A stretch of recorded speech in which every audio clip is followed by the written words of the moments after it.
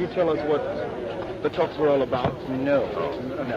You now agree to join the other. What do you mean? UPN. Join other in what?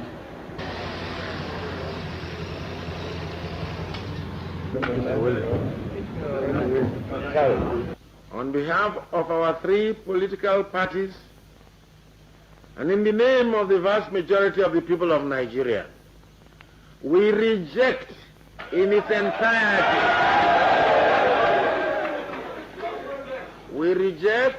entirety, and without any reservation whatsoever, the declaration of the Alhaji Shehu Shagari as President-elect. We have decided to challenge the Petticoat decision in the law courts. Notwithstanding the court action, and to save this nation further anxiety and uncertainty, we call upon the Supreme Military Council as the highest legislative and executive authority to annul the declaration of Petticoat of Alhaji Shehu Shagari as President-elect and ensure that the Electoral College is convened forthwith to conclude properly the presidential election as provided by law. Thank you. You cannot give any credit to the NPN for getting figures out of rigging. You can do nothing about rigging. They rigged, super rigging.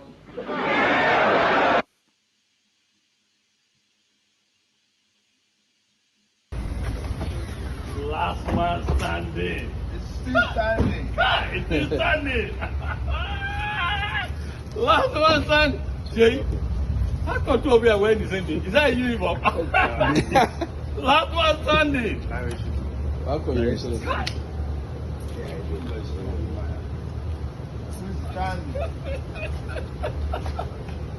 This man, 10 lives. Say your dad, you're proud of him. He was very proud of him, as he's proud of you too.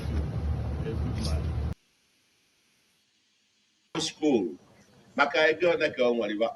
Mo bụ gọvanọ ya alụ ya. And onye mo na ya dị mma, onye mo na ya nọ na party. Ya ga-enwe access. Ọ bata wee gwa m na ya alụ ebe a, ma ebe a lotekwa nke a, lotekwa nke a, lotekwa nke a. Ọ bụrụ onye apụghị apụta na be ya, mechi ibe a, mee ibe a. Mana anụkwa ife m na-ekwu. Yes. I had to go see a walk. Oh, political differences. With differences. He is the governor of my state. Have my utmost respect and regard always. I'm contesting for president of Nigeria, which, to the best of my knowledge, is not a candidate and not a contestant. Yes, one important question. The governor of Anambra State has kind of threatened that any legislator that is not on his platform will not get the best of democracy from him, and that they should vote for Africa all the way and not. So, how do you react to that statement? Well, again, like I said, we have political differences and the way we approach it. I've told our people, go and campaign and win election. Your job as a legislator is to work with the governor to ensure that he provides dividends to the people. Help him to ensure that the schools, number one thing, education works by making sure that you give him appropriate support and appropriation in laws to guide education, to guide health, roads, everything. I mean, the lawmakers don't do executive job. So there's no way they cannot enjoy. If he builds road, will he ask a different lawmaker because it's from different parts not to pass the road? If he builds school, he would say their children should not go to that school. If he provides water, they're drinking from the water. So I don't see anything. Quite frankly, nobody can say this person will not benefit, the other person will, because if you work, people will benefit from it.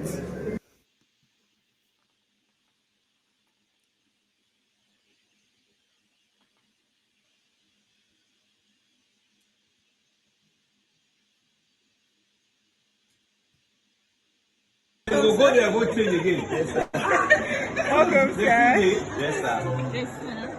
Just size 42. Where you know? Just size 42. Yeah, you know, though. You wear 38, you wear 32 drugs. That's where you're Yeah, good one. Yeah, tall. Yes, sir. You're right. I'll come and they'll send some. Thank you. Thank you, sir. How's your guy? It's fine. You know? Oh, really? The wife also comes there, comes once in a while. Thank you, sir. Thank you. Thank you.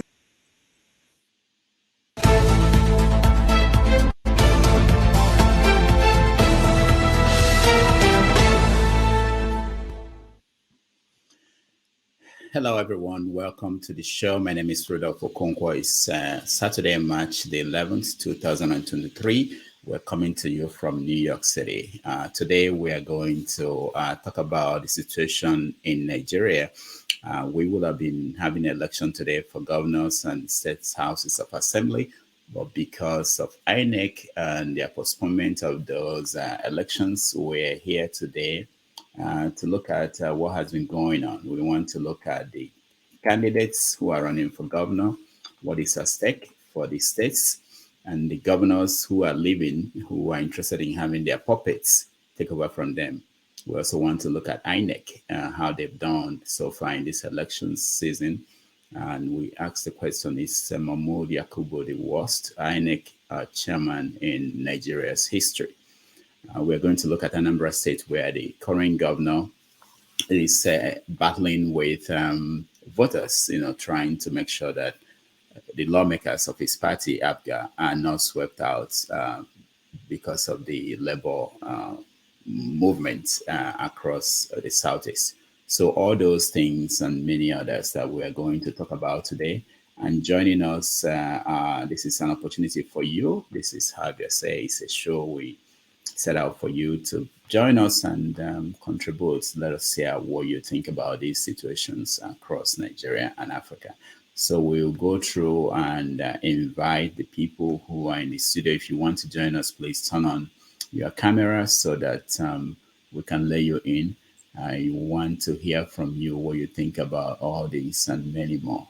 So we will let people in and welcome everyone for joining us.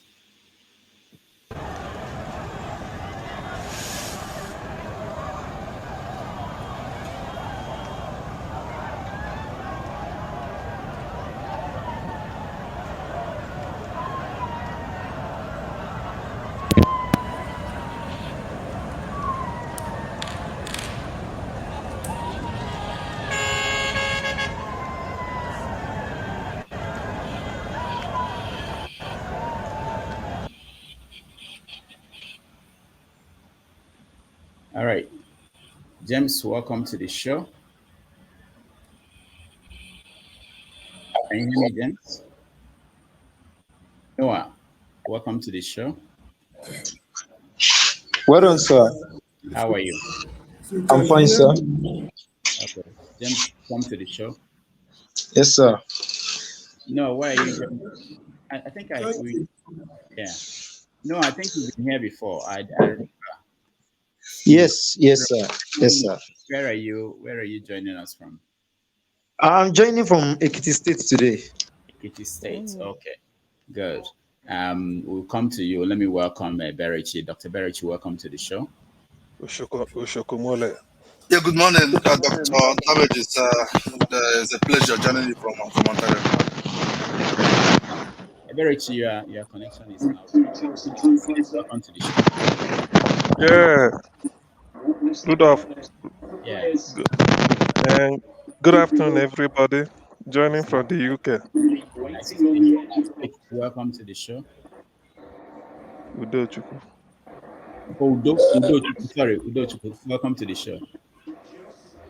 Thank you, Rudolph. Okay. All right. Let me start with Noah, who is in Ekiti. Noah, what's going on in Ekiti? Thank you very much, sir. There is nothing really going on. I think going out in the morning and coming back just now, there's nothing really much because I think the shift of this governorship and state assembly has caused there's nothing really going on in this state. Everywhere just seems calm. Everywhere just seems silent in Ekiti state here. So nothing is really going on. Even I can't see any political gymnastic anywhere. At least I was in the heart of Ado this morning, and nothing was really going on. You cannot even know that elections will be supposed to be today. So everybody was just calm. I So guess that's the situation. people canceled the events for today because of the election. Now they moved it. But the question Yeah, is, for Ekiti, you don't have governorship election going on. You have state house. state state house of assembly. Okay. So what is how is that playing out? Because I know that in Anambra State is a different thing. How is that playing out? Is it the party of the governor that has control in the state house? Yes, the party of the governor still has a control in the state house. Okay. Yeah, And there's no threat. I don't think there's any threat that there's no threat here. okay. There's no threat. Okay. Yeah. So It's only in Anambra I'm hearing that Yeah. Governor Soludo. Yeah, he's in trouble. He's in trouble. He has to convince people not to vote for Labour candidates and vote for his own candidates. And based on the presidential election, it's a difficult thing for him to navigate. We are going to get to that. I just wanted to know where you're watching the story playing out where you are. Let me go to Berichi. What stories are you watching? Unmute yourself, Berichi. Yeah, can you hear me? Yeah, okay. Yeah, good morning from Ontario, Canada. Over the last couple of days, I've been monitoring different stories, different situations in Nigeria. Of course, the Anambra election is quite interesting. You know, a lot of people think that it is that time when the Lord of Kama will take its course. Remember Soludo and his political indiscretion a couple of months ago. So people have been asking him to publish his part 2.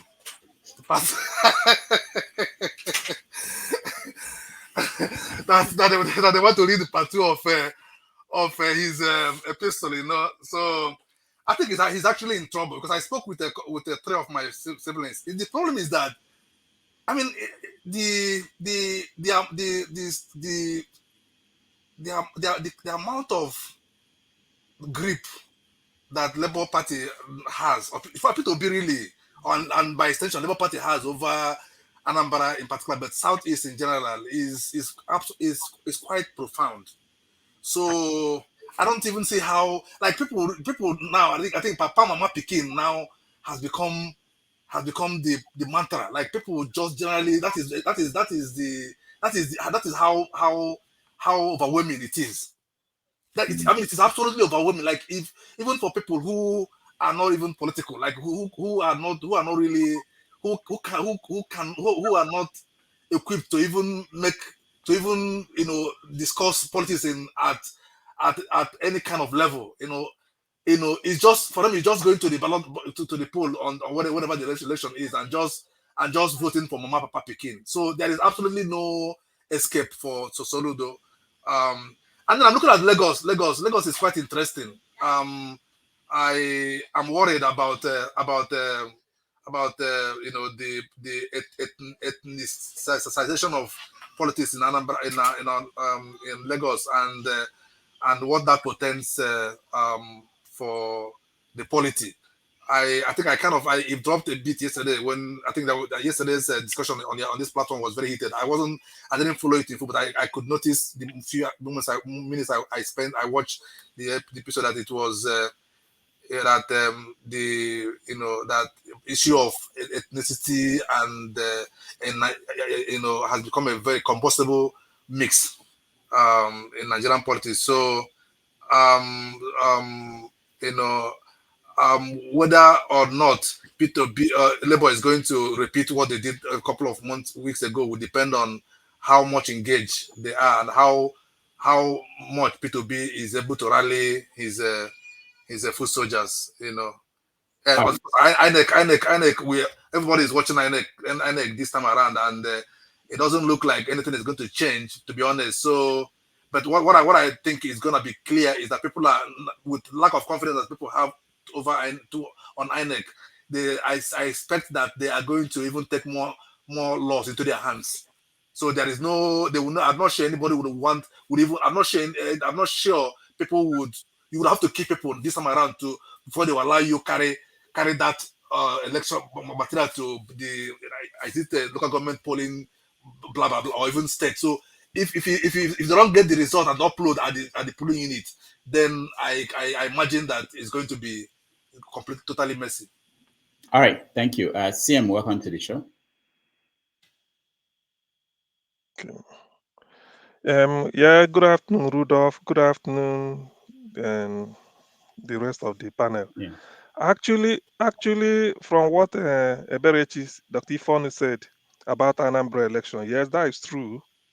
People will like to get even with Soludo, not really because Labour Party candidates are excellent, but the fact that he touched the oracle, which is Peter Obi, he says something. He says something against the oracle of the land.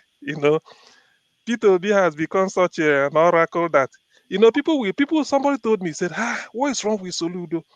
For the first time, the Middle Belt adopted Peter Obi. In fact, Edo people gave him the name Peter Osaze Egosa Gregory Obi. So they gave him and they adopted him. And then Soludo is messing him up. So even if he's bad, he shouldn't come from us. So because of that, they will punish Soludo. Then I told them that, look, in the end, that is politics. But let us remember, you voted Soludo in for 4 years. And during the election, the campaign, he never mentioned Peter Obi. You voted him in based on the promises he made. So please judge him on that promises. That Peter Obi's utterance was just, one moment of madness. I know he will regret it. Because not that he can hate Peter Obi or he cannot wish him well, but putting it in writing such that an outsider will know, that is personally what I don't like. He could have said it, discuss it in cabinet or say something, but keep quiet. But how can you put it in writing? Even the man in Sokoto will keep a copy and be reading it all the time. So I told them that that shouldn't be it. But then Anambra politicians are matured, at least ever since Peter Obi passed through our state.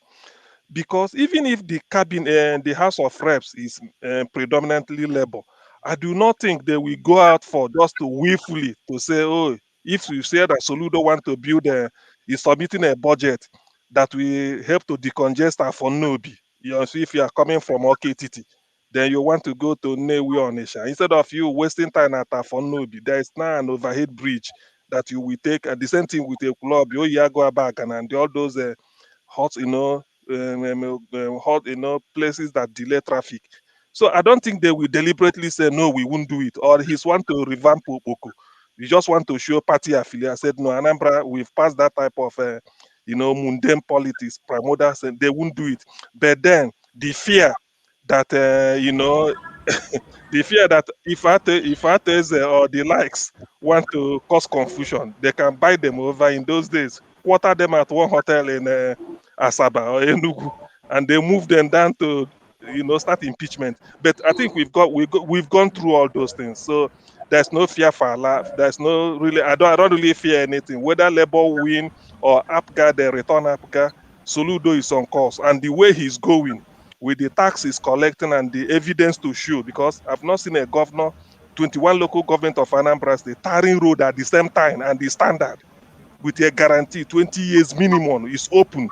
So you judge a man by sometimes what he say and what you see him do. Forget about what he must have done in the past, but look at the present and use it to judge him. Meanwhile, by next week or this week, he will be giving a 1-year anniversary speech to say the March 17. that he's been 1 year in office, what he has done, employ teachers, all those things. I mean, he's doing well. This Peter Obi saw something was just something out of the blues. Now to that of Lagos State, that is a state I'm interested in, not because I was born in Lagos anyway. I'm a Lagosian, but because I was born at the largest baby factory in West Africa called the Lagos Island Maternity, but I won't say the year. So what really the thing there is in Lagos, if this guy enters, because a lot of things are at stake in Lagos. One, not really because Badebo want to take over, but they want any cat that any rat that can bell the cat. In other words, who will take Lagos out of Tinubu's hand? That is the first thing Lagosians want, or even including the Yorubas, because they are not happy that somebody like Tinubu is in control of the affairs of since 1999. Either he puts you in like Ambode and takes you out, puts in some for a state of over 20 million people. One man is dictating what is happening. People don't like it. Now it happens that the coalition between the Aworis or the Yorubas that are not happy with Tinubu, and then the non-indigens, including Igbos, that the Agberos are disturbing. They now they found a common ground on which to agree, and they bring a nice candidate who will help to dislodge them. So I see Lagos Guba election being very, very, very interesting to watch. Everything is up for grabs. And remember, Jandor promised Lagosians that it will be iron versus iron.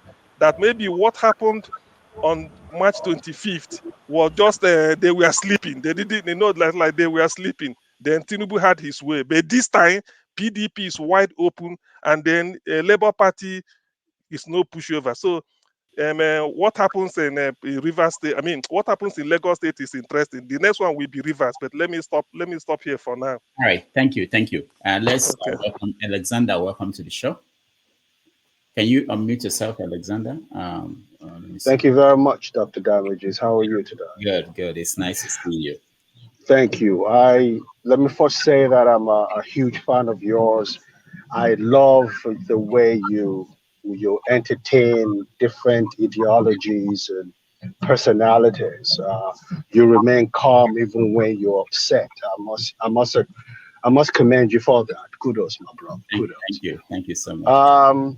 Next week is going to be a make or break day in Lagos, because you have a thoroughbred Lagosian in Gbadebo Wale, Chinedu, Roads Viber, and Sanwo-Olu.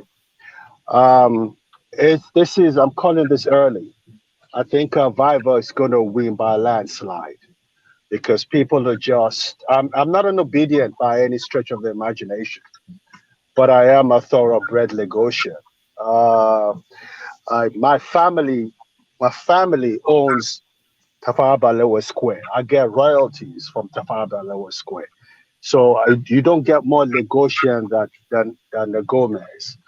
I know that people are trying to cast aspersions on this Rhodes guy, but he is a true Lagosian with a 300 years minimum history in Lagos. But I have a concern. My concern is he's going to come govern the fifth largest economy in Africa. My concern is, does he have the experience to govern over a sophisticated mini country like Lagos? But in terms of him winning, I think the APC Whigs and the owners of Lagos are shaking, because they know they have a new kid on the block by name Bola Gbadebo, who will be the next governor of Lagos State. The people that matter are really behind him, and they, like CM said, we are, because I must speak on behalf of Lagosians, we are tired of the Tinubu dynasty, and we want a new face to come take over the spot. So that's my little contribution, and I watch your show all the time, And I want to thank you for being a patriotic, thorough Nigerian. I really commend you. Because if we have people like you with your mindset as Nigerians, I think our country will be a better country. Thank you very much for having me, Doctor.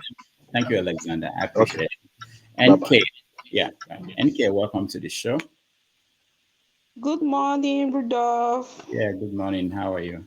I'm fine. This is my first time of joining. Let me first of all appreciate you, because sometimes when I look at you, I will just be laughing, especially when I'm going through comment section. I'm one of them in the comment section too. So I don't want to come up. I praise all the panelists, everybody coming up here with all the attack. You don't know what you will say, and people will just come after you. Madam Petro, CM, Prince of Peace, Man of Prestige, Kene, all of them, they are really bold, and I'm not going to speak much so that I won't get this in the comment section, knowing that I'm 9 months pregnant, so I don't want not to sleep this night.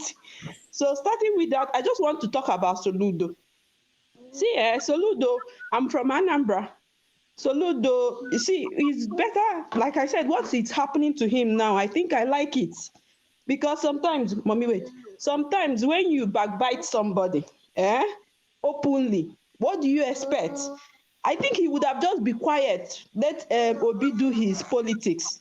Even if you want to support Atiku, no problem. Nobody is asking you not to support, it's your choice. But bringing your brother down, or it's not even about brother, bringing someone, even if it's not your brother, bringing someone down because of your own selfish gain, I don't think it's nice. And besides, this Soludo, Charlie campaigned with Peter Obi. I followed his campaign well. He campaigned with Peter Obi. He even said he will continue some of the things Peter Obi started. So he campaigned with Peter Obi. So now that he's threatening, the campaign he did, asking Anambra people, if you don't vote for Apuga, he won't be able to do hospitals, school for you. I think that he's threatening Anambarians. You can't say that, because it's not your money and it's not your father's inheritance.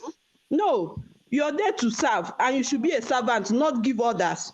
So telling them if they don't vote for Apuga, you can't work with any other party, I don't think, Mommy, stop. I don't think is the right thing to say. Because if you talk, that means you're telling them they must vote for Apuga, even when if they like it or not. No, I don't support that. You market your candidate and allow the people to decide who they want to vote for. That place is not your father's, it's not an inheritance. You are serving, you're a servant. So if they vote for Labour Party and you say you're not going to work with Labour Party people because they are not in Apuga, then I don't even know how an educated person will even say something like that in the first place, knowing that people are angry with you and you're still making the whole tension to go up. So Soludo should know how to handle his people. You've heard, no problem. Some people are not happy with what you did to Peter Obi. This is the time to rectify the thing and not make the whole situation look like it's you that will give orders on who to vote for or not. No, you don't do that. And Soludo, for going to 1 year you're there, what have you really done? What have you really done? Let's really be realistic. What have you faced the work you're there to face and not give orders? That's why I actually joined Lagos. I won't lie, I don't want to contribute. So I can sleep this night. Lagos is not my father's land, so I don't want to contribute. Anything there is them that will decide who will rule them. If they say the man is not from Lagos, it's only them that know. So that's my own take. Thank you. I'll leave now. Thank you, NK. Thank you so much. Mommy, put my face in there. No, you can't come here. It's for adults. Let's see her face. Let's see the face of Hi. Hi. Hello. How are you? I'm fine. Yeah, your mom is fighting for you so that when you go back home, the country will be good. Oh God. I say hi. Hello. Yeah, my sister. Yeah, that's your sister. Yeah. All right. Okay. Thank you so bye. much. Thank you. See you. Bye. Bye. Bye. You know, one day we could have kids come on the show and, and be the guests, and let's see what they think about all these old men who come here and talk all the time. All right. So, Eberichi, let's switch the talk topic. Let's start with Soludo, and then we go to Mahmood and other topics. So I played this video. Maybe any of you can translate it for those who do not understand Igbo, what Soludo was saying here.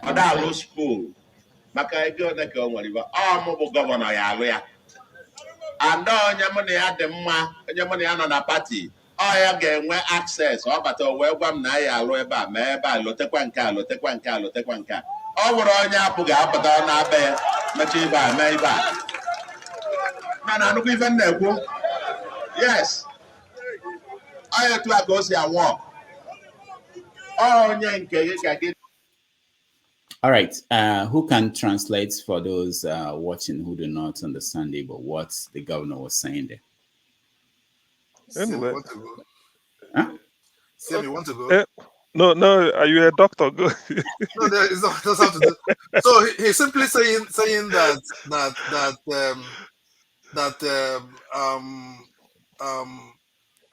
there is a relationship between the governor and members of the house, and the citing of any government project in any particular place. So that for him to be able to undertake any project in any environment, in any location in Anambra State, that it is in part driven by his relationship with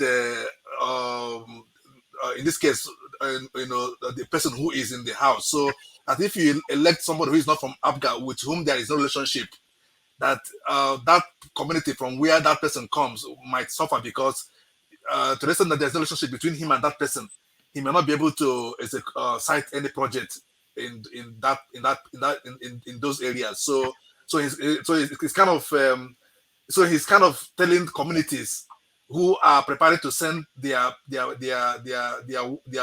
wards or their relation to the assembly, to bear this in mind, that he can only work with somebody from Abga. That bringing somebody from Abga would help to situate that community properly for the projects that the government is going to award during his tenure, because of the relationship they have as members of the same party. Yeah, thank you so much. Yeah. He also, in the extended version, he also said that if you send anybody who is not from a member of APGA, he will just collect his pay at the end of the month and nothing else. And he won't have access to the governor. And do you think that someone who is a professor with international experience will be talking like this, should be talking like this, especially in Nigerian environment, where we are looking for people who will elevate the conversation and governance? Soludo, in my view, Soludo is full of hubris. There is this sense of air of arrogance around him, and so now that reflects in the way he talks and the way he writes. This, I know it all. I am kind of quasi-constitutional monarch is always reflects in the way and manner in which he discusses issues. So there's always this sense of authority, like what they say, I took care, whatever thing, the way they say in Nigerian parlance. So he's not right. He's not correct. And that's not something you expect him to say as a winning message at a time like this. It's almost like a threat. If you don't give me an Abga person, then don't expect me to work for you, as basically. And so because the matter is that this wouldn't be the first time in Anambra State a governor would be working with people members of the House of Assembly, most of whom or all of whom are not from his party. And so Peter Obi wouldn't say this that I can tell you for sure. Peter Obi wouldn't speak in this kind of in this manner. So, and I'm not sure if you notice. I think I didn't see the kind of reinforcement or the kind of cheers you would have expected. You would expect from the crowd, you know, in that kind of situation. So if you would have noticed that the crowd was rather very tepid in its response, which reinforces what my sense that was a very poor choice of expression or choice of language, you know, and especially if you think that is what you need to say to be able to get people to vote for APGA. It wasn't that in my view wasn't the right kind of framing for the election. All right, thank you. Christopher, welcome to the show. All right, CM Christopher. Okay, can you hear me? Christopher, welcome to the show. Okay, I don't think. Okay. Anyway, in this, yes, like Ebere said, I rather approach it from what was not said or what the body language means. Yes, Soludo presents it that if you vote APGA, you make my work easier. In other words, we work like brothers. You know, everything will be smooth. Sorry, everything. I think it's Christopher turned on. Christopher, turn off your YouTube if you join through YouTube, and you can just listen on the stream here. Go ahead, CM. So it's I rather say what Soludo did not say, but what he might have been thinking or what he meant. You see, I know by saying it is APGA, if you vote APGA, then an APGA person can knock on the door. Oh, yeah, I want to see the governor. We open the door and then we discuss whatever it is. It's an APGA person that will remind me, oh, governor, this is this. But if you are not from APGA, you may not even have opportunity of seeing the governor. So what the hell are you going to accomplish other than you take your salary and go home? However, the idea that Soludo wants APGA to be voted is the fear of impeachment. Not that it is certain, because having APGA's majority in the House, the chances of him being impeached is, let me just take it on a face value, is very, very slim. But that fear that the House is dominated by the opposition party, you can always be thinking, you don't know what is happening. You don't know what they are going to think. Either that maybe one of your political enemy who is a money bag after Anambra is not in short of billionaires might conspire, because you don't quite defeat a politician in the election until your 4 years expires. You know that you've really defeated the person. So by this, I have people like I don't want to mention them, but at least those he competed with. Some may say, this is the time for us to get our pound of flesh. Peter Obi as a person, the leader of a Labour Party, might not be interested. After all, he has said it in the video we watched sometime, that the governor, the legislators are not to do the executive job. All he needs to do is to work with them, make sure that if the governor want to provide schools, hospitals, and roads, the legislators cannot say no. After all, it is for everybody, including them or their children or this thing. But most politicians cannot be, can be vindictive. Peter Obi is different. He was able to maneuver them. Not really maneuver them, but he cooperated with them and then did the right thing, and people saw reasons. But I feel that Anambra voters are highly civilized and educated and wise. They cannot, because of to punish Soludo, when they see that Soludo, maybe Okoko is coming up the way he promised, clear the refuse, putting up a new city there with good hospital and things are going on, then you'll be talking of impeachment. People will say no. Then the street, Agbero that is disturbing people, no more. Okada riders are paying 10,000 naira every month tax and things are moving. They won't admit, they will say no, this is just vindictive. Though he made a mistake in condemning people to be bet, they cannot because of that support. So Soludo, maybe that is where his fear is, that it's better you give me APGA, even if the Labour won't may pretend not to impeach me, but it's better to err on the side of caution. Let the House be APGA, so that we know it is we can always go there and throw a banter and then come to government house and you know that it is all of us. So I think that is his fear for saying all those things, not necessarily because he wants he's so convinced that APGA members are the excellent. They are excellent lawmakers. They can be the best. but he wants his party to be in charge so that he will have rest of mind and feel that at least the issue of impeachment cannot be high on their agenda. Thank you.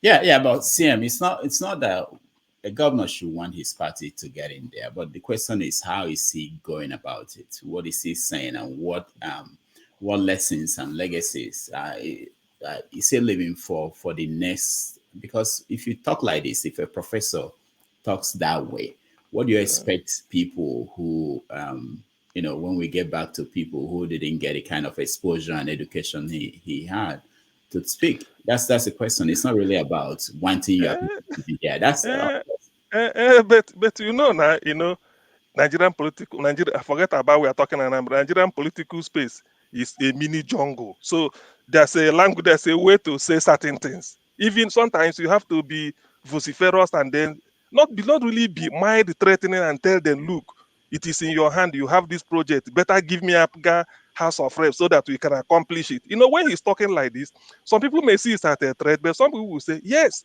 He said, you better give me Apga so that when we go there, everything gets approved and done all these things. But if he decide to say, let me leave it and to just let me leave it, let me give in to chance that I know you people will behave and all these things, they will say, look at, he's too gentle. He wasn't even talking. He wasn't even persuading. He's not pushful. He just felt that after all, look, people can always see something. So I feel what he's doing is like showing them the carrot. Say, look at the project you want me to accomplish. Yes, give me Apga this thing so that we get it done. And if you don't, but the aspect of it I do not like is saying, if a legislator comes, by the time he knocks, they say it's not from Apga. He can't even see the governor. So he will only take his salary and go home.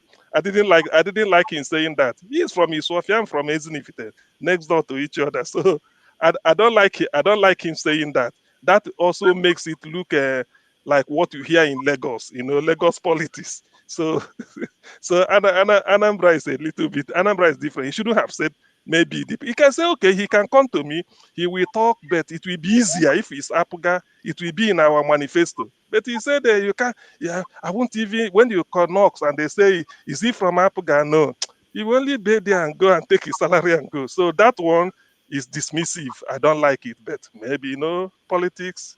He said he's not a politician, but he wants to go to heaven. He's not the type that he was not the run-of-the-mill politician in Nigeria. So there are, but I can forgive all those things. I know where he's headed. His fear is that of impeachment. That is only his fear. Not that if Labour can come and then behave, no problem. He get what he's doing and done, get his agenda accomplished. All right, and I know you're trying to defend your brother, but Inem, welcome to the show. Hi, Dr. Rudolph. Hi, thank you very much indeed. It's good to be here as well. All right, so we're starting with Governor Soludo, yes, Anambra State. Yes, and what he's facing. If not for Peter Obi, I think you have to you have your YouTube open, so we're getting a feedback from you. But anyway, yeah, I think it's from you. If not for Labour Party and Peter Obi, it will have been a walk in the cake. Is that what they say? It would have been easy for Abga to win the state assembly. But now he has to deal with that. But then add to his letter what he wrote about Peter Obi. So he's not in very good books of a lot of people in the States. Yeah. So the question is, how will he campaign to get his people in the state assembly? And then he chose to take that part. What do you think about it? Yeah, so basically, I've been listening to the conversation right from when you started anyway. So I'm very, very much familiar with all the conversation, all the comments and conversation. I think for me, there are three things for me for Soludo. Soludo, from my perspective, is not a politician, and he's more of, he's an academic person, really, and he's made a lot of mistakes. When he came and made those comments about Peter Obi, I just thought, wow, this is not the right place and time for me to be doing that. Everybody has kind of accepted Peter Obi. And like I said, I think I've said this over and over again in the show. I'm not an Igbo, I'm from Akwa Ibom. But yes, but I think we've all kind of welcome Peter Obi for what he stands for who he is, for his antecedents, and everybody's kind of rallying around him to try and see that we change the narrative in Nigeria. And then Soludo comes in and starts making all those comments and all. I just thought that was just flawed. That was just completely over the top. It wasn't, I won't be surprised that the Anambra people, which I know a lot of Anambra people, Anambrians are very refined. They're very intelligent people. They are very educated, very sound. From I think across all the states in the southeast, they are one of the. You have a lot of very mature, intelligent people coming from that side of the country. So I think Anambra guys will just it's payback time for Soludo. They will probably they'll vote Labour Party all way. But at the same time, just piggybacking on what CM said, I think if the Labour Party assembly member comes into play, I don't think they would. The first thing they want to do is to impeach Soludo. They will try and work with him. But at least I think again what that might do for Peter Obi maybe in the future election is at least people have been saying that we don't have structure. So hopefully that will be our structure in the next in the coming election. So I just think that it was just very, very bad comments and very wrong place, wrong thing to say at this point, at the time for election that you're not even a candidate basically, and you made that kind of comment. I just find Soludo as someone that is not very diplomatic. He's not very diplomatic. Soludo almost comes across as what Wike is doing, but Wike is not as refined as Soludo. But again, he's just making a lot of mistakes, basically. So I just think that Anambra people are going to it's payback time for him. So that's my own comment on that regard. All right, thank you, Dr. David. Welcome.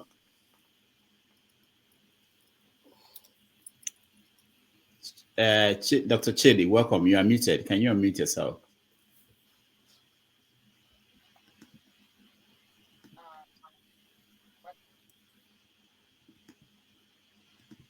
All right, go ahead. I can't unmute you. You have to do it yourself there.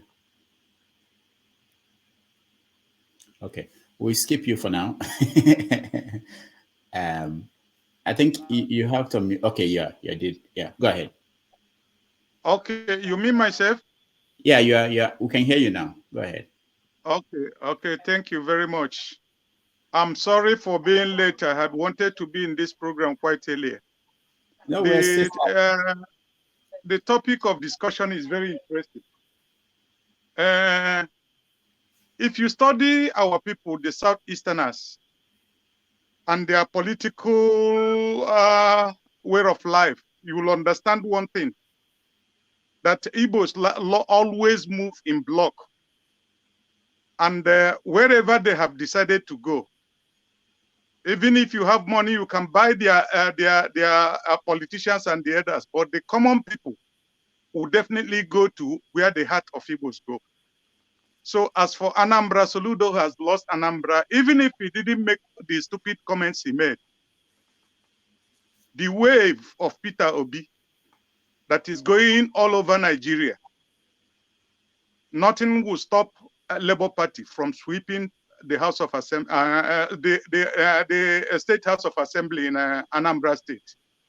So if there is any plans, Soludo, but unfortunately I do not see him having any plans that can save him, because he doesn't look very much like a politician. Both his utterances and his behavior, I have a lot of disappointment in him. I think he should be rolling out planning his exit. Possibly, if he's not careful, they may impeach him, because Labour Party is going to sweep Anambra State. There is no going back. The Igbos normally, I was a political agent as far back as 1983. Even before Ikemba, our late hero, Ojukwu, came back. And I was a political agent of NPP. And the national leader then was Dr. Nnamdi Azikiwe.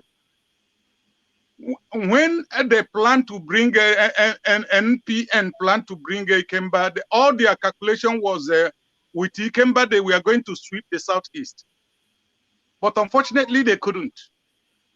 So southeastern politics is just like I was telling somebody, the Arab Wike has done,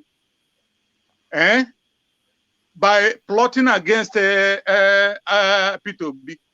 He has ruined his national political career because he can't get anything from Igbo people anymore. That's the way our people do. So Labour Party is going to sweep the State Assembly, and Soludo will be left with nobody to work with. That's what I'm saying. All right. I don't know. You have finished discussion on Mahmood before I came in. No, we've not started. We just switched the topic. Oh. We wanted to start with Soludo, then we go to Mahmood. Oh, okay. I'll be around. Since we were there during NPN, you can tell us history. Since you were with INEC. Yes. I was a political agent of NPP during NPN. When Ikemba returned, everybody, they were thinking that immediately he joined the NPN, that he was going to sweep all the Igbo disin, but it was he could not. With the love Igbos had for him, he fought a very difficult battle with Jiwobodo, whereby he formed the then called Ikemba Front, and they fought in so many places. Dr. Chidi, hold on. We get to that when we talk about that. We get to you. Give us that background. Okay. Let's just finish talking about Soludo in Anambra State and maybe other governorship elections going on across Nigeria, especially where there are dynamics in the opposing parties struggling. There are some states that are very easy. But Madam Echo, welcome to the show. Thank you, sir.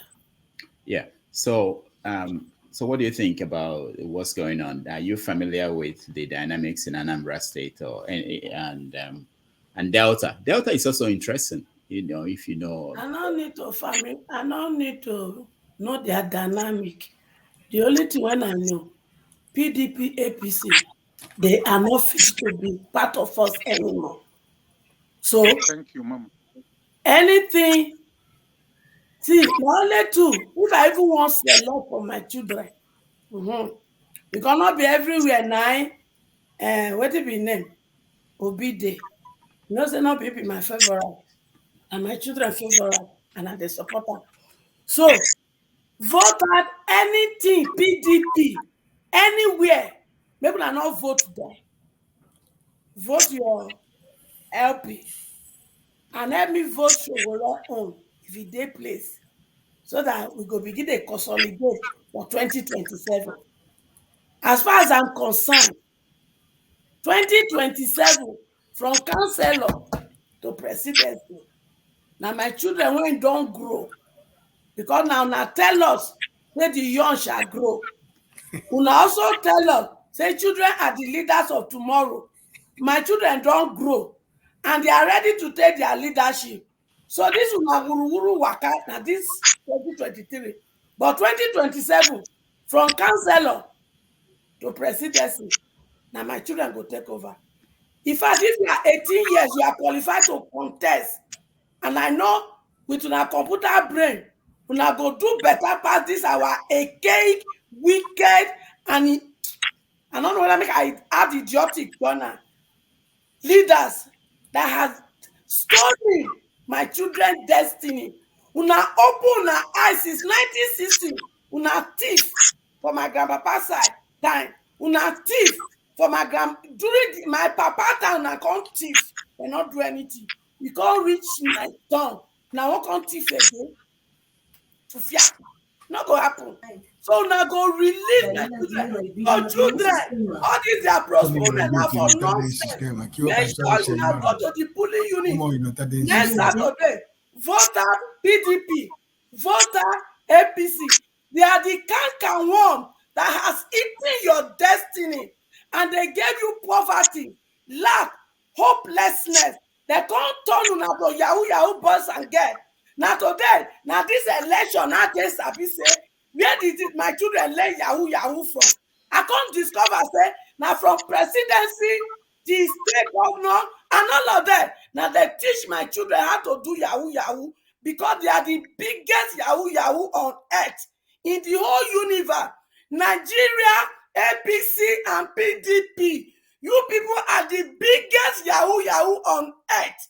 And this my children mandate, now not the taker. It's a hot coal on fire. Now so vote all of them out. We don't need them anymore. In fact, vote them and maybe we collapse those parties so that if they run come any of our party, we go scrutinize them well, and they go follow what is that they call political ideology of all my children party when I go enter. So I not need to know their dynamic. Okowa, we are voting you out. Oh, we dey vote you out, and we dey vote everything when relate to you out, because we go probe now. If nobody probe now, and Diamond charitable organization, of which I am the convener, will probe all of you, and you go vomit all you have stolen from us. Home and abroad, we go employ private investigator here in US and go dig out to Nyansh come out. And we go collect everything. Una thief, they turn my children to Yahoo Yahoo boss again. We go return her. Because those children want to put for street for all the 36 states. That is not where they belong. They deserve a facility of which they will become who God created. So our money want to thief, we go collect and go there, remove children from street. And those want to put for prison, we go remove them. Put all of them for prison because now deserve to be there, not my children. Thank you, Echo. Echo, your state, Delta, people are saying that Omogege is going to win and he's in APC. Are you concerned about that? I'm not happy what he did there. Now those when they grand nice happy. Okay. All right. From next year, I go there work out the whole state. Prepare myself so that when they talk, I go know. And we go know who. 2027 not going to be business as usual. Just like this one. This one, I not see as I talk, not be say it happen. I not tell now for your show, say, you not going to be business as usual. I not go AY show tell they say, you not going to be business as usual. I not tell you now say, the blood of the innocent that their spirit, that they fight, you know, they happen now. Yeah, people. Bereni, now go see eye. We they retire now. Una not come abroad though, because abroad not belong to now. Those who na villages, one are not great to. Now they all of now go retire, go. If you not come here, anything will happen to na for airport, they could not carry. All right, thank you, Madam Echo. Ike, welcome to the show. Unmute yourself, Ike.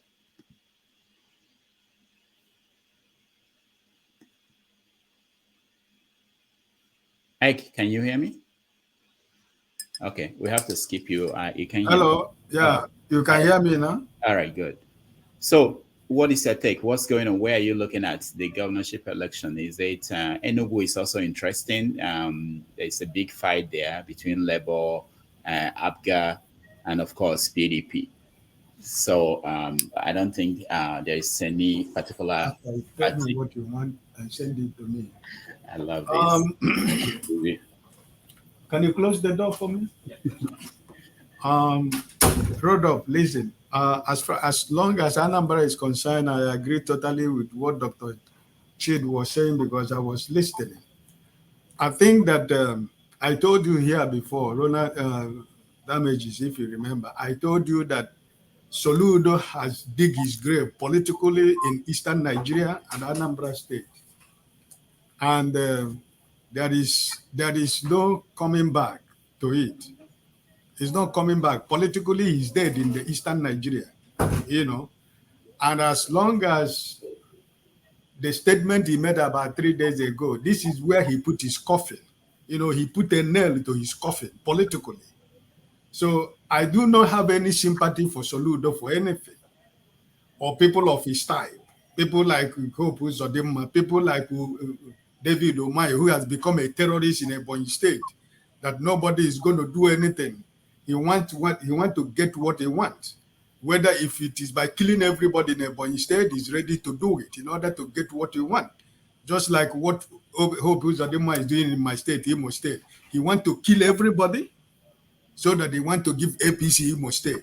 This is the politics they have played. But all these people that we have in the Eastern Nigeria, Obi's political phenomenon has taken over Eastern Nigeria and the South and the Middle Belt. And it is going to continue. This is the trend is going. Like Madam Echo was saying, when it is time for the local government chairman and councillors, they are going to sweep everywhere. Because this is the end thing. Peter Obi is the face of Nigerian politics today, whether you want to accept that or you don't want to accept that. So I believe in Anambra State, he's talking about impeachment. Nobody is going to impeach him anyway. If you don't do what is right, that's where you get impeachment. But you can imagine a professor of his caliber, of his intellectual standard. You see the comment he was making about 3 days, speaking like an aburo in the street, threatening the people, the same people you want them to vote for you. You are threatening them that if they don't vote for you, remember that if there is a road that is going to come through your town, you are not going to get it. And if you are not a member of my party, you only get your salary from the government. And if you are not even going to come to the local, to the government house, is it what somebody who is the governor of a state that's supposed to be saying? You're supposed to be ruling everybody. Because when you become a governor, it is no more the politics of APGA or PDP or APC. It becomes the citizens of Anambra as a whole. You represent the whole citizens of Anambra State. But for the fact that you have decided to choose that if you are not a member of APGA, you are not part of an Anambra people, which means I am living there for the Anambra community, Anambra citizens, to tell him, well, if it is that what you want, we are going to impeach you because you have said we are not important in Anambra State. So that is what I see in Anambra State. For Delta State, I think that the political landscape in Delta State and Edo State has equally, the PDP and the APC have been destroyed in those states. They are no more coming back. They are just holding on in a tiny rope, and I think that the governorship election in Delta State is going to be tough. People are saying he's going to win. He's not going to win anything. Peter Obi is in Delta State today, He's going, listen, the people who, just for the fact that they saw Peter Obi today, that is another weapon for Saturday, for the people in Delta State. And the Edo State, you see the campaign of Oshomole in Edo State, because he know what he's facing. You saw what Obaseke is going through with the people of Edo State. Anywhere he go, they chase him out. Labour is taking over Edo State. So listen, I just want us to know that people as an Igbo man, like the example of what Dr. Chid said during the time when Ojukwu came back, Ojukwu could not win an election. The whole Igbo people supported Ojukwu, but when he get himself dangled into the politics of Eastern Nigeria, he didn't get anything. And he formed the Ikemba Front and all stuff like that. So listen, the common man in Eastern Nigeria, we are Republicans. We make decisions. The political elite can decide to do what they want to do. But when it comes to this vote, we make the decision and we choose who is going to rule. And as long as this House of Assembly election is going to concern, it's going to be a wave in the whole of the eastern part of Nigeria, including the Middle Belt and South. The only problem I see is River State, because we have succeeded in dividing labor in River State. But the same chairman who stood before everybody said the presidential election was rigged, after about 2 weeks, he was given a lot of money with some of his group.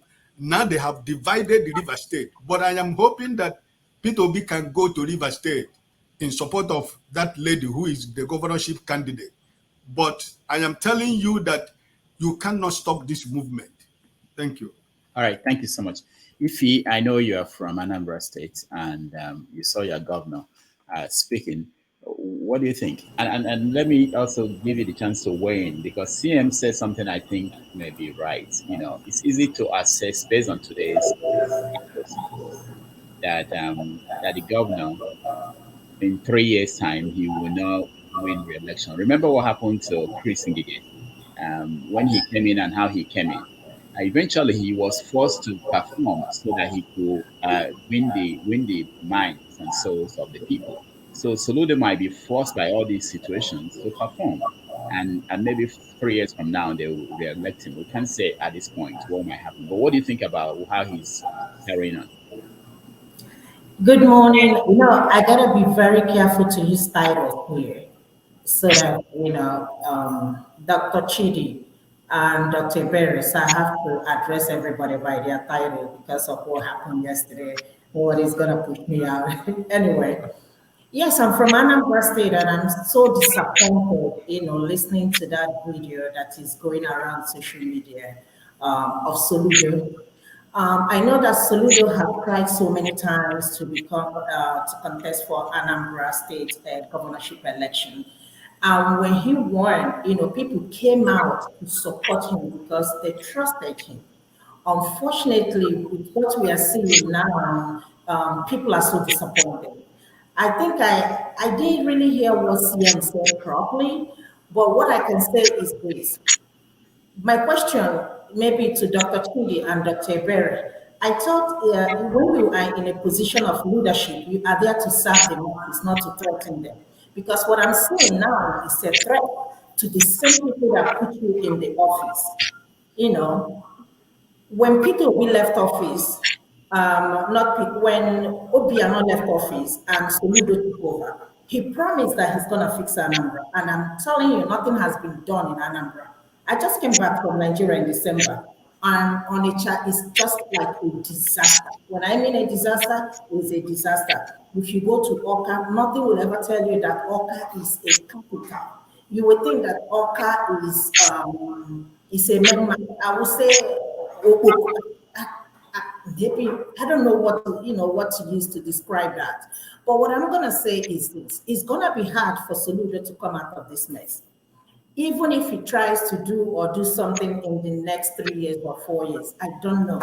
But remember, people never forget. He has stepped on so many toes. Forget about what he said about Peter Obi. Let's forget about that. Let's talk about the people of Anambra as a whole. I am deeply hurt. Honestly speaking, I am so disappointed, as highly as educated as he is, that he can open his mouth and say this publicly. If he has said this thing behind closed door, I can understand. But for him to tell this for the whole world to hear, that is so disappointing. I hope the people of Anambra, they are listening, and I hope that when they go to the polling booth next week Saturday, let them use their PVC and speak to him. In terms of talking about impeachment, why would you worry about impeachment if you are doing your job? If you are doing your job, no matter who the political party is in power against you, you don't worry about impeachment. But he's worried about it because of what he knows that he is not doing things right. So I'm asking the people of Anambra, the people that are watching this program, unfortunately, I'm not in Nigeria, because if I'm in Nigeria, of course, I'm marching to go vote. Listen and listen very carefully. Go there and vote for Labour Party. Go there and vote for anybody who you think that can deliver Anambra, because what we see with Ebony and what we see with Uzodinma and what we see with Soludo, I believe they are threats. I call them tyranny governors to the people of Indigo. So they need to wake up and deliver the people of Indigo. If not, we are gone and gone forever. I don't want what is happening in Imo State to happen in Anambra. I don't want what is happening in Ebony to happen in Anambra. Please let us get wise. We are losing our roots. We are losing our conscience. People should get out and vote. Get your mandates back. Thank you. All right, thank you. Infinite Energy, welcome to the show. Unmute yourself, please. Peace and blessings to everyone on the panel and everyone in the chat. Thank you for allowing me on the panel to speak. I am married to an Igbo man in Nigeria. He is from Enugu. And I just want to encourage Nigerians who are going to go out to vote in one more week. There is this theme that the LP, Labour Party, is going to sweep, the election. And I agree to that. But I just ask the people of Nigeria to please do your due diligence. What is it? Research these people, okay? Because it's easy right now. It's very, very easy for people to just sneak in under the Labor Party just to be voted into office. So it's very, very important. You have 1 week to do some background research on these people to make sure, you know, they don't have any history of corruption. They've never been investigated, because then you'll be doing yourself a disservice. These same people that you want to vote out from, you know, APC and the PDP, you want to make sure that their cousin or their friend isn't coming in as LP, because then you guys just defeat the entire purpose.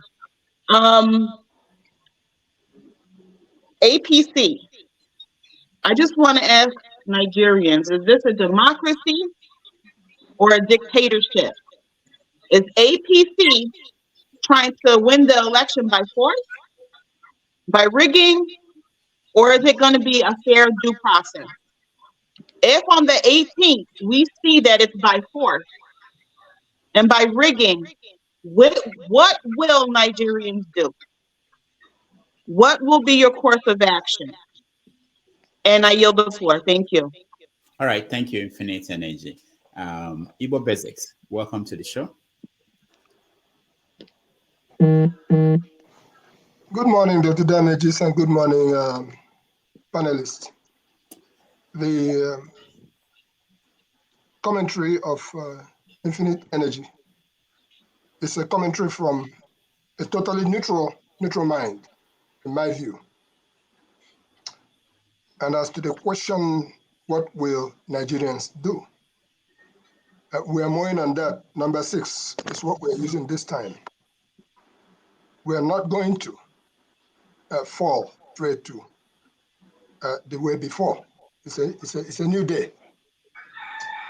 Let me digress a little bit, because I heard Dr. Chidi talk about MPP, and I also had I talk about the other groups of the old time, and somebody had talked about Ikemba.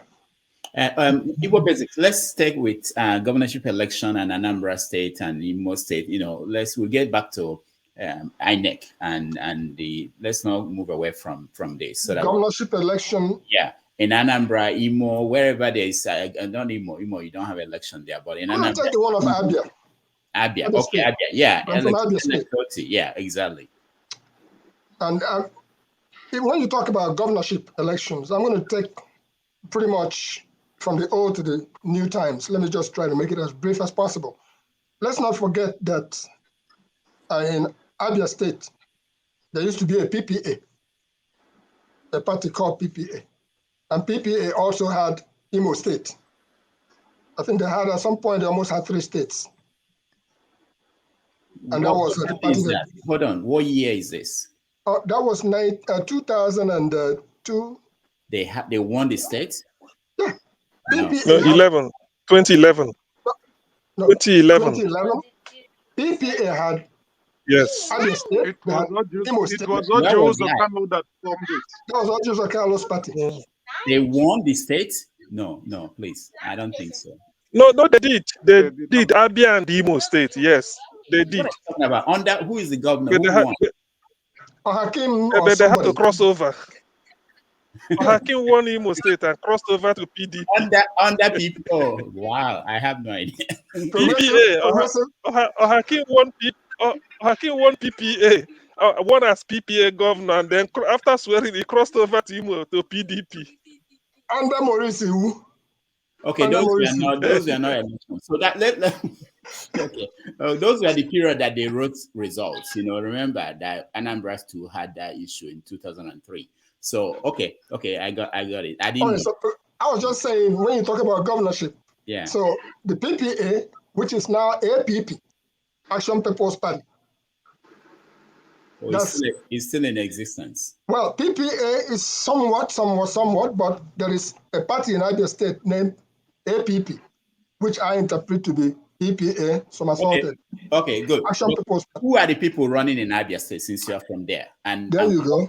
What parties are they in, and what are the chances of those people today? In Abia State, the people running there include Greg Ibe, yeah. of Abga, yeah. Alex Oti. They also include Alex Oti. They also include Alex Otis of LP. Yeah.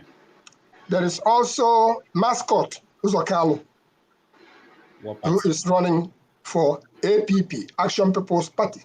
Okay. There is also Oluchi Bradford Ogun, Victoria. She's running under a party called YP, Youth Party. All right, let's narrow down to the ones that have any chance.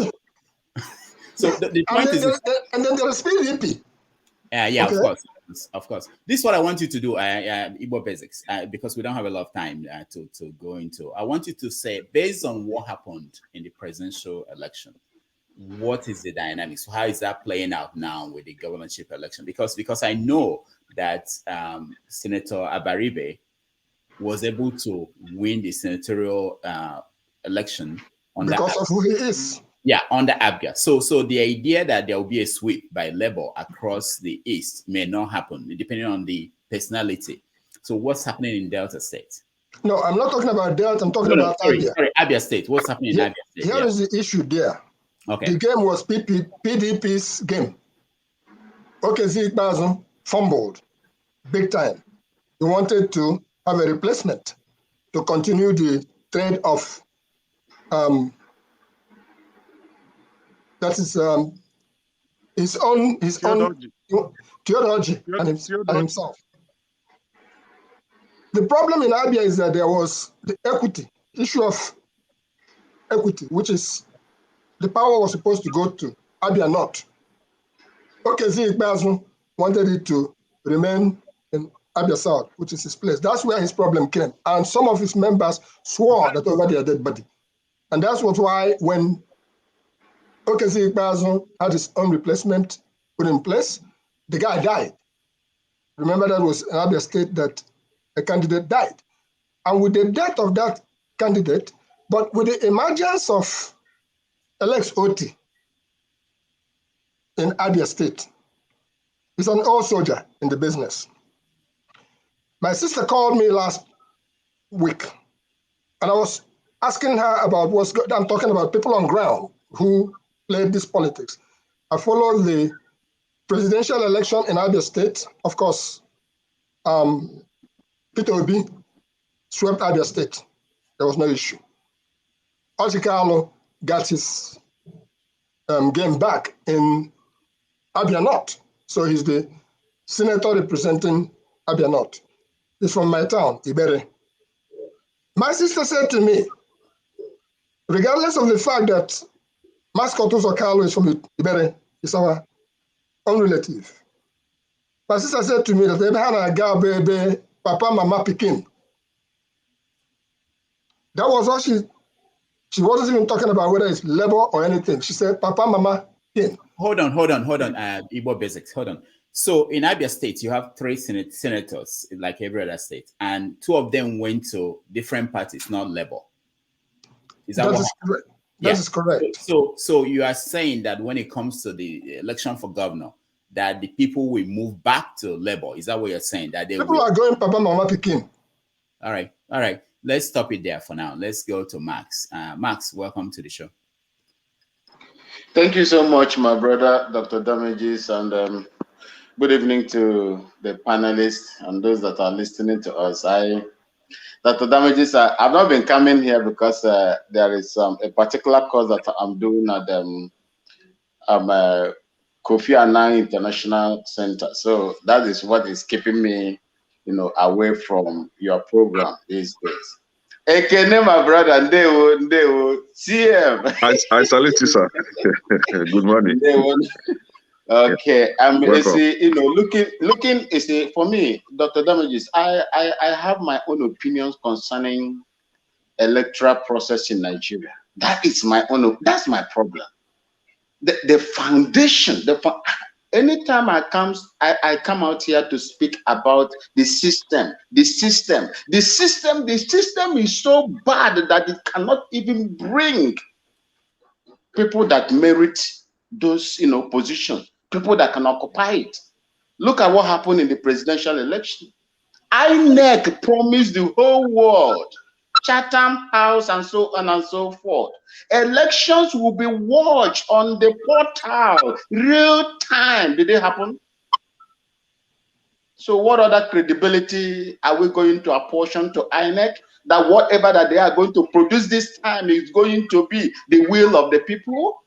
This is where I have problem with it. You can't, the thing that cannot be fixed cannot be fixed. It's sport, it's sport. Water don't pass, Gary. The only thing is just to change the system entirely so that people will begin to have the faith that once they go out there to vote, their vote counts, not selection. What I see that is going on, even when we were there as military people, is mere selection. That is what they do. They select people. They gather in a particular place and select people. And when they come out there, they pay this one money, silent this one with money, silent this one with oil well, silent this one with this, silent this one with this contract, and you keep quiet.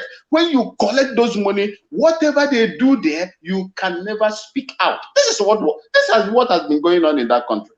From Obasanjo down to this time, and it's getting worse as the day passes by. So, my brother, I don't know how a corrupt system will bring out credible people. Abia State, Imo State, look at what happened in Imo State, even when we have not gotten up to this time. A man that came fourth, scored fourth, was the person that was declared by the Supreme Court of Nigeria that he is the winner, the rightful winner of that election in Imo State. How do you think that such things will not happen again? They will continue to repeat and we will continue to lament as long as the system remains the same. Thank you, sir. Thank you so much, Max. Kene, you're next.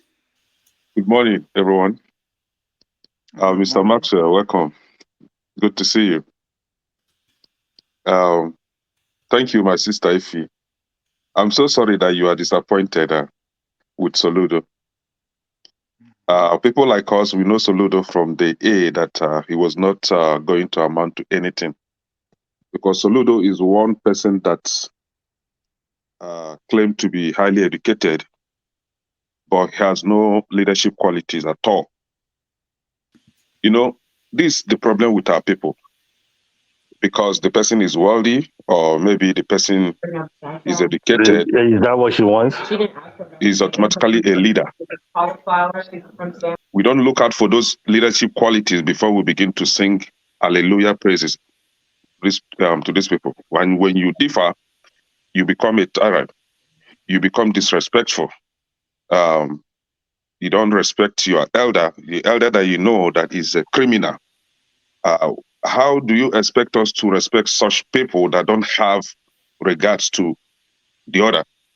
Maybe because they found themselves to be among the criminal elite. So any other subordinate or any other subject is worthless. Now, I'm not surprised with Soludo's utterances and the threats and blackmail to the people of Ibuku and Agwata too. This is somebody that is regarded as nobody in his place, going to Ibuku to threaten the people of Ibuku. How dare him? Does he even know Ibuku people? Okwadike people. Oh God. Oh, this guy is so lucky. Honestly, you see, I think there should be a time when our youth will begin to flog these people, because if you leave them, they will be... Okay, let me calm down. You know, this is it. So, we are not surprised. What kind of democracy that youths will start flogging governors? The kind of democracy, if you become a nuisance in the community, in our community, will bring you out, lay you down, flog the hell out of you. You know, like the people who took Mpulumili. Is that what you're saying? Yeah, like Mpulumili kind of treatment. Because these people, whether you like it or not, they take senior, like the higher grade of Mpulumili, just that, you know, they come out in public and comport themselves, and you think they are normal upstairs. They are all crackheads. See what this guy, what's his name? The governor of Edo State. He also threatened the people of Edo State. Maybe you guys have not heard that. That if they don't vote for his party members, he's going to destroy their properties. That is, by the roadside. Did you not see what that tout did in Kogi State? The governor of Kogi State, destroying the state-owned road. State road, he destroyed it just to prevent his opponent from winning the election. What kind of leadership? What kind of people are these? And these are the people. You see, that is why I love what is happening, because Peter Obi is like the wind that blew and opened the the nyash of chicken or whatever. I don't know how to put that. Peter Obi has exposed these people. Now we've known, or some of you, because somebody like me, I've never believed in them from the A. Some of you have known that they don't have those leadership qualities. They are not qualified to be there. From the councillor up to president, none of them is qualified to be there. Peter Obi is exposing them now. You are threatening your people if they don't vote for you, that you're not going to deliver your services or deliver as a governor. So you are going to become the governor of Abga, for Abga and only for Abga. So everybody must be Abga. Everybody must support you. For you to provide leadership services to them. These are the people we call honorables, His Excellency. I'm not surprised. Can I thank you? Go to Delta State. Go to Delta State. Okowa's daughter is running about begging the people to come and support her. I think she's in PDP, right? She will call them, she will scream, Labour Party, and the same people she's talking to will say, Mama, Papa, Pekin, please vote for me. I know you are Labour Party. I know you have the power. She will hail them again. Labour Party, they will ask her, Mama, Papa, Pekin, please vote for me. You see, I like this kind of treatment. You must be humble. You must bring yourself down if you want to serve the people. In Anambra, Soludo is done completely. I agree with everybody here. Soludo is done completely. He's already singing. But I wish there is a way to accelerate this Anambra election. Let it come so fast so that Soludo will give us chance there. It's causing a lot of nuisance in Anambra State. Our people are not happy. Not because of what he said against P2B. Not because of what he said. I'm from Anambra, not for Cambo. Not because of what he said about P2B, against P2B. Not because of for what time? The threat. Because I don't know public area. So now, not because of what he said against P2B or what the threat, how he threatened the people of Ibuku, but his leadership qualities is zero. He has nothing to offer to the people of Anambra State other than taxation. Whenever he called these local contractors that work with wheelbarrow and container drone, they will put firewood by the roadside and put the bitumen. I don't know what they call it. That black liquid stuff they use for to patch the road. They will put firewood there. Bitumen. Melt the bitumen and then pour it on the road. He would go and he will invite the ABS, the Anambra State Broadcasting Service. They will come and spend hours recording rubbish and sending our people and they will target Soludo to the solution. And I begin to wonder, is it the solution that Anambra, that in the north, they take is a kind of drug? They call it solution, is a kind of gum. When you sniff it, you become so high. I think that is what this guy is taking, and we are mistaking it for anything that has to do with providing, remedy to our problem. And Soludo now no solution. Let him go out. Oh Lord. Thank you so much. Isimele, welcome to the show. Hello, Dr. Dabe Jason. Hello, Ify, my darling. Hi, everyone else here. Okay, we are all focusing on Soludo for Anambra. And we have forgotten that Labour Party has a big lesson to learn from the just past presidential election so that what happened will not repeat itself. It should be a lesson for them to learn that they have a big fight in their hands around the southeast region. What's happened in Imo State is an example. What is happening with Anambra now is like a sample of what may happen. Ebonyi, what's happening there should be a sample for them. Not focusing. Soludo may be a distraction, but I believe that APC and PDP will cause division amongst the Igbos so that they are divided, and they will still use some of the Igbos to get what they want at the end of the day. As long as they reduce the number of structures Labour will get in senatorial positions, all the structures that would help Labour to succeed, they will do everything to thwart it, either by corruption, by killings, or by money. They can tackle Soludo because Soludo has sown a seed, and as he makes his bed, he will surely lie on it. But let LP not be fully distracted that they have to match other parties, especially APC, bomber to bomber, that as they rig the election, they are going to do it again, maybe in another different style, but they should be ahead of the games and they should work as a team. That's my submission. Thank you.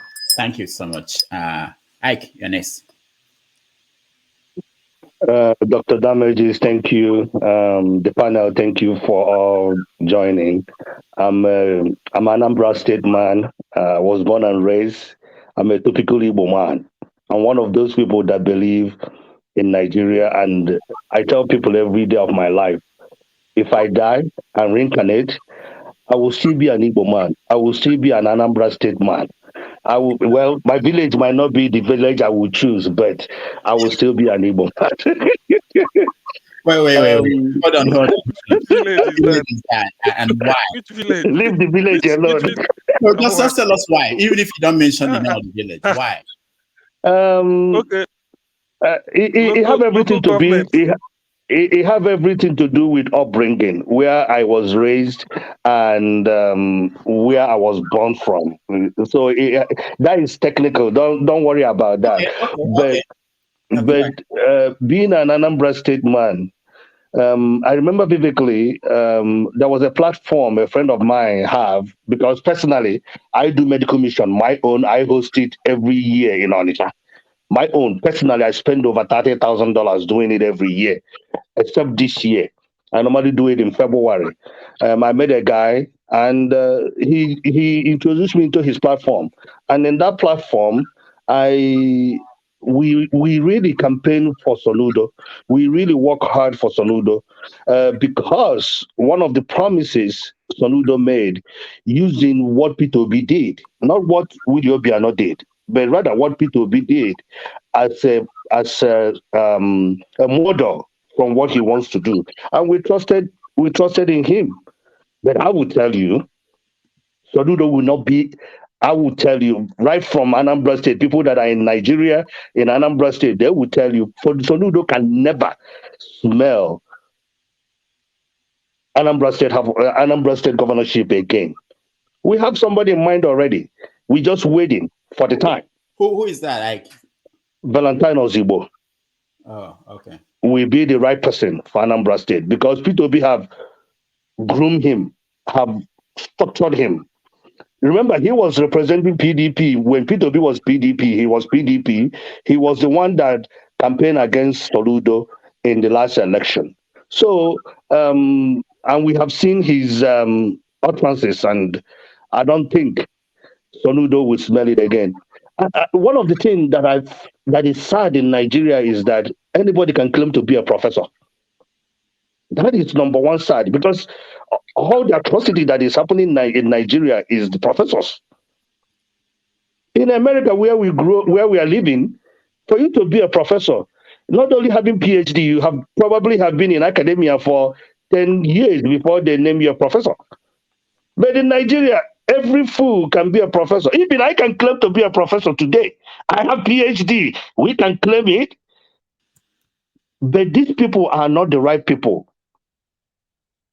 And non-educated person is more intelligent than these idiots. Non-educated people will do better job than these idiots that call themselves. Look at the stupid man called the INEC professor in INEC. Look at what he did. So for me, Soludo is bygone. What we're gonna focus is what Labour have to do on March the 18th. Labour have to trash every local government, every house, everything, because this structure that they're talking about, that is where it starts. And if Labour can clear that, I think Nigeria will try. Even if Peter Obi did not win at the end, Nigeria will start trending to the right direction. And remember, anybody that become president, these youths will hold you accountable. Anybody to become house or anything, they will hold you accountable. That is my talk. I appreciate you giving me opportunity again. Thank you, Ike. It's very important to also remember, like I said at the beginning, that the week of tomorrow, the Electoral file tomorrow, are the people that will be elected in next week. So they are very important people. We may think that governors are not. They are very important people. So, Loco, you'll be the last person that will talk on this topic, and then we'll go to INEC chairman. Loco, welcome to the show. Boss of all boss, doctor. Thank you, everybody. Good morning, good afternoon, and good evening, wherever you are listening from. I only just came to the platform anyway because of Ekene. So I know it might not be Ekene's fault, but it might be, online these days. Anybody can cook up any story just to sell, and before you know it, one or two persons might believe them because it suits their narrative. For Soludo, let me go for Soludo first. So Soludo, yeah, we know. I know CN is an ardent supporter of Soludo because we talked about this last night, even before we slept. So before we left the life. So if you have said Anosha, if you said she was there recently and there was nothing there, for me, I don't believe Soludo will do anything. A man that will come out, instead of you to focus less than 1 year into your tenure, instead of you to focus on how you give the dividend of democracy to the people, you are saying that if you not vote another party that you don't even believe he will win. Whereas your party is not even what would I call it, is not even existing among the presidential candidates. So you are there anyway, but you not even get 1 or 2 votes by peradventure. That's enough for that. But what I wanted to say for Ekene, he never threatened to destroy any property. I'm talking about Governor Basaki of Edo State. No, I watched him speak. I didn't read it. I watched him speak. I was on live chat with them that day. He went to Uwelu's Papers. Uwelu's Papers is like if you are covenant with Port Harcourt or any other market, is like Ikuku, where they say spare parts in River State. In Benin, they call it Uwelu's Papers and Evake Motors Papers. You understand? He went there and campaigned. The only thing he said that please vote for a PDP so that he can be able to work with them to enable him work properly. He can never threaten. He knows what Edo people can do to him. Now, this is what he said. Hold on first. Let me finish now. Hold on. I'll leave it on. He knows that Edo people will deal with him because they told him to his face that if you're not careful, you will leave this place with shame. You understand? So he knows how he treads his words and other stuff. So I saw him. I was on live chat with them when somebody was doing the video. I was on live when they were recording him. He was pleading that they should please vote PDP to enable him carry out his whatever governorship mandates or whatever. That's what they would say. But threatening them that if they don't vote, he will destroy their property. At least I think was it not Ike Amifuli was saying it that Edo people we are wiser than this. We can't cajole us with threats and other stuff. You understand? Because when it comes to power, whatever where you want to come from, we are there. What for match you? That's why our politics in Edo State is different. If we say it is this, you can only beg, you can't shout. Oshomole was the national chairman. Look at what we did to him. We disgraced him and put him in his cocoon. He can't even make PEM, not to talk of the governor. Come on now. So a governor that doesn't have foundation in the state. He's just a governor. So he can't even do that. I watched him. You understand? So where you are seeing yours from, I don't know. But people can say anything which you might believe. It's possible. I might not fault you for that. But saying you watch it, you and I know is not true. First of all, because I'm from Edo State, I follow their news back to back. You understand? So if I say I watch it, I know what I'm talking about. You can go ahead. All right. Thank you. As soon as I get the video again, I will forward it to Dr. Damages. All right. Thank you. Okay. Let's hear from Kate before we move to Mahmood. Kate, welcome to the show. You were here before. Were you able to speak? No, I don't think you spoke before you left. Hello, I'm not sleeping. Good morning. Yeah. Hi. Fine. I don't want to speak now. Let me hear. Let me just listen. All right. Very good. Thank you. Okay. So we're moving the topic to Mahmood. Please, Rudolph. Just a minute on this Soludo affair so that we round it up and go. It's like I'm the only person presenting a balanced opinion, because please. Can you hear me? Yeah, we can hear you. Please, it's like I'm the only person. Okay, yeah, what I'm trying to say is that irrespective of the result in a week's time, assuming, or let they just take it as a given, Labour sweeps the entire Anambra State House of Assembly. My wish, and I believe it will also be the wish of Kene, that let them play politics of development. That even if Soludo brings a project which they know that will be beneficial to the people, partisan politics should be set aside. They pass the budget and make sure he does it. In the end, like Peter Obi said, the governor will do the project, but the people of Anambra State, irrespective of party affiliation, will benefit. So let it not be that the moment they come in, then it will then be an all-out war. If you are not in my party, you go. So it will be an e-wind that it blows anybody, that won't blow anybody any good. So let them play politics of maturity. The governor cannot be bad 100%. There may be one or two things he will put to the house, and then which will be good. Let them look at it. After all, people will also be looking at them. You don't just impeach a governor for impeachment's sake. If he's good, then support him. Let the people win. That's my own. Thank you. Yeah, but CM, since we started this in the last 10 years, let's say, has there been any place where the lawmakers were a problem for any governor anywhere in Nigeria? Rudolph, if I just come in very quickly, there. They impeached Peter Obi. Yeah, but what happened? What happened? Go ahead. They impeached Peter Obi because he was saving money. So I don't see the need. What happened to them now? Did they succeed? They didn't.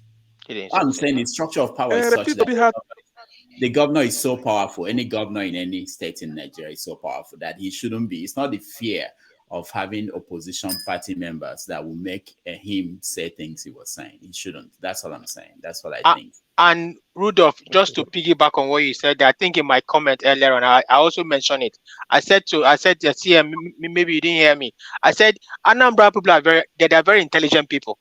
So I don't see an Anambra people electing LPs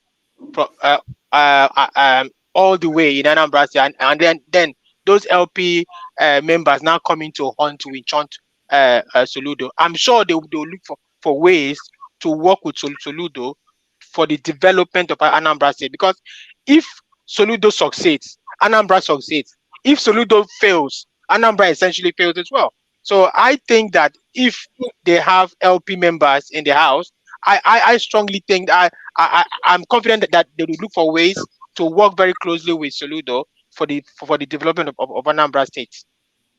All right, thank you. Let's change topics and move to Mahmood. In reference to Loco P, I sent the video to you, Dr. Damages. I shared it in this. Yeah. Okay. All right. Now I'll look for it.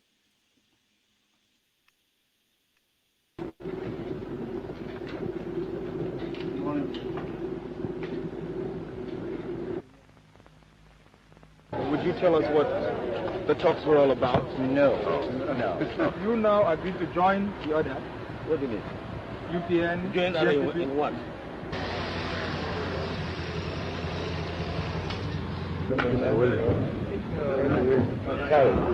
On behalf of our three political parties, and in the name of the vast majority of the people of Nigeria, we reject in its entirety. We reject in its entirety and without any reservation whatsoever the declaration of the Alhaji Shehu Shagari as president-elect. we have decided to challenge the Pedico decision in the law courts. Notwithstanding the court action, and to save this nation further anxiety and uncertainty, we call upon the Supreme Military Council as the highest legislative and executive authority to annul the declaration of Pedico of Alhaji Shehu Shagari as President-elect and ensure that the Electoral College is convened forthwith to conclude properly the presidential election as provided by law. Thank you. You cannot give any credit to the NPN for getting figures out of rigging. You can do nothing about rigging. They rigged, super rigging. That was 1979. Someone like Kene, I know you don't know the people on the on that news show. No, I think I know one person there. Who do you know? I think I saw Nnamdi Azikiwe, right? Oh, okay. You didn't see Awo, Obafemi Awolowo. Oh no, I don't know him. Wow. All right. So but I know that there are people here who maybe they sat down with Azikiwe and ate with Azikiwe. So where is Igbo Basics? I know you are, and Chidi. So this is the point. I wanted to say no be today. The rigging of elections in Nigeria didn't start today, and it continues. And having political parties protest after the election is not a new thing. So let's talk about Mahmood and how he performed compared to all the past FEDECO. They used to call them FEDECO. What is FEDECO? Who knows? Federal Electoral, I don't know what it means. Electoral Commission. Federal Electoral Commission. Okay. So maybe I'll go to you, David, first, Dr. Chidi, to give us a maybe historical background. I'll come to you, Igbo Basic, too, for a little bit of historical background, and then we can talk about. Thank you, Dr. Damages. From all indication, when we look at, let me first of all take on Mahmood. When you watch his body language before the declaration and during the collection of results, there is one thing I could deduce from him. He had no character, and the character and discipline is very, very vital in life. In any leadership aspect of life, where a leader doesn't have a character, this is the problem Soludo is having. Soludo, he doesn't have a character. So Mahmood was in a hurry to deliver to those who paid him. As you could see from all his demeanor, you will see that he was very, very determined and in a hurry to deliver. That even a little child could read it from him. He had rest after he announced the result. From the video you have just played, we have not gotten it right. That's the truth. From the time of Nnamdi Azikiwe, Awolowo, and the rest of them, we have always had election rigged. Buhari has been there for the 8 years he has been there. The first election, 2015, he rigged it. God knows that he rigged that election. 2019, he also rigged. So, but I thank God for one thing. The trend is changing gradually because the youths are becoming more involved in the politics.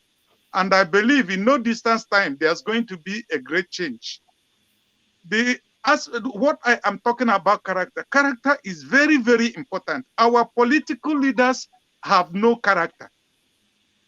And when a man that doesn't have a character involves himself in the leadership of any very group, no matter how small the group is, there will be a lot of crisis. This thing happened to me in the ministry. When I graduated from the seminary after our studies in Kuta, Dr. Damages, I was in a hurry to start my own church. I had a church in Korea here where I pastored under a Korean church.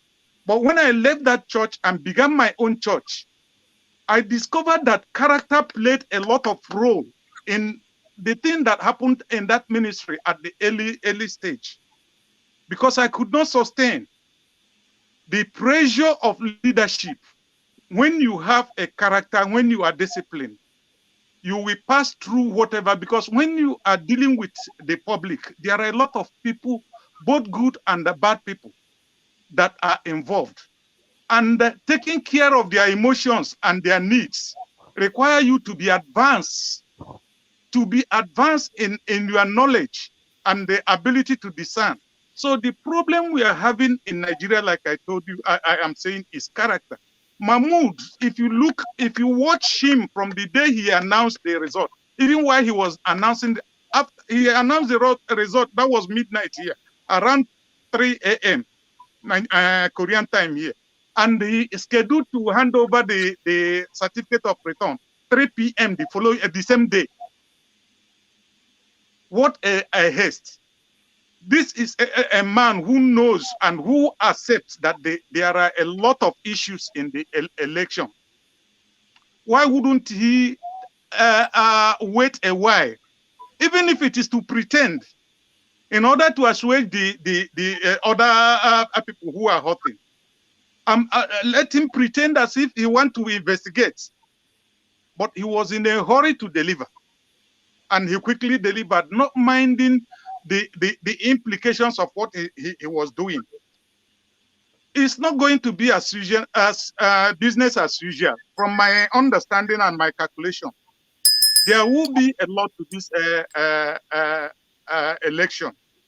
And as many prophets are saying, the winner may not sit in the throne.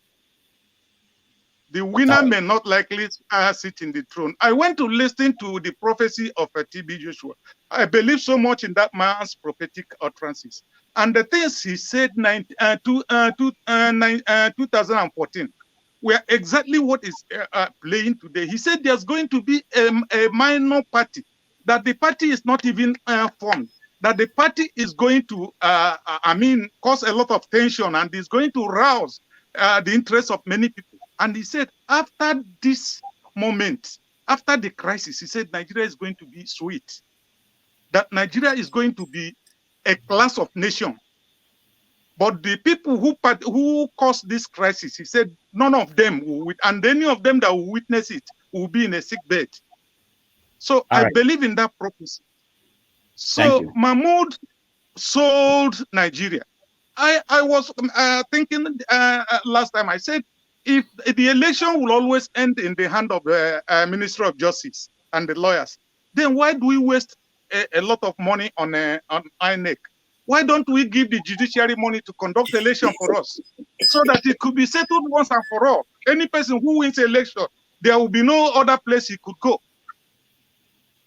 The 400 billion that was given to INEC to conduct this election, if 200 billion was given to the judiciary, and we said, okay, since every election ends in the court, now judiciary be responsible, conduct election for us, I think they will do better than this.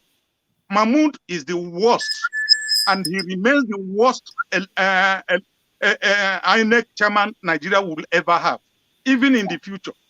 Thank you so much. He is the worst. Thank you. God bless you. Igbo Basics, you're next. And Dr. Damage is right off the court on Mahmood Yakubu, or whatever his name is. I've been looking for the video from Dr. Damages as at the moment, 4 a.m., that he announced that result. If you have it, I will appreciate to take a look at it again. My immediate statement when that result was announced was that this man, Mahmood Yakubu, has put a stamp of shame on his legacy for the rest of his life.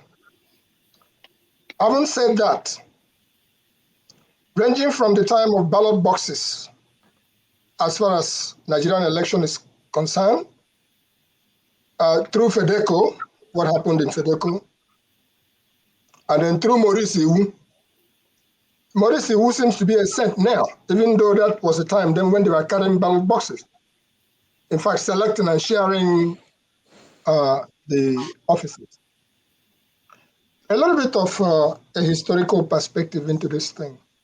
When Dr. Chidi spoke before, I was involved in the NPN of the time. We did not want Odumegwu Ojukwu to come out and run. We protested. We said, don't do it, don't do it, don't do it. Because at that time, we believed that if Ojukwu did not come out to contest the election, that if he sneezed, Nigeria would shake. That was the weight of the whole Igbo nation at that point in time. But he came out, if he came by front, that was his slogan, if, IF. And we all crowded around him. And then I discovered something when they started breaking us into places. We used to be East Central State, and then they split us more, Imo, Anambra. And it still plays up to tomorrow, Ibonyi Igbo, Ibonyi Imo, Ibonyi Anambra, that's still playing. That's how we broke away from, I was one of those who formed what we call Okpara Solidarity Group. We formed Okpara Solidarity Group and broke away from Ikemba Front.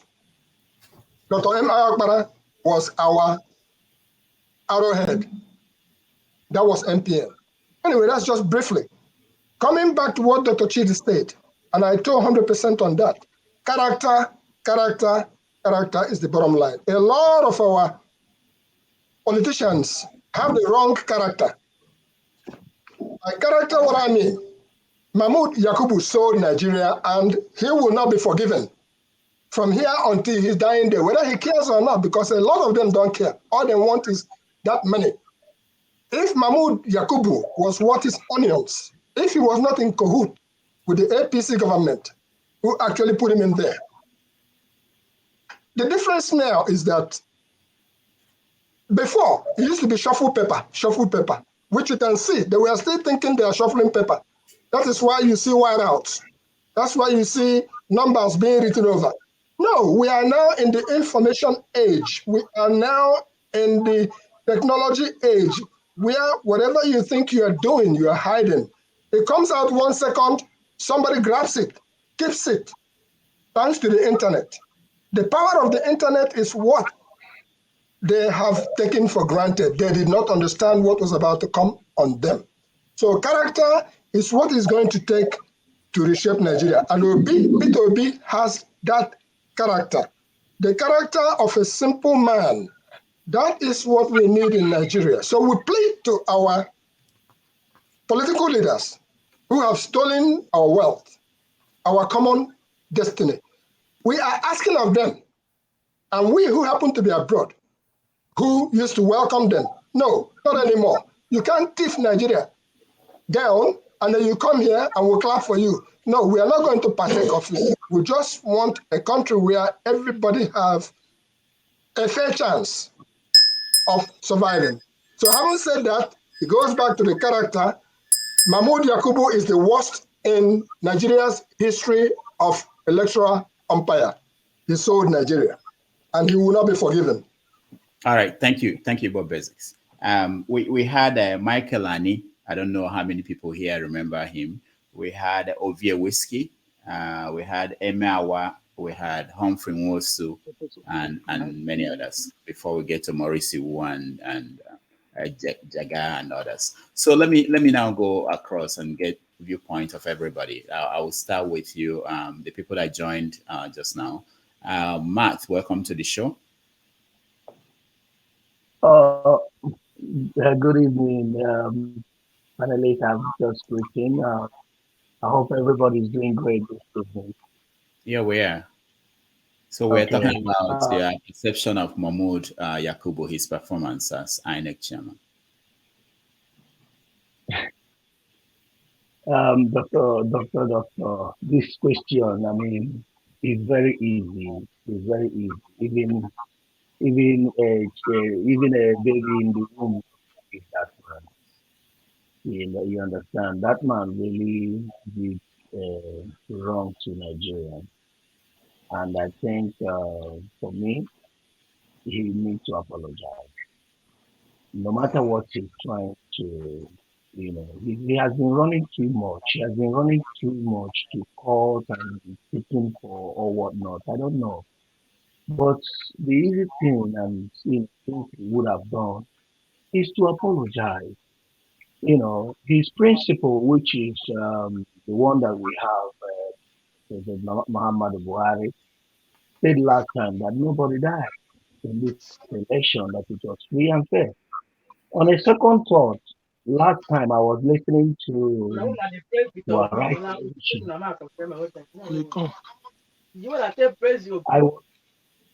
Someone is talking. I don't know. I'm taking care of it. Go ahead. Okay, yeah. So he on the second thought, he now said that he knows that the election wasn't free and fair.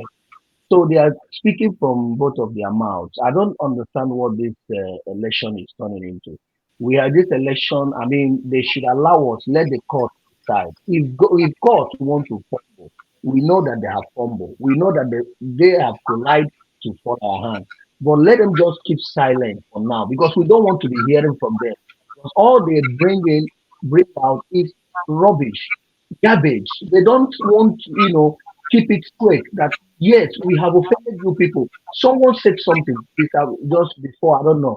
He said that if these people know that we are not going to have free and fair election, why are they disturbing us? Why are they allowing us to spend huge amount of money on election? Afterward, we have to go to the court. I mean, it's a very simple thing. Why don't you do this thing for your children? Why don't you just save your face? So, to me and for me, I think this man is the worst of them all. Thank you. All right, thank you. Janaba, welcome to the show. Thank you, Rudy. Can you hear me very well? Yeah, we can hear you. All right, thank you. You skipped me. I don't know. I said, Matt just came out. I've been driving, but I keep it cool. I'm trying to become a Igbo-based friend and trying to keep my spirit down. To my brothers and sisters of Obi followers, get used to real life of Nigeria. So many of you, I don't want to offend you and I don't want to sound rude. My father told me that one of your finger cannot touch oil and the rest will deny it. The notion that integrity matters and integrity should not be applied to Obi touched his finger with oil. The private jet that he's using to fly Nigeria, why he say he will not give shishi belong to T.Y. Danjuma. Danjuma have the biggest oil well in Nigeria. The most expensive shipping company is called 5 Star, is owned by him. So the notion that he is bringing a change to Nigeria by ranking with those that kill us in the first place is dishonesty. And politics is what he get, what he sees, what he get. If you want to go against the system, then you stay completely out of those that have robbing and mortgaged our life over the years. But with the name of, okay, I'm also a bad guy from Igbo land, and let us be bad. That will make sense to people like me. Then we say, okay, he's one of the bad guys, but he's from Igbo, and Igbo have not been there for some time. But integrity and prophecy, if prophecy work and is very accurate, we will not be where we are today. We have no fear of God, all of us, even including all of us on this platform. The Bible says the fear of God is the beginning of wisdom. And when there is wisdom, people will now sit down and talk and dialogue. I have a decent dialogue. There is no prophecy that will bring Nigeria to where it is. If there is prophecy, all of the people in their 60s and 70s, what was your forefather worship? Who is their God? And how did they behave then and now? Let's compare and contrast that the behavior of our forefather. My grandfather was 120 when he died. When they introduced Jesus to him, he said, no, I will die the way I came. And there was no evil in this town until there was introduction of your God. So bury me the way I have been, and I've never done anything wrong. I've never robbed anybody. I've never taken advantage of people. I've never collected offering. So let us not even go there, bring religion to politics. Paul Enenche that is championing with anger. Is that how a man of God angry that is going to his church? That man is from Morocco. His village is as starter as hell on earth. So we all can come here and talk all we want to talk. It's not going to it's not going to make any sense. Yeah, there is no fair election since 1999, by the way. So what are we talking about? It's only going to be fair election when an Igbo man runs. It's going to be fair or not fair when all of men are decided are equal and supposed to be treated, whether it's Yoruba or Igbo, or even while it's Shekiri or from Delta State or from Imo State, it doesn't matter. So the notion that we are making any progress by talking of this thing, it should shock it up and play real politics. It should stop going to church. It should stop going to church and play real politics. It doesn't, except he's suffering from some demon and he needs deliverance. And I don't think Paul Eneche will deliver him because he also needs deliverance. I think I need to lay hand on Paul Eneche. He needs deliverance too. So Obi is a good guy. I think he will make a good call. I believe a good man doesn't mean none of us is perfect. I will keep it short for now. I love you, brothers and sisters, but let us man up. I'm off of my medication. Some of you should get, if you want to get on it, but don't get on it because of any election person. Nigeria will love each other. Let's find the best way. We have laid a foundation. We will be okay. And then, well, before I go, the last time, because I'm driving, politics is a game of number. Let's talk about it on the other side after all this politics. How do we catch up? Or how do we are minority, how do we catch up to even push if we want to play tribalism in terms of politics or regional politics or whatever? Then the one man, one wife, and 3 children like I have will not going to make sense because these people, they have 4 wives and they can have many children they want. God bless you. All right. Thank you, Janaba. Thank you so much.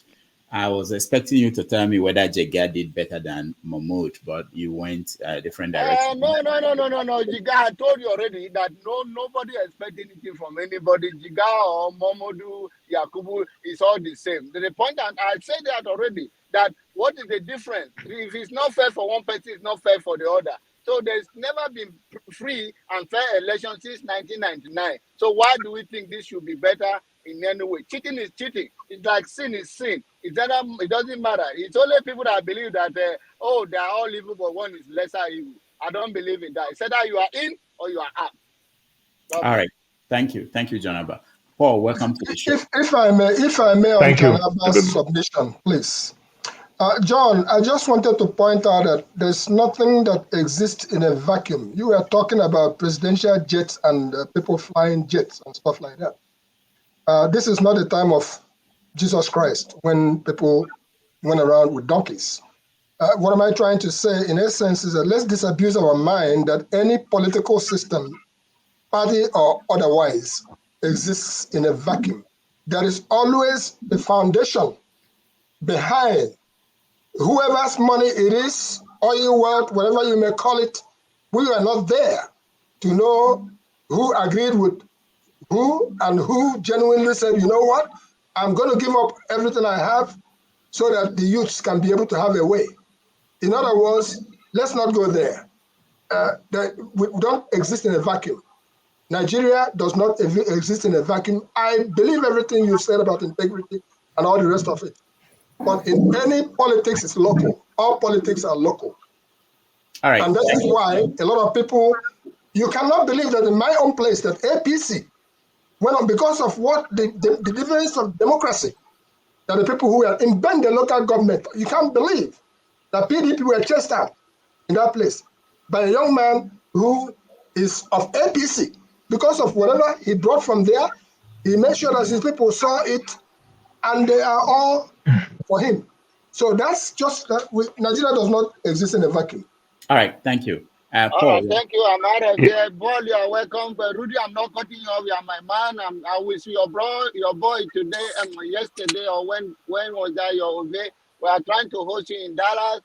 Paul, I know you are in the house. You wear face cap. I know there is no sun in Arizona, but I leave you for now. I think you are trying to cover your hair. Today is 80. Today is 80 in Arizona. Okay, keep it on. Igbo place, I love you. God go bless to you. refugee camp. Nigeria place. And now you go to refugee camp. Go to refugee camp. Now you I be know they take doctor, medication, oh. I know they take medication, oh. I know they take okay. medication, oh. No matter Okay. what. CM, don't go, you go to refugee camp where Obi will be to celebrate his losing camp. God All bless right. you. Bye. Thank you. Okay. Paul, go ahead. Doctor, sometimes our expectation, it is good to have positive expectation. That's how we were raised, and that's how we were trained in terms of education, profession, then the big elephant in the house, religion. You understand these positive minds and the likes. Doctor, you remember one time Nigerian Football Association used to be NFA before it changed to NFL. At the time, NFA was doing well. The NFA chairman then, Often Wosu, was doing well. Nigeria did well in World Cup. We were doing well under 17 and the likes. But got to think about it, it just looked like Often Wosu actually is not doing well. He's abnormal because every ministries and parastatals in Nigeria, they are all failing.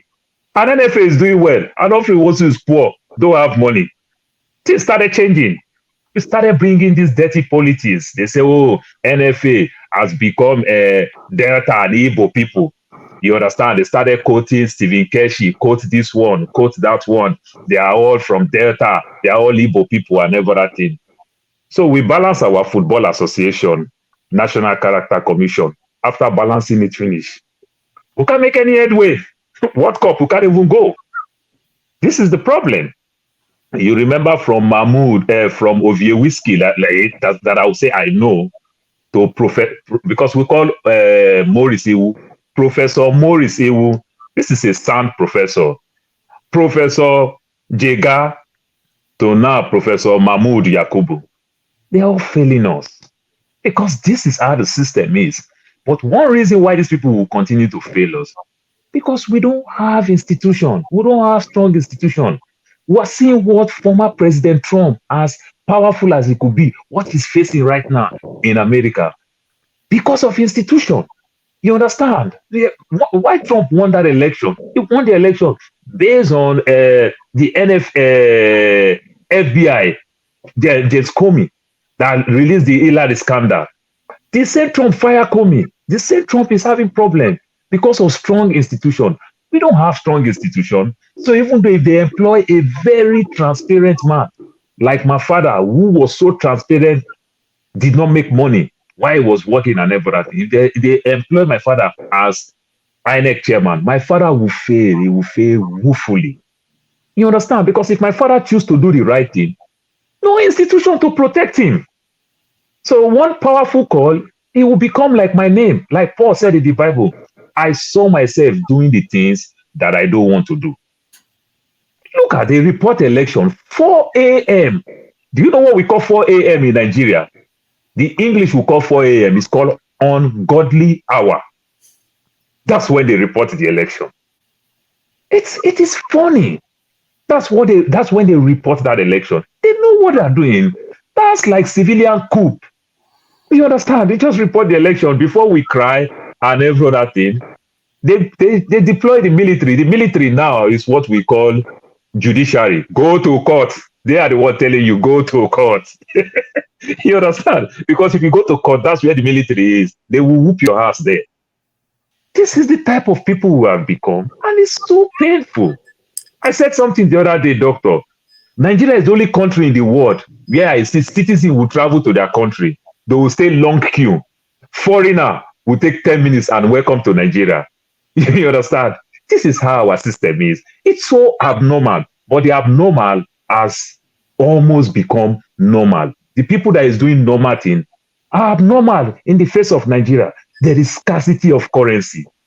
You understand? And it's almost normal. As far as we can blame one person, the deal has been done. Doctor, this is my take for now. Thank you, Paul. Thank you so much. Nri Isibo, welcome to the show. Thank you, Dr. Damages, for having me. I've been listening to you for a while. I don't know if you remember me. I met you at People's Club Hall in Boston. Oh, wow. Yeah. Yeah, that was long ago. Yeah, I remember. Yeah. Well, I'm enjoying the the discussions, and I'm happy to join in. So we're talking about this guy Yakubu. Yeah. Now, let me just speak for myself that we want him to have given us a different answer. But I want to put myself in his shoes, and can you imagine if he had delayed announcing that result that early morning, the chaos that will be in the country. So I think he did what he had to do to declare the result, and then people will have to Obi and the rest of them will have to go to court and try to get their mandate. But if he had done the opposite, that means chaos, and the market doesn't like chaos. Things don't work when there's chaos, and so it was the right thing to do to announce the results, and then we'll go to court. I've been listening to people, and we expect, we live in the developed world, and we want to work like here. People have been working on this democracy for years, and they haven't even gotten it right. We've been doing it for what, 20 years, and we expect it to be El Dorado. It doesn't work like that. So I'm patient. I'm hopeful that the court will reset things, and we'll get it right. But if they don't, another election, we'll keep working it. And I'm a patient person, and I hope people will be more patient and wait for things to work out, and it usually does. But for us to be expecting, our people that live here, when we're going to Nigeria, we'll queue in line, like somebody already said, and then when we get there, we won't queue in line. So we all have our worst enemies, but things will work out in the end. That's my hope, and that's what I think will happen. Thank you so much. Thank you, Nri. Dr. Berechi, so what do you think about Mahmood? And his historically look back and compare him to Maurice Wu and all the rest. What do you think? We can hear you, Berechi.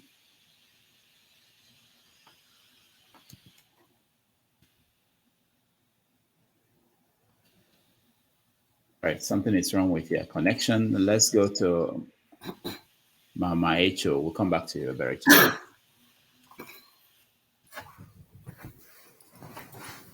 As far as I'm concerned, Mahmoud lacked integrity, he lacked trust, he lacked honesty, and he lacked accountability.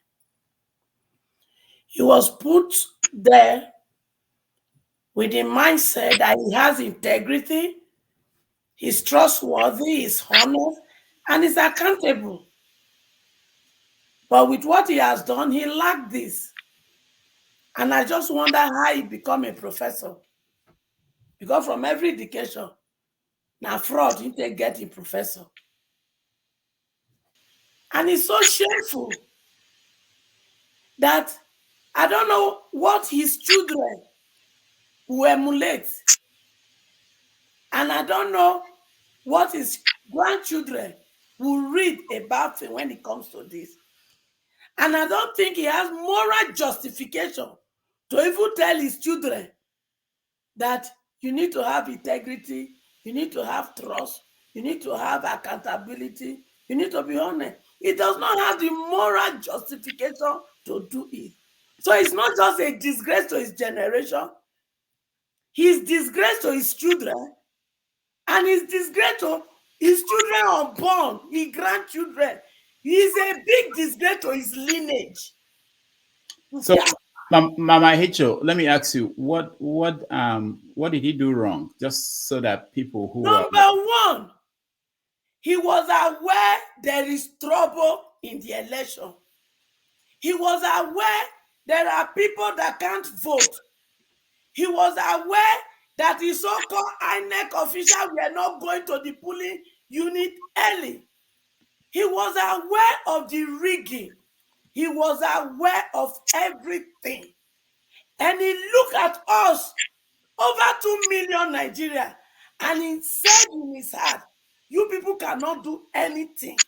Therefore, I will go ahead anyway. I will just give you anything when I want to give you, and you can do nothing. That impunity, it is a big slap for us as Nigeria. Over 2 million Nigerians were slapped by Mahmoud with his lack of integrity, with his lack of trust, with his dishonesty, and with lack of accountability. The impunity is too much. He did not just disgrace us in Nigeria, he disgraced us globally. And that is the eye they will be using to look at us in the global war. That every Nigerian lack accountability, every Nigerian lack honesty, every Nigeria lack trust, and every Nigeria cannot be accountable. He's affecting us over here too. So that is the image he has given to us, and that is what he has put on ground for children to learn from. Yeah, children are supposed to learn from these people accountability, trust, honesty. No, but what did they give to us? You cannot be trusted. So Nigeria, every Nigerian child, go ahead and nothing will happen. But Mamadou, to you and your co-host, I am telling you, you lie. Because we must redeem our image, and all of you that are involved in this will be prosecuted. If you don't do it in Nigeria, Anambra charitable organization will take it up in the global world, and I go disgrace una the more. Make una try am. Thank you so much. So let me go back to Berichi. Berichi, try to speak. Let's see if you're okay now. No, still bad. Kulata, welcome to the show. Hey, good morning. Yeah. Good day, everyone. Yeah. So PDP, yeah, PDP, they just they said that Mahmoud should be fired or he should resign, and they should try him. You know. So what's your take on his performance? I mean, they're sore losers. That's what a sore loser will do. Trump did the exact same thing. Did 50-something cases. The election is one of our better elections, if we're going to be candid. I've been tracking Nigerian elections since 1979. I've not seen this kind of election before, to be honest. And I'm not speaking out of emotions, I speak out of fact. Peter Obi took 6 APC Kolata, states. why not say the election follows suit? Like it didn't work like the previous one, they worked. Don't say better. Say it didn't work like those don't work. My brother, Paul, you cannot get a D, and it doesn't work like that now. Good word. Paul, that's your opinion, not mine. People that talk like this, they also lack integrity. Oh my they God. lack character. They lack. Rodolphe, can you please help? Yeah. Yeah, I muted HS. Please let. Okay. So now let's look at the facts. Let's look at the facts. Plata, hold on. Let me say this. I don't think I need to be saying this anymore. Maybe we'll get a big poster and put it out. Have your say. You know, this is have your say. So let people have their say. Okay, go ahead. Okay, I mean, because I always try to be factual. I don't play all this emotional crap. Peter Obi won 5 or 6 APC states. Lagos, Cross River, Plateau, what's it called? Nasarawa. He won another one. Which other one? Cross River. 5 or 6 as of last counting. Atiku won Katsina, Gombe, Yobe, all APC states, and more. The sitting president lost his state. These are things that we've never seen before, except someone is being dishonest. We've never seen this kind of results before. It may not favor your candidate, but I've not seen an election where an upstart or so-called upstart candidate is taking the states away from the incumbent.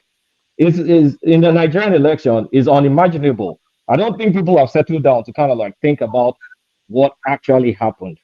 Like taking Lagos State, it's a freaking big deal. Taking Nasarawa State is a massive deal. Plateau, all these things in the elections we used to have before, it just never happened. They will rig it. I mean, it will be heavily rigged. You will stand no chance. Not to talk about a candidate running on Labour Party platform. You will have no chance.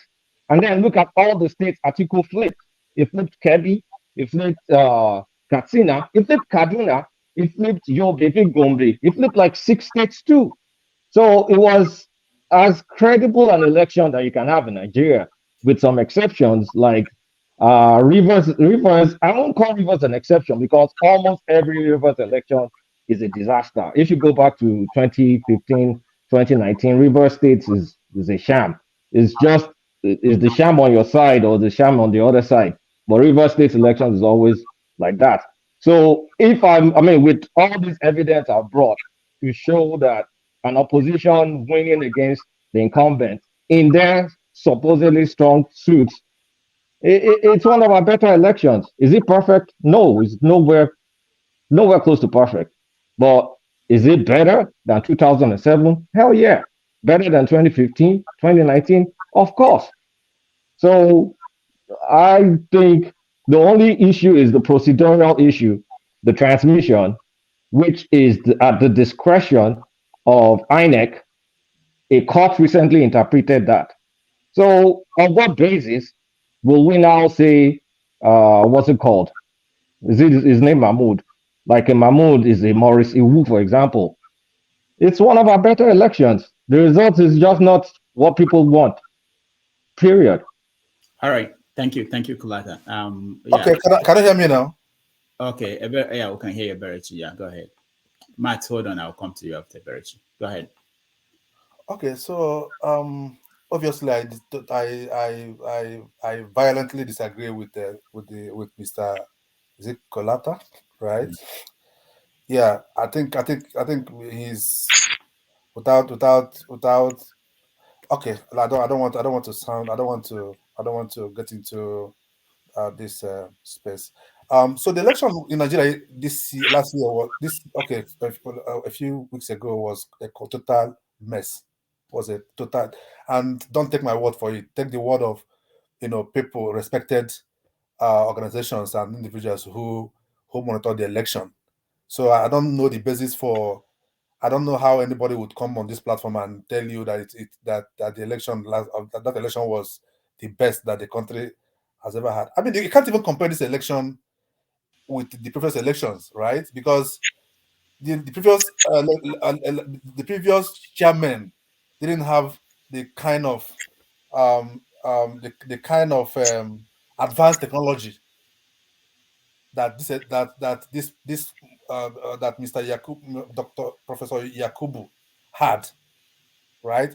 If I think my mother would have done a better election, to be honest. That I'm sure. So there's no way you look at the election and you say, oh, this election was free and was except we have lowered the standard so much that anything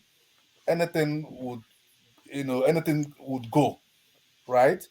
So my only problem, my pen is that it was an election that was meant to reset Nigeria, reset the confidence level of Nigerian electorate, set the country on a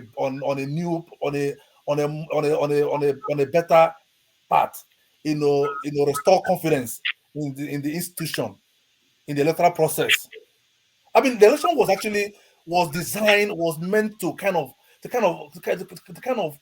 put the country on a path.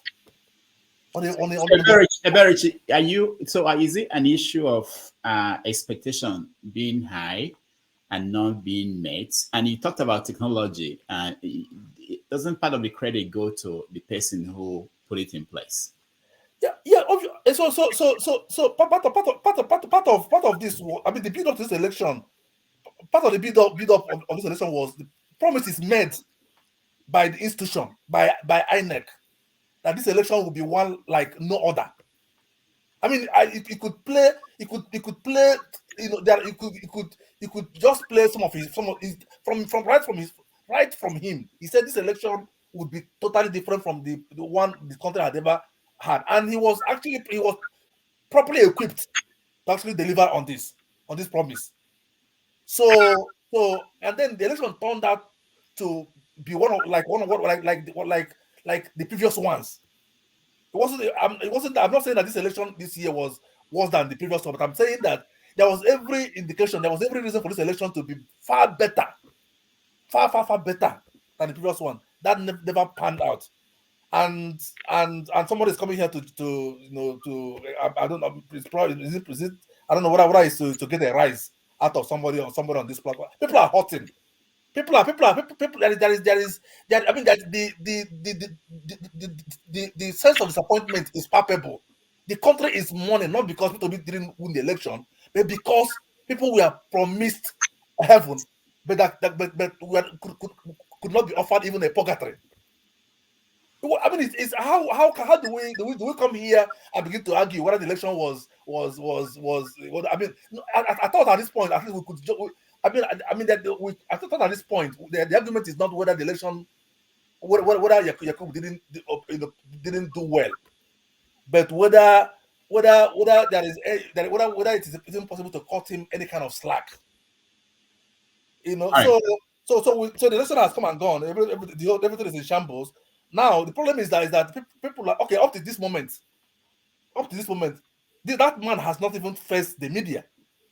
If I mean in a sane time, this man that man would have by now come out to address the people, explain to Nigerians what actually happened here in very clear terms. I mean, people should be held accountable. So we're going to another election next week. We do not even know what happened to the beaver. Why if it was a glitch, what was the nature of the glitch? What happened here? People want to know. And so finally, I want to just quickly talk about what Mr. Kulata is trying to why I think he talked about the discretion, and that the court had so said. I don't know where he got that court judgment from. I think I totally disagree with you that INEC. I mean, even see if you have a discretion, yes, you may have a discretion. But the moment you say this is the discretion I want to exercise, the moment you say this is what I want to do in excess of your discretion, and based on that pronouncement, somebody takes step in acting on that pronouncement. So if someone takes a step, acting on what you've said is how you tend to exercise that discretion. That's what is called the doctrine of extopel. You are extopped from changing your mind, even though originally it was a discretion. But the moment you have caused someone to take a step, acting on the decision you have accepted, you intend to take. The law prohibits you from changing the goalpost because somebody has acted on that on what you said is the kind of decision you intend to exercise in that circumstance. That is my few thoughts. All right, thank you, Matt. Go ahead, Matt. Let me 1 minute. So because you've spoken, okay. I just need you to. No. But it's not, I'm not going to digress. I'm going straight to this young man called Kulata or whatever he called himself because this is something that I don't know why he normally. I want to ask you, why does he normally cover his face? Is there coronavirus inside his house? That is my question one, because he looks like that. This is a symbol of a terrorist. We should know his face. We should see so that when I see him in the street, I can be able to recognize him. That is one. I'm not talking about my sister Isi Miri because she's not like that. She's just doing it for I have to speak for Kulata. It's not coronavirus. It's Lagbaja in the making. It's Lagbaja in the making. Okay. Kulata has actually done well. He has done better today. At least we can see. Before he used to be. Okay, my question to him, because sometimes I used to be in the background. I see what he writes. His writing and all that is always crazy. But then I want him to go and search and come out. I don't want him to answer me now. Maybe the next time we come here on Saturday. I want you to check the mood of the night, the mood that Nigerian people are at present time.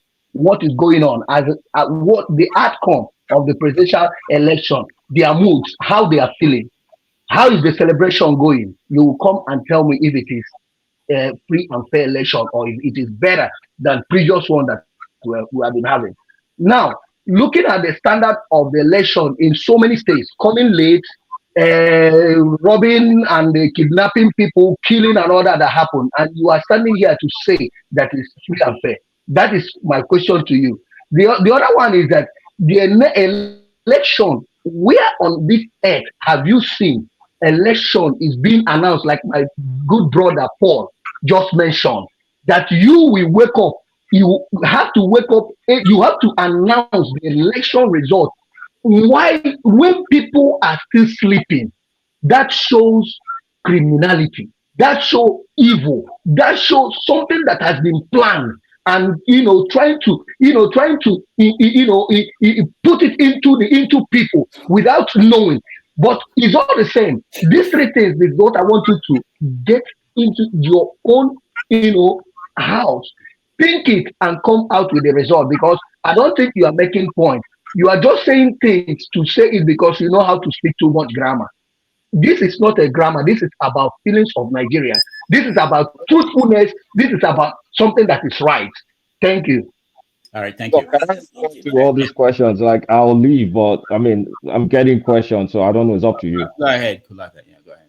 Yeah, so I mean, Matt, I think you. I mean, Doctor, it shouldn't be question. It shouldn't be question. I think the people are also saying their own opinion. Because when I want to, no, Kolata, it's not a question. They are saying their own opinion. Because when I try to talk to you, you said no, it's your own turn.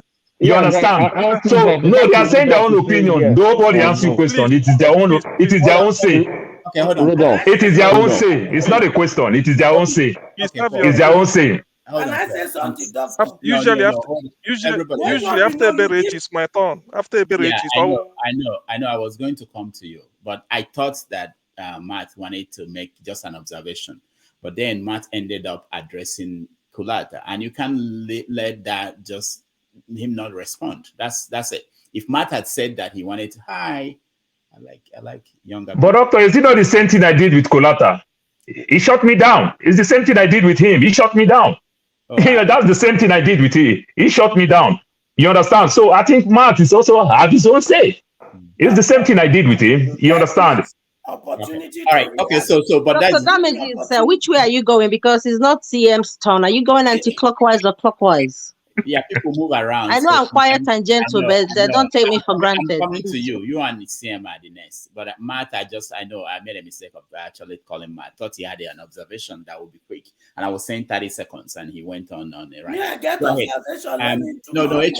No, you've spoken more than 3 times. And we have No. Now only once. Which one counts as 4th time now? Kolata, go ahead. Which time? Yeah, so Matt. This one you're speaking now is 4th time. That Kolata, is not. I have not said anything. So make not the counter. Kulata, go ahead. All right, so Matt, you don't find trouble. Why you give Matt? Kulata, all right, so Matt, you alluded to the country not celebrating as proof that the election was one way or the other. I mean, that's fine. It's a subject. That's objective. It's not an objective thing. It's nothing you can take to a court and table that as evidence that something happened. I said it, the elections are not perfect; they're better. And then, what was the other thing you said? I mean, all you talked about was just emoting. It was all emotion, nothing substantial. I quoted the result. I quoted that, for example, an upstart candidate won 5 APC states, 6 PDP states. We never had that before. In 2011, we had a third-party candidate, that guy, what's his name again? The old EFCC guy. It was the third-party candidate. He won in my state. So it was just one state he won, outside of maybe one other Northeast state. Obi won 11 states belonging to the traditional parties. I have never seen that before. I am quoting facts. You are stating emotions. That's the difference between you and I. Thanks. All right, thank you. Let me go to CM and then Isimele. You're next. CM, go ahead. Okay, thank you. Normally, usually it's after Berechi, then it will be my turn, but let peace reign. So I anyway, can't what get I it want to say is that together. from all Sorry indication, about that. Yeah, ev- I can't get it together at the ev- same time. everything considered, Professor Mahmood, Go ahead, try everything again. considered, Professor Mahmood Yakubu is the greatest failure in history. All he has succeeded in doing is to place his name on the gallery of shame. He has every tool to write his name in gold. He asked for about 350 billion naira. He went to the National Assembly to defend the budget. It was given to him. He went all over the world to assure the people that this will be the best election in history. He has technology. Before then, he tried it out in Anambra, it worked. Tried it in Ekiti, it worked. Tried it in Edo, it worked. Tried it in Oshun, people were saying hallelujah. Now, on the day he should use it, I watched a video clip somewhere in Omahia. An party agent or the INEC person in charge of the polling unit was telling people, say, look at, we've uploaded and transmitted the House of Reps result. It went fine. House of Senate, the same thing. Presidential result couldn't go. If it were only something that happened somewhere in Omahia and maybe in Edo, in other states, where they may say a glitch, but this is all over the country, so it's deliberate. Mahmoud Jega had the opportunity to do the right thing. He deliberately sabotaged himself because of the money given to him by Tinubu. I can never. It will I know. be CM, what hold I on. call. CM, hold on. CM, hold on. You just said something that I know I let something slide, but this is we have to try to do better. You can. How do you say that he was given money by Tinubu? Where Okay, did yeah, you that see is. that? Where did I see it? Well, I have my own intelligence. That is just what No, I will say for now. no, but please, It's true. no, Yeah, not no, on no, no. this. It's true now. No, Yeah. no. By the time the case opens in court, you never know who will be a witness. But let me just keep it like this way. Yeah, You never but know we who they don't. will call as a Okay, witness. I hear you. I know. But let's Mhm. on this So show. and Let's try to have something. You know the exactly. way you write your dissertation. Some reference Yeah, points. they can say allegedly, sort Yeah, of. not even like that So one. You can't even allege if you don't have a It's reference. alleged. It's alleged. From what so source? Even the so newspapers, you can so say you don't know what you. Allegedly. No, it doesn't cover. I It think doesn't cover just saying things what like that. what I've learned in Nigeria is go to court, isn't it? Mhm. So let I'll me give not us, lose my give us the trend of source. thought. I'll give us the source. Uh, take me to court. I present it before the court. So the man had the opportunity to write his name in gold. He deliberately sabotaged his effort. He came to Chatham House, Royal Institute of Foreign Affairs, International Affairs in UK, the equivalent of Nigerian Institute of International Affairs in Lagos, to come and tell the world that everything will be okay. It will be transmitted in real time. Even there's a video where he denied it. He said it can never be true. Everything will be done. He was given all that he requested. Shenwo Kimbaloye asked INEC spokesperson, do you have all that you need? He said, yes, we have it. We are waiting. He deliberately did not want to transmit it so that they can then start unforging. So, or based on that basis, I work with data too. You can never get a good product, a good outcome from a very fraudulent process. So somebody coming here to come and bandy figure, this man won this, this is what, look, it can't work that way. Until the procedure is clean, whatever it gets out, then you can then accept it. Even if they tell me Obi won 500 million votes in Kano, all these things are just allocation. Look at Lagos. PDP is saying over 900,000. PDP representative, that's what Labour got. and then Tinubu's agent will be going around telling you this man won this. And then because we are on have your say, because this program is have your say, so I'm having my say. What I do not like is for somebody to come on a program like this and present the aura of a terrorist. Sometimes you see the person putting his face at angle 90, hiding, bringing only one of the eyes. I don't know, because if really you are honest, the figure you are bringing out is genuine. You should be able to see me clearly. The way you people are looking, you don't have anything to hide. You come here and place your face at angle 90 and start to wear one type of I don't know, what really are you showing? And then this type of people will be asking me for evidence. The fact that my face is clear shows you that I'm clear. But the fact somebody will be telling you that this is the genuine, that somebody did not win, and yet you can never distinguish between the person and a descendant of Osama bin Laden. So this type of thing, when you look at it, it tends to it makes this place as if, what really are we here for? Are we here to party terrorism? What are we here for? So this idea of Jega should just go and hide his face in shame. I'm waiting for the day Peter Obi will open up the case in court. Peter said, I won the election and I will prove it. And they will prove, sorry, Mahmood. So Peter said, I won the election and I will prove it in court. That's what the world are looking for. The fact that Peter Obi appeared in the cover of Time magazine will tell you where the opinion of the world is. So for somebody to be an agent of darkness and then come on a platform like this and start to see if you can bamboozle people with, concocted lies, then tell us who you are, nothing, no identity, nothing. You are even ashamed to even share your facial appearance with your fellow people, and yet you want me to believe you. What a chicken-hearted generation. We are not like that. Some of us are far educated behind that type of thing. If somebody came here to come and play one type of illicit terrorism, just to come and massage figure and feel that he can ram me down our throat. Oh God, this is a shame anyway. I don't listen to CM, thank you. You mentioned something. I don't think that's actually. I have to confirm. Did Peter Obi actually appear on the cover of Time magazine? I heard that it's not true. But anyway, it's fake. He did.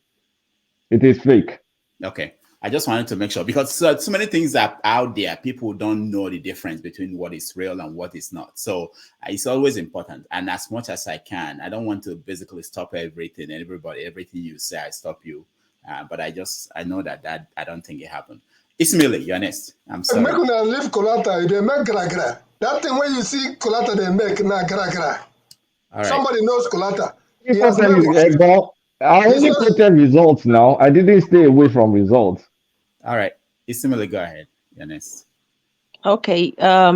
My contribution to this is, for me, this is my voice towards this election. Go ahead. Whilst I was in Nigeria, I never voted, not for one day, because of the belief that the Nigerian elections are always rigged. And that with that notion, I did believe that my vote will never count. That made me... Okay. I'm going to Yakubu, isn't it? Yeah. No, I'm not actually trying to stop you. I was trying to say, because CM was showing a picture. And I'm saying the fact that, sorry, just to clear that before we continue. CM, the fact that it looks that way doesn't mean it's actually the cover of Time magazine. You understand? You should go to Time magazine website and you see if you see it there on the website. Is it on the website? Unmute yourself and speak. It's not on the website. On the website of Time magazine. It is there. All right. Yes, it is there.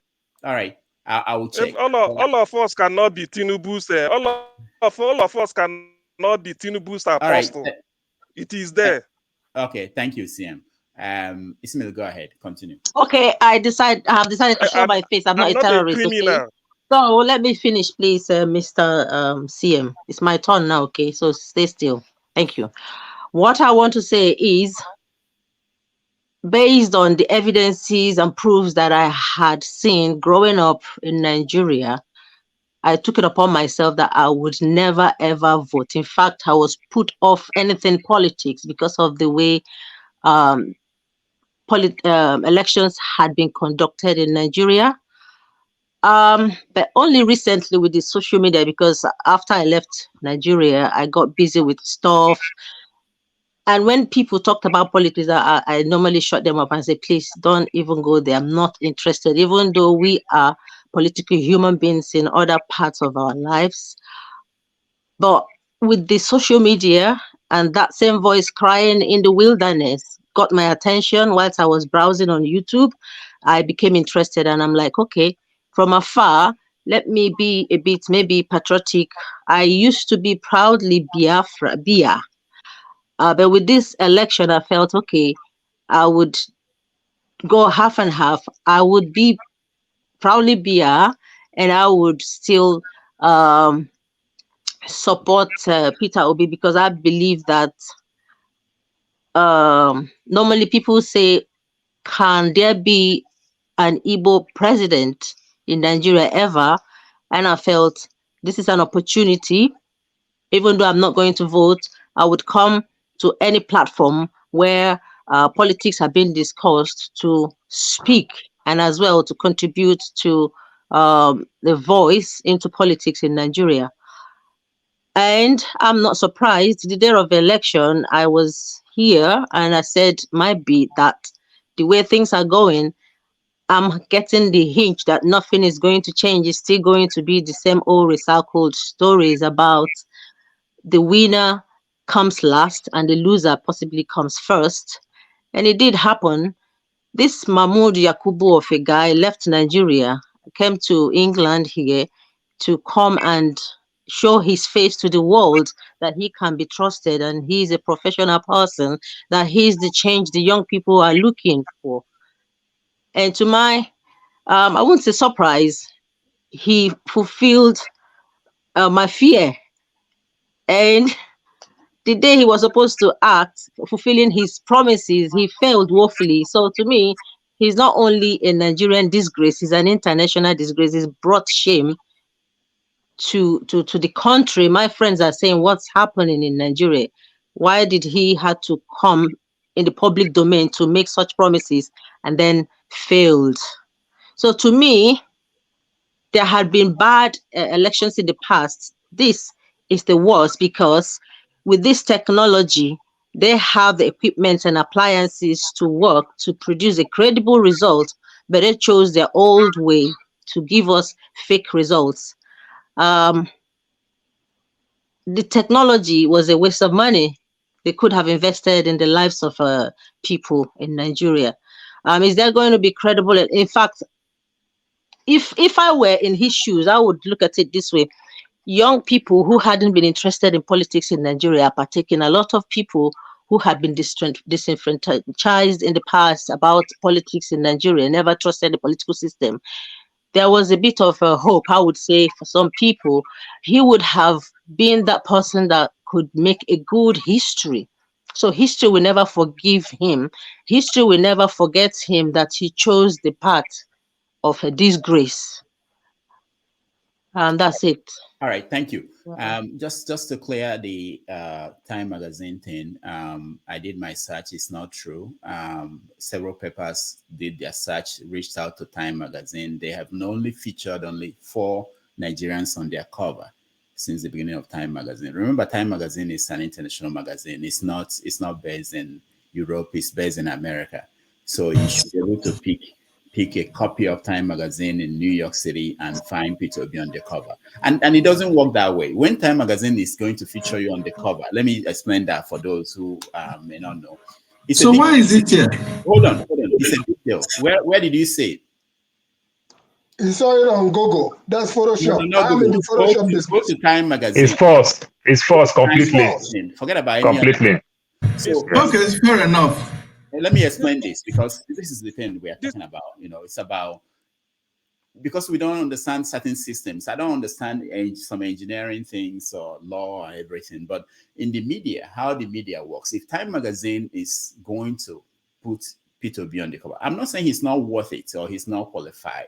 okay, or whatever. They have their standard. The point is that if they're going to, it's a big deal. They will travel to Nigeria. They will be there. They will take his picture. It's not something that you'll be guessing. It's not something that you can only see on the internet. You can see it at the airport. People at any airport in the world, you pick up Time magazine, you see his cover there. You know, so this is not something that will happen in isolation. You know, but it's very important to understand so many things that people put out there are not true. And that's why we have to have that responsibility on this program, not to add to that by allowing people to say things I can't prove, you know, so as much as possible, control it. I know we all make that mistake, but my brother, I know this is your profession, so that's why we are happy to have you. That's right when we are wrong. All right. So thank you so much. So anyway, so let's go. I am in the Photoshop business. Please, this is my turn. Whatever you see. What are you doing? Ike, we've been looking for you when we come to you. No, I'm here. I think it's my turn now. No, I'll come to you, Jude, after. Ike is next. Ike, go ahead. Oh, thank you, Dr. Damage. Finally, listen. I'm going to start from another angle of the same discussion of Mahmood, and I am going to say this. I'll start with this.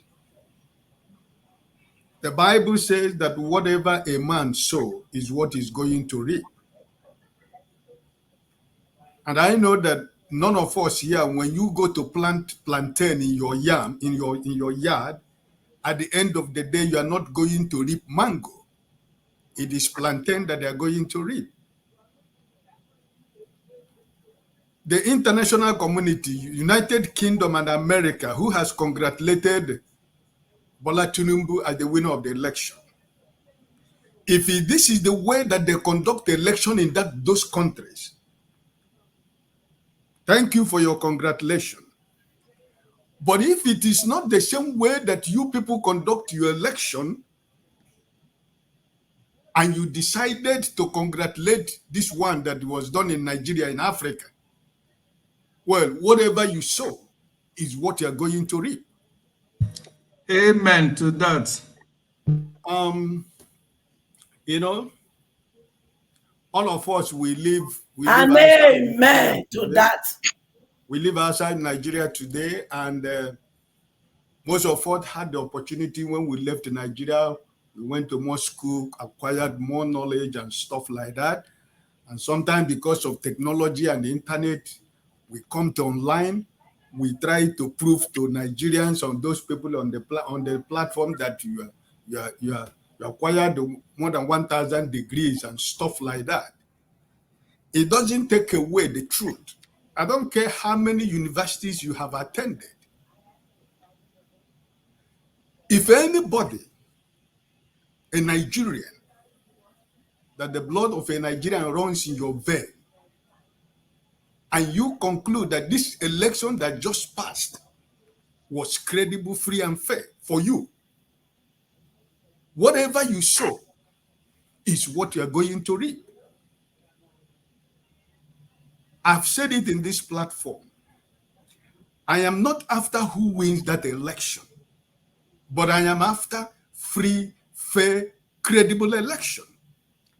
Because I know that if sincerely that this election was free and fair and credible, and Peter Obi loses this election, or Atiku loses this election would have gone. We wouldn't be talking this presidential election. By today, every honest Nigerian knows what transpired. Like my sister said, and everybody said here, Mahmoud sold the Nigerians to the world. He blackmailed Nigeria, including you, Rudolph, including all of us that are here. Because it doesn't matter what passport you are carrying today, you are a Nigerian. So he sold us, blackmailed every Nigerian to the world, and led the world to believe that we are going to have a free and fair, credible election. And everything that he asked for, he was given. The support of the international community, he was given. Financially, he was given. Everything that he needed, he was given. So there is no I am not angry that Peter Obi, that this election turned out to be like this. And I stand here to let you know that until there is a free and fair, credible election result, Peter Obi won this election. Up to today, the presidential election result is not yet completed, downloaded up to now, even as we are talking. Oh, come on, Nigerians. What are we really thinking? What are we talking about? The same presidential election that we supposed to have finished by Sunday, the result up to today is that the Saturday, 13th of, what is today, 11th or 12th of March. The whole result has not been uploaded. And we are preparing for the governorship election next week, Saturday. Hey, come on, my brothers. What are we saying? So listen, I just said something here. Any Nigerian, wherever you might be, that says that this election that just passed by was free, fair, credible, and was better than every other election that has been conducted in Nigeria. I was not born today. I am 60 years by December last year. So every election that you are talking about, I've been a participant and I've witnessed all of them. And this technology that we had would have been the best among every one of them. But it has become what Mahmood have used to blackmail me as a Nigerian. So any Nigerian man anywhere in the world that said that this election was free and fair and credible, Galatians chapter 6, verse 7, for whatever a man sow, that is what you are going to reap. I raise my case and I'm going for lunch. Sorry, I will join you because I'm still in the office. I'll join you back. Or you want to join me on my lunch? I have plantain and jollof rice. Thank you so much. Jude, you're next. Okay, guys. Good afternoon, good evening, and good night, everybody, wherever you're watching from. I will start by saying this. Like the Bible says, to whom much is given, much is expected. So for those who are propagating the falsehood that this election is fair, free, and credible, and perhaps the best in their own context, they should understand also that never has in any election in Nigeria received as much money and even publicity as this one has received. So if 300 something billion could be paid or could be spent from the taxpayers' money to conduct a monumental election like this, and this is all we can get from it, then it's a disgrace. You see, the international community, one of my major concern about this whole imbroglio is that all over the world, we are being known, Nigeria is being known as a fraudulent, corrupt nation. And what has this election done? This election has simply solidified that belief and assumption by the whole world. And also when people come out, in the citizens that are not in politics come out to defend the same fraud, it's also solidifying the belief that every Nigerians are corrupt, not only their leaders. And I'm ashamed to be logged into that category of people because of certain people like Kulata, who has, been paid money. I know he's working for his money anyway, who constantly come in platforms like this to propagate, lies and falsehoods, and will tell us that he's talking on facts, not on emotion. What facts are you talking on? When the raw result, as we know it today, indicates that Obi won this election by no means far margin. The raw result, we're not talking about INEC doctored results. And you are telling me you are speaking on fact. What kind of fact are you speaking? That is not based on the raw result. A raw result, a raw data, and a secondary data or a downflown data that was collected from the raw data cannot be better from the source. Well, let me put it out. Let me leave that at that. Now, for as we continue to talk this, I see that we are kind of exonerating Buhari, from this whole thing. Buhari and Mahmood, okay, with their entire party, bamboozled Nigeria, deceived Nigeria. In fact, Buhari is the main con artist in this whole thing. Who came out to tell us, to make us believe that he wants to leave a legacy? He said it repeatedly, a legacy of free and fair election, that there will be no rigging. Anybody that wants to rig, and that person should, they should fire him on the spot, and so on and so forth. And at the end of the day, what did we see? And they haven't even announced before he started congratulating Asiwaju. Now, what does that tell us? All these people are all con artists. They have all been playing, conning us, and we continue to take these things. And some of the few that are collecting all this payoff and bribe from them continue to go to social media or hop from one social media or the other to falsify truth and to model up facts. Well, the truth of the matter is, like our brother has said, whatever a man sows, he will also reap. Just in rounding up, I want to say this. No matter what happened, okay, the truth of the matter is Obi is going to be Nigerian president. And God forbid that Emilokon, that Asiwaju will become president of Nigeria. God forbid. Instead, Nigeria should break in pieces. All right. Thank you, Jude. I wanted to say something, but I don't want to drag us back. Jude, you mentioned something, but let me just say it in passing because it's important. You mentioned that Buhari said that anybody who wanted to, what did he say? Anybody who wanted to rig the election should be shot or something like that. No, that people can snatch the ballot buses. I'm sure many of us heard those speeches that snatch the ballot buses and going to do this and that, and they send military.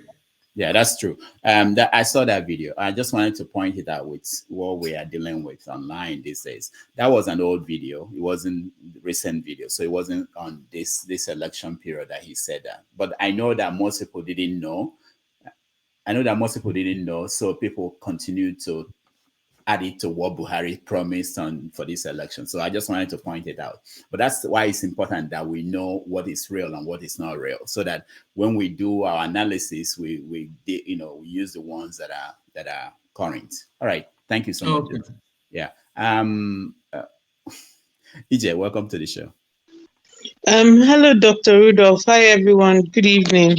I don't know if yes, about the INEC chairman. I know INEC is an Independent National Electoral Commission, but it's very obvious that independent should be changed to a D, to be dependent, because they are dependent on whoever that is sponsoring or whoever calls the shots.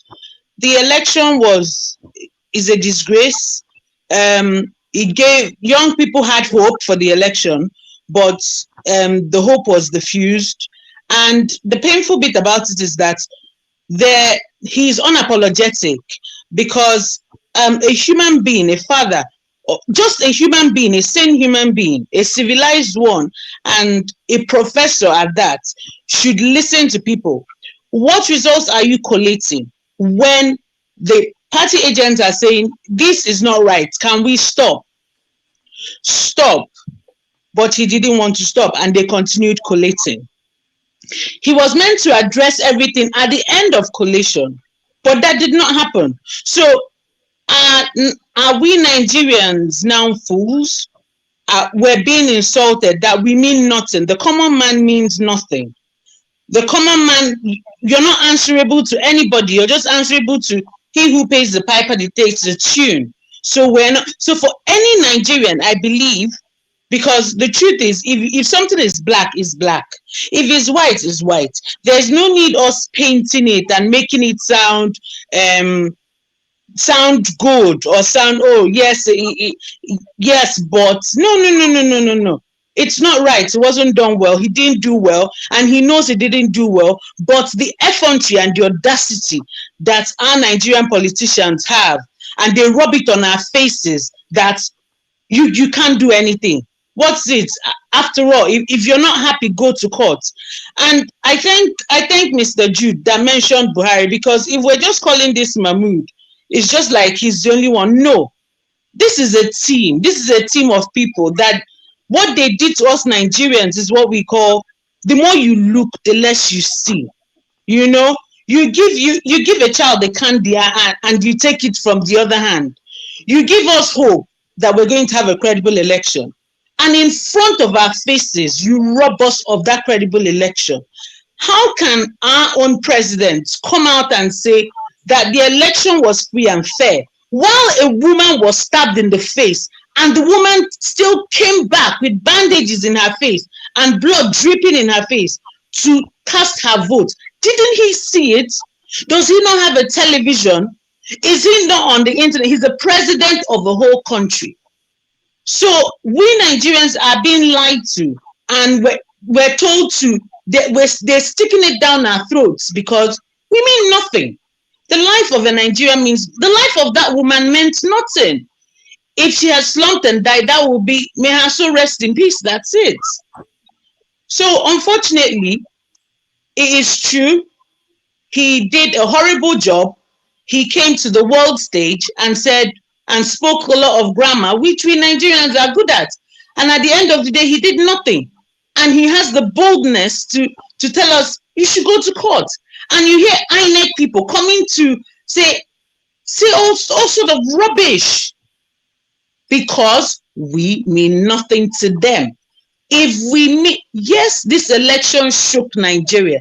Yes, the labor force shook the political sphere to tell them that it's not business as usual. We are done. We are tired. But they try to tell us that we can still control things. What do they mean? Yes, Labour won Lagos. So what? Is that a compensation? And what are the scores? What are the scores you're showing that we won Lagos? What rubbish is that? So it's high time that we that live in the diaspora tell ourselves the truth, because we live in a system that works. So why should we sugarcoat what is happening in our country? For what? We're not gaining anything. Instead, there's still insecurity in that country. If it's not affecting you, one day it will affect your neighbor. One day it will affect someone that you know. It will affect someone's child. And when it hits you, that is when you know that Nigeria doesn't work. Thank you, Dr. Damages. Thank you, EJ. Before I go to OpenX, I wanted to ask anybody here if you know, there was something that was going on as of last week. Labour Party was computing the uploaded results. I wanted to know if anybody has any information on where that stands. But hold on, I'll come to that. But that's after Queen S speaks. So yeah, I want to hear on that, on what's the issue with that. Go ahead. On that, no, Igbo Basic. No, I said. You're talking about, you asked the question. After Queen S speaks. Okay. Yeah.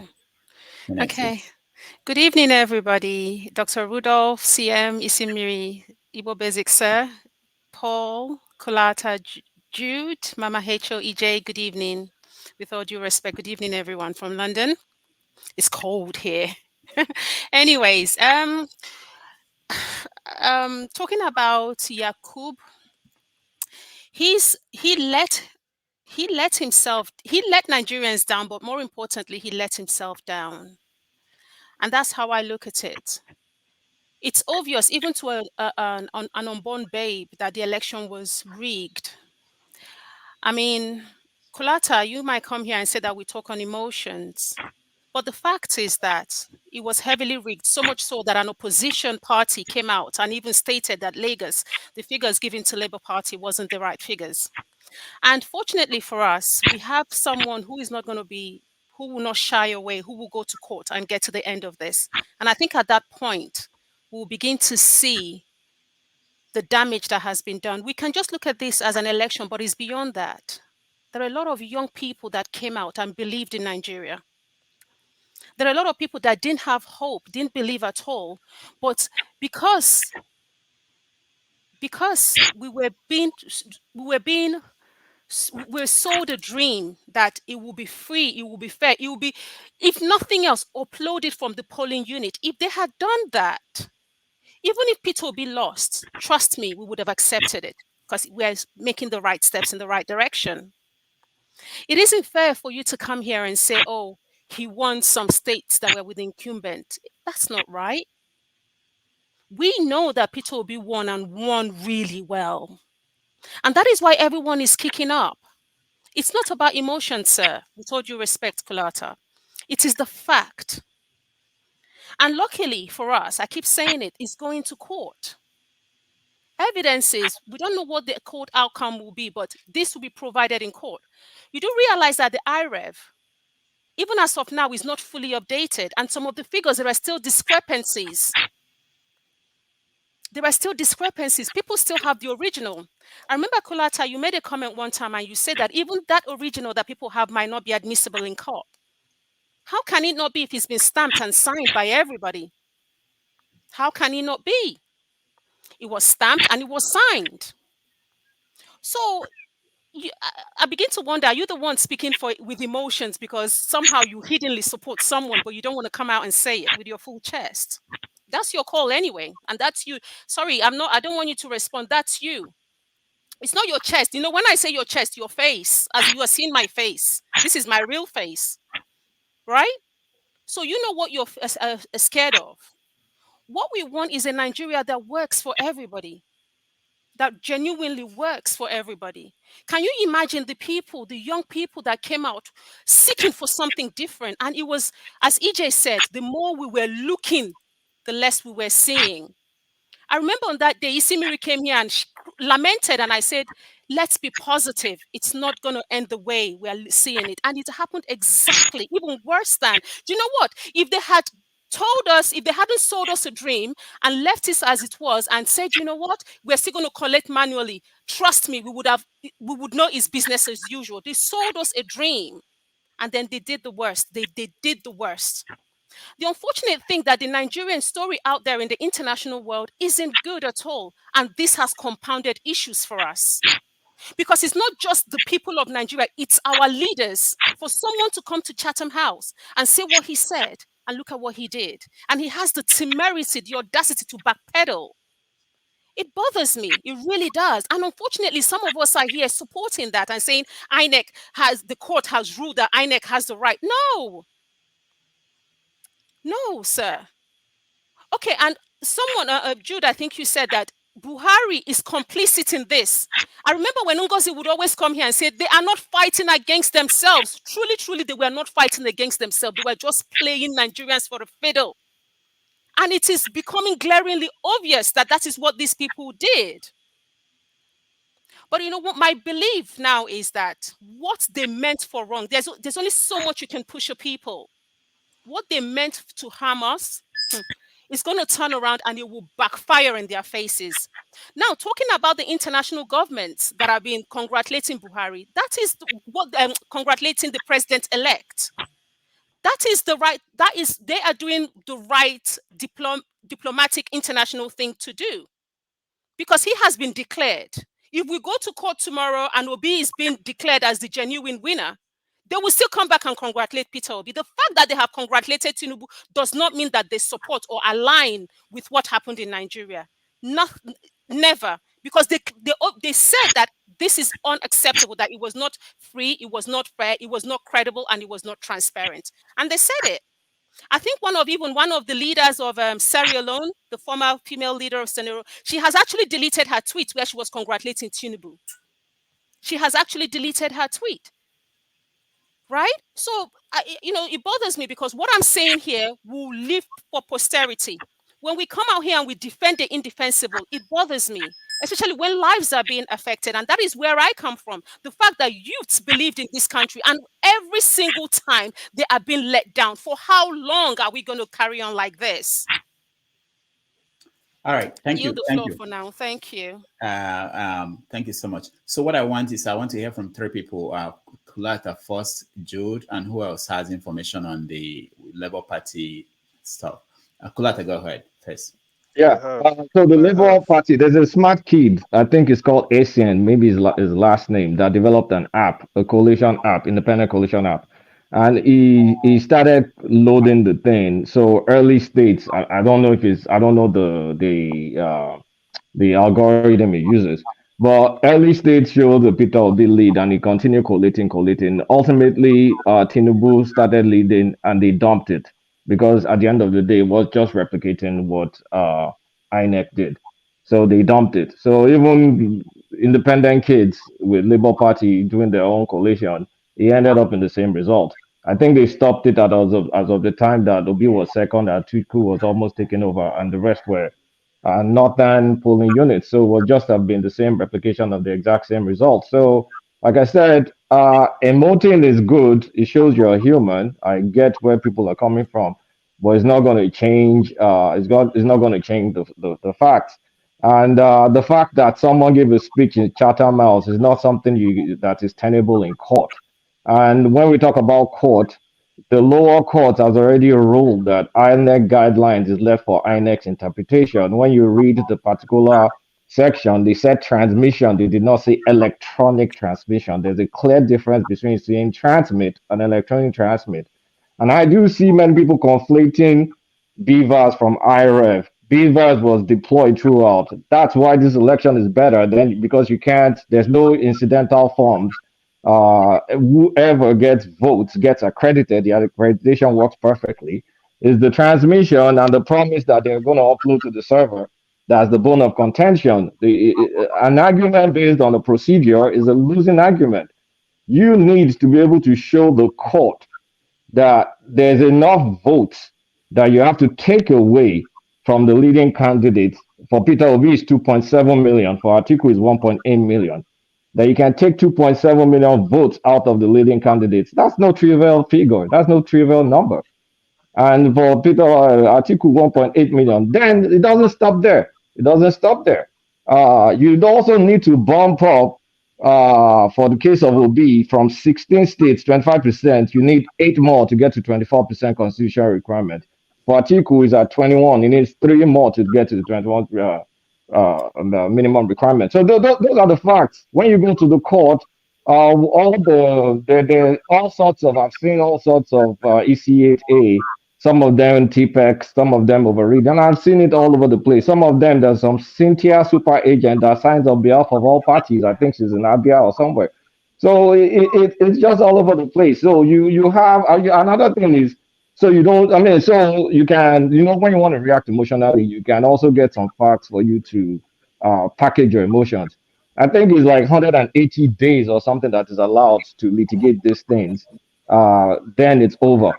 Then it just stays in court. So you have a time box, you have 36 states, you have the 2.7 million challenge and 1.8 million challenge and 8 state, blah, blah, blah, blah, blah. You know all that. So all these beautiful arguments to use, Chatham House, you are this, you are that. You can take it to court and they'll throw it away because it's nonsense from a legal perspective. It's basically beautiful nonsense. Okay. So, Can I say wait, I want to round up. My battery is going to die. So for the ad hominem attacks, which I get, I mean, if you have a weak argument, you just attack the person. Jesus loves you. So, Rudolph, my battery is going to die. If I charge it, I'll come back. Okay, let me ask before, just 1 minute. Can I say something? Doctor, not jump in this time. Don't say no, because you've allowed other.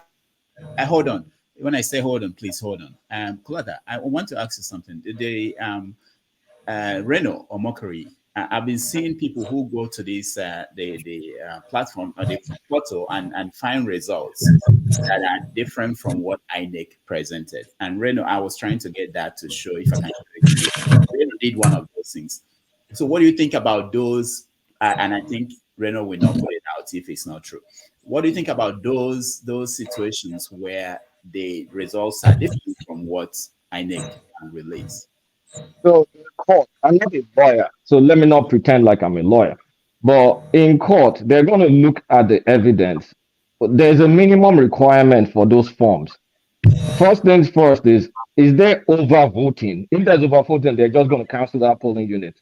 Because I've seen some where there's, I think in River State, there's few I've seen in River State, Obiakpo or something, I'm not sure, where there's overvoting. They should cancel those ones. There's some that I've seen in the Southeast where one person signed on behalf of all the parties. If the parties contended, they'll cancel it. Some of them were unsigned. So it is up to the minimum requirement of INEC, and I insist on that word, minimum requirement, not what you wish or you desire, is the minimum requirement that obtains. The judge will always go with the minimum requirement. And so I expect it's hard in electoral litigation to increase votes. So because for you to increase votes, you have to show your own EC8A that all the parties signed on. And so the people that said maybe Obi got 900,000 more in Lagos, it needs to be EC8A that INEC presents, because you remember, this is a case against INEC and maybe Bola Tinubu, depending on the case. INEC is always involved. So if INEC tells the court that this is what we presented and it's not this 900,000 that people have been remunerating against, then there's no way to override that, because they're going to, I mean, even for all the agents to sign is not a minimum requirement. So you see how difficult some of these things are. But again, Jesus loves all of you. Allah loves you. Bye-bye. My battery is going to die. Thanks, guys. There's always an excuse for you to go. So bye. Please, can I give my own opinion? No. What I will do is, can I give my own opinion? Because he's giving his own opinion of the court. Yeah, Jude, yes, he's the Labour Party opinion of the court, because that's what he gave. Please. All right, Jude, let him speak. Okay, go ahead. Yeah, go ahead. Madam HR, I come to you. Go ahead, CM. Go ahead. Okay, yeah. Oh, he's present. You see, I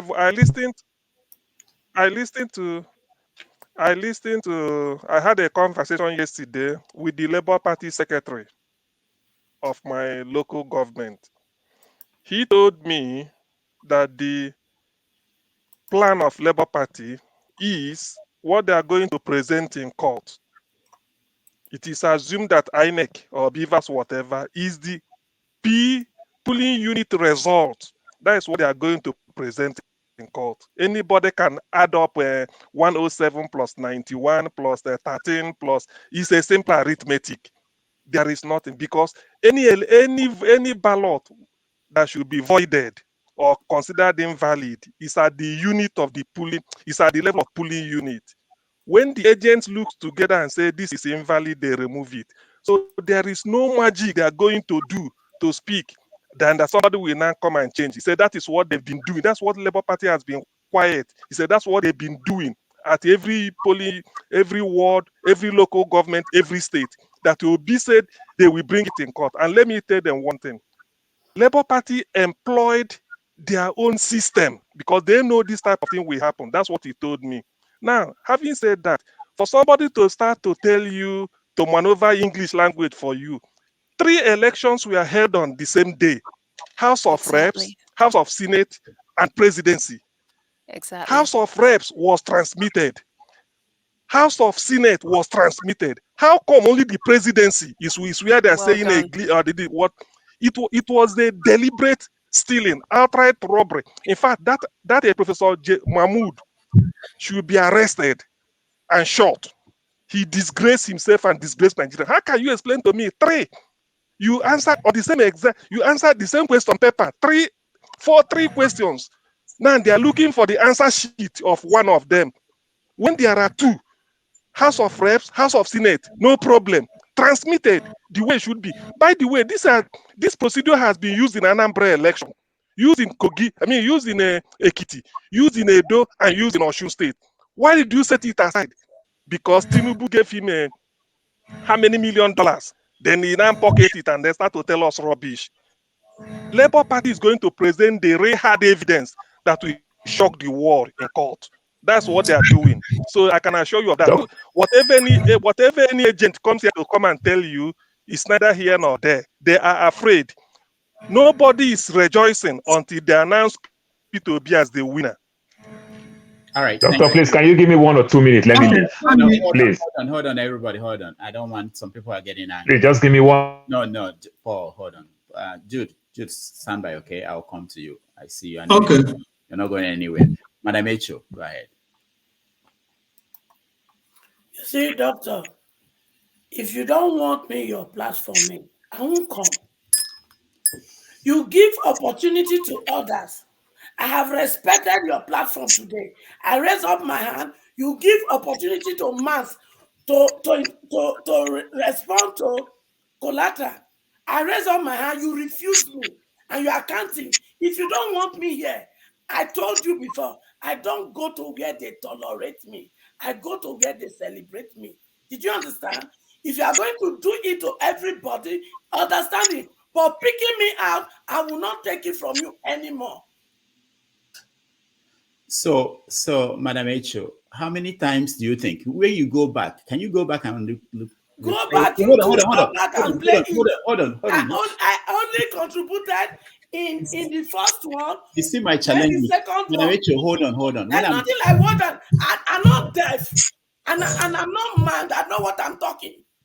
We have to have. If you speak, let me speak, and if I'm speaking, wait, let me finish. Then you speak. You are provoking me, and I'm not going to take it anymore. Madam Echo, we have to have order, law and order in what we're doing. The point is that when you go back and watch any of the episodes that we've done, count how many times you speak. You don't notice that. Just try it and check all the other people. Hold on, let me finish. Don't go to other people. I'm talking of today. And if you think I don't know what I'm doing, I'm not stupid, and I'm not dumb, and I'm not deaf. Nobody is saying you are dumb. People like you here. People. The same thing.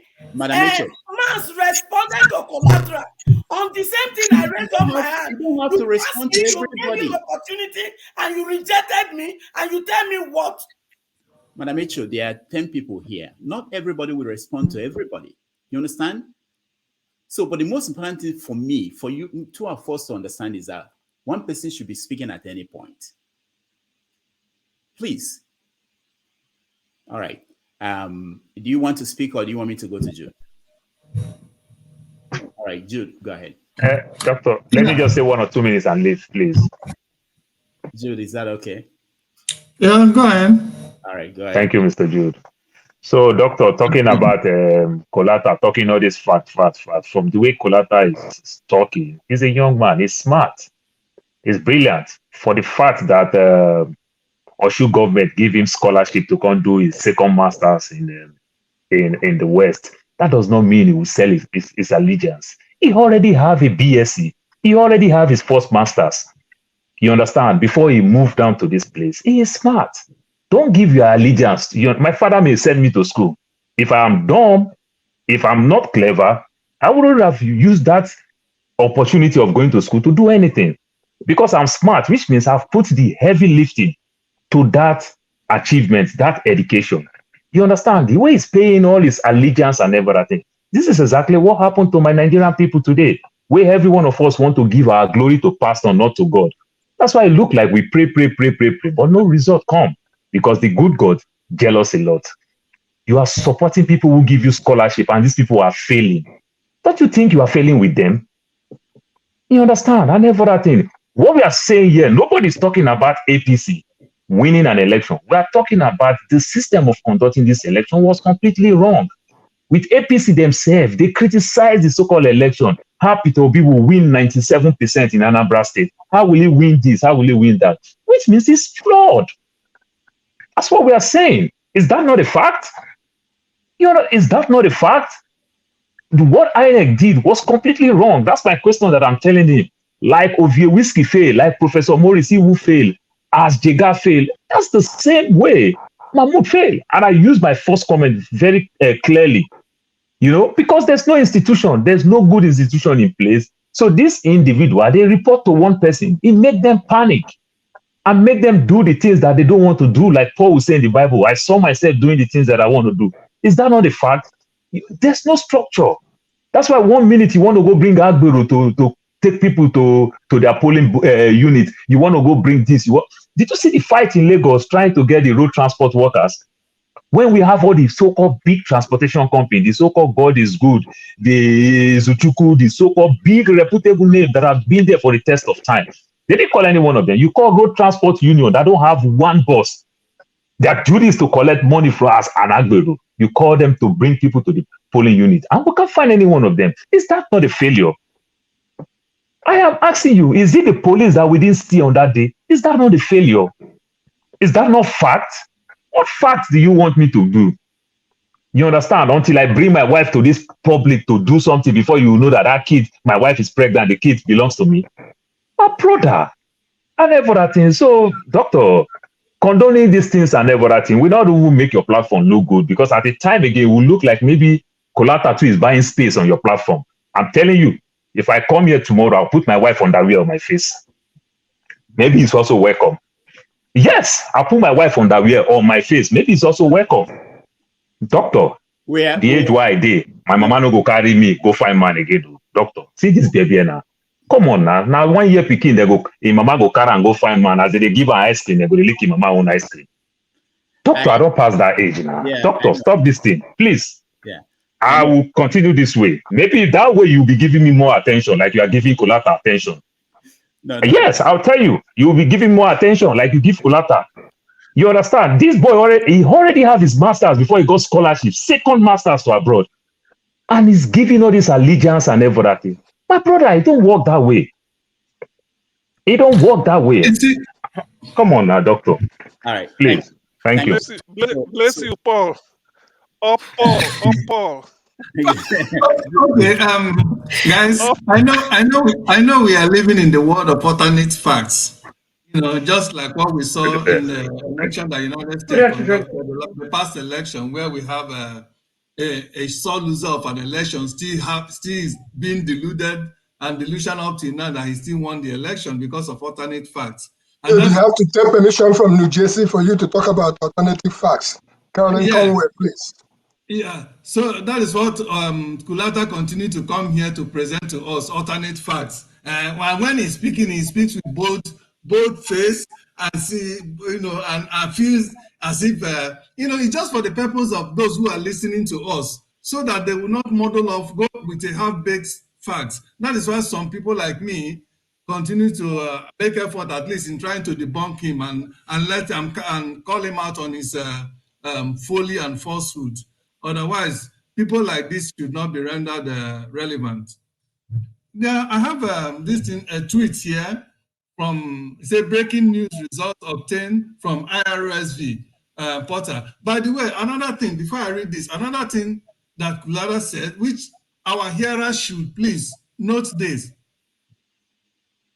INEC was given the authority to stipulate the guidelines on how the election and the transmission of results should be done. And in INEC guidelines, I think section 18 of it said that election shall be transmitted from the polling center direct to the distinct. That is in INEC guideline. And Mahmood spent a lot of time when there was rumor, I think, well, that was late last year or so, is it in December or so, in letting people know that rumor is false, that they are going to transmit the result from the polling station to the server directly, that they are there to serve Nigerians, so they cannot do otherwise.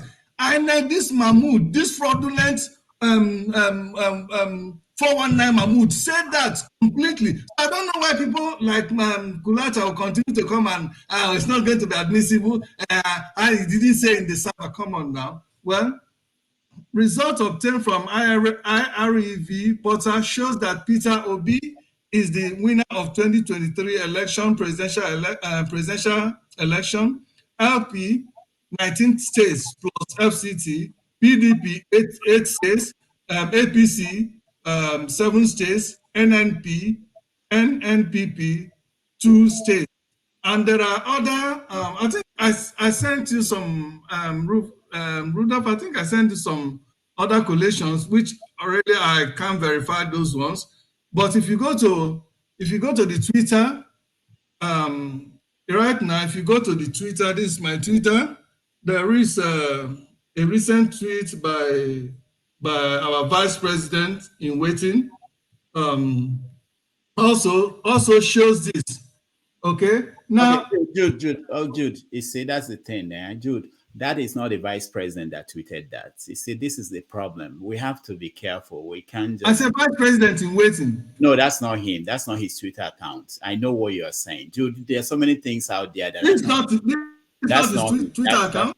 I know what you're talking about. That's not him. Sorry. You see, we have these things we put out there, that people put out there. We just have to control it. Otherwise, we confuse more people.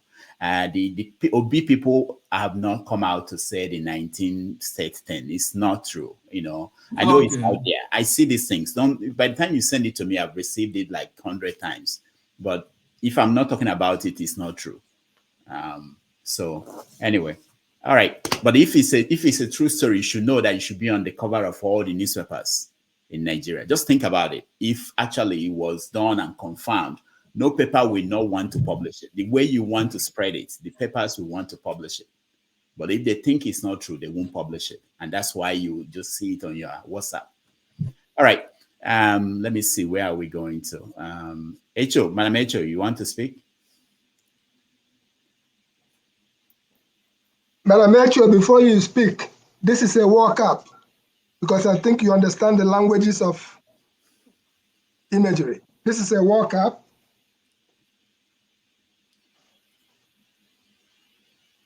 You see the difference in these two caps?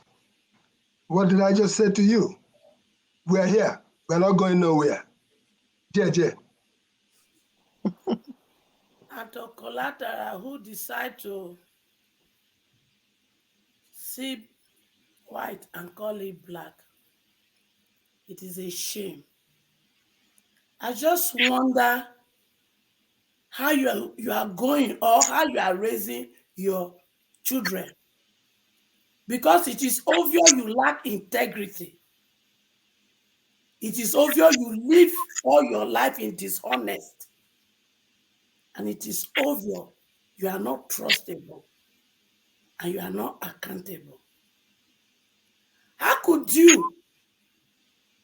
a man who came with his own mouth and promised the whole world that he has everything it takes to give us a credible election, and could not keep to his own word, and you are here defending him? It is only you that doesn't have emotion. Because when you use the word emotion, I know you were referring to me.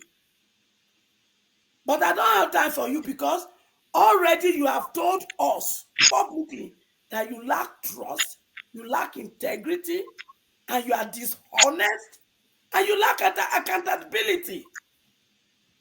Oh, because it's benefiting you, you don't care. You know what? There is only one thing that is certain. You let the blood of the innocent and their spirit, the blood of all the innocent people that has been spilled in the land of Nigeria, let their blood, and the one that was spilled in this election that we are contesting, and their spirit, may they haunt you, and everything that is good you stand for all the days of your life, from generation to generation. As those women that lost their children are weeping, may weeping not depart from your life. May it not depart from your generation. May every good things you desire in this 2023, may it become like a mirage in your hand. Those who have sponsored you here to talk rubbish, they will eat the pain and the pain of sorrow all the days of their life. Election was rigged, obvious. For the first time, they gave Nigeria a president they rigged for by midnight when Nigeria were sleeping. And everybody woke up, and everybody were weeping. Both big and small were weeping. The young children that just become 18 voted for the first time. And your principal, Tinubu Ole, He rigged it. And he's there celebrating. And you have the audacity to come to my front and tell me Kukambu story. Iyamaje, you will suffer all the days of your life. Bitterness will be your food in the morning. Sorrow will be your food in the afternoon. And anguish and agony will be your dinner. And to those who continue to support this evil, may the blood of the innocents, may their spirit haunt everything that gives you happiness. May disgrace and disappointment, may it be in your dwelling day and night. Wherever you get your income from to pay your bill, may it turn upside down. Because some of you, because you are eating burger and what here, you don't feel the pain at home. May 2023 give you that INEC has given to Nigeria. And so shall it be. In the name of Jesus. Amen. All right. Thank you, Madam H.O. Hopefully, after the election, we will have, I think I'm thinking of something as some of the things going on here. We'll have a kind of a group that we could put together, and maybe we can come up with a little bit of a code of conduct. Something we can all agree to, in terms of what we should be doing on a platform like this, and then have some conversations around that. But for now, let's continue. I want us to finish this election, and then we can think of. Let me welcome a few people who are joining us. Henry, welcome to the show. BBC, welcome to the show. Henry, I wanted to talk to you because I see some of your comments. Sometimes you write things that I don't understand. You say, why are you stopping me from coming in? I don't see you, Henry. It's not, I don't stop anybody. I don't know why people think I'm interested in stopping anybody from coming in. Rudolph, no. I was in the back. I was, these cameras, the stage was a space there. I wanted to come in. It shows the camera. I want to click in, then you kick me out. Then I thought you were laying. Not me. Trust me, Henry, not me. Okay, I accept that. It's an assumption that I'm the evil guy who is doing things. Stop. Yes, okay. I accept that. Henry, I didn't see you at all. No. It's okay. All right. So where are we? And so we go to let's hear from people we've not heard from at all. Matt, you've spoken before. Let's hear Henry first, and Ndobisi, then we'll come back. Henry, go ahead. Yeah, good evening once again, Mr. Rudolph. Sorry for my reaction anyway, because I laugh. No, I only laugh when I see that because because I was looking forward to coming. I mean, okay. Yeah, anyway. I wanted to come in to talk to this Mr. Kulata, whatever. Mr. Rudolph, it's your show, I know. But you said everybody should put their camera out so you can see who is talking. But I don't know why you are lying to do that. I work in a home care home. They have corona several times. But when I was in some shows, I don't put on masks every time when I'm in the office. I don't put on masks. Every time cover his face. If he's not having something to hide, why is he doing that? People like this just come here when they know the country is on fire. How can somebody will be supporting evil? We know, everybody knows that the election was rigged. Everybody knows this was planned. You see, this same Lagos we're talking about when we saw the military, we say, yeah, they're gonna give them woto.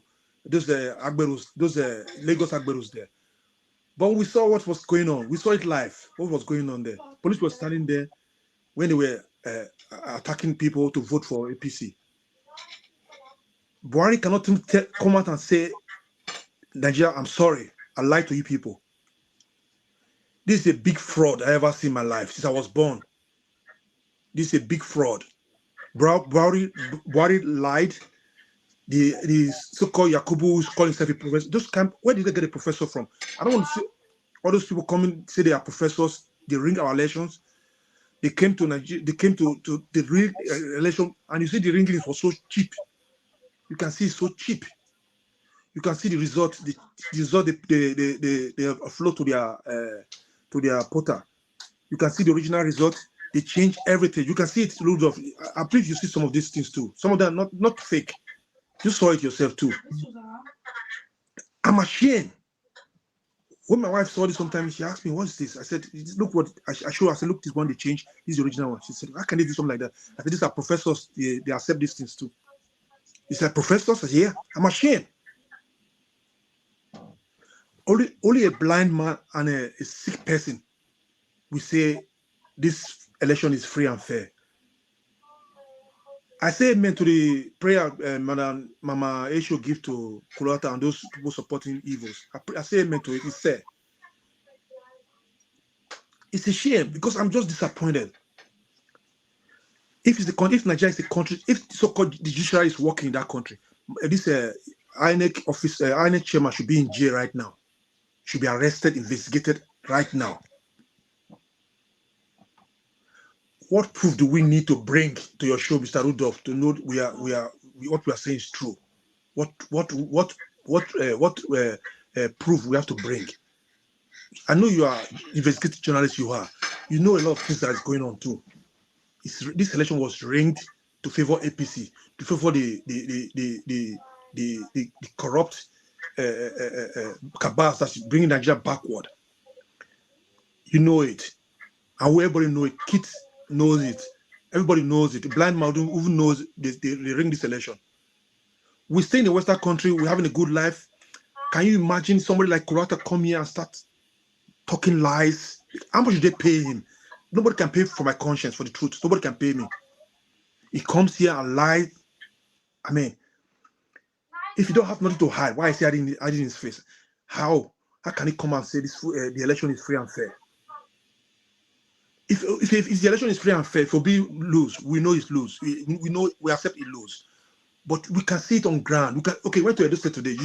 I guess you see the video. Was on unexpected visit, but everywhere was shut down. This man was loved everywhere, every corner in Nigeria, every corner in Nigeria. They love this man. Nigeria need real change. That's why they choose Obi.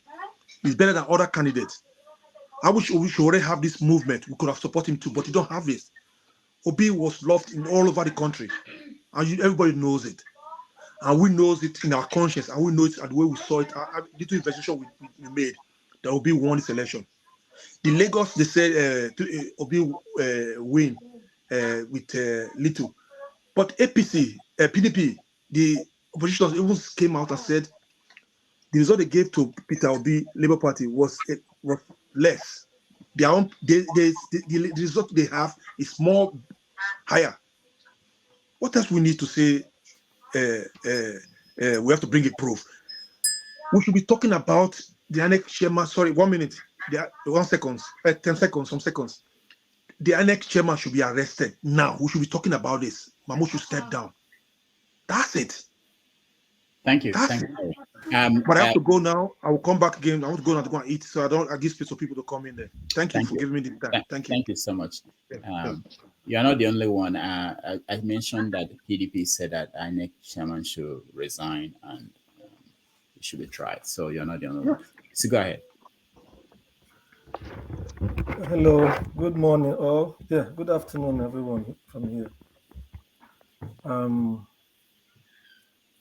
Our ladies, good morning, good afternoon.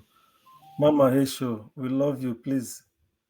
I will appeal to you to take it easy. Things will get better with time. Doctor will give you more time. He heard all you said, and I know him is a good man. Please, thank you. So, the INEC chairman, he slapped us on the face. He kicked us. If I will use the word some people are using on social media, he raped us and said, "What can you do?" That is what he did. He pulled us back. He sent Nigeria back, even back beyond 1979. I saw what Doctor showed us earlier when Zik and others were protesting. I saw Aminu Kano there. I saw Waziri Ibrahim, and I saw Awolowo as well. So this is what the ruling class does. When they are empowered, they feel they can do all they can do and undo.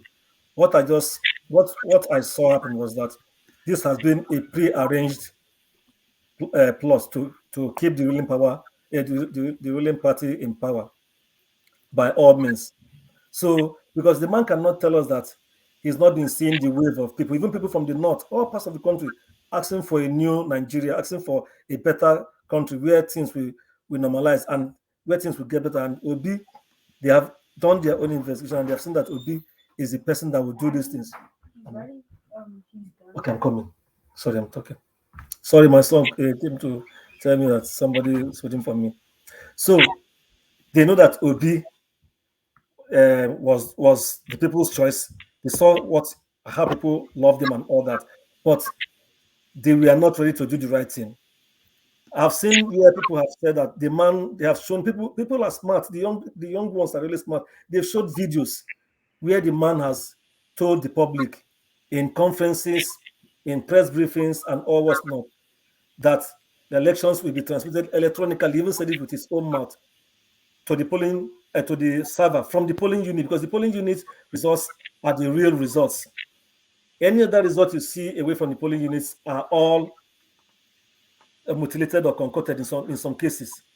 The only thing we should be talking now is whether, like some people are claiming that Beaver were not used in accrediting people in the polling units. If those ones were not there and other and elections still held, that's a different matter. But in most cases, elections were held, results were called clearly. And the man too, I'm just giving instances of one thing he himself knew that massive rigging was done in favor of APC. Rivers is a clear example. He's aware of that one. There's no doubt about that one. He's aware of that. Lagos is equally there. Well, I believe that Labour has already put all these things in mind and planned ahead. They have all the results from their agents, and they will know they will present all this in court. There's a place in Plateau State. There's a lady called Miriam Dido, or yes, Miriam Dido. She's a Labour Party supporter. She goes to rural areas in Plateau State or near Jos to talk to people and all that. She has been campaigning for Labour. She said that they have their results in Plateau, that Labour won over 1 million, I think 1.2 million. But at the end of the day, they cut it down to 400 plus. I saw her in that video she made after INEC announced results. She was crying and all that. So I believe that Labour will present their facts. The only thing I appeal is that the Supreme Court will do the right thing. Doctor, if you remember, whenever I talk about the election, I told you that two problems we are going to have is INEC and the security agencies, and that was what really happened. INEC didn't do their work. Let me ask you, because there are questions we need to be, asking ourselves and people who talk to us. So for that Plateau State, you said 1 million. I've had that before. Yes. So did you ask anybody in Plateau, anybody who is telling you this, why did the Labour Party agent sign at the local government level, at the state level? Why didn't they start protesting from that point? You understand what I mean? Yeah. Because one of the things that happened at the Coalition Center, that when Dino was complaining, an INEC chairman said, did the Labour people, the party, his PDP, did they sign? And the people coming from the state said that the party agents signed at the state level. So the question I have, if anybody is talking to me from whatever party, I would say, why did your agent sign at the ward level if the figures that are being presented to you there, they were false? Why did you sign? Let me answer it this way. It may sound weak, but let me answer it this way. There were reports that in some of the collection centers, some of the agents were chased out by security men. Then some who refused to go, they threatened them that if you don't sign, we'll do away with you and nothing will happen. I heard this from somebody in Rivers State. Same thing may have happened in Plateau State. But like I said, if INEC, if Mahmood Yakubu wanted to do the right thing, having had reports here and there, he would have paused the results he was getting from those state election returning officers and look at those items. Look at compare the results that were coming from the polling units and the result and the total tally to know what things were done right or wrong. But obviously, he was in a hurry, like one man said, like one elderly man said here earlier. He was in a hurry to just do what he was told to do and go and say everybody can go to court. So All right. Nigeria cannot move forward. So please let me finish one or two other comments. The other comment I wanted to make is this: since he has done this, I think he will go down in history as the worst INEC chairman ever. For now, I don't know who will come later. Then I want to say a little about Mr. Kulata. It is unfortunate that people will see naked truth and want to come around and paint it as if it was true. He has seen all these reports we see online, even pictures of people we are comprinting on election day, motivated results and all that. In Abuja, where I lived before I came over this way, there was a place where INEC people were in a classroom. They were supposed to hold the election in a school compound. People were waiting outside for them to bring the materials out. They were there with police officers complaining before some boys got angry and jumped into the classroom through the window. Lo and behold, they saw them doing all those things there. So INEC has a lot of questions to answer, but anybody who comes here and want to let us know, it is like this, court, we only look at this. Court, he's not the court. He's not a lawyer. Thank God he's not a lawyer. He doesn't know what he's saying. But thank God somebody has exposed him here to that he's a benefactor of the APC government in Osun State. So he's here in the US on a scholarship or whatever. So he's only dancing the tune of his paymasters, if that is the case. It's unfortunate that a young man like him should be doing. We want a better Nigeria for our children and our generations yet unborn. But he's here, only interested in the immediate gain of what he's going to get at this point in time when Nigerians are suffering. It's unfortunate. Thank you, Nduwisi. I without sounding Matt. You can see Izundu is here, Abayomi is here. They've not said anything. You don't want to say anything, Abayomi? Okay. All right. No, I just want to... Abayomi, never take your light. Izundu, where are you? I wanted to know whether you're in Nigeria because I'm in Nigeria. Okay, forget about all the other people. Let's hear from you. So where are you in Nigeria? Yeah, I remember. Okay. So Dr. Damages, only one thing made me to come up here online. Yeah. Last time there's something very cogent I raised. Then you said that you can't suppress anybody. But I just want to remind you this. Yes, we have freedom of speech. But indeed, freedom of speech is not free. Because whatever you say, you will account for it. I remember when Trump gave some messages to his supporters and there was insurrection. He came back to answer for it. And I want to plead with you, sir. I'm not saying you should suppress anybody's idea, yes. But any platform that doesn't have rules, anything can come up. Because if you check the comment section, you see a lot of negative section, comment from there. And I am here presently in Nigeria. We know what is happening here. Because my concern is to see a way where Nigerians will see themselves as Nigerian. But seeing people who live abroad, who are enjoying the basic amenities that even their fatherland cannot afford them, making some statement that will incite us here, is unfair. Like what? Please tell me what you saw, because I don't read everything on the comment section. What did you say? He said, "No, I'm just speaking generally. Okay. I'm not being specific. What do you want me to control? Let me see. What do you want me to control? What kind of okay? Like, let me give friends. Like, one man will come here and be making some tribalistic whatever. If anybody is coming up here, let the person respect every other person's opinion, emotions, and all that. Not that somebody will just barge in and do something, then move away. So I don't even know the issue of Kulata, but I've checked the comment section. The comment he was making at the comment section, having left the platform. In fact, it is very immature and all that.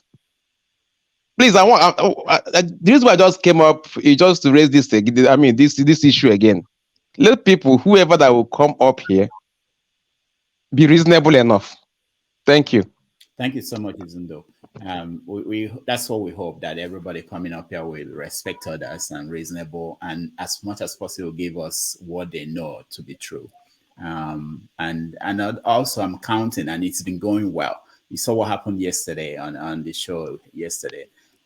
We hope that other people, everybody here together as a group. This could be a town's meeting. This could be anything. Different people will have different opinion. Eventually, the superior argument will win, and that's what I'm counting on. I don't have the superior argument, and I fear that if I start stopping some people from coming here, eventually I might stop you too, because I may feel that your own idea is not in line with my own. I'm counting that you know better than I do, or somebody else, and eventually people will see where the right position is. So I trust the system. I trust you, who is watching at home, that they will be able to hear different opinion and be able to say this is more credible. But if we shut down some people, eventually I might be shut down. No, I'm not saying shutting down people. I did not say you should shut down people. No, I'm not saying shutting down people. Yeah. That things should be moderated properly. I mean, you respect. Once you come here, you put respect. Let whoever that will come here put respect first.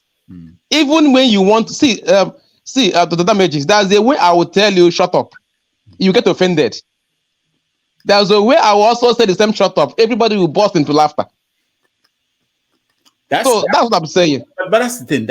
I like Izundo. Thank you so much for bringing this up. I really think that people are learning.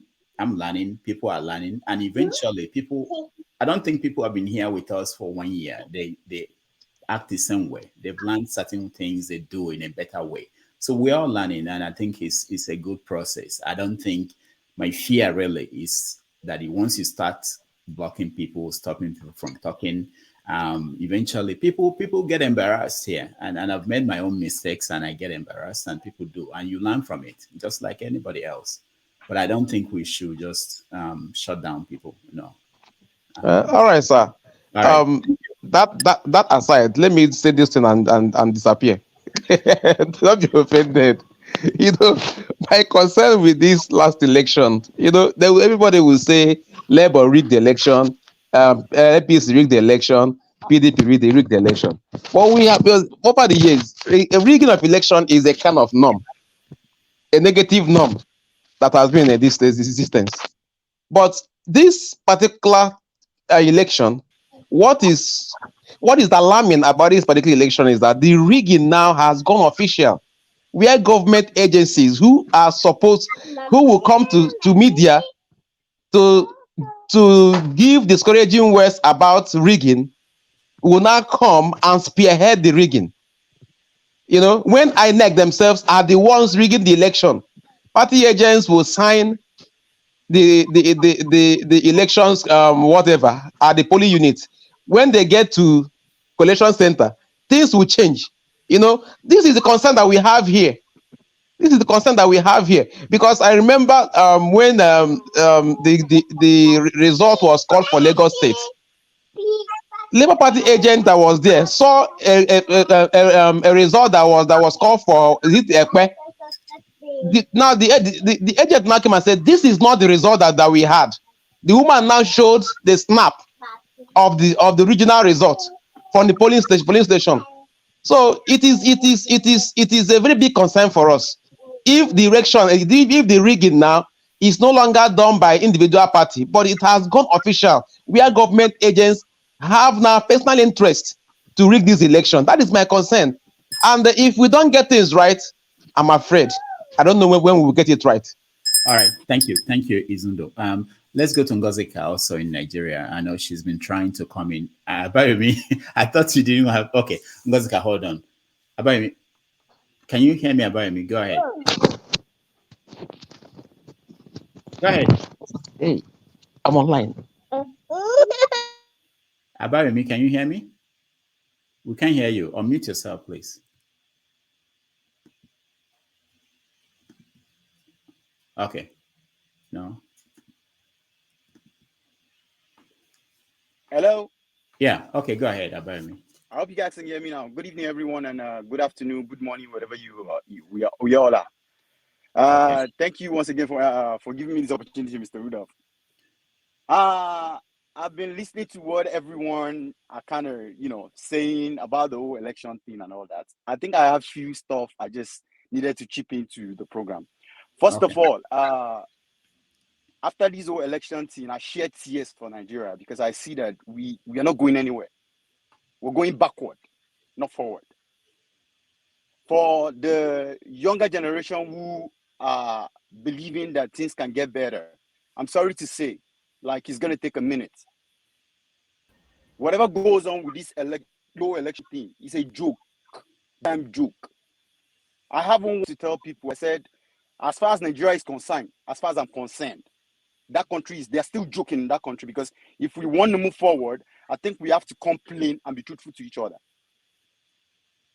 This is a situation where what the government is doing doesn't concern the so-called human in Nigeria, because they are actually running things for themselves and not for Nigerians. If we all look at the political standard around the world and look at the political standard in Nigeria, I don't think I have good word to say about our politics in Nigeria. Abayomi, would you mind telling us where you are? I'm in France. Okay, France. Okay, go ahead. Yeah, I just want to be able to know. About this whole election thing that went down. I've witnessed like 2 elections in France. Election run, and at the end of that same day, the results would be like, how do they say it? Like, it could be announced at the end of the day. If they vote today, you get the first problem we have in Nigeria is this whole, after election is done today, you have to wait for days. Within that days, they can, change whatever they want to change and give you the result you need to hear, not what really goes down. Whatever Yakubu, or what they call his name, did was a total failure to everyone. And I'm sorry to say, whoever a Nigerian or whichever Nigerian comes out here and say that election was credible, I don't think you want good for that country. Because on the election day, we saw what was going down, where the Agberos and co would come and chase people out, and they'll say, if you don't vote for APC, you're not voting here. Where is that done? Where you're supposed to go in and do what you want to do and get out of there. Somebody come and tell you what to do, to tell you who to vote for. And I'm not about maybe supporting Obi, supporting Atiku, or supporting Tinubu. We want someone that would come and fix the country. That's all we want. We are not all out here and happy that we are outside. We all want to come back home. So for me, like, the deed has been done. Yeah. Thank you. The Can you hold on? Okay. But what is the solution to what they've done? That's what we should be crying for now. Not like what they've done. Like, we're all crying about what they've done. What are we going to do to sort this whole thing out? That's the most important thing right now. Thank you. Stand by, because you are in France. I think you can hang on. Let's hear from Ngozika. She's in Nigeria, and she's been trying to join. Ngozika, welcome to the show. Thank you. Good evening, everyone. Good evening, Doc. Yeah. Today's network is from hell, so I've been having difficulty staying online. So, about the INEC chairman, I think the funniest thing I've read today is INEC threatening to sue PDP for accusing them of rigging. I think it's the funniest thing I've seen today. Like, they are not going against the first people that said they rigged, which is the Labour Party. They are going against PDP. It is giving this even this thief, my fellow thief, they call me thief kind of vibe. That is the vibe it is giving, because they're like, even you, Brutus, even you are saying I rigged. Me and you, who rigged past. That is the vibe it is giving, and it is the funniest thing today. And I think it is sad that INEC had a budget of over 300 billion naira to conduct an election, and they failed woefully. Now, what is in contest is not whether they failed or not. Come on, they failed. Even those who claim they won the election are now saying that there were irregularities. even though they did not mind the rigging as long as they won. It is after they won and one party went to court that they started admitting, but you two, you rigged now. You rigged. They didn't have any issues with rigging till they all wore their shoes by 4 a.m., wore their agbada by 4 a.m. while all of us slept. They were fully dressed and dancing. Up Nepa. Sorry, let me get this. So Nigeria has happened to me. My light is out. Nigeria has happened to me. My light is out. So people wore agbada and shoe and everything. So while men slept, others were waiting for what they already knew was going to happen. And the way forward, I like what Abayomi is saying about the way forward. It is not just about the issues now. All of us know the issues. INEC failed woefully at conducting an election, and I'm saying this, and I'm always getting, I'm always getting, uh,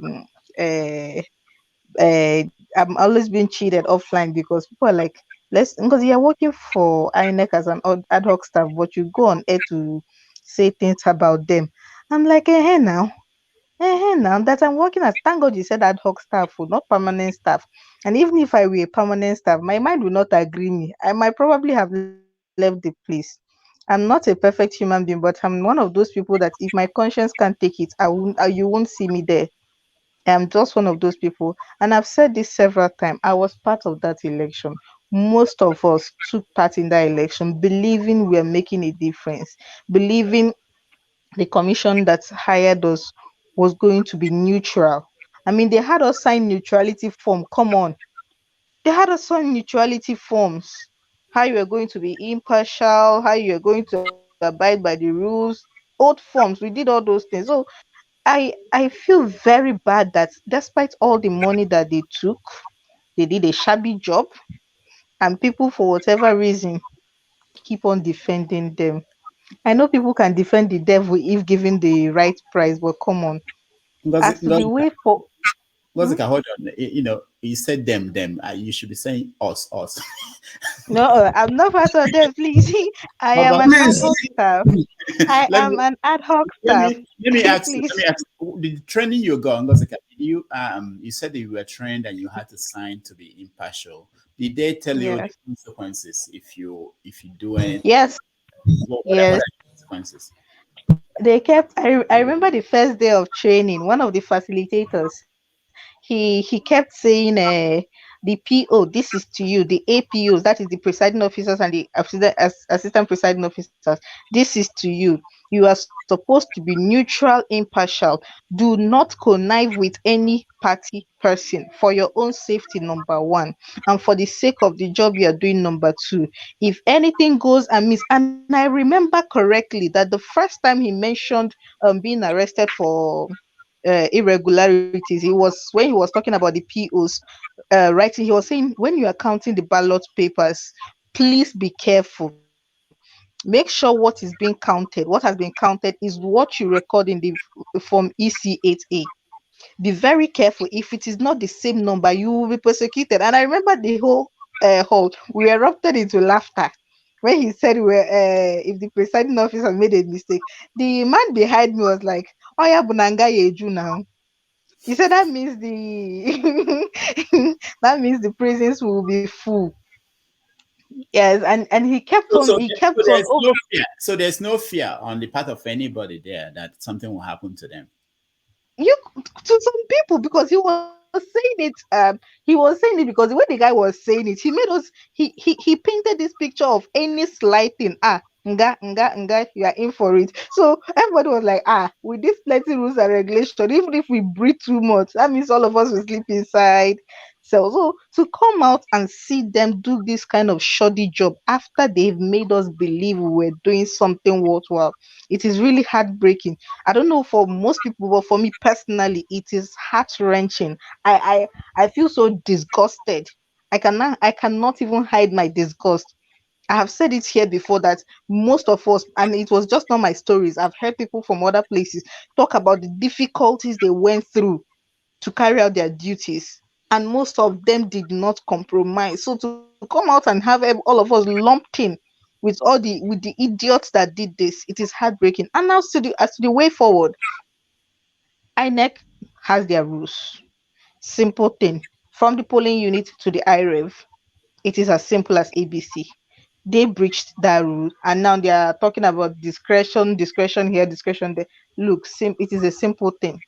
You broke your own rule. Only a very bad person makes a rule knowing fully well they have no intention of keeping it. INEC hoodwinked us. They made rules they had no intention of keeping. All those training was a facade. It meant nothing to them. They already planned what they were going to do way beforehand. They already planned the excuse they were going to give way beforehand. Now, the Supreme Court ordered that they allow the Labour Party, inspect the election materials and allow them access to the data on the beavers before they reconfigure. And I'm hearing today, I came back on Twitter this morning and I'm seeing people sending texts to some of the people on Obi's team that INEC has begun to reconfigure these machines without the Labour Party having a chance to go through them. Now, what does that tell you? It means this whole thing, the process we just went through, it was just like a charade. This whole election was like a charade. This Hold whole on. thing. Hold on. For us who do not know, who have not seen this machine, Beavers, what does that mean that they are configuring it now? What does that mean? Basically, they said, according to them, I am not a tech person and I'm horrible with numbers, but basically, in layman terms, the memory space of the beavers would not be enough to hold all the data from the presidential and senatorial election, in addition to the ones from the gubernatorial elections. So they needed to offload those ones so that the beavers can accept the ones that will be used for the gubernatorial elections. So that is the explanation in layman terms. So people are saying, okay, before you remove, we don't trust you people. We have issues with the results you uploaded.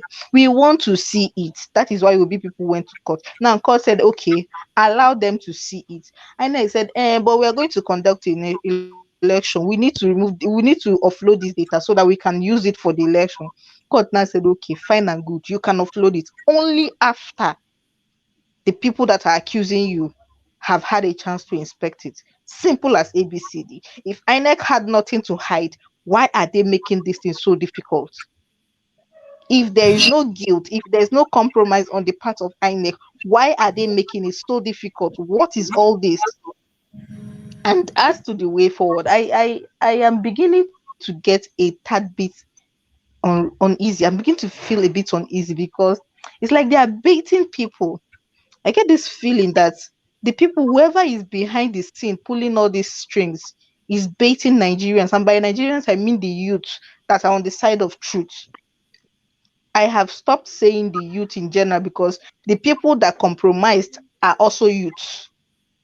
They are trying to bait the people that are crying foul by deliberately disobeying court orders and doing what they want to do. They want to bait these people so that they will come out en masse on the street and protest and then probably occupy INEC office. It is not if they occupy INEC office. I think most of us have seen the impossible happen in Nigeria. It will not be a shock to anybody in Nigeria if tomorrow we wake up and we hear that the headquarters of INEC has been burned down. It will not be a shock. Okay, Ngozi, let me one last question for you. On this program, you checked your own polling unit, and it was yes that is there. Any of your friends, anybody else who worked in a different polling unit, did they check their result? Is it the same thing as what is posted? Well, I've been in contact with just one other person. She did check, or at least she told me she checked, because most people moved on from this. She checked and she said it was the same thing. Okay. So I don't know about the rest. I can find out if you want me to. I can find out from them. That's a random if thing. it is this, if it is the same thing. So moving on from here, I want us to really, when we see the truth, let's not fear whose ox is God. Let us say it. It will not kill us. It will not kill us to say the truth. And it doesn't matter if the truth is going to take away the spoon from your mouth. As long as you're the side of truth, it's another spoon will come. Maybe you will even manufacture your own spoon. All this nonsense about they won here. They won what? When the election was rigged. What was won? Who won what? Even INEC itself is saying that there was rigging, and you're still saying they won. They won Guinea. How? Where? Okay, And this thing that they are baiting people to come out on the street, it will not end well. It will not be like NSAS. It will not end well, both for the people that are coming out on the street and the people that are already baiting them to come out on the street. It is going to be casualties on both sides, because from the way I'm seeing it, Nigerians are tired. Everybody is fed up. You have people who cannot go to the market and buy things because they are cash trapped.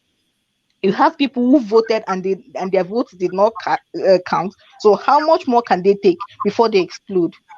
And people are sitting here talking about and presenting facts. What facts are you presenting? What do you know that you are presenting?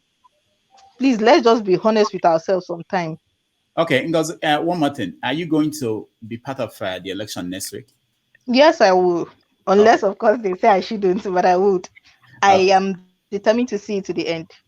All right. So hopefully you join us and tell us what's going on as you did last time. Definitely, I will. Thank you so much. You see, this is the kind of thing I like, people on the ground, people who are there telling us and answering questions, giving us insights, not just those of us who are quarterback armchair critics, and which is what we do. Yeah. Okay. Sure. Welcome to the show. Jude, what's going on? Yeah, I wanted to add that in the social media yesterday, there's a lot of things flying around that APC is angry that INEC is trying to betray them by allowing by going to allow LP to investigate and to see the result that they shouldn't. That if they do that, all hell will break loose. They will call out everybody all of them that are involved in this scheme.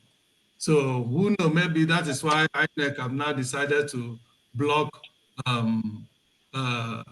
LP from investigating, because even that yesterday also in social media is making around that INEC have they have been frustrating the LP. They showed how they were in an INEC office and they did not allow them to access into going to investigate about the results. So there's a whole lot of things going on now on the ground, and also some of which also are coming out in social media fair about the disruption of INEC. If you have nothing to hide, why not give an unrestricted access to the LP to go and investigate? Which means you have something to hide. And then people will come here and be defending this corrupt system, and they think they are being smart. They don't know they are just, being as foolish as the people they are defending. All right, thank you, Jude. Quiness, I'll go to. I know everybody has something to say. So I'm the one that's supposed to talk the damages. You keep me backstage. You have a question. You stopped me. I need to talk. Just a question. All right. So, Matt, you need to talk. You will talk. Question. No, because you annoy them more. By the time I skip them and talk, let you ask question, I blame me. No question from you. Quinette will speak, and then Matt, and then Clarta has something to say, because I want him to say that, because it's important that we know sometimes some things we say on the program. But Quinette, go ahead first. So Quinette, Matt, CM, and then Clarta. Gosh, Dr. Damages, I wouldn't like to be in your shoes at all. It's so difficult to manage people. It's not easy. But well done. So I'm happy to hear from Ngozi again. I always kind of look forward to hearing from people back home. Izundu was here, because it's always good to get the news from ground, from the source. There's something that you said. I'm not going to say much on this, but there was something that you said which I really think is about to happen. After the election, everyone thought that, oh my goodness, all hell is going to break loose. And I know you came on here, and a lot of us also spoke to people and said, no, do not go on the streets, because that's what they want you to do. That's what they're expecting.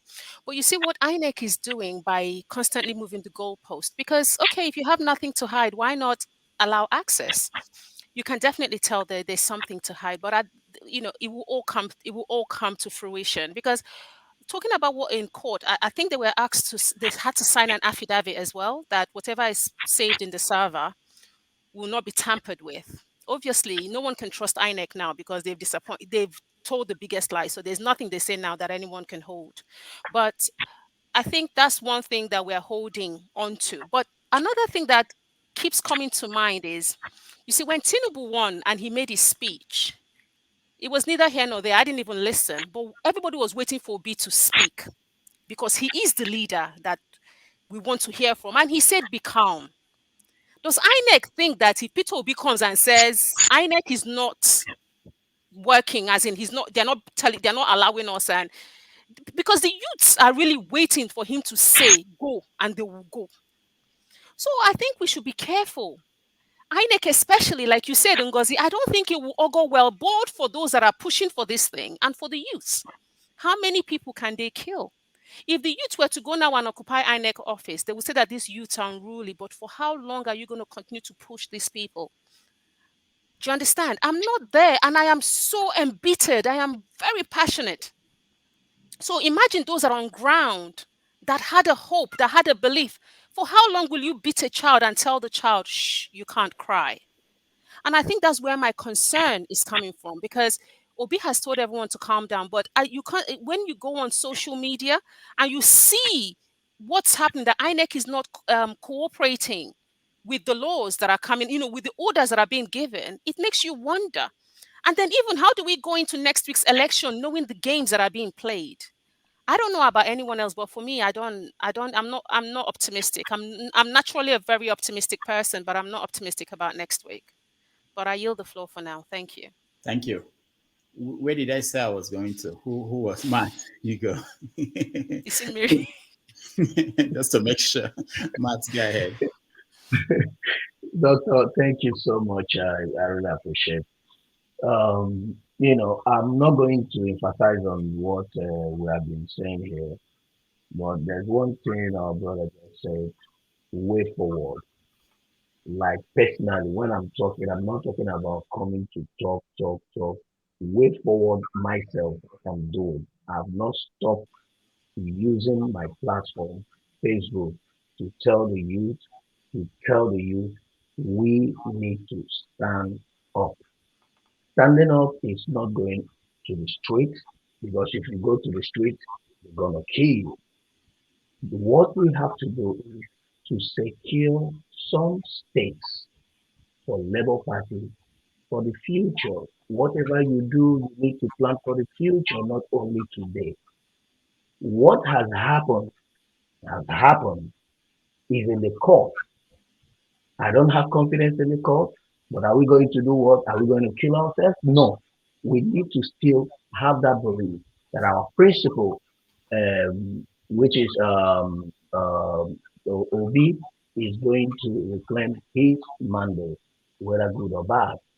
But as we wait and hope on that, we should carry on. All Saturday is coming. It's just 1 week now. We should keep on preaching to those of us. There are people down there who are demoralized. They don't want to go out to vote. That are the people that I'm interested in. I'm interested on those people to wake them up, to tell them to go out and vote, to go out and claim some states, because we need states. Labour Party cannot stand, because this is a movement that has to do what? Continue. This train don't have to stop. It has to continue. Because if we just build it only on this presidential election and not doing any other thing, it will still come back to zero. So we all, as we come out here talking, when we leave here, let's use our platform to tell people to come out and vote en masse. Like myself, I'm interested in Abia State because I was born and brought up there. I'm interested in Abia State, that Labour Party claims there. I'm interested in Lagos. I'm interested in Port Harcourt. I cannot talk about it right now. I'm interested in other parts of what do you call it, north and the west. So please, my people, the way forward, which is the right question that our brother has asked, is to do what? wake up our youth who are slumbered, who are disappointed, for them to go out in mass and vote on Saturday. Thank you. All right, thank you. Sim.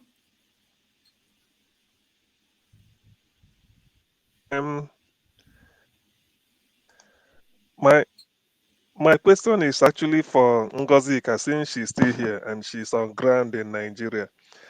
You know, this is say 2 weeks now that the election was took place. Up till now, the results are not yet fully uploaded.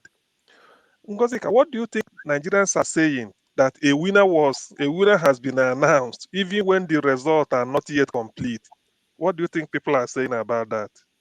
Because over here, we might be arguing, exchanging highfalutin language and saying all sorts of convoluted grammar.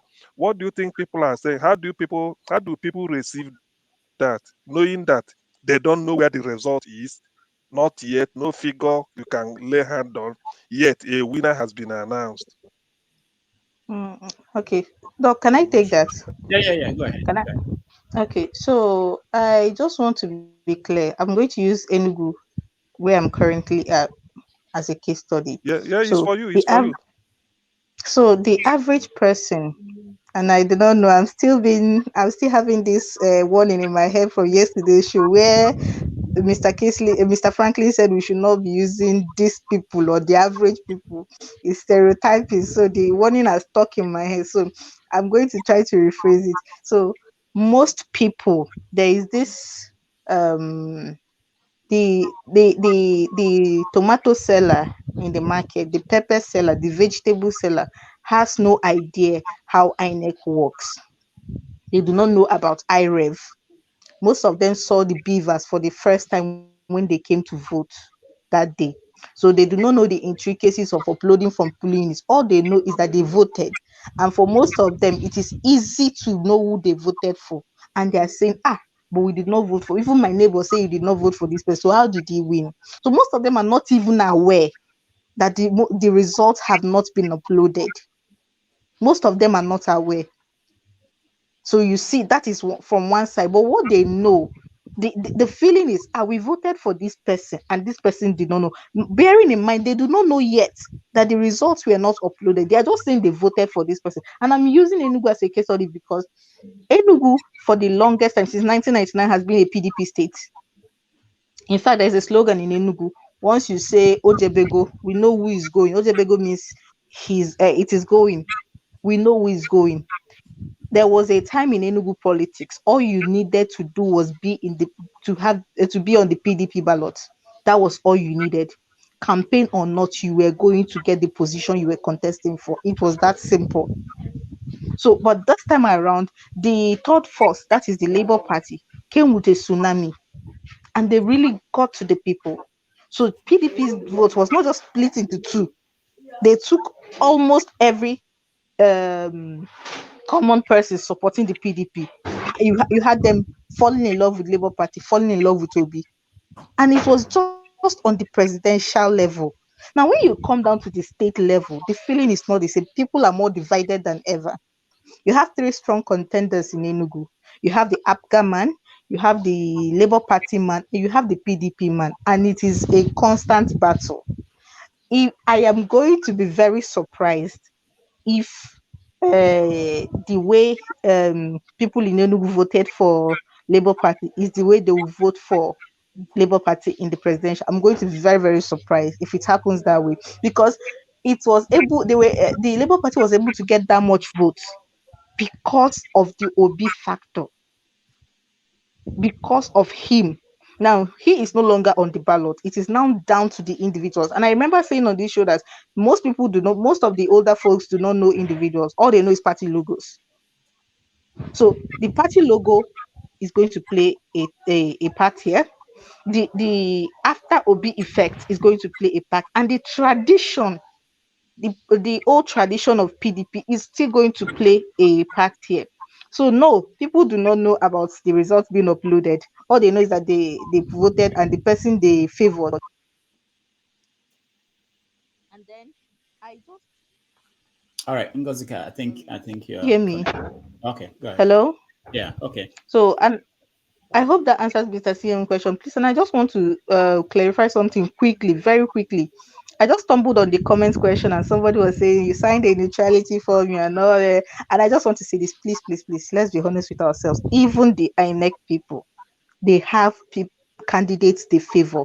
It is not against the rule. What is against the rule is to be a card carrying member. You cannot be working for INEC and be a card carrying member of any party. I do not know about ad hoc staffs, but I know that for an INEC staff, you cannot be a card carrying member. And I know they do. I don't know how strong their vetting system is. I am not a card carrying member of any party. I have candidates that I support, but when even before I signed those neutrality and oath form, I laid down my support and affiliations. I am not a card carrying member of any party. I have people I support. I have people I wish they won, but I did my job with with impartiality and neutrality. And I remember saying on this show that I was the one that sorted the ballot papers for the presidential election. And I remember saying here, and I quote me anywhere, my polling units, doc, you have the results.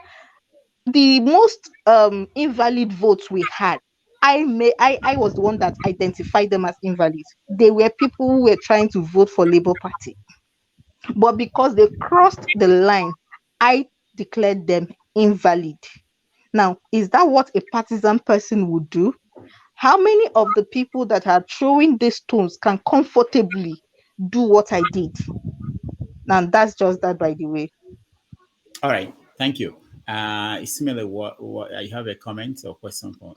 I just want to add something to. I just want to reiterate my point before that Labour Party should learn from this past elections, how things were run.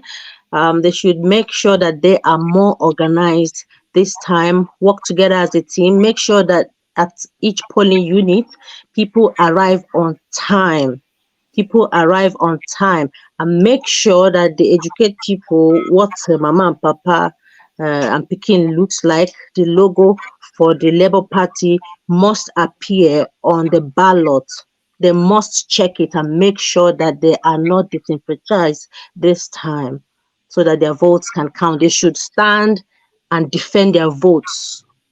Anyhow, bomber to bomber. That's my own contribution. Thank you. All right, thank you. So what we're going to do now, I'm going to get Kalaka to respond to something that someone said about him. But after that, we are going to do the rant. Oh, Mr. Show, we say something and then we'll do the rant. I just, before Kulata comes up, I see some comments on the comment section, just so people know that I do read what they're saying. I think on April 1, I'm going to consult few people here, and when we started this platform, let me just say this for those watching and worried about certain things. When we started this platform, all I said was the only condition I want for anybody to come on this show is that you will turn on your camera. If your camera is not on, I'm not going to let you in. And then Kulata was not the first person covering his mouth. There was somebody covering his mouth with Biafran flag, and I let that stand. Okay. This has grown to be a lot bigger. A lot of people are watching. A lot of people are concerned. I think at this point, maybe we have to have some kind of rules or guidelines. But my goal in everything is not to stop people from airing their view. I will never do that, whatever the view is. So I think in a month's time, we will come up with some guidelines so that people will know. I just want people to know that I'm not saying giving this person a particular privilege that other people do not have. He wasn't the first person to cover his mouth on the show, and I allowed it because all I cared was that at least we see your face, And I don't think, also this is very important, people think that there is anything, you can't actually cover anything about anybody these days, even if you just write with a fake name, people can actually know who you are if people want to know who you are, even if you are not even on camera. So anyway, but that's by the way. Kulata, you had something you wanted to say, so you can go ahead. Yeah. Thanks for getting me back, Rudolph. So I know sometimes when we have all these conversations, like I know a lot of people are hurt, the result, some are happy, and so on and so forth. And I can understand reactions like CM, Jude, even Mama HO cussing me out, because I don't think those things. I mean, you can curse me from now to tomorrow. It doesn't. I mean, that is if you believe in those things that it matters to you. But a line was crossed. Paul, I do not know Paul from Adam. He made stuff up. He created a narrative that does not exist. That I was sponsored by a state and I won my second MBA. First thing first, I had my MBA 2 decades ago. I'm planning towards retirement. I'm not a spring chicken. So I don't, there's a line crossed here, and I think it's libelous. You cannot, not knowing who I am, create a fake narrative online, even though it's obvious say. I don't know if it's within the right of obvious say, but if Paul does not come out to just come and if he fesses up that he made it up, I don't mind. I'm an easy, happy-go-lucky guy. I mean, you can curse me, you can do all those things. Like Yoruba says, Ebu also, lies will not, I mean, curses don't really do anything to you. People are just acting out. It's fine. They can act out. Many people are going through personal issues and maybe they hear what I say, they don't like it. They may vent, they may do rant, do whatever. It's up to Rudolph to decide to control those kind of things. But when a lie is told, which is an absolute lie, because first thing is you lie. I mean, I paid my ass out of business school. So for someone to now say I'm looking for another master's when I'm trying to wrap up my career in another decade, I don't need anybody's money. I'm quite successful based on what I've been able to do in life. I don't like bringing my personal life online. So Paul crossed the line. I'm a roll up. I don't know how you'll be able to contain people just making stuff up because that was literally making stuff up out of his ass from thin air. He just made it up. So I don't appreciate that. I don't mind people abusing me and all. That comes with the territory. If you have a strong opinion, that's fine. But what I will not tolerate is people creating a false narrative and running away with it. That is crossing the line. You can abuse me, that's fine. You can do all those stuff, but do not lie on someone you do not know. I can't stand that. Thank you. But I constantly come here and make up things, no?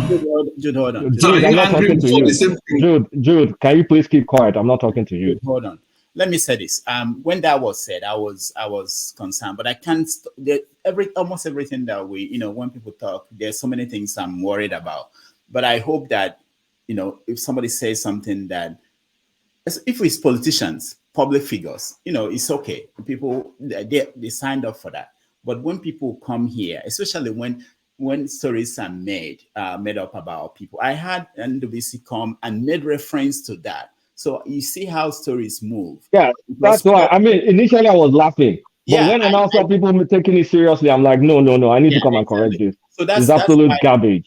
It's not because it's Kulat. It could be me tomorrow. It could be anybody here. I could come up and say that Jude was doing something. So it's something. This is just teaching moments. I'm trying to make sure we have a platform that will work for everybody.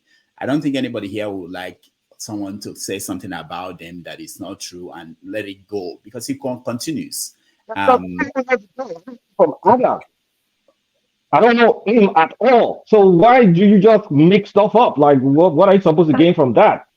So anyway. Sorry to wade in. If Mr. Sorry, Paul really please, can you please respect my space? Please respect my space. No, you don't even know what I'm about to say, Mr. Kulata. No, please, Ngozi, skip it for now. Let me just talk to Rudolph. No. Hold on, Ngozi, hold on. It's okay. Jude, hold on. Let me finish and then. So please, this is something I really want. It's always a concern to me because if you've been in the media, you know the implication of some of these things. It's easy, if you're talking to your friend or you're not in a public place, you can say but if you are in a public place, these things are permanent record and they stay there. So come back and retract or else I'll go after his ass and I mean it. All right, Kulata, thank you so much. I'll reach out to Paul. All right, so which goes into what I'm trying to say. So we have this kind of conversation. This is becoming, more than just friends coming together and having a public conversation. It's really important, not because of Kulata. It could be anybody, and it could be people who are not even here. So that's also important. Yeah, go ahead, Ngozika.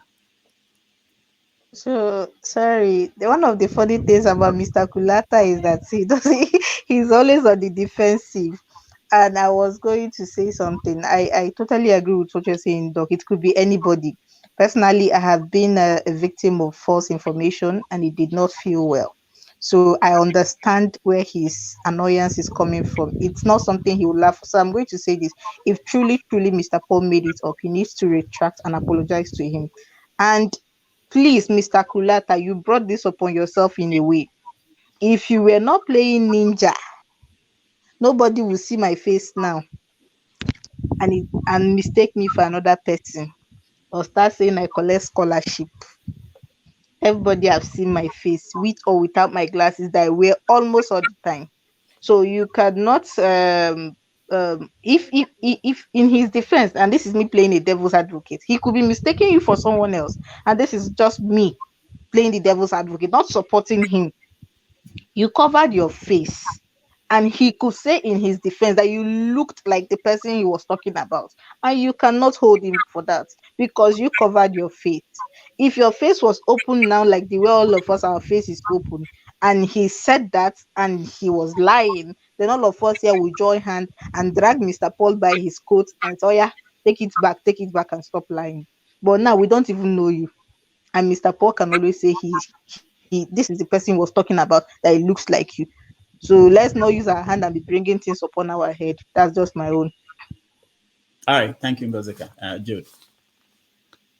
You see, in addition, you see, sometimes it's hard for people to throw stones, but when the same stone back to them, they begin to cry wolves. There was something in social media I was watching the other day of in a meeting. There was a meeting in I think in is it in Ghana or in South Africa in a parliament. They were discussing something, and the person, is it the speaker? You saw it now, and then the woman was raising her hand and said, "This is this thing," and the speaker was saying, "No, we don't want to entertain this. We don't want." Okay, the woman said, "Okay, you don't want to hear me. You don't want to entertain this." Okay, the woman now said, "You are that." Reverse it into the man. Oh no, you can't talk this. You can't talk this. Oh no. You see, I mean, human beings. Do to others as you would want them to do to you. You come here constantly and cast aspersions to be obedient, to bring falsehood, to conjure debtors and push on to people and make them believe because of your little intelligence and make them believe you are telling the facts by telling them this is based on fact. Are you telling me concocting debtors that is not from the primary source? And you're telling me it's a fact? And now the ball has turned to your side and you're not crying wolf. See, human beings. This man is just telling us how sensible or how inconsiderate people could be. Do unto others as you want them to do unto you. All right, Jude. I have to say that I like that video you talked about. I'll find it and play. Yeah. But hold on. Jude, hold on. Jude. In South Africa. Yeah, in South Africa. Yeah. He called the man an anarchist. He called him an anarchist. Yeah. But Jude, there's a difference between personal presenting false picture about somebody's life than issues and policies and data or whatever. They're two different things. So you have to draw the line. You have forgotten that Kulata constantly come here and talk about obedience. Obedience is quick. Doctor, that young man needs to be cautioned. Let me tell you one thing. You see that guy is covering. Each time he's typing on that message, I see a mafian. I see a terrorist. I just can't fathom it. It's just that thing. I mean, doctor, you check it out now. Check this thing. It's not good. Did you hear what I said? I said that by next month we'll come up with some guidelines. Yes, but because he came here to listen. That's not a reason why. Doctor, make up. I'm not supporting it. Crying out loud. But please, that young man, please, that guy, he makes me scared. Each time with that black, it's irritating. Please, I mean. All right. Thank Let you, me Mark. say something. H.O., go ahead. Collateral has attacked my personality in typing. Typing here, he has done it. So, Paul, do not apologize, do not retreat. Then, two, Collateral. Shebi, you were here defending INEC that shamefully disgraced all of us. You know what? You know. Let me finish, please, whoever. Let me finish. He came here shamefully supported those who read us publicly and disgrace us globally. Did they pay? Hey. First to do, he not they pay. Second to do, he hide they read. In turn, Shebi, you say my prayer now just waiting. Now let one bullet they give you here. You now the beginning be this. Oh Gianni, Collateral, ìyà ló máa jẹ láyé ẹ, your old age wàá fi jìyà gbogbo nǹkan tó o ti kó jọ ṣe ni wọ́n máa dá sásí ẹ lọ́wọ́. Everybody is weeping. Children are weeping. Elderly people are weeping.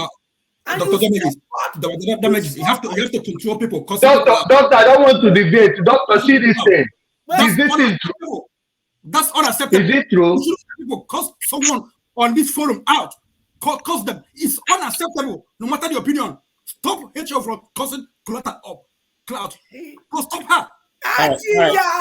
All right, thank you. For supporting it. All right, so. Doctor, did you see what I show you now? Matt, can you hold on, please? Any person that supports it. Okay, the first thing is this. H.O., when I meet you, I mean that you shouldn't try to talk. Let me say something. Okay? And this idea of you coming back to, please. And Matt, all this is going on. The only thing that you are interested in is showing me a picture of something that I should confirm.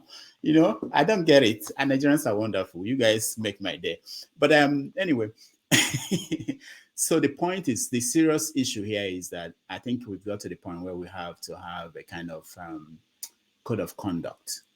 You know, there's nobody here who doesn't. You all have supporters. Madam H.O. has people hailing her on the comment section. Wait.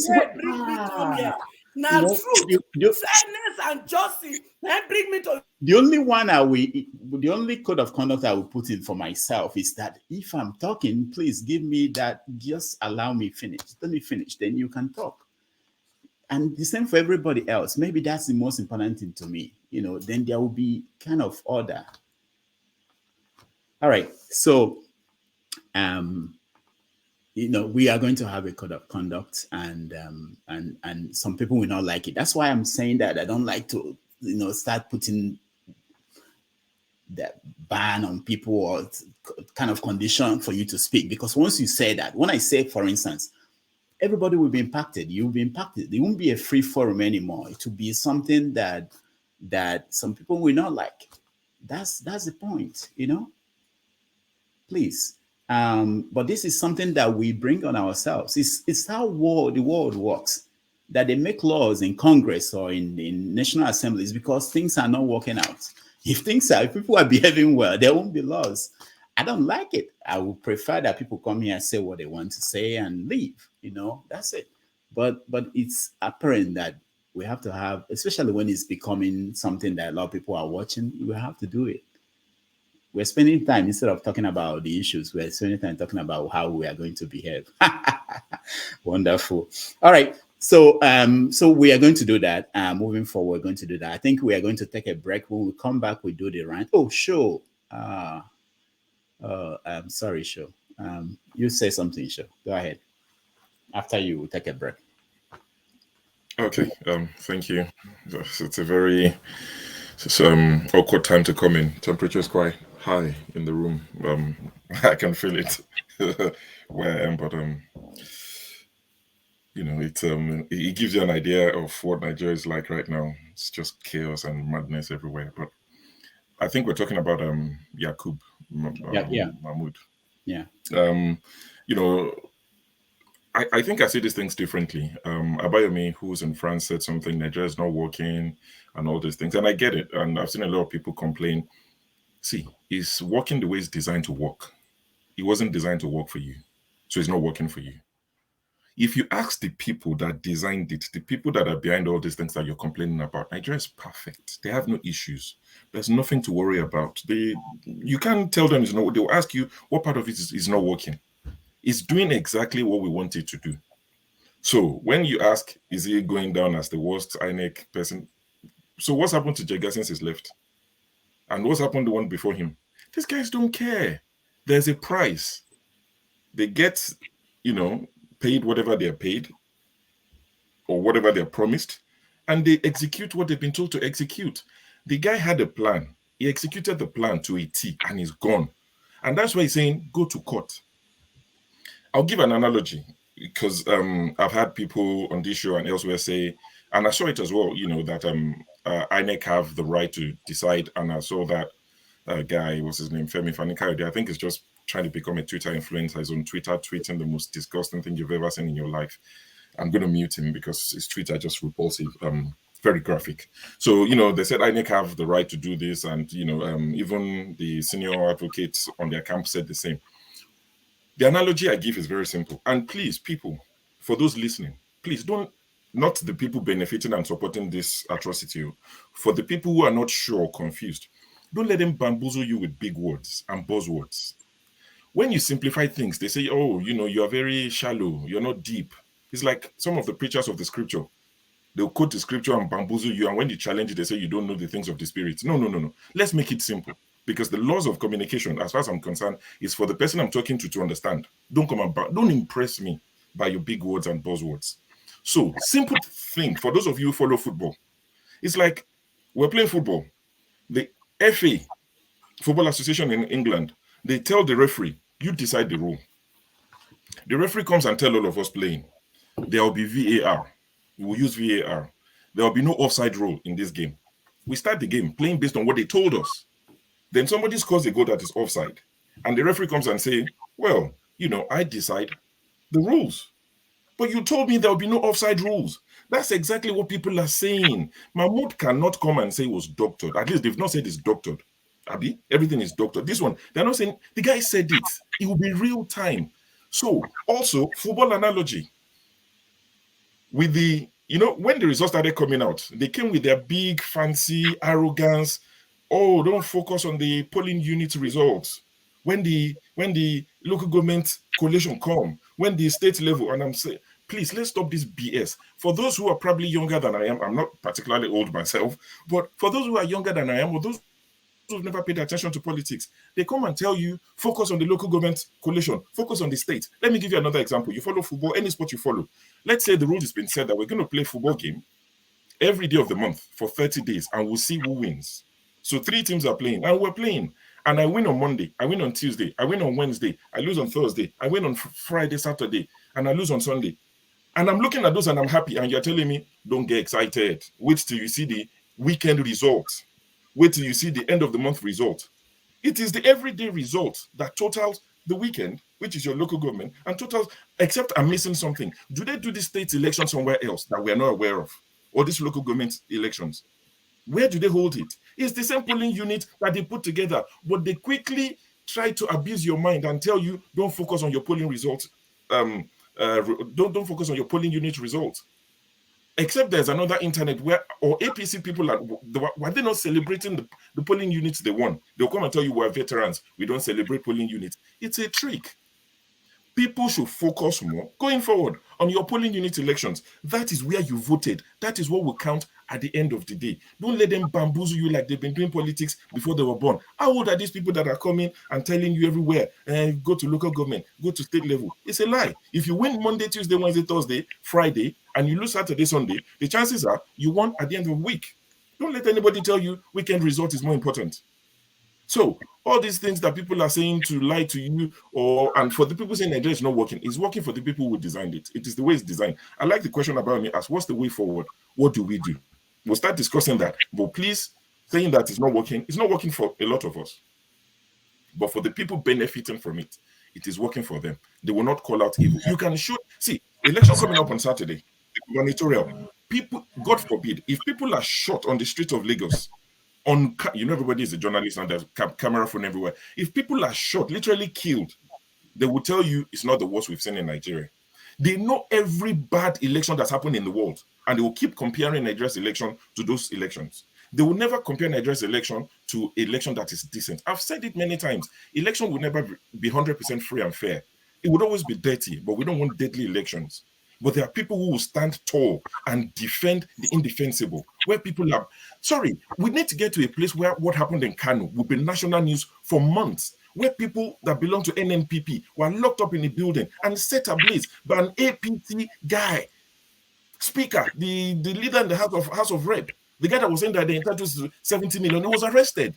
How do you set people on fire because they don't agree to your politics? Well, that's not national news, because they will tell you it's no big deal. We need to move away slowly from those sort of politics where people are killed, people are set on fire, people are told in public, and they're police officers. But if you say it, somebody will come here and say, oh, you don't live in Lagos, you're not on ground.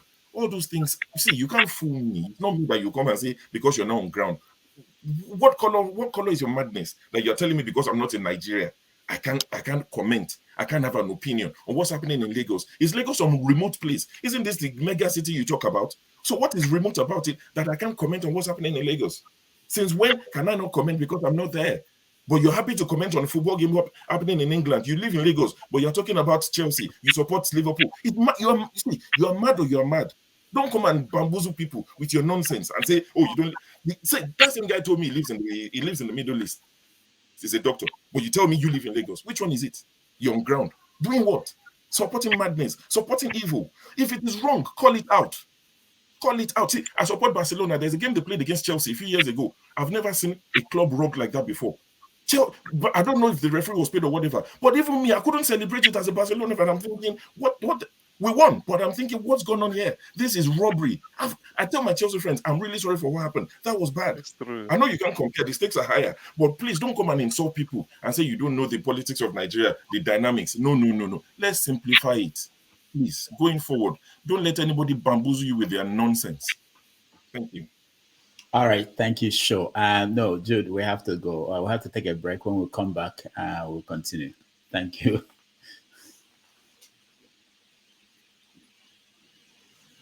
Sure, well spoken. Thank you. The break too. Well spoken, Sure. Television debut. This is his most recent album right here. Was Barcelona 1, Chelsea 1. We're very pleased to I welcome know the game. 1-1 at Stamford Bridge.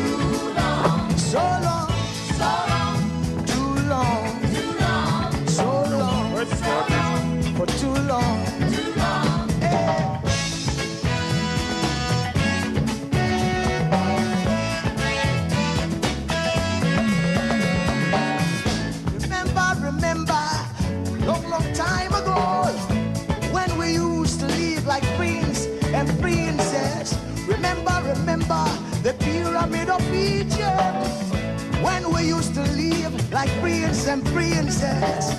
Remember, Marcus Garvey, who are the dream for New America. Oh, remember, Martin Luther King. America. They say you are black. They say you are brown. They say you are black. They say you are brown. Only the angels of Jah is white now. Only the angels of God is white. So long, too long, so long, too long. We've been sitting down so long. We've been a fool around for too long.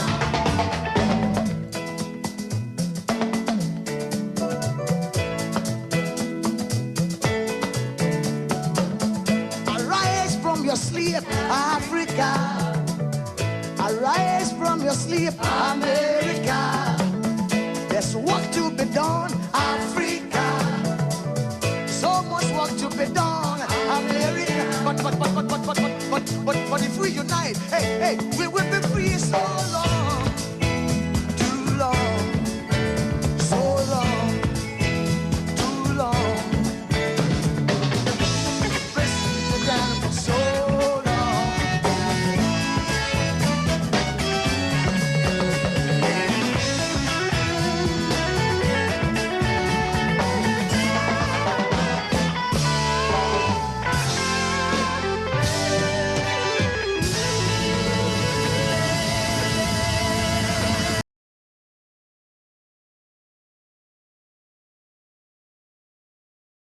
Welcome back, everybody. Thank you, bro. It's an announcement. I hope everybody's calm now. An announcement. If you know any music that you want that we can play on the show that doesn't have copyright issue, let me know. I would like to. So if you're a young musician, if you're, maybe there are some musicians out there who have songs that they want us to play, it would be good to have it, and we can play it during the break. So can I briefly comment on this music? Yeah, go ahead. You see, there's something that this is Majek Fashek, right? Mm-hmm. This music has been for more than 40 years now, and it's still very much relevant in today's world, especially as it affects us Nigerians.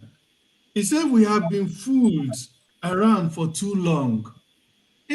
These people will tell us, instead of being violent after election, go and, you have to try, the youth should try and get involved. Get involved. When you get involved, then you can change things. Even if you protest now, it's not going to change things. Try and get involved. Now, the youth has come out in mass as never before and got involved. What did they got for it?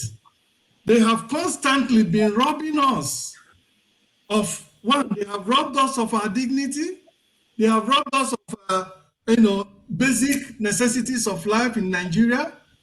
And then the worst of it now, they have robbed us of a choice of that power to determine our future by selecting the person we think that we move on to that future that we all desire. They have robbed us. For how long shall we continue to lie down, to lie in obeisance to these people while they continue to rob us? So and then he said, if we unite, so I'm telling the youths of Nigeria, please arise, let us unite. Let us leave ethnicity aside. Let us leave party aside. Let us unite, knowing fully well that these people that are robbing us, they cut across all ethnicities in Nigeria, but at that level, they are one. They don't discriminate against each other. It's only when they come down to the ethnicity, they now divide us, they use it in ruling and dividing us. Let us please arise and know that we have one common enemy, and that is the Nigerian politicians and their cohorts. So that's just what I want to say. Wow, Jude, this is wonderful. The only thing is that Jude will say something today. Tomorrow he will just lose it and scatter the I don't lose it. I just said I don't lose it. Sometimes the anger that burns in me make me talk. Because certain things that happen in Nigeria is you can't see it anywhere in the world, anywhere else in any part of the world. crazy. Just like whenever Nande is talking, you think that it's man. He's talking out of passion, knowing fully well that the things we see happening in our country, you can't see it anywhere. It's unthinkable. Jude, with what you just said, let me put it this way. Doctor, let me Jude, talk hold about on, this. hold on. Jude, No, with what Matt, you just said, Jude. hold on. Dr. M. Akbara used one word to sum it up. He said, first fool, not be fool. Second fool, now him be proper foolish. What does that mean? We've just been fooled last week. Big Constantly time. being fooled. So How long shall let we? us not allow coming weekend to be fooled again, because we will then be proper foolish. Exactly. In other words, the youths, Nigerians, it doesn't matter who you want to vote for. The heave of the youths who came out, we all have seen what happened. People came from the woodworks, came out to exercise their franchise. And all of a sudden, out of 90 million registered voters, you are telling us that only 27 million voted or thereabout? Come on, who is fooling who?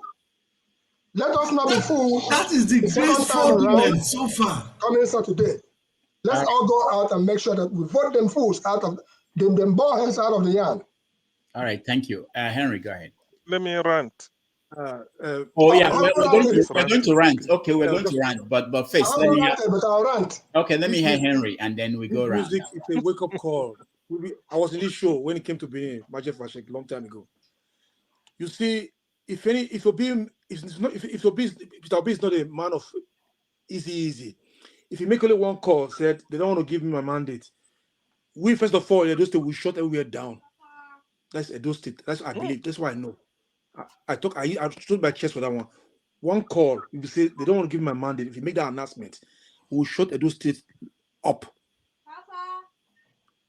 If you make one announcement now, every Nigeria will be shut down. We have the power. We did it before. Look at those states. It came at those states to visit. If you make an announcement, they don't want to give me my mandate. We will lock that.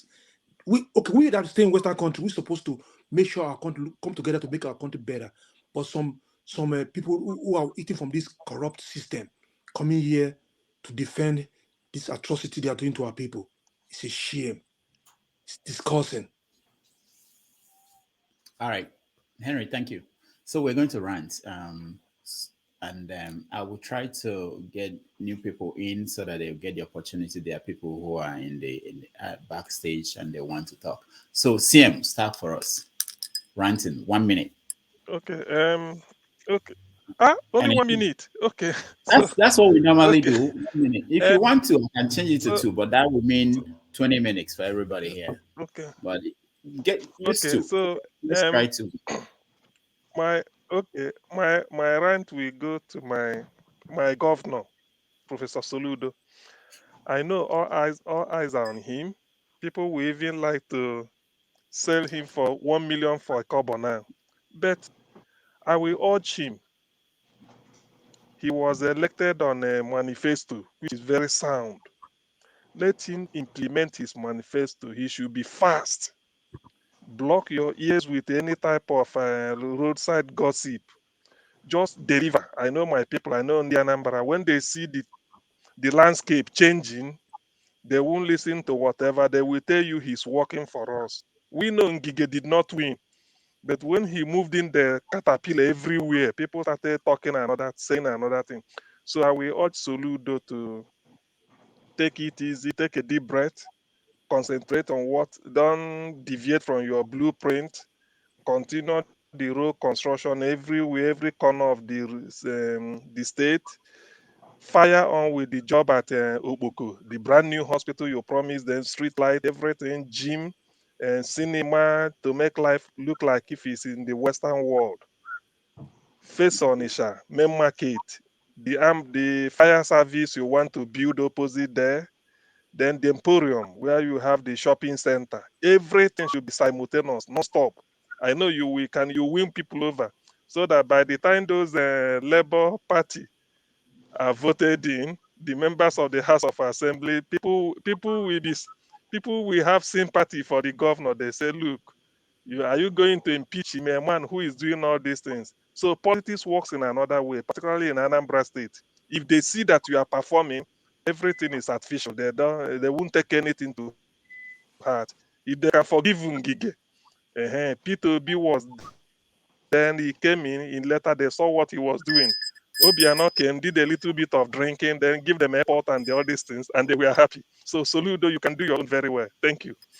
All right, thank you so much. That's all I have to say. Thank you. Yes. Yeah, I just wanted to talk about yesterday's show. I know we're in today, but I just wanted to talk about what I saw yesterday. I was perplexed. I was shocked. I couldn't come on. And, it's unfortunate. The tribal bigotry that is being encouraged among Nigerians, I don't think I've ever seen anything like this before. And I would like to plead with everyone that is doing it consciously or subconsciously.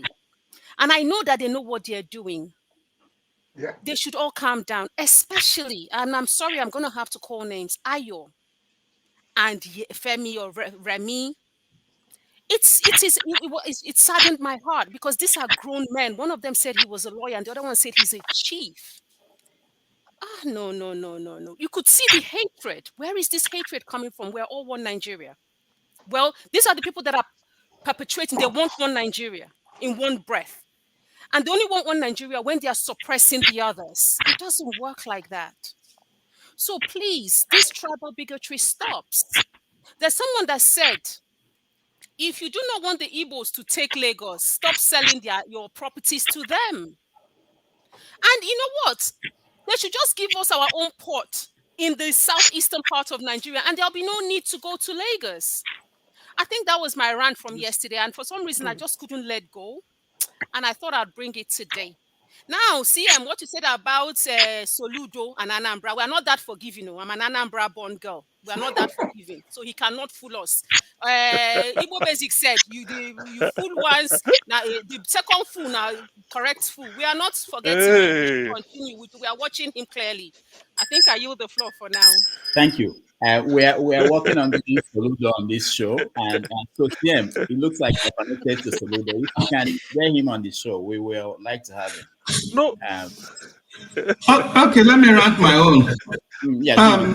You see, yesterday I was somewhere and I was listening to the whole of that program. You see, I was trying to come in. I was very itching to come in, but I said, you know what? Let me restrain myself, because if I come in there, it could be something. No.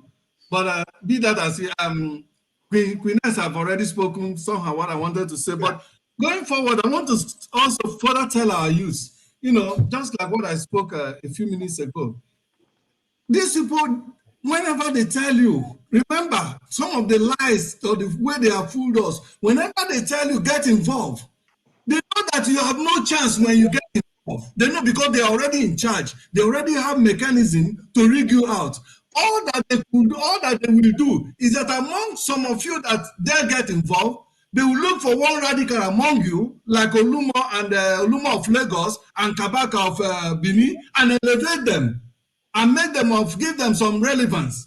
That is all they do, and continue to use them to suppress any other person that has good intention to serve their people. That is what they have been doing. So as long as we continue to allow these people, so long will they continue to deceive us, not only deceiving us, so long they will continue to kill us, so long they will continue to suppress us, so long they will continue to deny us. So this is the time for everyone to arise. This opportunity, God has given it to us on a platter of gold. I know many have died, many have been injured during this election, but I still see it as an opportunity that comes once in a decade or once in a lifetime. Let us not leave it. And I want Obi to know wherever he is, do not in any way, in any form or shape, yield to any pressure that these fools, I know they are bringing pressure both internationally and locally to mount on you to give up this mandate or to agree with any settlement. If you dare to do that, remember the youth of Nigeria, you will be just note that. Thank you so much, Jude. For a moment I forgot that I was timing everybody and you went over 2 minutes. So Matt, go ahead. Okay, thank you, Dr. Damages. I have something. I have something I was showing you before. Let me read it out. Maybe you know about. I'm not saying that it's true, because you have to confirm if you have the information already. He said we gave Bola Tinubu 500 million new naira notes on Friday, 24th February, on the order of the president. The name of the person is Segun Abaje, MD, Guaranteed Trust Bank. I don't know if it is true. You can confirm it if it is. So I've not seen that. But the question I will ask, if I get it, is what is the source? Is it a WhatsApp message? Is it in a newspaper? Did I see the guy say that on TV? If I don't, I won't even pay attention to it. Because no, I'm only just for you to maybe confirm, but I'm not saying that is what it is. It's good. But I'm just saying it's not to you alone, but just the way I access information. So there's anything anybody send out to you, it doesn't mean anything until you can see the source. And Okay. Yeah. Okay. All right. No, I want to go around now because based on Abia State and based on Lagos, based on part of the north. I keep repeating it. I keep repeating it because we, the youth of Nigeria, we need to wake up. We don't need to go back, because freedom, we cannot say we have done it last Saturday or last 2 weeks Saturday. We cannot do it again. It is bit by bit, little by little, we will take what belongs to us. We should not give up. I know that it's difficult, but we can do it. I pray that Abia State is being taken from PDP and Alex Oti will enter. If the people vote in any person as a president or as a governor, it is very easy for us to assess and to ask that person a question when that person is going wrong. Look at what happened. Let me give an example before I will cut. Look at Ojo Zokalu. He got it wrong as a governor. I'm born and brought up in Abia State. I campaigned for him 2 times, he won. He now went to his place. I know Igbo basic, know what I'm saying. He went to his place and make it right to his people. His people said, we will vote Obi and we will vote you in to go back because you have been doing us well. Politicians should learn that from Ojo Zokalu. This is how to win the heart of people. Even if you are an able man, you can still make it right. This is what I will say for now. Thank you. Okay. He lost his phone. Not just Okalo lost his phone, isn't it? So the people don't really like him. He's been looking for his phone, and they said he should go to court to get it. All right, Matt. But let me just try to find out from him. What did he do for his people? Why did they return him to the Senate? Okay. Let me tell you. 1 minute. Yeah, he has a community. He has been giving out the people, that the farmers. He has been giving out both money and some machines for them to use it to farm. He has been building roads. Some of them, he opened boreholes and other things he has been doing, paying school fees and all that. It is clear, and his people, they supported him. They voted for him. Right. You understand? They did not drag it with him because his man was on ground. So Igbo Basic is from his place. He can confirm what I'm saying. Actually, it's beyond his place. OUK is sponsoring a lot of educational people, scholarships abroad and all whatnot. As we speak, OUK is trying to make that's how do you describe it? If you've done wrong before, the wrong that OUK did it in Aba, he is trying the best he can to see if he can. Not confession. If you go to confession, you confess your sins and then you try to promise to do better. It's beyond his place. Atonement. Abia not meaning Isukwato, Kibwe, Odimunechi, Aruchukwu, etc. Where is he getting the resources to do that? He's the current Senate chief whip. So whatever the dividends of democracy is given to him, he is using it now to make sure That's why they voted him back in. All right. And they voted Obi for president. And they will do that for the governorship candidacy for Electoral. All right. Mama Papa to King, that's not the place that they go. All right. Thank you. Madam H, you're next. Nigerian youth, they gave you hopelessness. They gave you lack. They gave you poverty, which turned you to become Yahoo boys and girls. Olocho, hookup, kidnappers, Boko Haram, and banditry. It is time for you to change that narrative. You have to choose your president. You need to choose your governors. You need to choose your House of Rep. I know you are smarter than who they think you are. And you are intelligent. You are hardworking. And you have resilient personality. Do not let the delay on your mandate stop you from doing the rightful thing next Saturday. Vote out PDP. Vote out APC. They don't have anything good for you. Since Obasanjo's date till today, they've done nothing. In Obasanjo's time, they spent your 16 billion and they gave you darkness. I know if they are giving you light, with your smartness and intelligence, you will be able to create jobs for yourself and for others. So we can't continue like this. And time is running out on you. Every day you wake up, you are becoming old. When will you fulfill your destiny, if not now?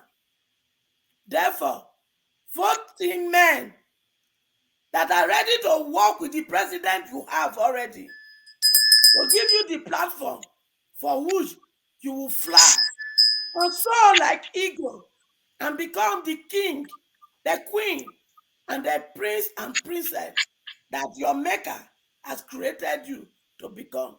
You are able to compete gallantly with the global world and become the Elon Musk of Africa and become the Dangote of your time. Do not let this old man who has looted you continue to loot you. Stop it by stoning them with your PVC and get them out of your way, because you have grown and you are the leader of today. Take your leadership and put them where they belong. Thank you. All right, thank you, Madam H.O. Yanes. Yes, I want to, Michael Jackson, you know, the man in the mirror, his song, The Man in the Mirror, he said, you have to start, you know, start with you, start with the man standing in the mirror. We come here, you know, we criticize the government, you know, we say things, you know, but we are not showing you that we are going to be different. We criticize them for their excesses, for their entitlement, for all, you know, for the abuse of power. But then little power we get, you know, when we come here on the, you know, this platform, you are giving a platform to talk to people, you are abusing people because they disagree with you, you know, running causes of them. I mean, that it makes me angry. I just even don't know, you know, where to start. You know, you just see little power that's given to you. You abuse power. What will you do when you get power in Nigeria? If someone disagrees with you, you go to his village, like what's his name, the governor of Kogi State, and dig holes in the road. That's what you're going to be. You know, I don't know. I mean, but, you know, this place is becoming disgusting road of. To be honest with you, if it's gonna continue like this, I'm just gonna stay away from here, because I can't take it. You know, you can say what you want to say about the people in the government, but if somebody continue to come on this, you know, here on this platform, you have no right to cast him out. You have no right to say anything against him. Disagree with him forcefully, vehemently, you know, aggressive with yourself, but don't attack him. But just don't attack him. It's not acceptable. And anybody, I don't know if I come here, anybody that does it, I will shout that person down. It's not acceptable. For those of people, so those of you who, you know, people smoking the way in Nigeria, you are in US or UK, you know, it's getting to your head. I don't know, that's you. Peter Obi didn't win the election. Peter Obi have no clear mandate, clear path to victory. The first. How do you know that? Hey, please, I'm talking. Okay. So with the best we are talking about was Peter Obi getting to the second round, so that there could be a path. But you here, you just if anybody speaks, try to talk sense into you or try to make you to think. You don't want to think. You just Peter Obi won, and you do dump that person, criticize that person, curse that person out because you want to believe in what you want to believe. He has what he wants to believe in. He has believed. So believe in your husband. Don't curse him out. He's not cursing you out. He comes here. He gives you. He gives you his own facts. What he thinks that are his facts. Counter that with your own facts. Don't counter with your useless passion that he has nothing to offer. Please. All right. Thank you, Okija. Igbo Basics, you're next. Okay, I'm going to try to just be on the soft side of this issue today. Justice Abayi Kweche, the man was 98 years old when he died last year. He ruled in eastern Nigeria as far as the courts are concerned. If you came to his court with bribe, he would jail you. If you came with clean hands, you'll be set free. That is Justice Abayi Kweche. Check it out on igbobasics.com. You will see the story of that man, and that's the kind of justices that we wish that Nigeria can have. I have been in the presence of that man, and it was a privilege. He comes from my village. He comes from my particular town. He comes from my particular kingdom. Amankalo, Ibere. Having said that, it takes me to the case of Mahmood, as we were talking about. Show made mention of football and the analogies that have been used. In my own perspective, I see that Mahmood has scored an own goal against Nigeria.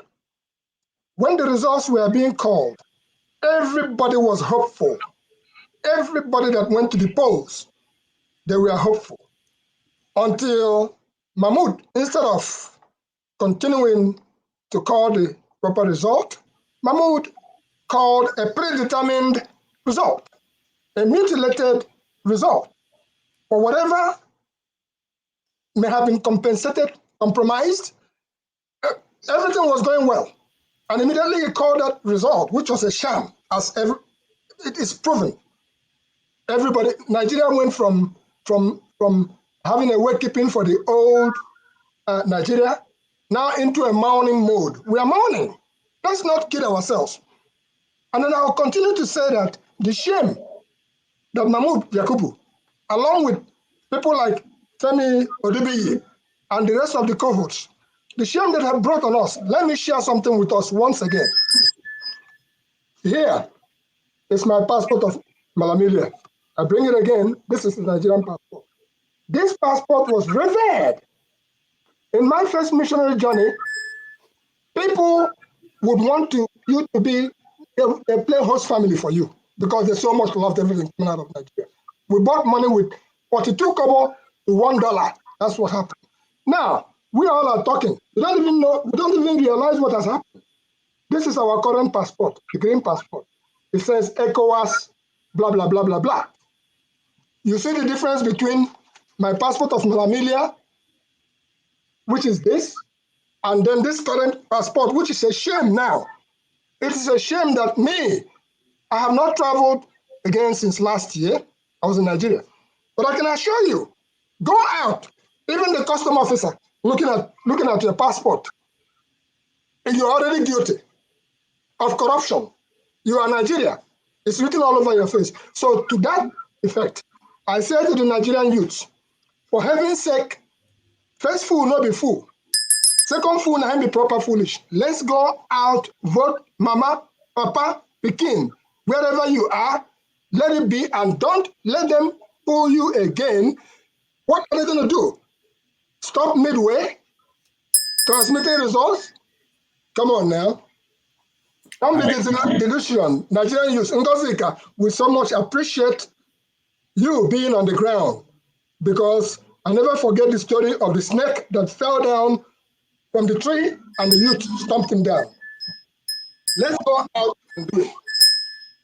Thank you. Thank you, Igbo Basics. Henry, you're next. Nevertheless, Obi did not win election, they say. Obi lost, but everybody knows. Even the little born baby knows Obi won. I remember when Edo State was doing Obaseki, they had a situation room. We were seeing the result. Just like Obedient, they did they had a situation room too. They know what was going on. When somebody coming here because of settlement, because of somebody they're supporting at home, want to be councillor or governors, they'll come to say Obi did not win an election because of his own selfish interest. All I'm saying, every Nigerian should go out and vote Papa Mama Peking, no matter who you are supporting here. Obi did not win. How do you know he didn't win? So everybody have right to speak. Everybody have right to say anything they want to say because they have passion for that country. They love that country so much. Because they love that country so dear. You don't have no right to come here and start saying because somebody is praying. She's not cursing, she's praying. If you don't like it, then close your ear and go somewhere else. You're not the owner of the platform either. Everybody have right to pray for somebody. If somebody steal my property, I'll say, because it's a prayer I'll give that person. He didn't call any ancestors to kill this person or going to kill this person. Say, generation will suffer it. That's it. Are you among those people who's doubting this the progress of Nigeria? If you're among those people, then please welcome. So you have no right to come here and start threatening somebody, threatening Rudolph if they don't behave well, you will not come back to the platform. Who the hell are you? Are you alone in this platform? So don't control nobody here. You better shut the fuck up. Good job, brother. You don't feed nobody here.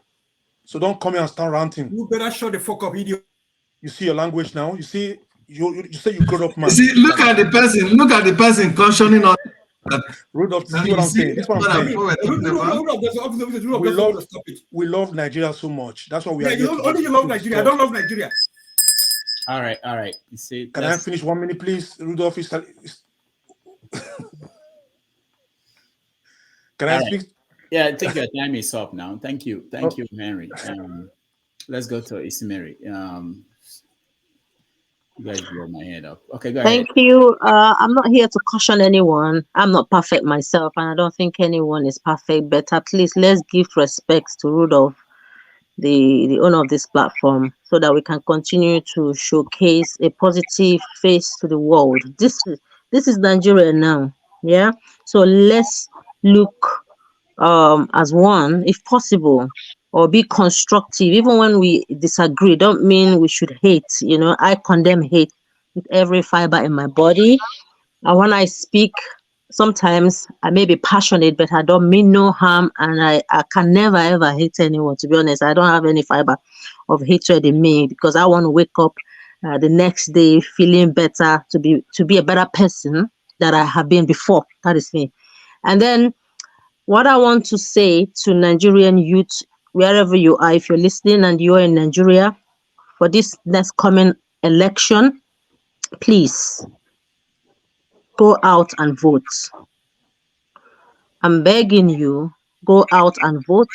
Do not allow anyone discourage you. I know it's easy for me from where I am to say go out and vote, because I'm not on the ground, but I believe there is light at the end of the tunnel, and it's only the people on ground that would make this light shine. Make this light shine, please. Make your vote count. Go out there. Your destiny is still in your hand. You may feel oppressed, but please fight for your rights, which is your vote. Go out there and cast it. And for people who feel cheated, make sure you defend your votes in every possible way. That's my contribution. Thank you, Dr. Rudo. Thank everyone. Thank you so much. Lawrence, you're next. Lawrence. Hi, can you hear me? Yeah, okay. Yeah, Dr. Rudo, how you doing? Thank you for having me. It's good to have you. Yeah. My own contribution, I just want to say that we all here, we love Nigeria. We love our country. Like, everybody speak with passion and the love for the country. That's the reason why, like, people disagree, agree, or disagree, because the election, the truth is that the election is something that like make everybody upset,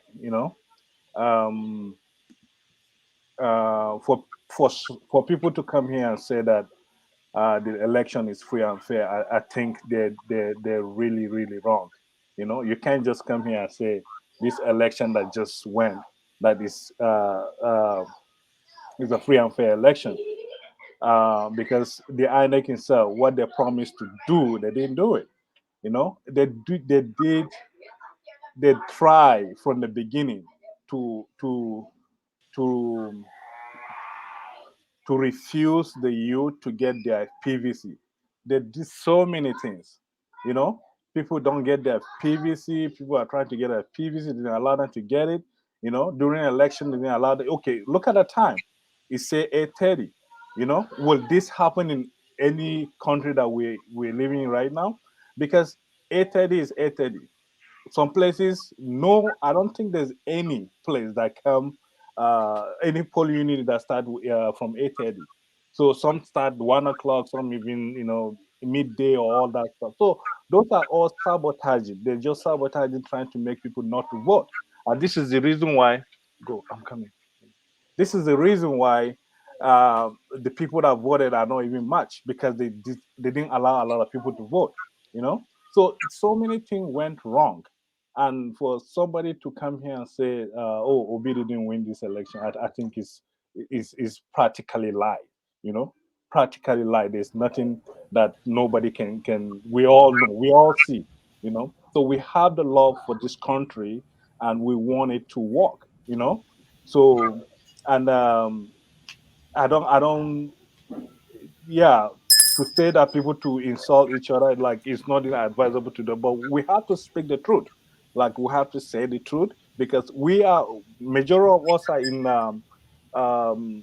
different countries enjoying the benefit of other countries. So we want the same thing to our own countries, to our own country.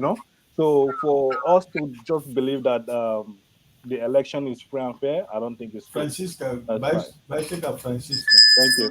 All right, thank you. She's supposed to be your team leader. She's downstairs. Let's go to Infinite Energy. Yeah, unmute yourself, please. Peace and blessings, everyone. Thank you for allowing me to be a part of the panel. So there's a couple of talking points that I wanted to address. I'm in America. I'm married to a Nigerian man. He lives in Enugu. So I'm very vested in this election process. I've been watching it very closely. Here in America, we have what is called election observers, poll watchers. And I noticed that was missing for the presidential election results. What I seen was INEC get on TV and just give the results. But I didn't see INEC counting the results in real time for everyone to see. So when you do that type of thing behind closed doors, you can do anything because there's nobody to see you. So I really, really think in Nigeria, there needs to be poll watchers. And in America, that's appointed by political parties, groups of candidates, or issue committees to observe the conduct of the election. I just want to read you what it says. That role is important and can help to ensure accountability, but it also requires observers to refrain from interfering in the voting process. So you can be there and you can watch in real time as they do their counts. And I see that's missing in Nigeria, which it keeps the door open for them to rig it, and you have these problems. Another thing is, where's the media? Where's the media? How come the media isn't there to record in real time the counting of votes? It cannot be this, "Oh, I need a break, we'll be back." Okay, well, where's the BVAS machine going to be at while you take your break? We need to be able to see those machines at all times. Anytime you're passing paperwork from one person to another, the community, the people, they need to see what's on the paper, what's being passed. The process, the due process from beginning to end needs to be recorded in real time. Not this, oh, we counted behind closed door stuff. No, because it leaves the door open for rigging. And I yield there. All right. Thank you. Oh, is she muted? We can't hear you, Infinite Energy. We can't hear you anymore. No, she yielded, and that was a very neutral. That was a very neutral. That was a very neutral perspective, because I, in the last American election, I worked as a poll worker, and even as a poll worker, the parties have their right to have their agents to come and observe, but they have to stay some distance away. And every 2 hours, I was the person who would write down the results on the board, and the poll agent or the party agents will come to the board and collect the results, so they are tallying, so that at the end of the day, this was in Union County that we did this. Nigeria is still going there, and in support of what Infinite Energy have just said, you can't come and announce results for us at 4 a.m., which you have cooked up. And I keep saying that result was cooked up, completely cooked up. Let Mahmood Yakubu place his hands, if he believes in Quran or the Bible, and swear to the truth and nothing but the truth. The rest is history. All right, thank you. Okay, Ngoseka, did you rant, or did I skip? No, I haven't. Okay, go ahead. Thank you, Doc. You really did an amazing job, and I don't envy you. Half of the time, okay, good. Half of the time, I don't envy you. So, my son is, I just want to say that I have been part of 2 election cycles now, 2019 and 2023. And in 2019, I worked as an election observer. And this time around, I'm working as an ad hoc staff. And I've come to a very simple conclusion. If you want to make a difference, you have to be involved in the process. I used to be very aloof when it comes to anything politics. And I used to get very mad whenever these parties fielded their candidates that were below par. It used to really upset me. And it did not occur to me that I could actually make a difference. Now, I am saying that now that Labour Party, I don't want to use Labour Party as an example. Let's say, for instance, that I've now decided to make a difference. I now realize that the way these candidates come to be is not rocket science. It is simple delegate voting. Delegates vote them and they win their primaries. So if we do not want people who are not qualified to contest elections, we have to belong to political parties so that we can choose our delegates ourselves. And that is just the truth. That is just the only way. Unless you're going to have independent candidates, and these people, and independent candidates will not enjoy the support people under parties would. So I am urging every single youth out there. The deed has been done. If you are in the Labour Party, your principal says, "Calm down, I will reclaim my mandate." If you are in the APC, they said they also have their list of fans they are going to the court. If you are in the PDP, they have their list of fans too. Everybody is finally headed to court, and that is the way to go. We are going to the court. But I want to tell the youth like myself this: please, let's get involved in the process. It is a crying shame that we have people with so much baggage contesting the presidential election. It is a crying shame. They should not even progress from the primaries. They should not. So let's get involved. I know it is not convenient, but let's get involved in this politics. Get involved in any party you think that is worthwhile. Choose your candidate and let them contest elections, so that whenever these things come up, you can actually have faith in who is contesting. Thank you very much. Thank you, Ngoseka. Igbo Basic, you already ranted. Hey, I want to speak and go home.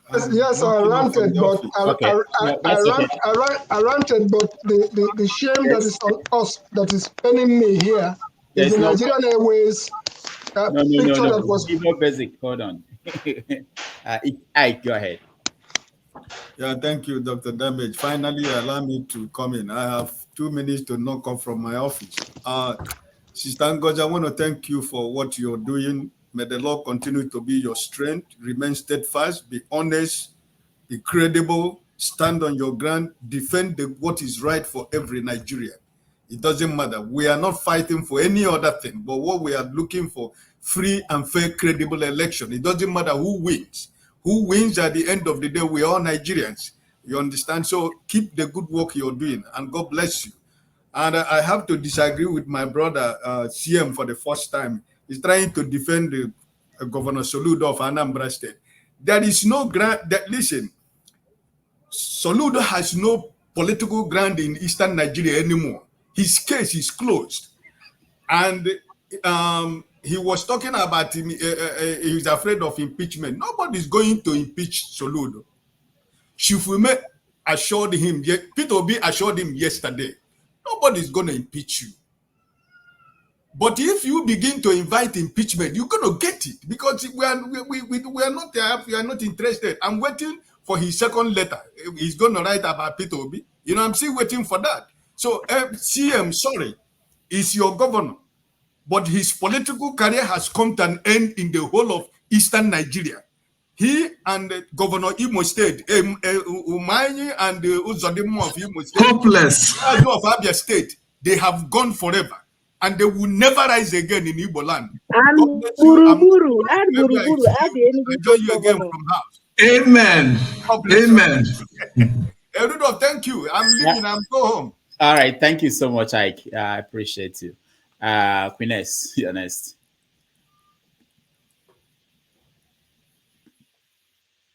Sorry, I thought I've ranted. Sorry, I thought I've ranted. Yeah, I have. Okay. I don't rant. It means I never rant. Yeah, Jude. Jude, I'm sure you have. You know, you're next. Welcome to the show. Oh, thank you very much, Dr. Damage. Yeah. So am I ranting or you came at the right time. You're ranting. Right. Oh, just ranting, right? So how many minutes whatever you want to get off your chest. Yeah.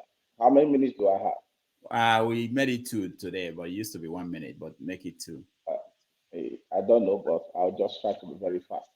Anyway, I want to appreciate everyone for all your contributions. But to me as a person, I think we are still far from what we ought to be doing. First, we ought to totally condemn what INEC did. It's a fraud. So there is no 2 ways about that. Because I want to say just 2 points about what INEC did. The transmission aspect, it was done purposely. They didn't want to do it. So there is no argument about it. Because one thing you should understand, to transmit the election results, we have so many ways we would have transmitted that election result. Number one, we have frequency that has been running in Nigeria. NTA was established in 1977. Internet came in 1983. So for transmission, we don't actually need the internet. We already have frequencies and internet running in Nigeria that would have made that possible. And secondly, for the Peter Obi movement we all believe in and we all are supporting, I want us to know, we only know Peter Obi. Everybody should know that first. So wherever he moves to, we will always move there to support him. So these gubernatorial elections we are talking about, my advice to every youth is this. I hope a lot of people will hear this. Don't kill yourself about party. We should form a formidable force in every state to safeguard our resources and the income or allocation that comes to that state. That should be our focus, not party. We are only following, Labour Party because of Peter Obi and Dante. So we should not we should stop fighting for Labour Party in any state. Politicians are all politicians. Now the youth has risen. Our major focus and point should be this. All youth in every state should form a force to checkmate from local government to state government all the contracts they are giving and everything they are giving to people. If they do it or not, Let's find out this contract where there are flaws. We should bring it up so that the whole world or the whole Nigeria can see it. Thank God for internet today. So when we start doing this, then we will have our say, we will have our position, and we'll make our voice heard. It's not all about going out and shouting and all that. No. So these strategies, these are the things that I have said. When we follow, we'll be able to do it. INEC have done their part. Hopefully, the court will be able to revert it if Peter Obi have a lot of evidence to win the court in the case. But for the state, we should not go and kill ourselves for party. Let's stay together as youth in every state and make sure we checkmate what is going on in our state. For projects, for allocations, all the way from local government down to the state government. When we can do this, we will have our state and our country back in our hands. That is what I want to contribute. So I hope maybe what I said makes sense, and we can start thinking in that direction a bit. Thank you so much. We appreciate your contribution. Let's go to Ndubisi. That's the last person that will rant, and then we go to a different topic. Go ahead, Ndubisi. Meet yourself, Ndubisi.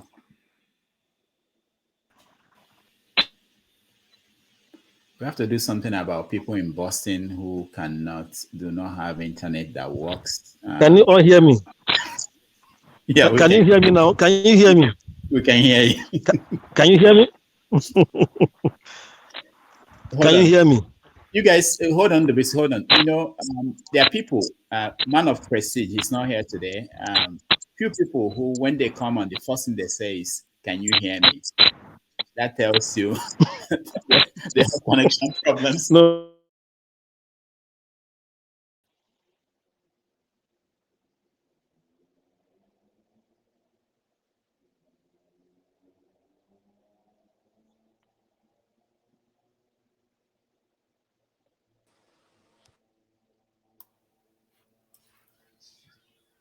What is going on? It's like Dr. Rudolph just jinxed himself. Rudolph, your internet is bad, man. How could it be my own? So who is causing the problem now? Not for me. No, Mama H.O. sent Thunder to go fire them. That's what.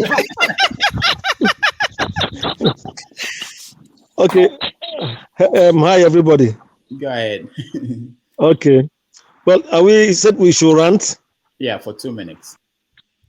Okay, about anything about the election. Anything, okay. Anybody? Well, first of all, I want to urge Nigerians back home to not to allow their spirit to be dampened. This movement has to continue. We have to get it right, and the outcome of the way INEC announced the election are meant to put everybody's spirit down, so everybody will give up and say, "Oh, this is not what it's." So let us show them that no, we want to make our country work. So everybody should come out on the 18th of this March. That is.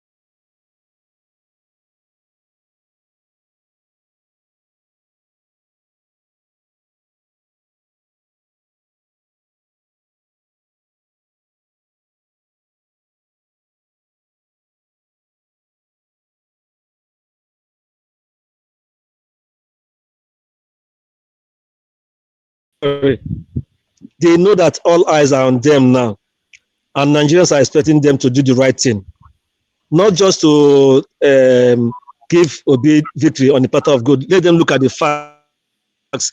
The facts are so many. There are so many evidences, and it's enough for them to overturn the INEC announced result and hand it over to Obi, who won the election.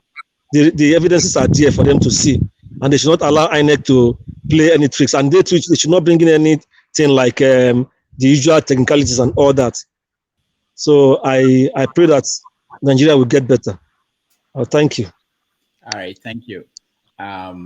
All right, I think everybody by this time, everybody ranted. I want to, there's something developing story there. Doctor, let me say something. Okay. For those of you that think when I come here, I curse, you don't know anything. I watched an interview this morning in Parara TV. A young man, his wife was killed by going to vote. He left 3 children for him.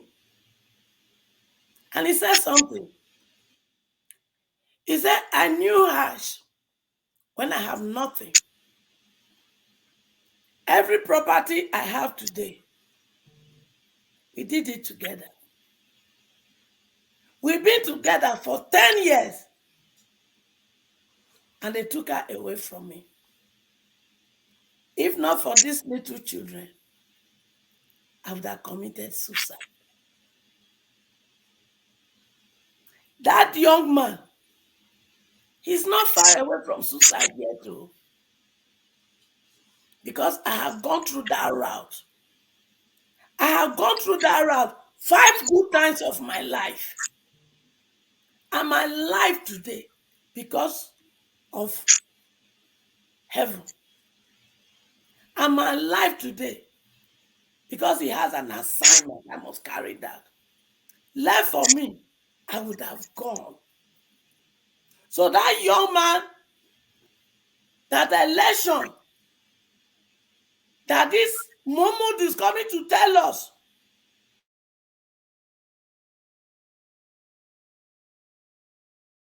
to defend it.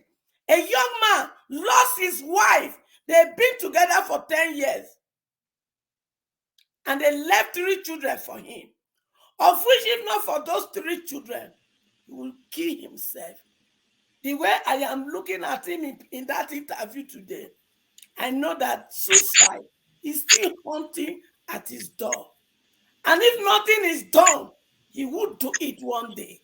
And somebody will come here and tell me, hey, she's coughing. I never curse. I never curse. What happened to that young man? What happened to any of you that comes here to tell me rubbish? Is it wrong? Is it wrong for his wife to go and vote and she never came back home? That is the offense of that lady. And you expect that blood, that innocent blood, that left 3 young boys and a husband to be celebrating with you people, or to be clapping for this nonsense you people come here to talk. I repeat it and I repeat it again. Anyone that consciously, knowingly and unknowingly support this evil, evil will not depart from your family and your generation. Anyone, knowingly and unknowingly, who support this rigging that is causing tears and sorrow in Nigeria as a whole, home and abroad. I don't care how you define it. The Bible says, there shall be no peace for the wicked. Peace will depart from your life and all you stand for. A young man just lost his wife. 3 little boys, they are motherless now. A young man is thinking of killing himself, if not for these children, because his wife went out to vote. And this happened to many families. These are the ones we are seeing. These are the ones we are hearing. And so people will come here and tell me what. If you don't like it, go away. You won't change me. Fairness is fairness. Injustice is injustice. Our youth are wasting away. When they were supposed to be competing in the global world. And you are here telling, I never cursed. I go so they read Psalm from my head. I go read the book of Psalm. And that is the Bible. And that is what I believe. And upon that word, I stand upon to say what I say. And God in heaven said, He honor His word more than His name. So the words I pronounce out of my mouth, except it is for selfish reason. If it is not, it will haunt whoever that is pronounced upon. It will start today, like Collateral said, but it will definitely start. And one day, Collateral, you will watch back this video and you will remember Mama H.O. said it. All right. Thank you, Mama H.O. Janaba, I know you're a pastor, and you people unleashed this church on Africans, and Africans have since been. That's not the topic of today. But Janaba, can you, Wayne? We just finished. Do you want to rant? Yeah, you are with me, right? Mm-hmm. Yeah.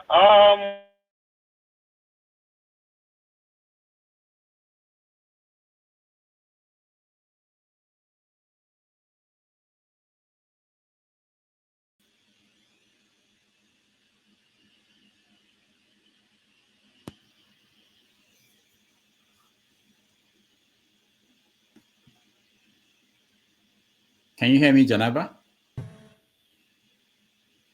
What is going on? All right. I think there is a weather situation here. I'm believing that it's from my own end, because I'm watching this on a different screen, and it's also showing there. So probably it's from my own end. Janaba, can you hear me? Can anybody hear me? Oh, are you using the Beaver in transmission? Yeah, Okay. I can hear you. Okay. So Janaba, Maybe I will send my internet from Germany to you. Oh no! Please keep it in Germany. All right. I think it's something going on. I will switch computers now and yeah, something is going on. Yeah. I'm not sure if it's from my own end, but I'm seeing that. Exactly. Yeah. Maybe it's actually maybe a problem with StreamYard. We may think it's actually from here. That's possible. It might be from StreamYard. Yeah. So anyway, if it is my own end, I was just talking to my son about some kind of stick that you got to put on so that they will stop interrupting you, the internet people.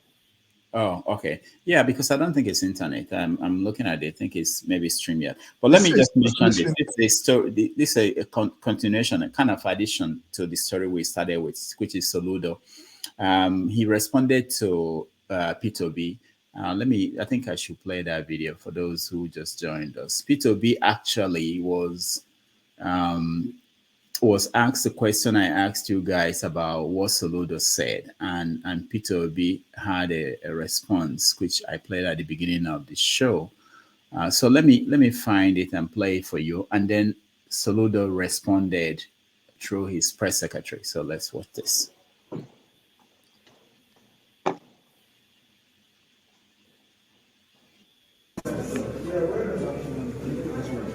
But with the difference, he is the governor of my state. I have my utmost respect and regard always. I'm contesting for president of Nigeria, which, to the best of my knowledge, is not a candidate and not a contestant. Yes, one important question. The governor of Anambra State has kind of threatened that any legislator that is not on his platform will not get the best of democracy from him, and that they should vote for Africa all the way and not. So how do you react to that divisive statement? Well, again, like I said, we have political differences and the way we approach it. I've told our people, go and campaign and win election. Your job as a legislator is to work with the governor to ensure that you provide dividends to the people. Help him to ensure that the schools, number one thing, education works by making sure that you give him appropriate support and appropriation in laws to guide education, to guide health, roads, everything. I mean, the lawmakers don't do executive job. So there's no way they cannot enjoy. If he builds road, will he ask a different lawmaker because it's from different parts not to pass the road. If he builds school, he won't say their children should not go to that school.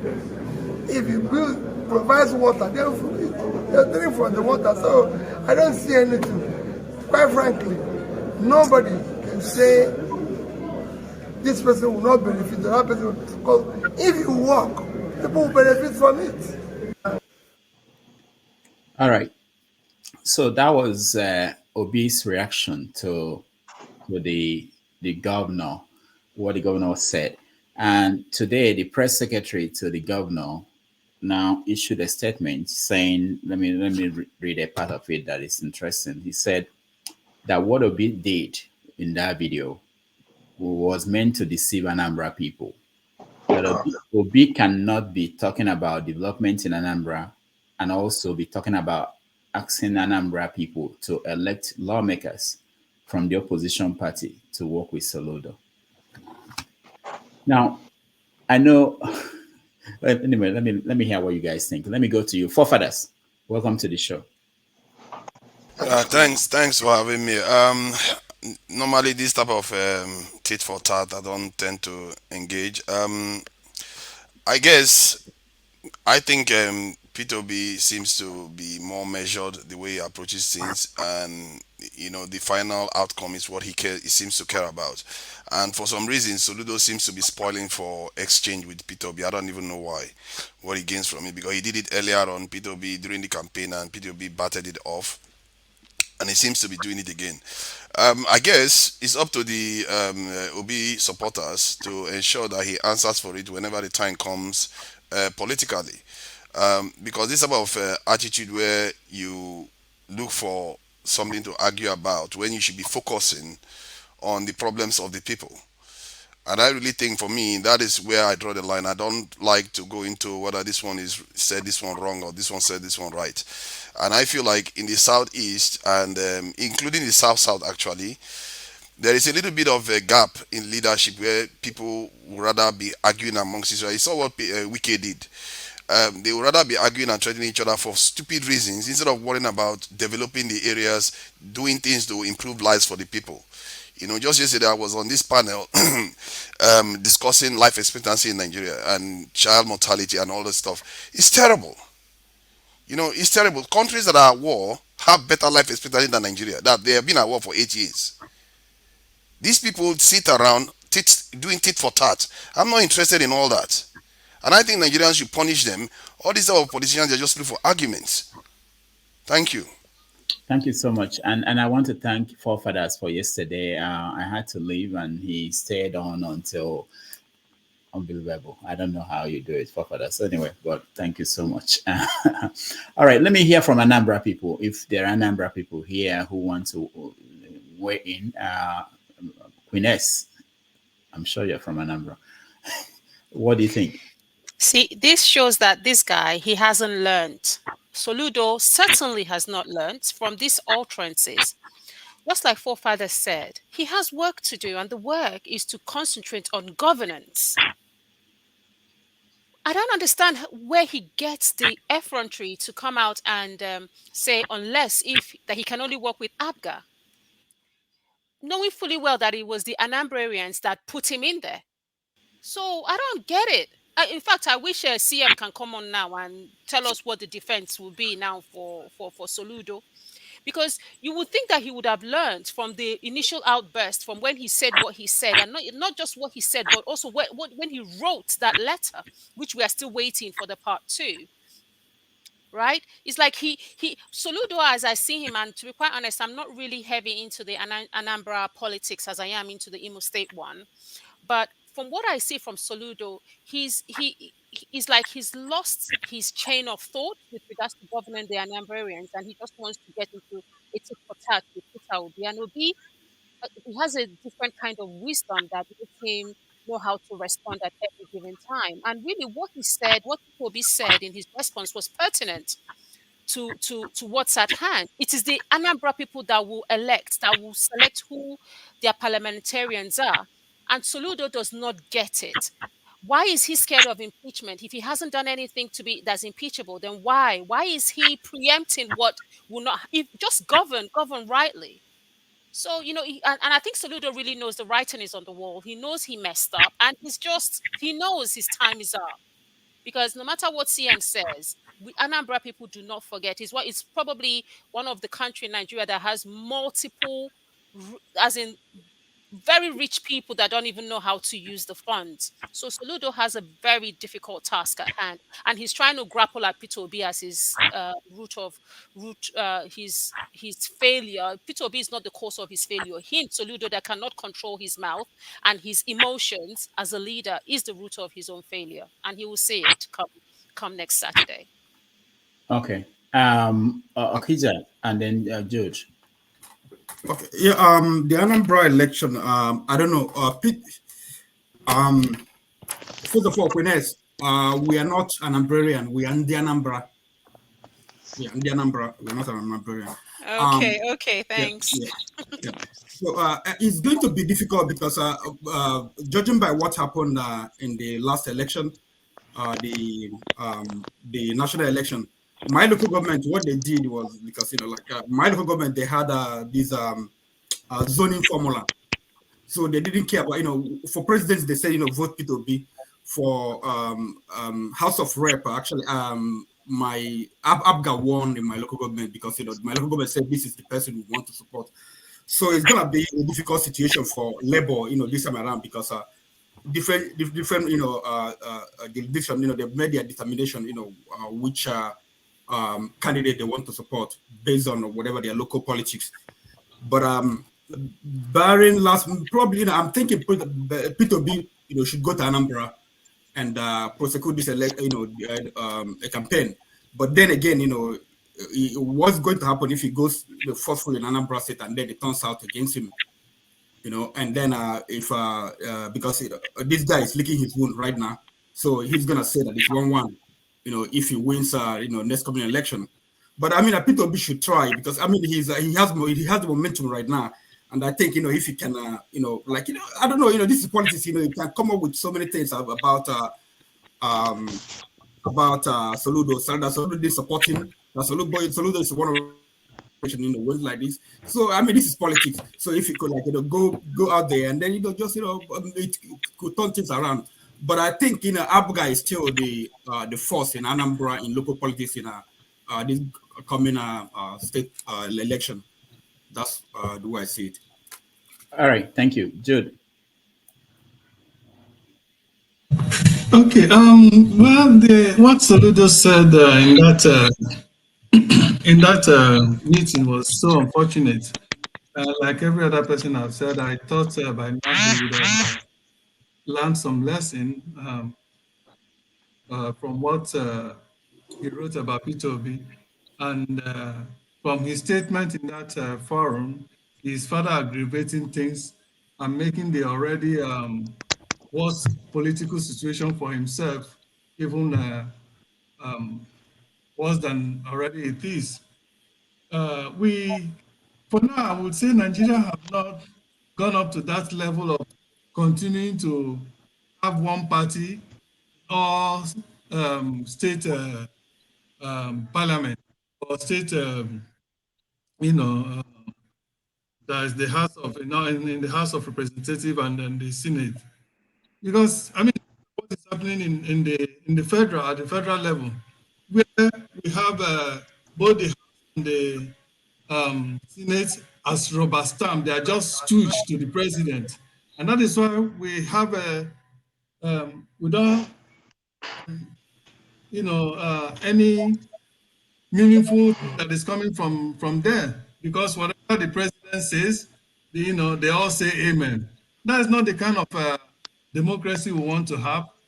Okay, so it's a situation where he will trying to coerce them and make them believe, or except only when the state House of Assembly, they are all Abga. That is the only time he will be able to function.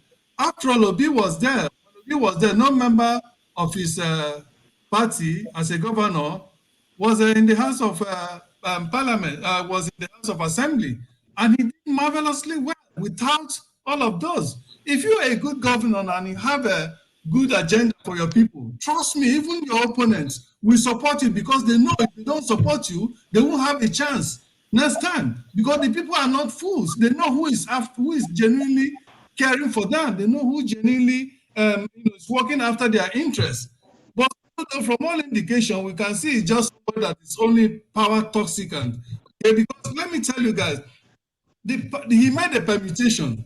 The permutation he made for writing that letter to Obi, according to some analysts, was that he wrote it to disparage Obi among the Anambras, and tried to position himself so that by the time he finished destroying Abga in Anambra and in the eastern region, then he will join the PDP, hoping that Atiku will win the election, so that he will now position himself to take over from Atiku after he has finished his tenure.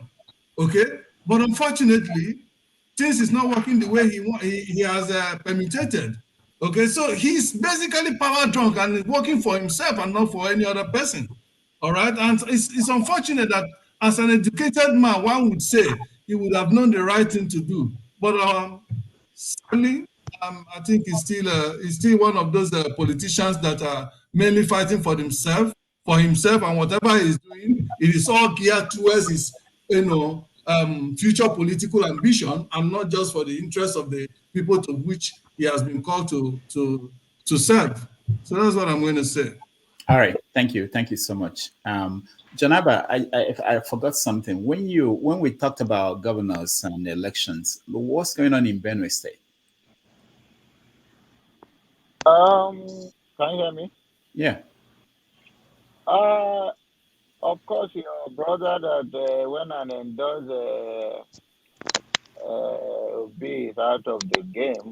The gubernatorial one, he's begging that he's negotiating with the people on ground, because the Benue people were not happy with him for what he did over the months that I've been saying it here, that he should go and pay Benue people, pay the pensioner, pay the state workers.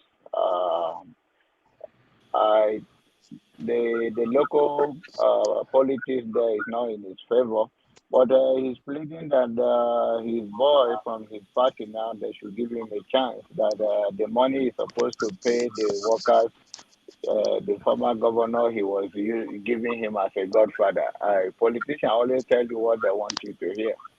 And I think it's a very close election between the APC, even the LP is making a progress. So we are looking forward to see the outcome on Saturday. We're thinking that today we'll put that behind us, but now the cabal that Jude used to talk to them already shifted it, and Lawrence too. Lawrence, you are this? All right, Janaba, thank you. Zeno, I know when you spoke, you came in and you didn't get a chance. What state are you from in Nigeria, and are you following the election there? Well, I think you already forget. I'm not in Nigeria. Oh, I forgot. Let me remember. You married a Nigerian? Were you the one that? No, I'm in Malaysia. No, I know. I mean, what state are you from in Nigeria? Oh, from Edo State. And that's what I mean. It shocked me now. Okay. Okay. Yeah, Edo State. So, are you following the election in Edo State, or do you don't have? Definitely, I'm following the election in its entirety, especially now they have included technology in the process, which is my area of specialty also. That gets me more interested, because with the help of technology, a lot of abnormalities should not be part of what we're experiencing anymore.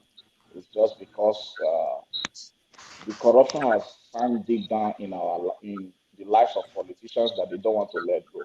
So hopefully, with the strength of the youth and everything, and with a proper planning, we'll be able to come up and take over the space, the electoral space, that will not be cheated anymore. My hope and prayer is that those of us who have the expertise in terms of technology when it comes to IT and all that, those in abroad, those in Nigeria, should help us in this issue, because we have to leak a lot of information that are covering, If we cannot uphold them, there's no way we will take control. The government, or will I say the old politicians, as we may say, will only be afraid of the youth to expose them in what they are doing. Too many things are being covered, and that is the issue. If a governor steals in a state, it should be in the public domain. If a senator steals, it should be in the public domain. If a president steals, it should be in the public domain so that we can start contesting these things in the court, in the media, and everywhere. So this is my aspiration. This is my hope for the entire youth. So that with all these informations being available to the public, they'll begin to scare of the kind of things they will be doing, because too many things can just be done in the Nigeria policies and they will get away with it. Especially you see what happened during the Naira redesign and all those things. Things were just happening and we cannot do anything. We are just watching. So I hope we can do more, especially with this era of technology. All right, thank you. Let me play this video and then we have a conversation quickly. All right, I will say good morning to everybody. All right, thank you. Thank you for the opportunity. Last man standing. It's still standing. It's still standing. Last man standing. Jay, how come to be wearing the same thing? Is that a uniform? Last man standing. Welcome, Your Excellency.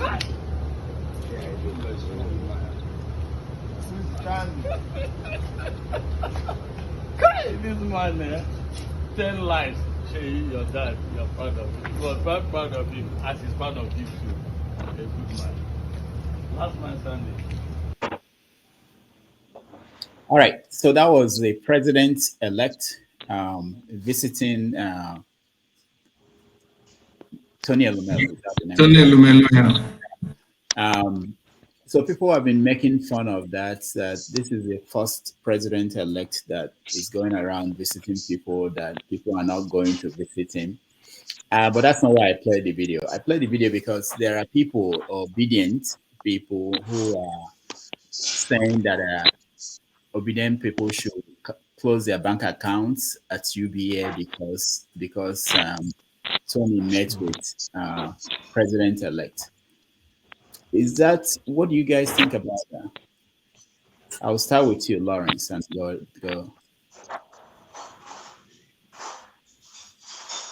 Lawrence, go ahead. Oh, by the way, let me just say, for those who do not know, Lawrence is the brother of John Abba. So for the first time, two of them are on the same platform at the same time. Okay, Lawrence, but they don't agree. They don't vote for the same party. They don't go to the same church. They are totally... Okay, go ahead, Lawrence. We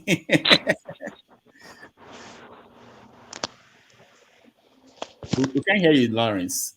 And you are in New York. I hope you don't make them make fun of New York. Yeah, can you hear me now? Okay, good. Yeah. No, I don't think it's I know people are upset because he visited the guy, but for my own opinion, I don't think it's wise to say that people should not bank in the UBA or whatever, whichever bank. So I don't think it's a good idea. So everybody have their reasons, We don't even know the reason why he visited him. So for me, no, I don't support that. Okay, thank you. Yeah. Queen S. Now I want to go around unless someone doesn't want to say something. I don't want to miss anybody and get yelled at. Queen S, go ahead.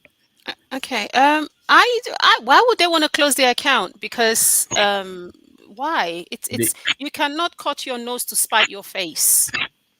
Your bank account is different from INEC elects president. He's not, he's still in court. I think the only thing I didn't like was when he went to Elumelu and Elumelu now said the last man standing. I don't know what that, means, because he certainly isn't, well, I hope it's not to do with this current election that happened, because even Tinubu himself knows that he didn't win free and fair, because you can even see in his countenance, there's something very low about him when him and his wife woke up at that ungodly hour to go collect. It's just, there's something off. Even they themselves could not celebrate their so-called win because they know they didn't win. And he knows in his heart that he didn't win. So I think it's just that one last man standing that I didn't understand what Elumelu was saying. But this then reiterates what Madam H always says, that it's always is the oppressed and the oppressors. So these are the oppressors, I presume, meeting and speaking. And then this goes to show that I don't know why they are trying to force this presidency on Tinubu. He doesn't have it. He doesn't have it. A president that is going to visit people to get validation. He's like wanting people to say, you know. He knows he doesn't have it. With all due respect, but I pray that our court, the judiciary, will step up to the plate and do the needful. Because if they force this on Nigerians, then he will be a leader that has nobody. He would just be a toothless backing dog. No one would take him seriously. There's nothing he says that will. No one can resonate, and that's what's going to happen if they force this man on the Nigerian population. But with regards to closing the bank, I don't think it's necessary. Bank accounts, I don't think it's necessary. So thank you, Finesse. Igbo basics. So do you think we people are not crossing a line, but pushing this so far? If Tinubu should visit you, Igbo basics now, people will start closing their whatever business you have. You say, I'm not going to come to your business. I mean, where are we? What's going on? Where we are, before I speak on that, John Abba and my other brother, the Abba brothers in Benue State, I just want to reiterate that the organization which I chair here, Foundation Democracy Initiative, we're sponsoring a candidate right in your neck of the hood, and that is Akweke Vincent Ado. Akweke Vincent Ado is a Labour Party candidate in Goma State constituency. And we are looking forward that you, and I'm appealing to you, to also reach out to your people to tell them to see to it that Akweke Vincent, a young man, that is going to be voted in, so that we can see some changes. Having said that, I will come back to the visitation of Tinubu to Elumelu. Basic trust, perceptions. Before the elections took place, I saw Tinubu go to Dobale for all UK's mom. He did that, and we all saw that on video. And now Tinubu, as a quote-unquote president-elect, who was announced before the complete results are collated, midfield. No, when you said that, I know I didn't want to stop people saying that. The fact that they did not upload it does not mean that they did not gather the results from different polling units. So we have to be careful what we're saying. Yeah, what I mean? Yeah, what I was saying there is that completely. Why do you say that? The referee, the umpire, he blew the whistle midway. Game is not over yet. And he knows. No, what do you mean by that? Are you saying that they did not get the results from the states and then brought them to Abuja and put them together before they said that he's the winner? You can disagree with the process and everything, but you make it sound like somebody who is not from Nigeria watching this now, we think that basically that the results did not get through a process, get to them and they announce the winner. The result was getting through a process, and I said it earlier on, that the umpire, Malam Mahmood Yakubu, when he saw that things were going the way that if he went, it will not be to the tone of his paymasters. And I reiterate, that's why he went out and called that result at 4 a.m. like a thief that cometh in the middle of the night. So we are saying that it's not conclusive yet. That is what we are saying, but it's now in the hands of the court. Let me get back to Elumelu. Elumelu, we saw in the background positioning his daughters for the possible ministerial positions or whatever positions. I mean, the man, Tinubu, has a right to go and visit whoever he wants to visit. But don't rub it in our face, as at this point in time, the man should really be a maker. If he really won this game. The man wanted to just be president, even for a minute. Now it's on him, and he knows what is coming at it. So that for the bank process, Banking is banking. It's an institution. A bank just failed in Silicon Valley yesterday or day before yesterday. That is a banking process. Elumelu and his bank, whatever bank it is that he has, it's up to the people. If you want to bank there, that's fine. If you don't want to bank there, that's okay. But all I'm saying is that let the man Elumelu not think we are stupid, because basic trust is what is going to be lacking here. And if he hates the bank, people should not pay that bank. He's just the head of that bank, maybe the founder of the bank. If he has sold his bank to Tinubu, that's a different ballgame altogether. So banking is a different process. The people should not shut down the bank until you get your money out. You have a right to transfer your money from that bank to Access Bank or to any other bank that you believe that will do your needs. That's all I have to say on that. All right, Henry. 2 minutes. For the bank issue, I mean, it's not so important anyway, but it's just disrespectful for him to present his daughters, you know. Okay, yeah, I wanted to address that. I don't think it's a daughter. His kids are very the young. ladies. So, but someone said it's somebody from the family, you know. It's okay. To present the ladies for, I mean, this shows how people, the elites, still want to control the system. This shows how these so-called elites want to control the system. They don't have people that will always control. They don't want Nigerians to move forward. These are the people. Tinubu went to visit him, call him one man standing. What does that mean then? I don't even know what that one means, one man standing. What it means, I don't know. These are the same kind of people, this Milolu, what they call this, whatever his name.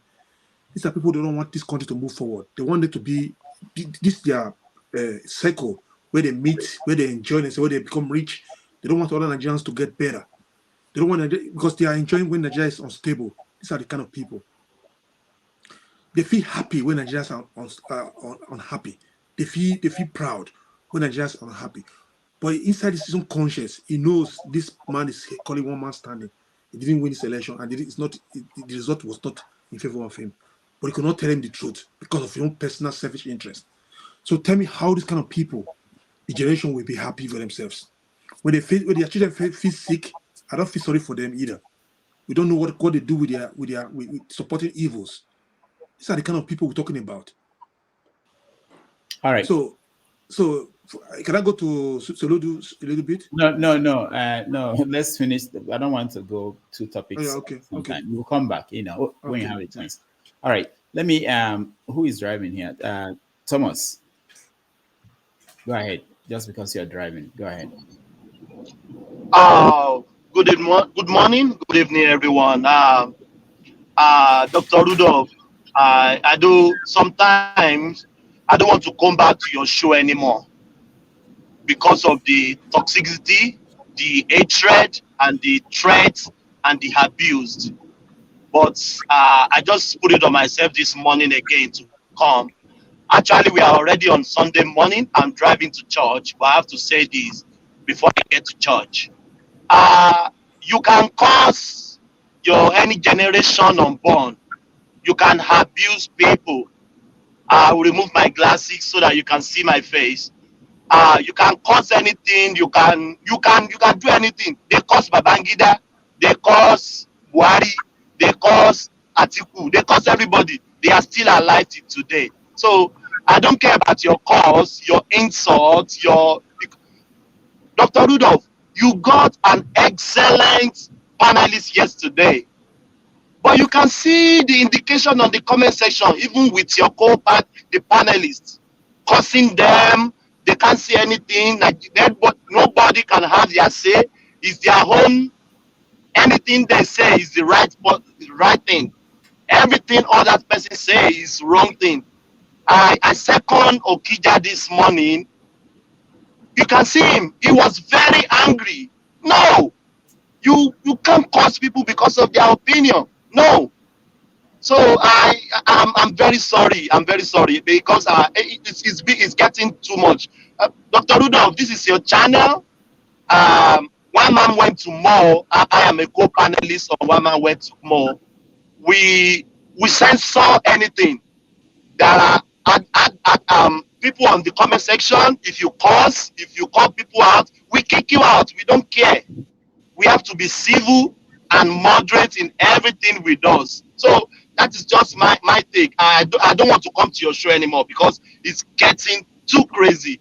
People can't talk. You will curse them. You will curse their generation. I think you have to do something about it. It's your show. You have the right to do what you want to do. But for me, anywhere they are cursing, they are insulting, I don't associate myself with them. And with the Tinubu stuff, Tinubu is the man standing, is the last man standing. If you like it or not, you may not like him, you may not like his politics. I don't like him, I don't like his politics, but that is your president elected. He will be what? He will be swearing. There's nothing that will happen. That is your president elected. Get it to your straight. Get it to your skull, man. It is your president. There's nothing you can do about it. So Tinubu, they said he will not get the ticket. He got the ticket. They said he would die before the president, before the election. He didn't die. They said he will not win the election. He won the election. And some people are still saying now that he will not even become the president.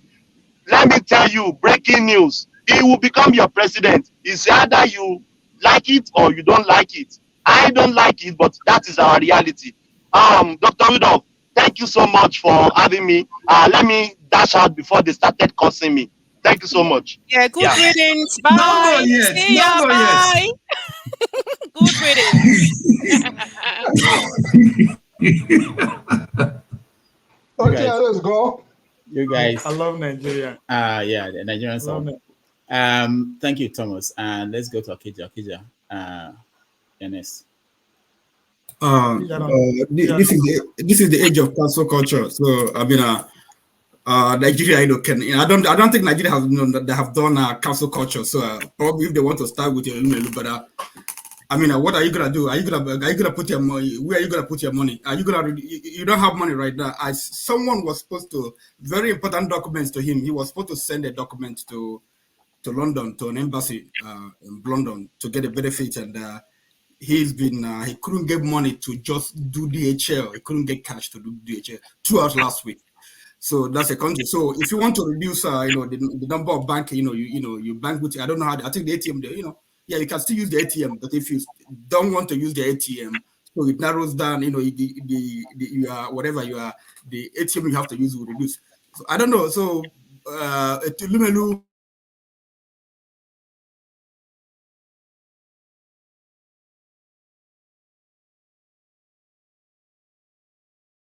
hoping to get some of government business. So I mean, he's a businessman. I don't get. Some people, like people that hate Dangote, they say things about Dangote. I love Dangote. He's a businessman. I'm a businessman too. I will do whatever I have to do. As long as I don't contravene the law, I will have to do anything I have to do to get advantage. So that Timmy is a businessman. He played his part. Peter Obi had some businessmen, in his fold too. So, but the problem I have with the visit is that he, like people are saying, that he went to them and instead of them they're coming to him. I don't know how much he gave him. In Igbo land, we said that if there's kind of thing, the money you give to a medicine man, he will go to to Evil Forest to get herbs. So yeah, probably he went to Evil Forest to get herbs for him. That's why he is paying homage to them. He's going to need them. Just like he said already. He's gonna nominate. Probably he's gonna give him some names for ministerial opposition or some other position. But also what we are seeing is that Tinubu will be under influence of many businessmen. I said it even before the election. For instance, they were talking about oil subsidy. If it's gonna like fuel subsidies, he's gonna remove it.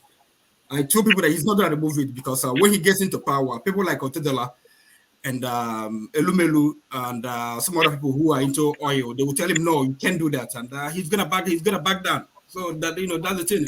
So that's why the politics, is businessmen most of the time they determine the politicians who win. Just like in US, we make laws. The big companies, they make laws for us. They buy our Congress people. They sponsor their campaign or whatever, give them money, and they make the law that will benefit business.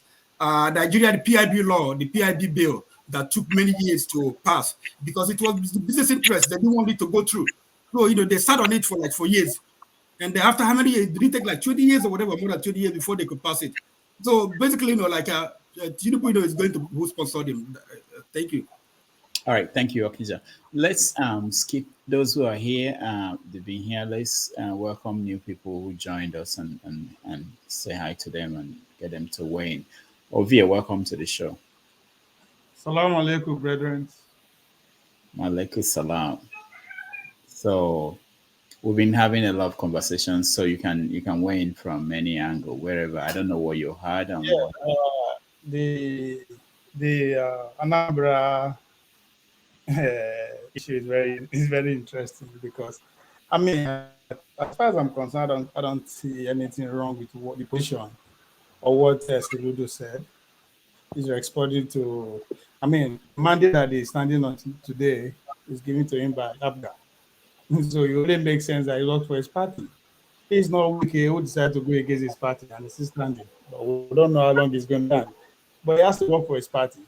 Of course, the same thing goes to Obi too. Obi has a responsibility to, as a leader of the party now, to also work for his own party. So this is democracy at work, and let the best leader win. That's what is at stake at this point. Of course, Soludo is scared for his own future too.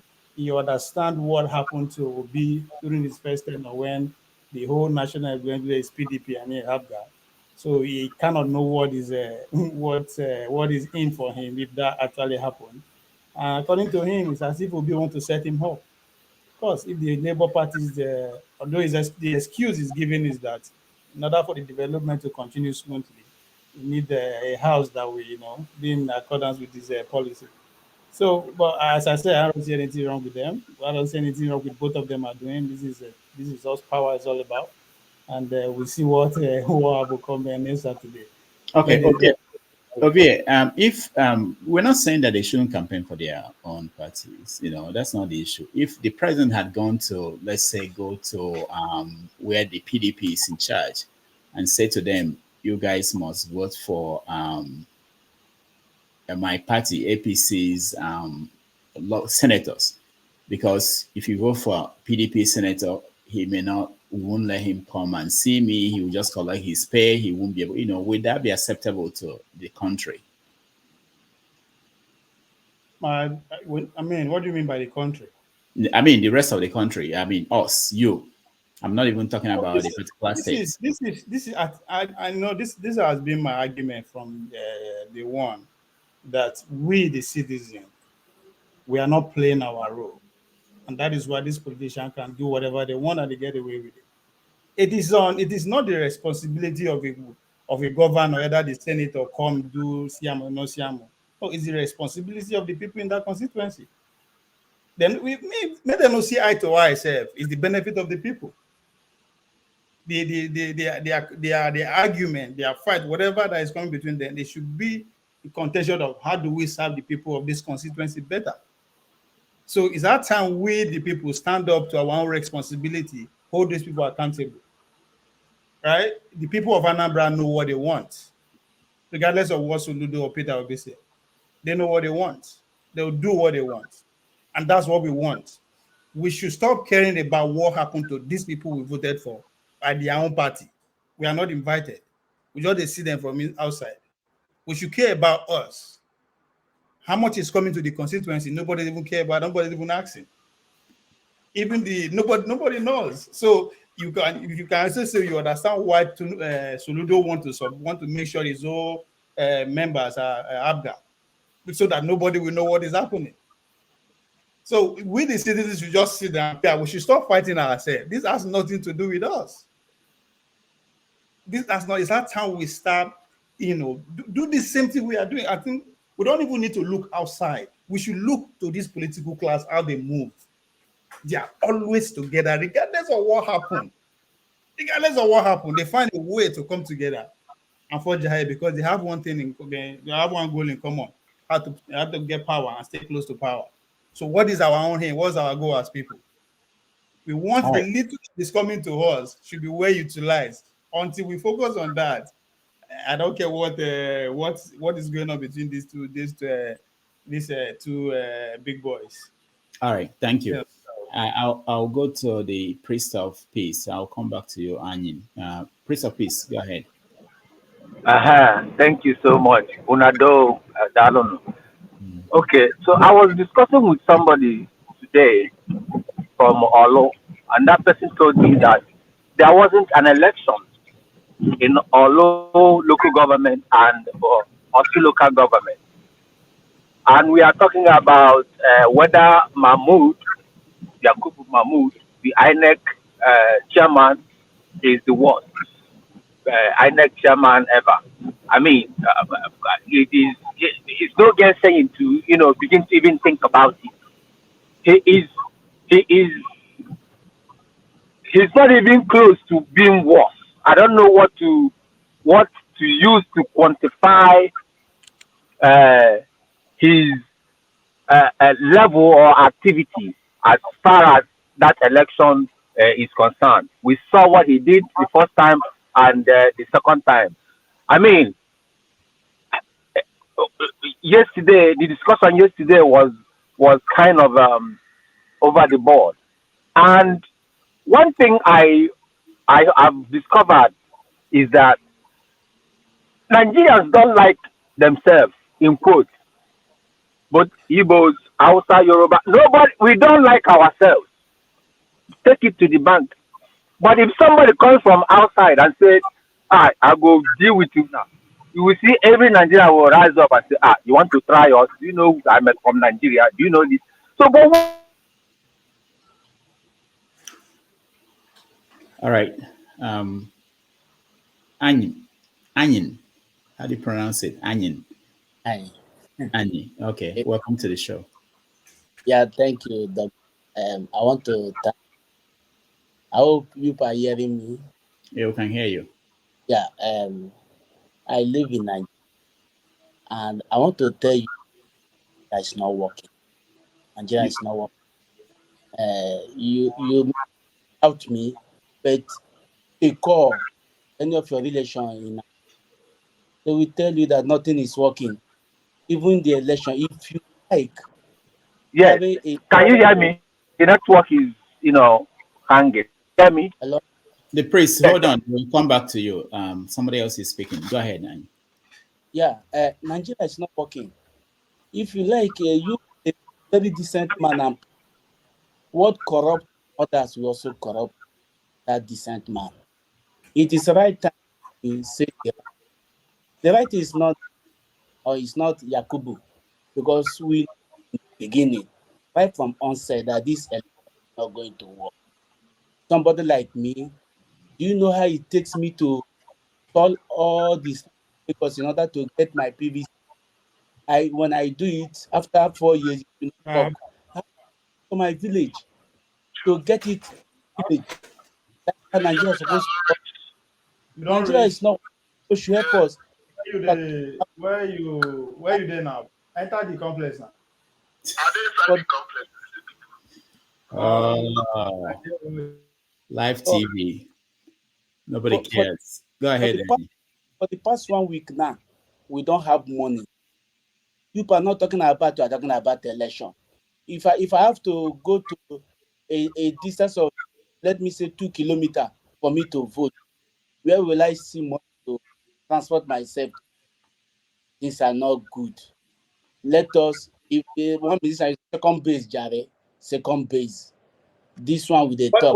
What is the second base for you? The second base for me is when we start talking about why is Nigeria not working. Then I will tell you why Nigeria is not working. Let me cite one example. Somebody said that Nigeria don't love themselves. My brother, that is truth. That is the number one truth. You can't see me as I'm an Igbo man, a proud Igbo man. You can't see me now see something that is wrong, and the Yoruba man is there because Yoruba man know that that thing I'm seeing that is wrong will not favor him.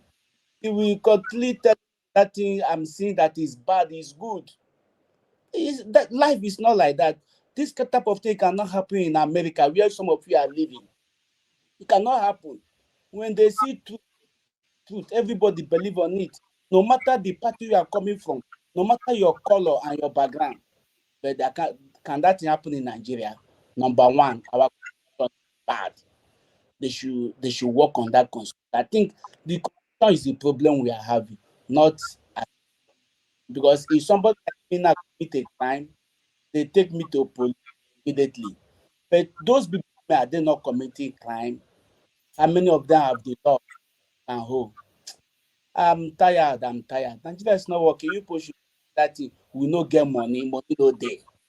You go to the bank. Okay, a bank I know yesterday, somebody went to the bank and withdraw money. They gave him the 500 naira note. The guy tried to spend the money, couldn't spend it. He ran back to the bank. He want to deposit it to his account. They say no, my brother. Now so work. Nigeria is not working. Why did they say no? Rodolphe, you want to ask me why did they say no? Many people will start talking to you, telling you that is true. Their no is CBN did not ask us to collect the money, but they are the one that gave the money. That is it. So Nigeria is not working, and you can't take a police to arrest such banker. It will not work. So what do? They know what to do. I think I have a clip where one of the consular those days in Nigeria, he was saying that Nigeria know what to do.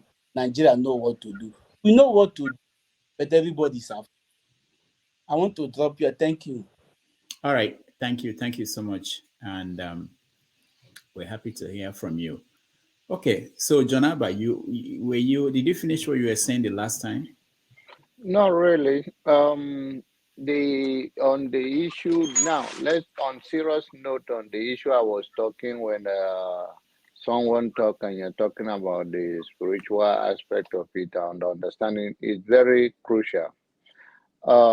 Very crucial to me in the sense that my upbringing in ministry and in life in general. My brother is here now, he can tell you. We have a lot of pastors too from my family, my immediate family. You have Pastor David Abba is in New York there as well. I don't believe in cursing. I can even use the F language for you instead of cursing, all of those things, because anything you want to find in Bible, you can find it. The Bible said that when your way pleases God, your enemy will be at peace with you. He said, I will fight your battle, hold your peace.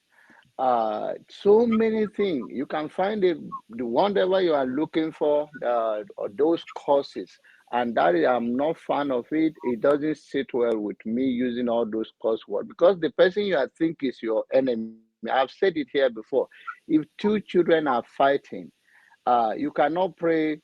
They cannot come to you as a father and say, "Oh, kill the other one for me." Me and my younger brother here, we have a different political view, completely different. I'm not going to say to him now, or I don't believe he will say to me, "Oh, you are going to hell or thunder fire you because you are not obedient." And I don't believe I will say to him, whosoever I think is I want to endorse or I want to support. And that is the lack of love we have with ourselves, that the far we disagree, then we become enemy of each other. And I think we have to stay away from that. And I don't believe that my own mother, I will not even watch my mother using all those curse words on national TV, and I will embrace it. I will distance myself from her, and I will be very firm with her that no mother want to see another child go down. The Bible says the heart of the king is in the hand of the Lord. He will turn it to whatever direction he wants for his own good. And at a point in life, you that say you are born again now, maybe you are not born again yesterday, and nobody have killed you. You have done something wrong. And then this is even a politics, for God's sake.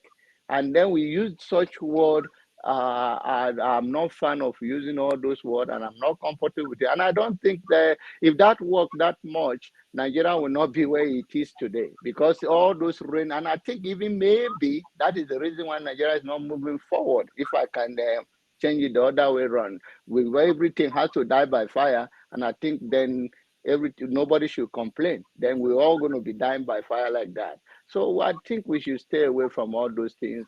Pray for peace and unity of the country. Do everything you can, and just pray for a good leadership.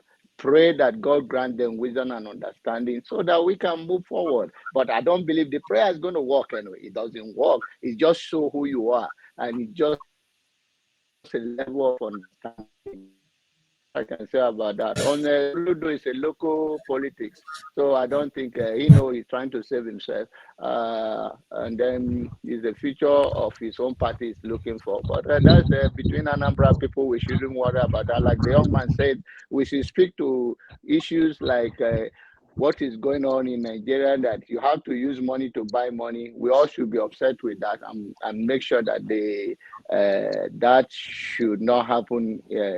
To anybody in Nigeria, that you have to go to the bank and use your money to buy money. That's the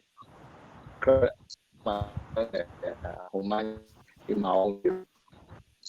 Thank you. All right, thank you, Jamal. Yeah, your line has Dr. Damages. Dr. Damages. Yeah, go ahead. On what my brother Janaba just said, here is something that a junior from my high school days just sent me this morning. And he said it has become a Herculean task to source for funds to the extent that we have resorted to buying Naira from the black market to the tune of every 10K or 4K. Senior, as I write, I have no money to put food on the table for my family. Bank of under the bed, as they did this Naira redesign policy, and then they tried to snuff out people who originally banked from Bank of under the bed, under the mattress. This is what we are facing now. That a junior boy from class of 1977. I woke up and saw this. I still haven't found a way to address it. We are in deep trouble in Nigeria. What do we do? Can I answer? Yeah, go ahead, Jude. My brother Abba, you see,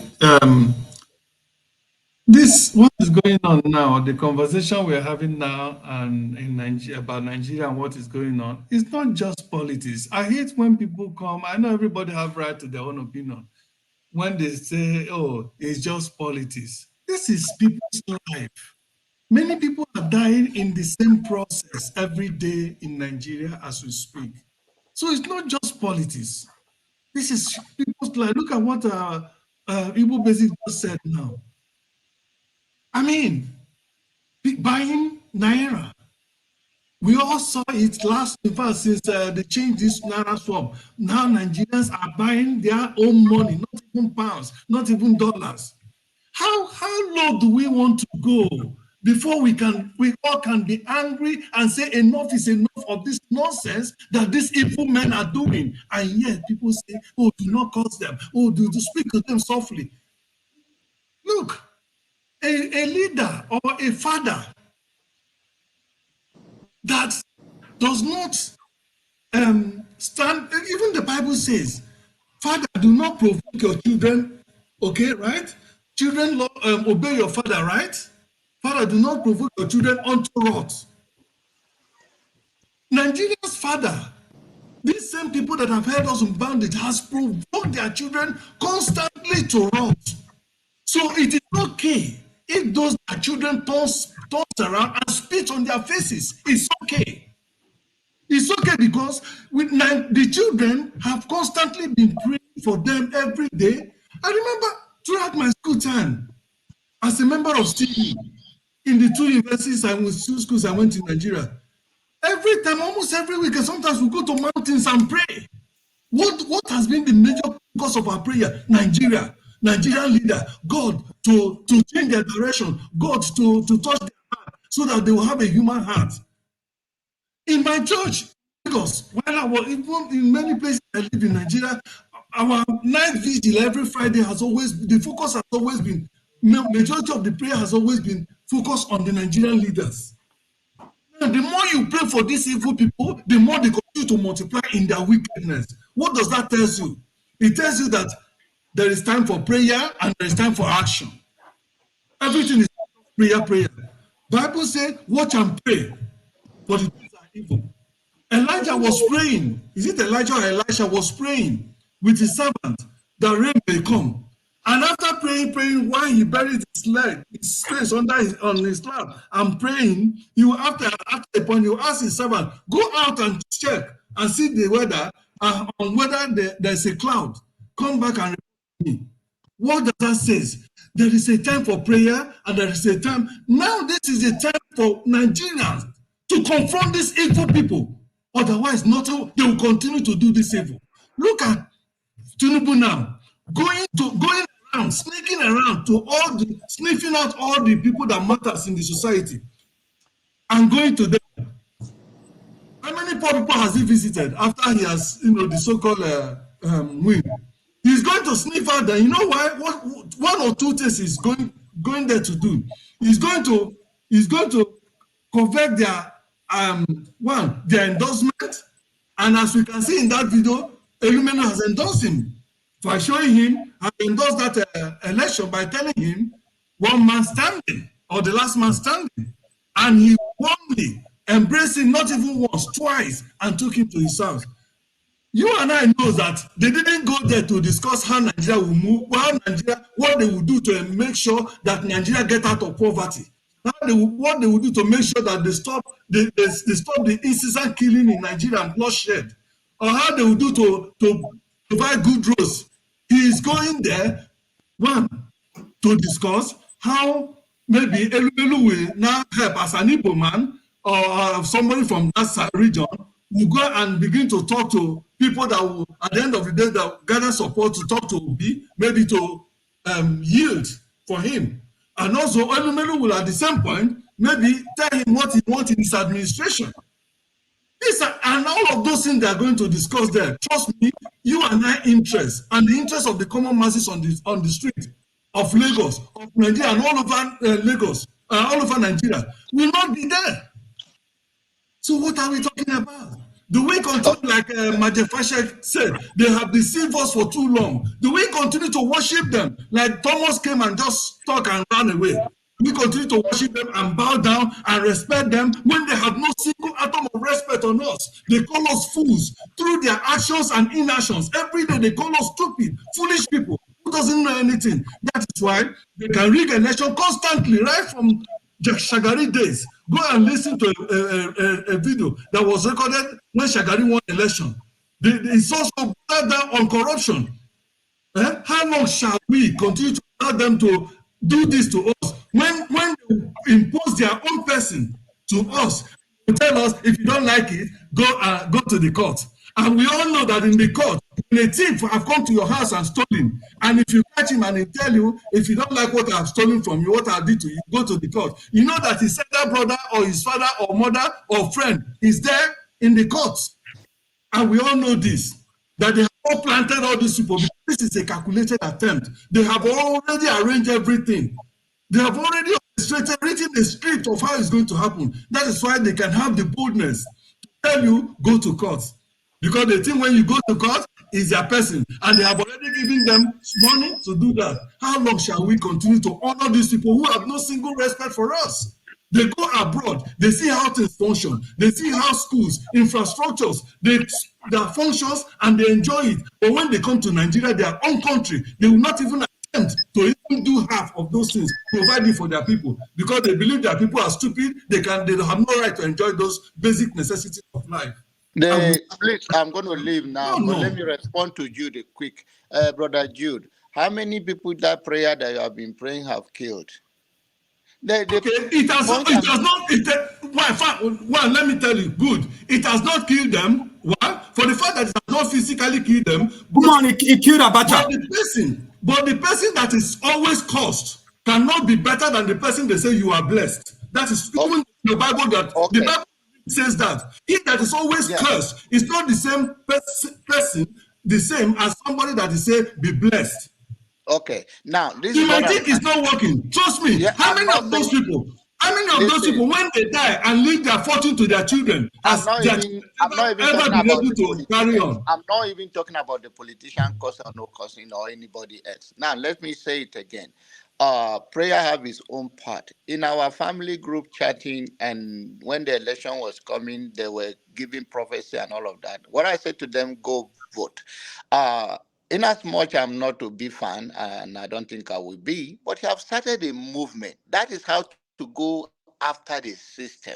The notion that you're going to be saying that and tomorrow somebody will come and say my prayer is killing anybody or not killing is not the way we go about getting things done, even any part of this world. You can pray. Prayer have its own part. Everything, prayer have its own part. Your exercising of your franchise to vote also have its own part. We are trying to go, how do we change the system? Now, you may think that sometimes I use my comedy aspect of it to make some joke, but in seriousness of things is that we are not after each other the way, what we have in common is the same. We all have common thing, the dream you have, the way you want to live your life. So the other side of it that we see the elite that is holding us hostage, how do we go about it? I don't think prayer will change it. But Good, prayer Mr. has its Abba. own part. Mr. Abba, listen, do you know the other time Tinubu came out and said he doesn't even want to go to social media anymore because of what they say, because of the things he's saying, right? You might say these things. I'm not advocating that people should continue to curse, right? But if they decide that is how they can vent their anger, I am not going to stop them. I'm not stopping anybody. I have no right to stop You anybody. might say But it's I'm not trying. working. Do you know I'm when not saying it's not working, I'm and I'm not saying it's not working. I'm saying that I'm not. What I'm trying to say is that I made it clear to you. Listen to me carefully because this is national TV. I'm saying to you is that prayer have its own part in our lives. When we come to express ourselves, we make our point and we put a pressure on the people we think they are doing the wrong thing by calling it out. Is another way. The issue that you think that you're going to rain fire is happening spiritually, is happening physically. That is your own judgment and make you feel better and take away your stress for that moment. It's fine. Everybody have a way how they believe and they believe what work for them. What I believe work for me, what you believe work for you. But I'm trying to say in general, when it's become toxic about, I'll give you an example. I said to you is that me and Lawrence are here. We are the same parent. I don't believe in his party. He's a fan of Obi. I'm not. I cannot see him now simply because he's fan of Obi. Then I say, thunder fire you. Or you will say to me now, thunder fire you because you are not with Obi. I don't think those things are. That's where I mentioned that it is politics. You have your choice to vote who you want to vote for, and simply because I vote for somebody that is not your choice or supporting somebody that is not your own candidate, it doesn't mean I should be punished for that. Honestly, Mr. Abba, I would say that even those people that are cursing, right? I would say it's even working for them for the fact that you are even talking it, because you don't know those whom they are cursing, whether what they are talking in their respective houses. You don't know what their children that are hearing this thing might go to their father and say, "Father, why is it that they are always cursing you in social media? What is it that you are doing?" For me not to vote for somebody that I Conversation don't may want not to be vote going on for, in many for me houses. not to vote for somebody I want to vote for, then Lawrence now, I'm giving you an example again. So Lawrence now we come to the TV or anywhere Anyway. and no, I don't think that. I don't believe in it. But Yeah. if you are entitled to your own, I'm not going to say much on that issue. I'm speaking from my own perspective, and as a pastor, I don't believe in that. And you have a right to believe in Like what I you said, I'm believe. not saying they should curse. I'm not advocating that they should curse people. But Brother it Jude, Brother Jude, vents their anger. Kayode Ogundemisi, February 5, came on this platform and told us that the ballot box does not know nothing about horses, that you can cross from here to the kingdom. All right. Hold on, guys. Jude, you see, You just said that you don't know about, you don't believe in that. But you actually, the one you said that worried me was when you said that people should go in front of somebody and spit at the people. I don't know whether you know when you say these things. So when we try to control, we don't want to control what people say, the words they use, but you have to think about it. People are watching this, kids are watching this, and every forum, if you think about that, the radio station you listen to, TV, they have people in America who could come on TV and use any word they like, but you don't see that. There has to be control. You don't just come on a platform, go to NPR, listen to NPR every time.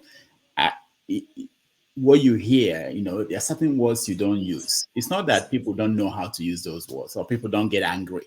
It's not that they are not happy about how everything is going in their country, but there has to be control. There has to be a way to present, and you can present. Did you watch Franklin yesterday? Did you see him use any word? But you can make a point without going that way. So that's what we hope to encourage. You don't have Well, that was figuratively speaking anyway. Even if that was, I didn't, I just use it to illustrate the fact that people can vent their anger about the way things are going in Nigeria in whatever way they feel they can, and I'm not going to stop them because the reason is this. The court, they said, is the last hope of a common man, right? But in Nigeria, is it so? No. Here in America, you and I know, you can even take your government to court, and you might even win. But in Nigeria, who born you to say you take your government to court for anything? People take government to court in Nigeria. Okay, which individual in Nigeria has taken anybody to court and then they come out winning? So many people. Look at Nnamdi's case. Look at Nnamdi's case. Look at Nnamdi's case. That's a case study.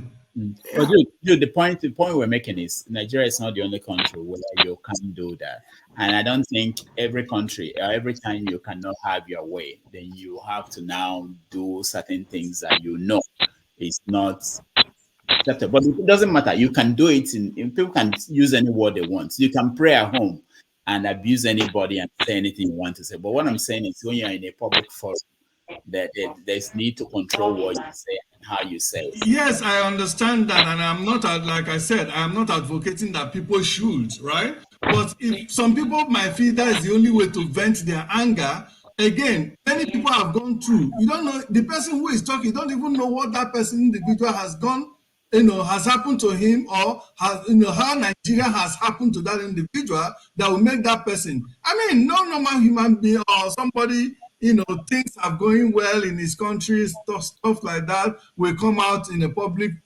forum like this and begin to, speak ill of his country. Okay, many people have gone through stuff in Nigeria and are still going. Jude, do you think there's someone who has not gone through stuff who is a Nigerian? But there are categories, there are levels. Like, how do you know the level if I don't tell you my own, or if they don't tell you their own? That's what I'm saying. It depends on how everything depends on how individuals manage to be, polite. Anyway, let's move past this. I'm just saying.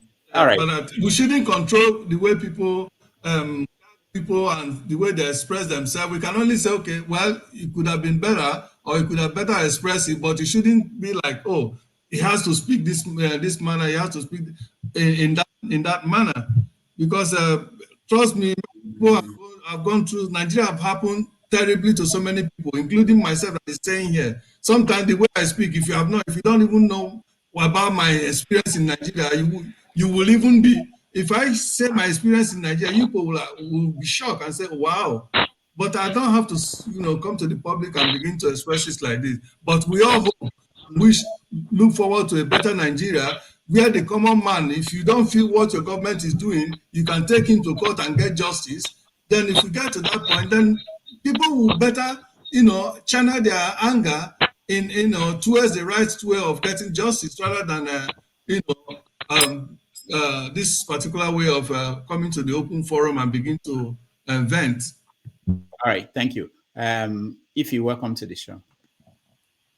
Welcome back. I don't know. I think the last time you spoke was when we were talking about Anambra State and Soludo. Oh my God. What are we talking about? I'm just shaking my head and laughing. I mean, sometimes I just feel like people forget that this is a public platform. Yeah, we have emotions, but you need to have emotion under control.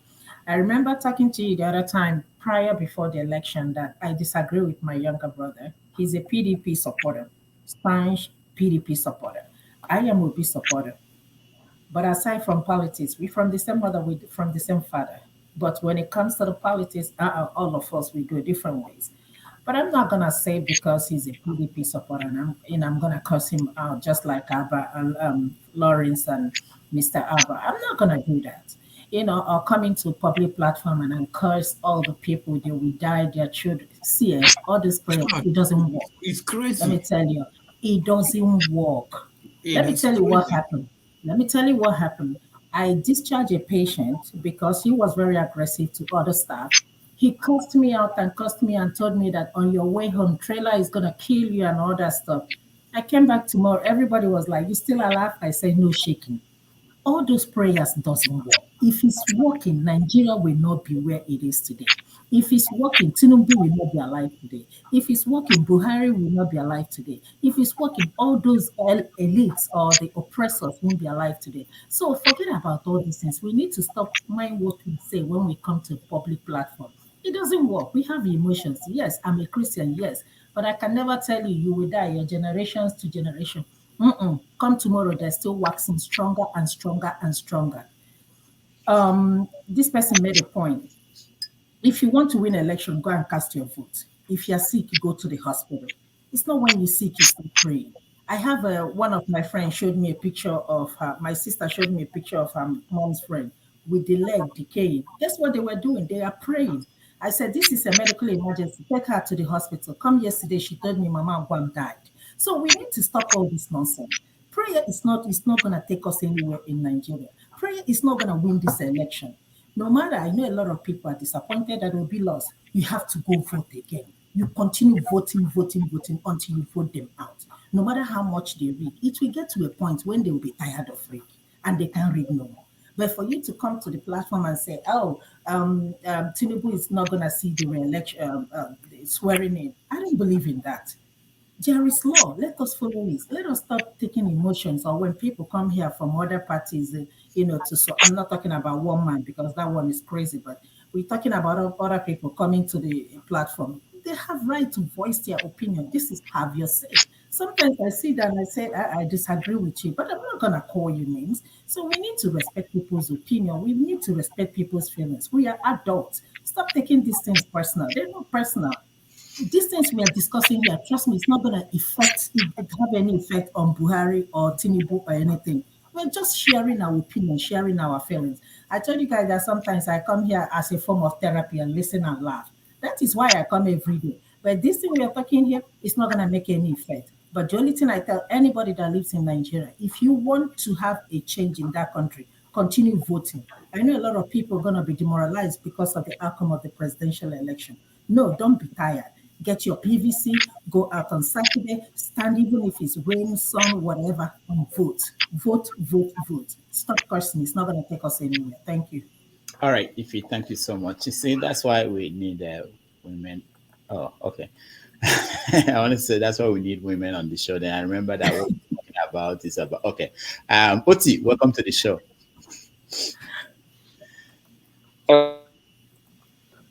You unmuted yourself. Can you unmute yourself? Sorry. Okay. Right. All right. I think this is my second time on this show, and the reason really why I've been listening. Okay. So let me just. I think it's just, it's what you said. You were kind of correcting John. Sorry, Jude. Because I mean, I heard what Jude said. I didn't understand him to be saying that somebody. I mean, inviting anybody, encouraging anybody to speak on anyone's face, but rather, he was saying. If which is kind of hypothetical, really, so it's not. I don't think he was saying that people should go out and spit on people's faces. So I can understand the sentiment, and I think listen to some people the way they take this, it's like a lack of seriousness. Okay, look, this election that took place, and it's quite clear that it didn't go well, and there is a powerful sense of injustice. Okay, we can just it's not something that we can just accept lying down. Okay, next time we try. No, it shouldn't stand. People really have to be determined, and then this is a matter of life and death. Somehow people don't take politics seriously as if it is a joke. It's people's lives, right? And again, I don't really understand.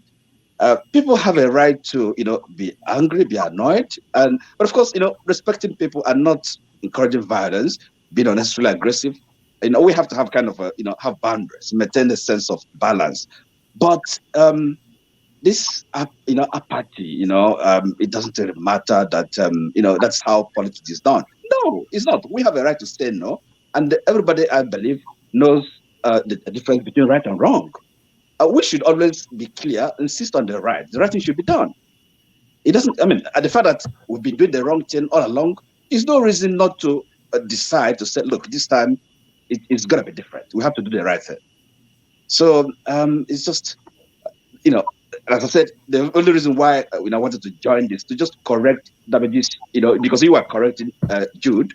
I didn't think, I didn't understand Jude to be saying or encouraging, saying that it's the right thing to spit on anyone's face. But rather, if, so again, it's just a matter of the context, justification. There's something that could happen, and then if you take such a measure, it becomes permissible, right? So everything is a matter of circumstance, and we have to take the context into consideration.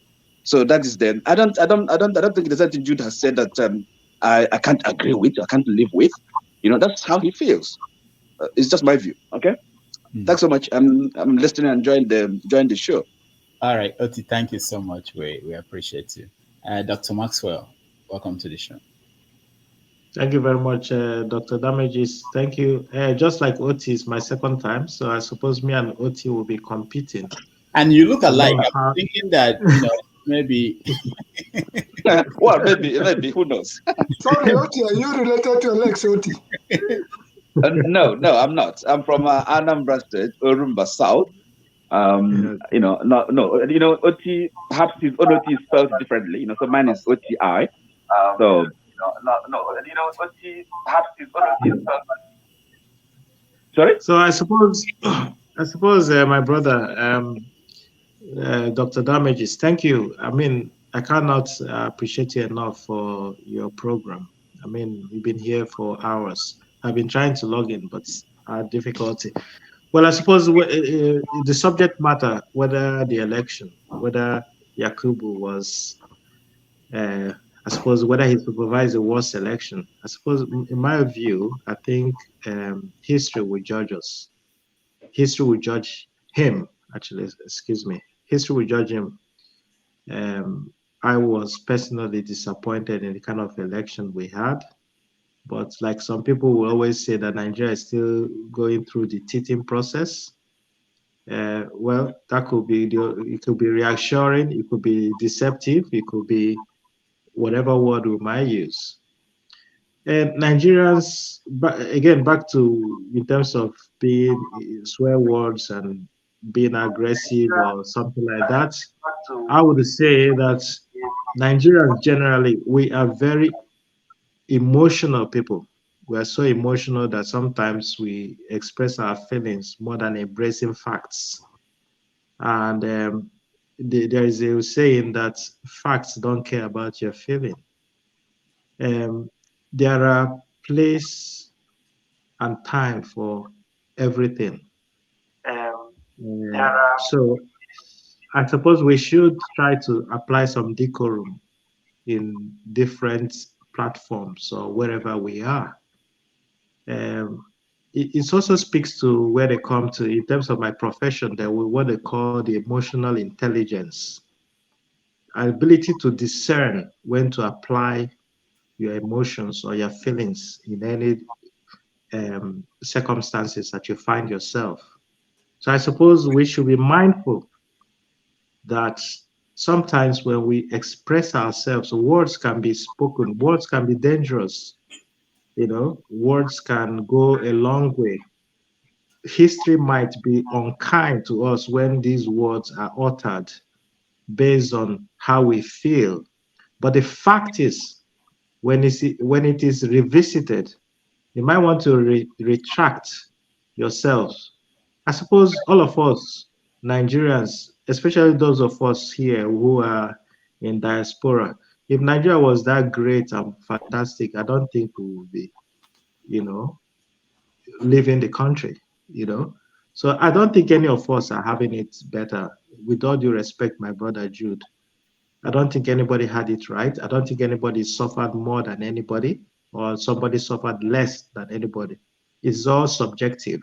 It's how you see or how you cope, the coping mechanisms that you apply when you are going through stress. No human being will not go through stress. It is a part of it is part of human life. It is part of the living. But I suppose we should be mindful, and we should be extremely mindful that first of all, our genetics in terms of Nigerians, we are very emotional. We should try as much as possible to put our emotions in check, because again, with social media, this will go a long way. It travels far and wide. It stays on memory for years. We don't know what tomorrow will bring. We don't know the opportunity that you might lose simply because you uttered a word out of the way you were feeling at the time. But again, 5, 10 years later, would you say the same thing? So I suppose this is calls for reflection on how we check our emotions. Thank you very much, Dr. Damages. All right. Thank you so much. I appreciate that. Forefathers, you've been quiet. Yeah, I was just more in a listening mood. Um, I think some of the things that people have been saying, I think both sides have a point. People have a right to air their opinion, and others have a right to feel a little bit offended about what is said to them. I think in the end, all of us want the betterment of the country, isn't it? And because of that objective, we have to be a little bit more forgiving of each other and not take things too far. Because it depends on how events shape up. Any of us could be correct. Really, you don't necessarily control outcomes completely. So we have to be a little bit more patient with each other on that one. And I noticed that some people, go overboard and they say some things that are a little bit this thing, because of obviously the results that are happening and people are in their feelings. And but I would say, if you have issues about the results and stuff like that, try to be methodical and try to see this thing for what it truly is. It's just a tiny step in a greater struggle of something that we've lost a long time ago that we are trying to get back. We are trying to get back our sovereignty and our nation back. The nation you are fighting for right now is not in your control. It's just those leaders you are looking at there. They are just doing the bidding of people that have the power. This world we are in, we don't have the power yet. And if you see that this in perspective, you will be able to rise out of these results and focus on the bigger struggle. Because it's not about Tinubu, it's not only about Peter Obi. There is something big that we need to figure out here. Peter Obi, for now, from what I can see, he has won a kind of the moral victory in terms of his conduct in this election. I believe that even people that don't like him, that didn't vote for him, I mean, will acknowledge that.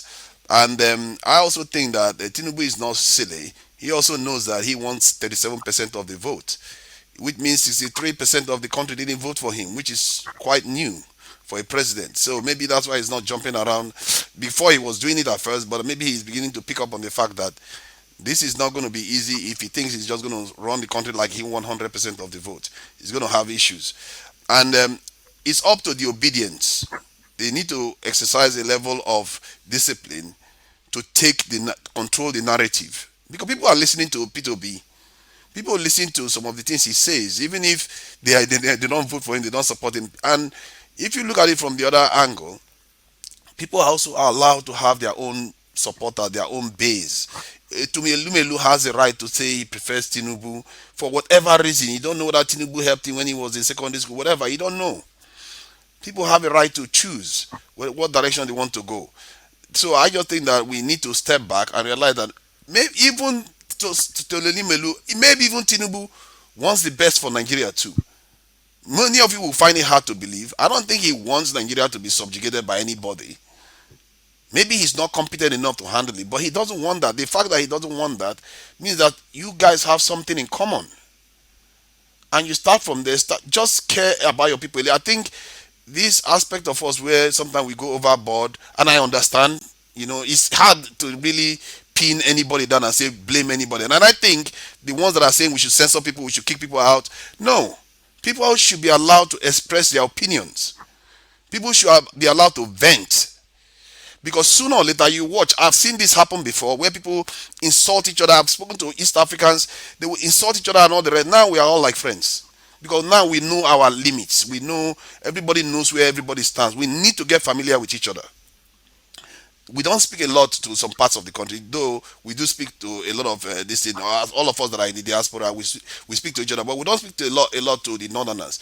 I believe that this type of conversations needs to be had, no matter how difficult it is.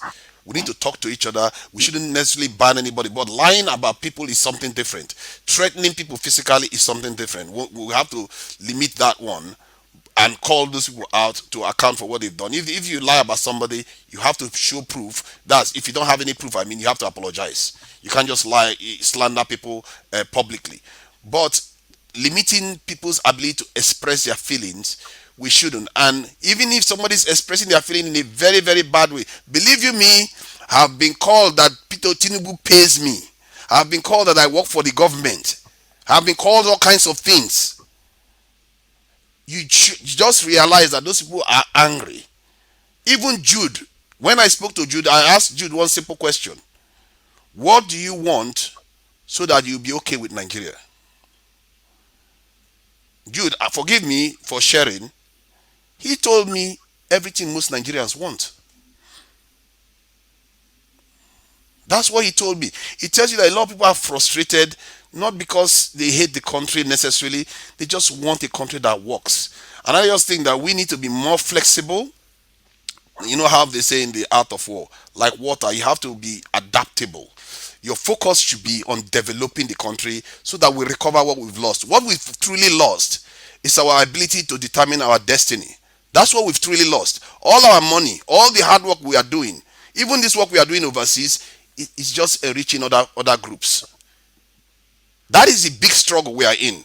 And if you learn how to adapt through all this bad leadership and through all the problems we are having, that's how you are going to solve the problem. That's how other people solve their problems. Nigeria is not in a good place because we are too focused on tribe, we are too focused on personalities, where we are missing the big struggle. And I understand why we miss it, because we don't see it. We are not like North Koreans where their country was, 85% of their country was completely destroyed. That is why North Koreans are so focused. 100% literacy rate in North Korea, life expectancy 20 years ahead of ours, even if 85% of their country was completely flattened by the Americans.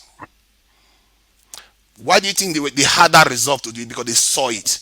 We never saw that kind of conflict. We didn't even fight for our freedom. They were just handed to us. That's why we seem to be asleep. That struggle, believe you me, it is real. And that is why we are poor today.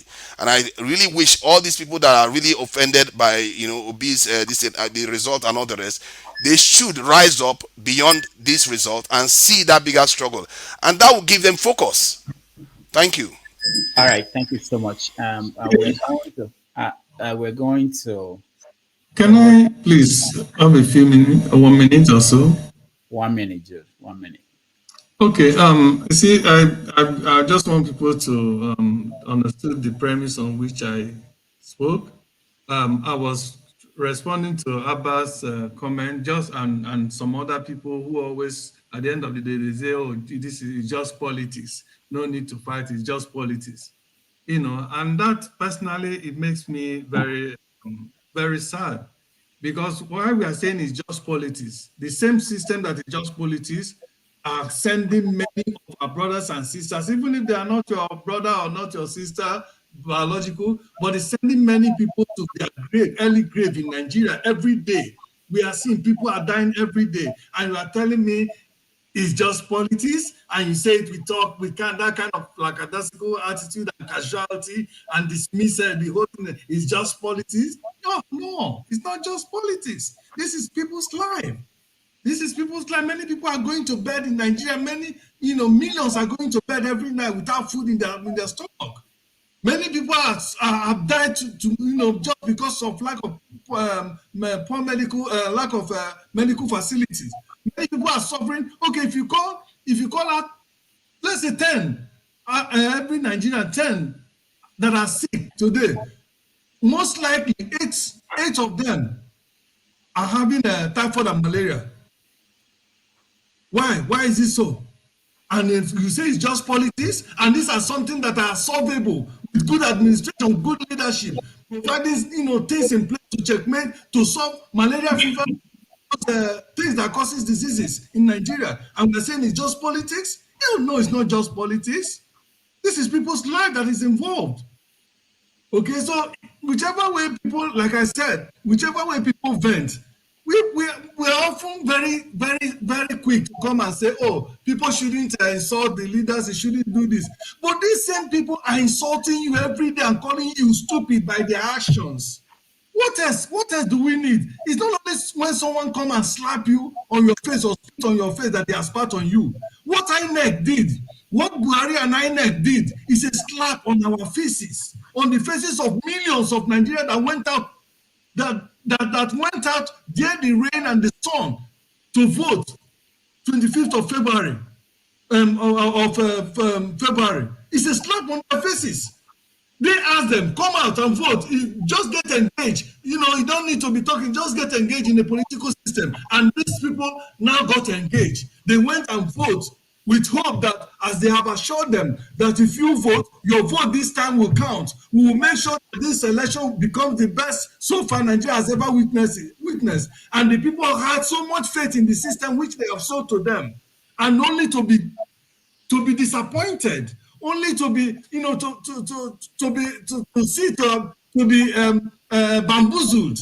Who wouldn't be happy? And someone come out and tell me, oh, it's just an election. Oh, you can, you can go out again and vote. Then the same thing happening. For how long has Nigeria been voting? And the same thing keep happening. Oh, you can go out and vote. Fine.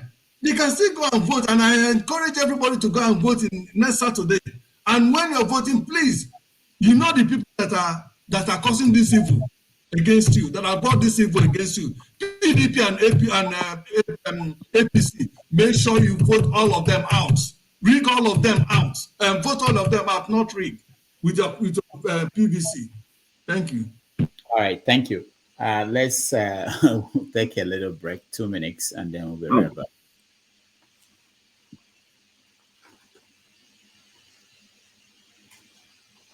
Go easy.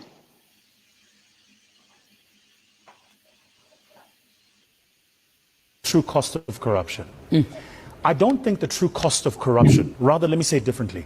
I don't think the most expensive line item in the cost of corruption, right, is what it's done to the economy. I think it's what it's done to sentiment and what it does to talent.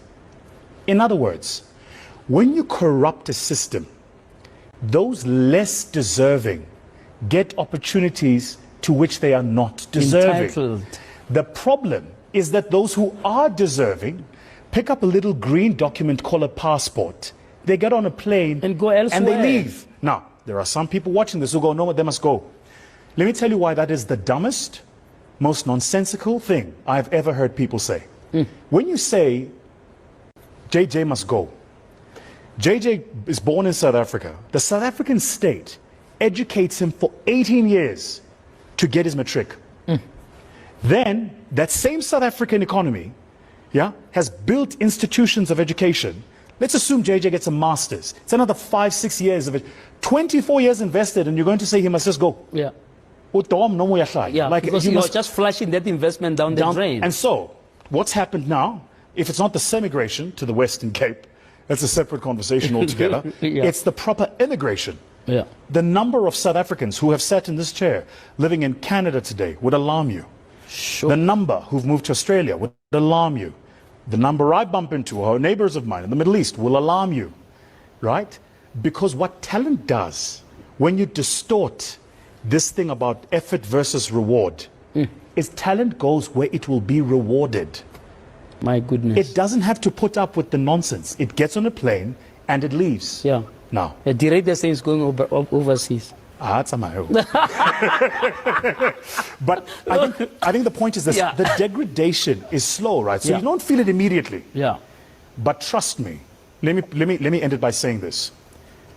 If you looked at the top 100 investment bankers in Wall Street today, you'd find a healthy percentage of them are Nigerians.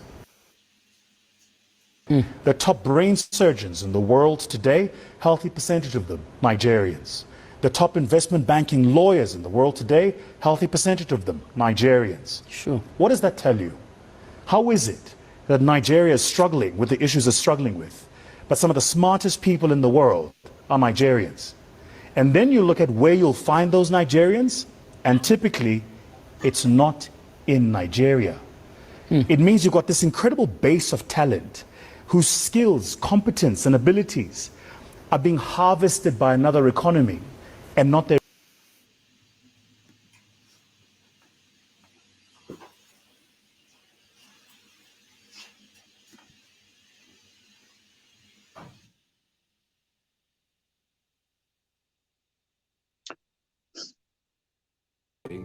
We have failed, who are angry, who are organized, who are capable of making a difference. They are a moral army. And the most important thing that we can do for them is to get the hell out of their way.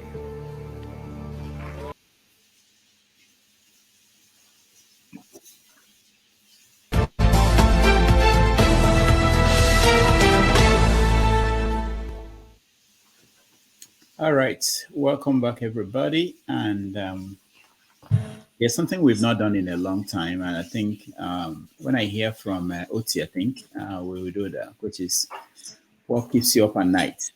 I've not had people tell me what keeps them up at night. And so before Oti will come to you, but I want to tell, hold on, Oti. I think there's somebody, I can't see the name, let me see.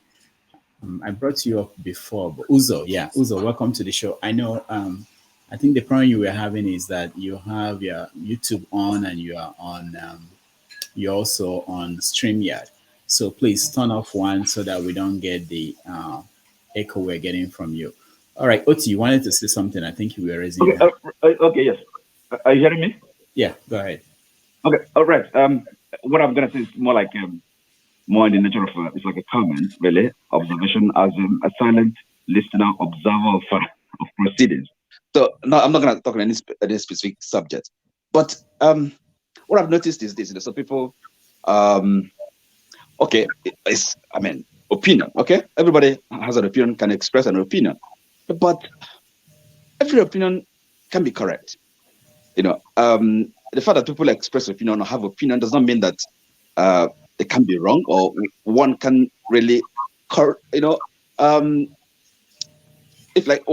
them and tell them that the opinion is wrong. It's because kind of a sense of permissive, pervasive relativism. You know, so yeah, anything goes, and nothing. No. I think, look, there's truth and falsehood, and we know that. You know, when we hear that. And I believe even in our politics, we should really be quite clear about that, you know, and firm. People can support anybody they want to support, but at least they should be challenged to, to justify their choice, their opinions, you know. So at an intellectual level, so we should be able to do this. It's not just yes, you have your opinion, I can support whoever I support, but why are you supporting that person? You know, can you justify it? So what don't we have a sense of, you know, the good, the common good, the public good, what is good for everyone? It's not what is, you know, for your own self-regarding interest, what benefits you alone. No, it can't just, that can be at the politics we play. It has to be at politics, higher level politics. You know, it's got to be about the common general good. So I believe, in a forum like this, which is the kind of thing we should, try to inculcate, cultivate. And if I may say, moderator, Dr. Damages, okay, yes, I mean, you allow people to come in. I quite understand and appreciate your position that you don't censure people. But again, as a moderator, you can be firmer in calling people to challenging what people are saying. It's not just people come and then say all sorts of things as, by way of, is my opinion. Quite plainly, they're telling lies. A lie is a lie. And we know when people tell lies. Okay, this case of Kaluta or whatever, at least he should show people his face. Why is he hiding his face? He comes and says, okay, look, this is a fact. Why is it a fact? Okay, if somebody wants to show something, prove something, and the people are listening to you to adduce, to show why something is a fact, why you say something, why B is you want to say A is this, and then you don't say that. You're just telling no. I mean, this kind of, is there a debate or something? Or if it's a debate, it should be a healthy debate. There should be a kind of a standard really that that you can impose. So that people come here and then listen and then also learn. It's not just people coming and then say all sorts of things. Sometimes, that's as I said, is a kind of a more like a general observation. I'm not saying anything on any specific topic at the moment. All right, thank you, Oti. Lawrence. Yeah, thank you for giving me this time again. I just want to say that I understand the frustration of Jude. You understand? I can say I feel that pain, because when you see a country that's supposed to move forward and is not moving forward, and if you see a country that the judiciary, they're not making, like, that's the last hope for a common man, they said, and that is not even working. So there's a frustration there. Okay, a court will give an order, and the order will not be taken by anybody, and nothing happened, right? Nobody will go to jail for that. Nobody will be nothing will happen to nobody. So how do you expect this country to move forward? Like, how? So that is the frustration of Jude right now. You understand? Nothing is working in this country, right? Court will give an order and nobody listen to that order. So, and nobody go to jail for that. Nobody say anything. Nobody will do anything about it. So how do you expect this country to move forward? Lawrence, yes, sir. Can I ask you a question now? Yes, sir. And Jude too, and then everybody else, So the court gave an order, and the government refused to obey the order. And then, is that Nigeria the first place that has happened before? But there's no consequences. No, wait, no. I'm sure Nigeria is not the first place, okay? Okay. So what I would think is, if I'm really bothered about that, I think is, what did other people do when they were in that situation? Exactly. Did we think about that? Okay, can I make a comment on that? Lawrence, after Lawrence, then you can do it. You can go ahead, Lawrence. Okay. Now we can hear you, Lawrence. Your line is bad. Okay, Jude, help him out. You see, majorly, you can find this kind of system among undeveloped or third world countries per se. This kind of, flagrant disrespect for law and order by those, that are supposed to be custodian of the same thing. Yeah. Okay. In Western world, you can't find this. Of course, if that happens, of course, the parliament will call them to order. We'll find out what is going on, where democracy actually works, where we have, division of labor, or if you might call it, where each checks and balances of the democratic settings, checks and balances each other. But in African countries and other third world countries, this thing does not exist, because the so-called president and those in authority believe the law is not meant for them. Okay, Does not apply for you're going too far. You're going too far. We know that. I think everybody here, we all know that. And in fact, Nigeria's president attended a conference this week. They said it's a conference of the least developed countries in the world. So you just said something we know, that Nigeria is one of the countries that are not advanced. So the question I'm asking, go back to the question: what did the people? What did they do? Don't tell us we know these things. Tell us now what we don't know. What did the people who face this kind of situation in those poor countries, what did they do to resolve it? Where they have resolved it? Okay, okay, go ahead, Lawrence. Yeah, I would say two things. What people do is to go go out and speak to the government, right? Like in the way of protesting. Protest. Yeah. Another thing is to go to the court. You understand what I'm saying? So protest in Nigeria, you go to protest, you know the result. The answer you're going to get. Yeah. So that is the frustration that we're having. You understand what I'm saying? And OT says something like anybody that has supporting somebody, you have to say the reason why you're supporting somebody, right? Okay, for example, now my brother just told you that we're not in the same. We're supporting different candidates. I don't know who is even supporting anyway, but for me, I support Obi. He asked me why, and I told him. I said I want a country that you're gonna live here one day and go back to Nigeria and go and contest for an election and you win, because you know what? People that are behind Obi right now are ordinary people. How many House of Reps we have? They are all ordinary people that won this election. Senators and House of Reps. These are the country that we want. You understand? You can live here and go to Nigeria and go for and go for election and win and do the right thing in that country. That is the country that we want. We don't want the country that only the money backs. And I told him once, I said, look, if this presidency is on if Tinubu Atiku become president in this in Nigeria, we're still gonna be under these money backs politicians. You understand? That is the reason why you see Obi, people that are going out with him, they are all ordinary people. People like Asha Yusuf, just ordinary Nigerians. You understand? And in Labour Party now, 35 guys that won. We all know that won House of Rep and Senate. They are just ordinary people. That's what we want. You understand? That is the power of that movement. You know, even though he's not a president right now, he has achieved a lot, and the time is coming that he will do more. Thank you. Thank you so much. All right. Okay. Yeah, let me say there has not in the countries that have experienced this same scenario, Dr. Rufus, that you just said, right? I have not seen so far any of those countries that have a clearly defined way that they have solved it.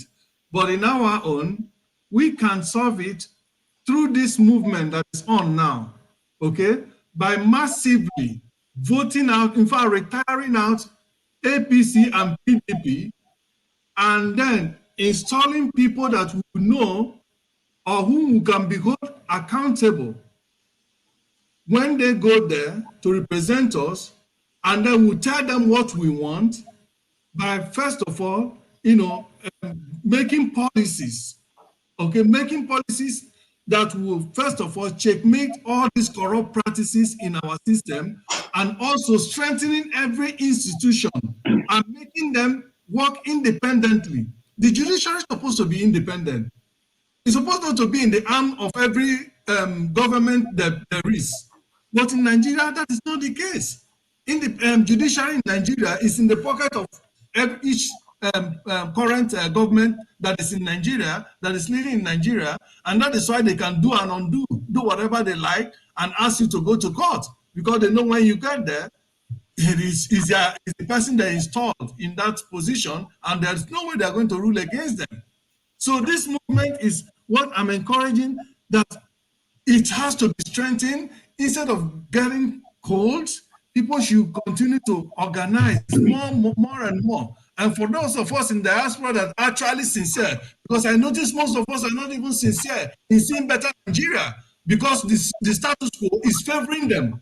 Most of us, some of us, I'm sure that the status quo is even why one of the things that even send you to abroad where you are. And so there's no way I could expect you to come and say, yes, the status quo should change. We understand this. This is human being. But people like us that I don't even care about my own benefit if Nigeria becomes good today. But what I care most is that everybody, especially the poor ones, should have a sense of belonging, should feel that they are human beings. Their rights should be respected. They should not be walking on the streets and then a policeman will find them and begin to brutalize them. An army that's supposed to be in the barracks should see them and begin to brutalize them. No. All right, dude, thank you. The only thing I tried Can to I say? Yeah, hold on, Maxwell. The only thing I wanted to do was to make sure that we know that we all have individual responsibilities in making this change that we are talking about. Part of it is we've started this conversation and people were part of the conversation, but we have to do more. Sometimes we kind of raise our hands and surrender and think that the other people that we do it. In most societies that overcame what we are confronted with, some people did something. They didn't just wait for the government. And so you can make that case. You can also make the case that we like someone who said that we achieved something. Lawrence said, and it's something that we tend to forget, that this election, something was accomplished. That if we improve on this in the next election, even the one coming on Saturday, that something else will be achieved. And if we continue on this path, in the next 2 cycles of elections, we will be in a different position. Anyway, go ahead, Dr. Maxwell. So a few days ago, I actually listened to the Singaporean Prime Minister. So I suppose the question he asked was, is there any country that overcame it? Yes. The thing is that one of the words, he was actually asked, why is Singapore developed? And he gave some acronyms, but the only word I could pick out of it was meritocracy. So everything was done on merit. What we have in Nigeria is stoicism, where people will employ their cousins, extended families and friends and things like that. So what happens when a judge who will see the fact of any case and see that is actually, you can't give a contrary opinion, and make an order? Of course, the brother will not follow the order because he knows that, look, I was the one that actually put you there, So I think if things are done on merit in our country, Nigeria, things will improve. It might be quite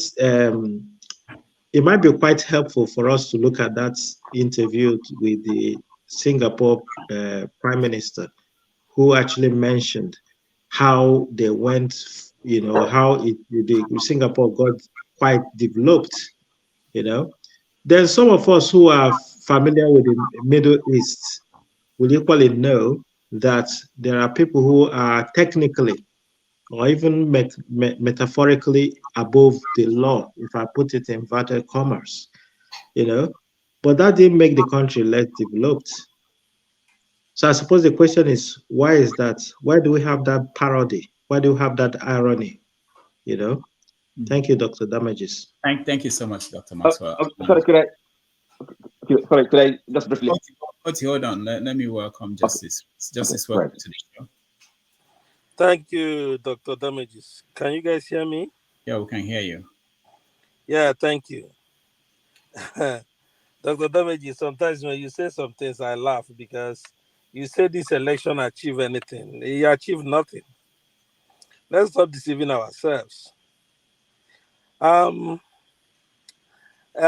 saw one video that was played yesterday where the same thing happened in 1979. The same thing now, yeah. The question is simple, that is Mahmood the worst INEC official? I would say no. Nigerians are the worst people you can come across on this planet because they don't tell themselves the truth. We do the same thing and we want another result. How does it work? Few months ago, when we are telling people that this election is not going to work, can we do something Are different? Are you a prophet? How do you We know know that? Nigeria.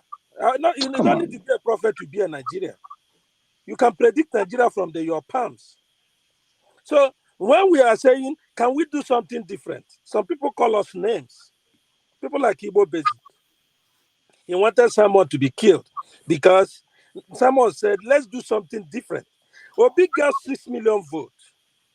If we channel that 6 million votes to demand for referendum to change our constitution, don't you think we will Sorry, make nobody said someone should be killed. No, you Retract that. say you people demand for his head. I challenge the man to a wrestling match in Igbo land. Wait.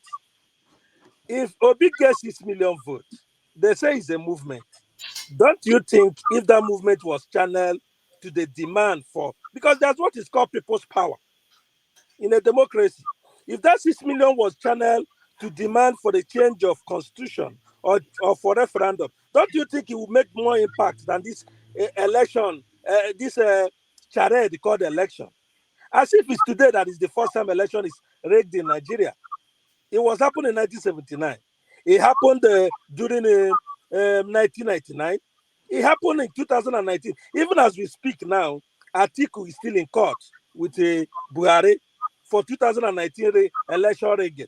This has been our culture.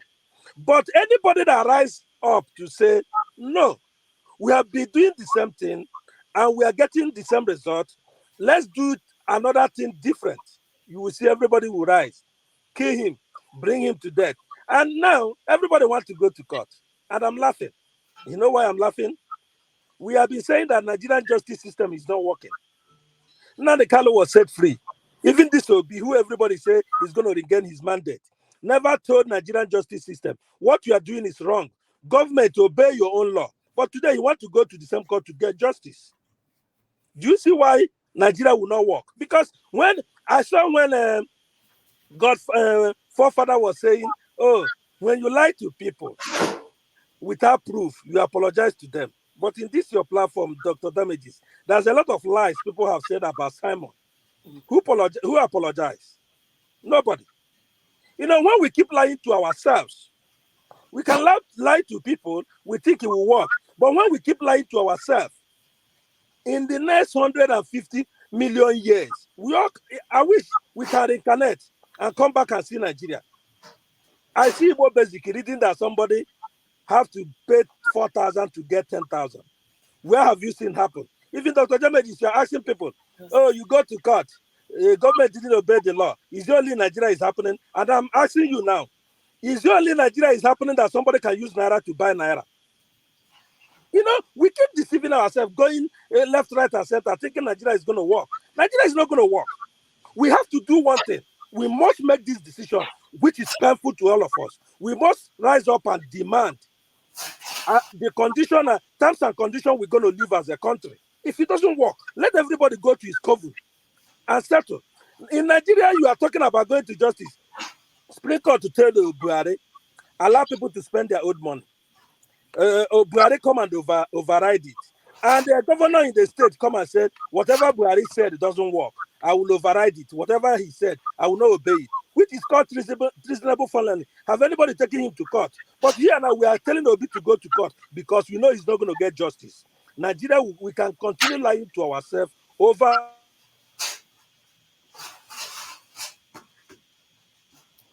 All right. I don't know what happened. Justice is driving to work. The only solution They dragged in Igbo Basics into the conversation. Justice, you are driving to work. You are not sitting at home.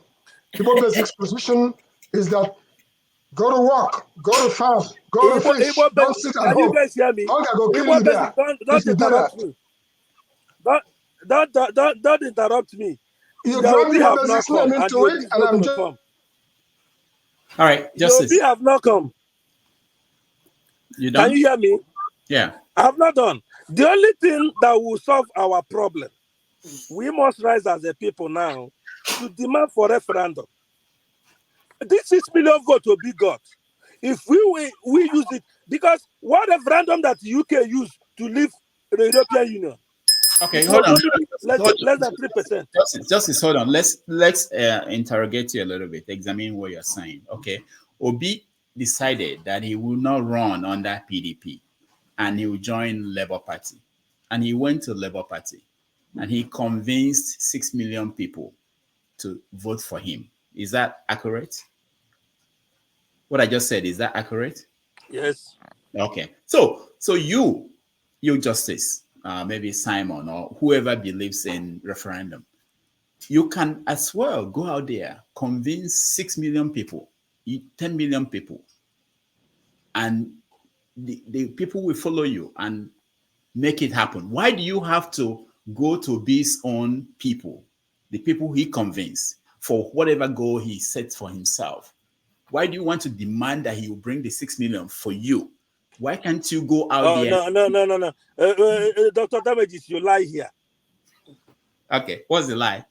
The lie is simple. Yeah. We have convinced our people to go for referendum. If we have it today, we have the numbers. But Nigerian government is going for our head. What was Nnamdi Kanu demand that put him in court? If you allow me to move around like Obi is moving around to campaign for referendum, I will have more numbers than Obi. If you give me that free will, like Obi went to North, went everywhere campaigning for a vote. If you allow me, like Nnamdi Kanu was going around telling people that referendum is solving the problem, and they put him in jail. If you give me a free hand to campaign, I will get more numbers than Obi. So why are you lying to yourself? Nigeria never give me that chance to campaign for referendum. If they give me that chance, I will got it. But if I go out in the street with my megaphone and said, the only solution is referendum, the next thing, DSS will cut off my neck. So why are you deceiving yourself? This is a lie. Okay. Give me the free play ground you gave Obi, then I see if I will not get numbers. Oti, go ahead. I'll come back to you, Justice. I want to hear Oti. Go ahead. Unmute yourself, Oti. Okay, right. Sorry, Justice. Sorry, please. I'm just asking a simple question. Who are your people, Justice? Who are my people? Who are your people? Biafran people are my people. Biafran are your people. Yes. So okay, the 6 million votes Obi got, he got them from who are there? That you are kind of complaining about or jealous of. Election. So He got majority of his votes from who are there? Where I come from. Sorry. So you can say he's a Nigerian vote, but these Nigerians, we have all of them have failed. With this 6 million, they didn't make any headway. So we are saying that the vote will not count, except we Nigeria decide. Except Nigeria decide that this constitution that have keep us this subjugated and bring down, so that people can decide how they can be governed. Today, Obi is running up and down with his 6 million votes that is going to get a mandate. He come third. So you know, before this election, a that is here now was cursing me out. He abused me. He caused me that my generation is going to suffer because I told him that election is not going to solve any problem. That the only thing that will solve problem is referendum. But if I talk about referendum, they say I'm calling for war. I think the referendum has been done already. Igbos, they voted to stay in Nigeria. Overwhelmingly. So I can't hear you. Oti, I can't hear you. Let's Madam Rachel, go ahead. Conversation actually. Go ahead. Justin, I hear say you use the word "we Nigeria," so you don't come up from Biafra into Nigeria now. Abba, let me tell you, I didn't come out from Nigeria. Hey, I didn't come out. I'm a Biafran, and I will defend Biafra with my last blood. and Nigeria is not going to work. Nigeria. You say what? Your family still there inside Nigeria. And you therefore you don't you come all this your shouting doesn't help. Obi didn't come. All this your mouth didn't help Nigeria. Today people are cursing people now. You see people are coming here to curse people like you used to curse people. Wait, where you there na Biafra land? And your generation still there for Nigeria. You that are here, are you in Nigeria? I don't know why these Nigerians are so dumb and so stupid, you know. Are you in Nigeria? You're not sitting at home. Even you are a disabled person. You're a disabled person. If you're in Nigeria Oh, by come now, on, man. you Oh, they come can on, deal man. with You're, you. you're going over the line. Don't be silly. You don't know when insult me. Enough is I am enough. a proud Which disabled enough? lady. What I have achieved, you with your 2 legs, 2 hands, and 2 hands, you cannot achieve it. So I am a proud disabled woman. Did you understand, Mr. Justice? You think you will call me disabled and I go cry for you? You are the disabled man. You know, she say your brain don't colo. See this one, though. You want ask for my trouble. I pity you. Because if It's I okay. face you, your wife will drive you come up for house this night. If I fail to tell your history, Mama H.O., just leave it. We've taken him out. Leave it. Leave him go. You dey call me It's okay. disabled. Who? I am a proud disabled woman. Don't worry about it. You know Let what me you tell are, you, so don't worry there about is him. a big See, she should leave it, and she's getting angry about this now. Mama there See, is H.O., a big enough is see, enough. H.O., they leave it. It's okay. I'm not Okay, angry. good. But I want to tell him that in disability, there is an ability. Of course. Let me Of tell you, course. I am the convener of Anambra Charitable Organization in Nigeria. I am the convener of Anambra Charity here in US. I am the CEO of ADG Sports Academy. I am the CEO of SET, ADG SET. And do you know what it stands for? ADG SET stands for Showbiz, Entertainment, Tourism and Hospitality. What do you want to tell me for that? I am in the business of making many alien marks in Africa. I'm in the business of making many Dangote. I am in the business of those children you people turn to non-entity. I want to make them the wealth of Nigeria. I want to make them the human capital of Nigeria. That is my agenda.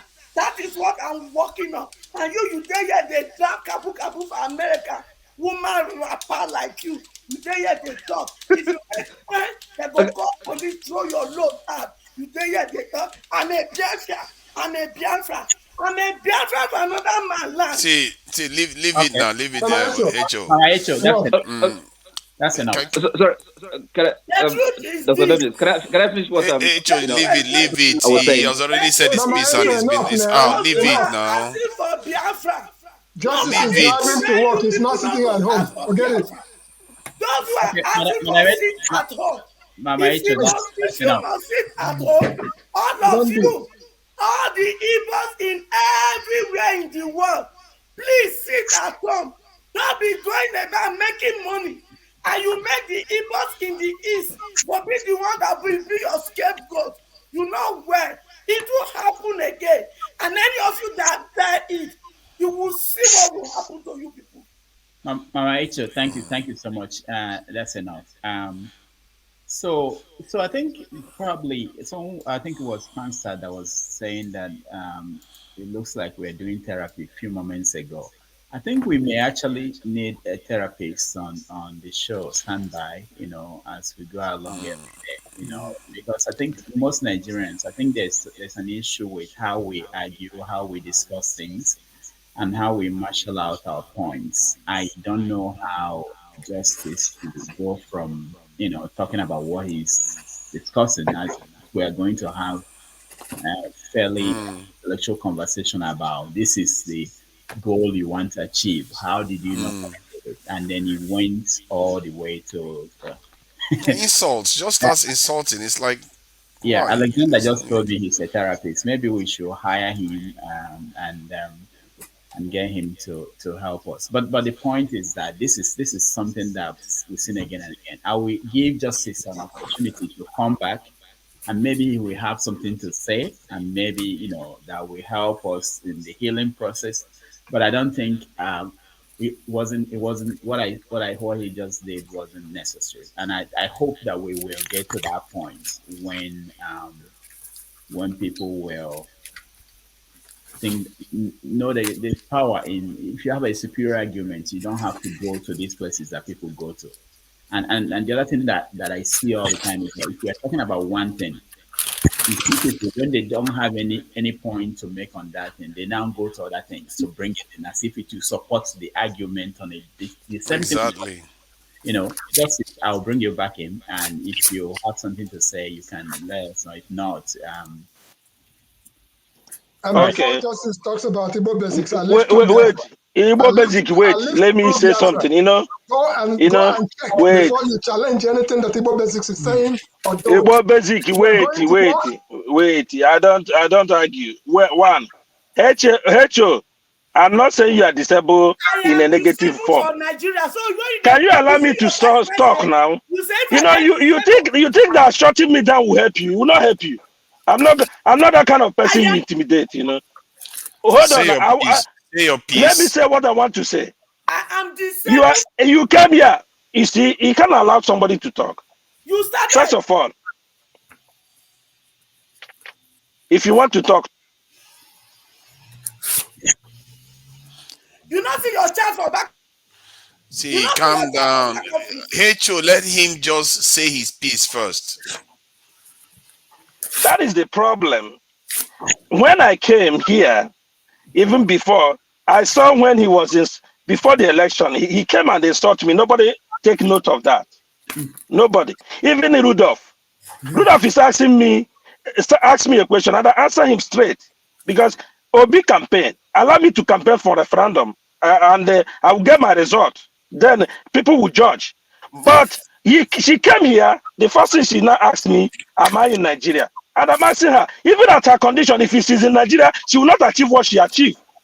Well, don't we have people like that? From Nigeria, I was working with First Bank in Nigeria. So I said, I serve in First Bank, I work in First Bank. So I am disabled from Nigeria. I got disabled 2 months after my graduation. And with my disability, I did my youth service. With my disability, I work in First Bank. So I was already an achiever. Did you understand me? Get that into your score head. Thank you. You with all your brain and your achievement. You say they turn Nigerians to nothing. Justice, I actually brought you back hoping that you will say that you were sorry. I didn't bring you back to continue the argument. She cannot insult me and you want me to say sorry. Everybody have the right to insult each other. You started the insult. I was no, she started the insult. She started the insult. Don't say that because she's a woman. Idiots and all that. I was here. I never called her idiot. Yes, she was asking me a stupid question and I responded. She don't need to come here and talk about justice. She can make her opinion. Simple. All right. So if so you don't even know that you insulted her. You didn't see that. The guy is completely unconscious of his own behavior. So I think somebody was talking about development and regarding Singapore. I think from what I can see, Singapore appears to have done something that Nigeria didn't do. Nigeria, we always strive to try to, get people to be trained and all the rest. But what Singapore did that is very different from Nigeria's. One, they said that they made their country free, corruption free, and low taxation. And they said to make this feasible, the citizens of the country had to suspend a large measure of their freedoms in place of a more autocratic government. Anyone caught conducting narcotic trade or intensive corruption will be met with death penalty. Corruption, death penalty. And large Lee's People's Party repressed all independent labor unions. And you can see that what was required was a draconian measure to get the country where it needed to get. And yesterday, when I asked some Nigerians about this, like, are you going to be willing to accept some level of difficulty to get to where you need to get to? Many of them refuse. Some of them are saying that just to travel, they need their freedom to travel the whole world. So we are not ready as a people. We don't seem to know that we are in a mess, that to get out of it, there are difficult things that need to happen. We need to make sacrifices, even for Nigerians who donate to their country. Like when I said the diaspora should be donating to the country to help develop the country or fund a specific project in the country, they will refuse. But they will be willing to send property to go and buy that. They will be willing to send money to go and build properties in Nigeria, but they don't want to do anything to build the country itself. And everything they expect the leaders to do everything. Who do you think the leaders are? The leaders are the people. Many of these leaders we're talking about, they came from overseas to their country to build their country. And this is, hold on, let me finish this. At the core of it, our Nigerians, we think we know what it takes to build a country. Most of us don't even realize the sacrifice it takes. Most of us don't even realize that. Because I spoke to Jude the other day about this, and you hear the way they talk about country. You think it's like a baby. Sorry, not Jude. I'm not referring to Jude here. I'm talking about generally. You think that it's a baby kind of environment they're trying to build. It's almost as if we don't realize how bad the world truly is, how difficult our situation truly is. It's almost like you have a poor parent, your life is so poor, then when you need to work hard, harder than a rich man's child, you feel like you need to behave like the rich man's child. You are not the same. You need to work a lot harder to get yourself out of that place. Then your children are the one that are going to enjoy the fruits of your labor. But our people don't realize that. So if somebody, when we have another session, when we study how other countries got themselves out of the mess they are in, if you look at Singapore, the first thing they said was safe. When they say safe, that environment, that word, when they say safe, they meant security. And that security is massive.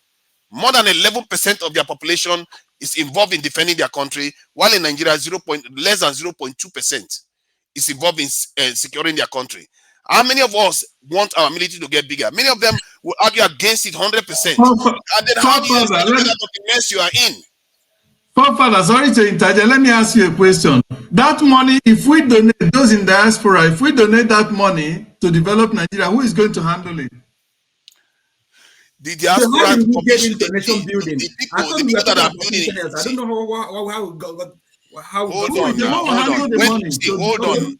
Dr. Damage, please take over the show, please. This is give me a headache.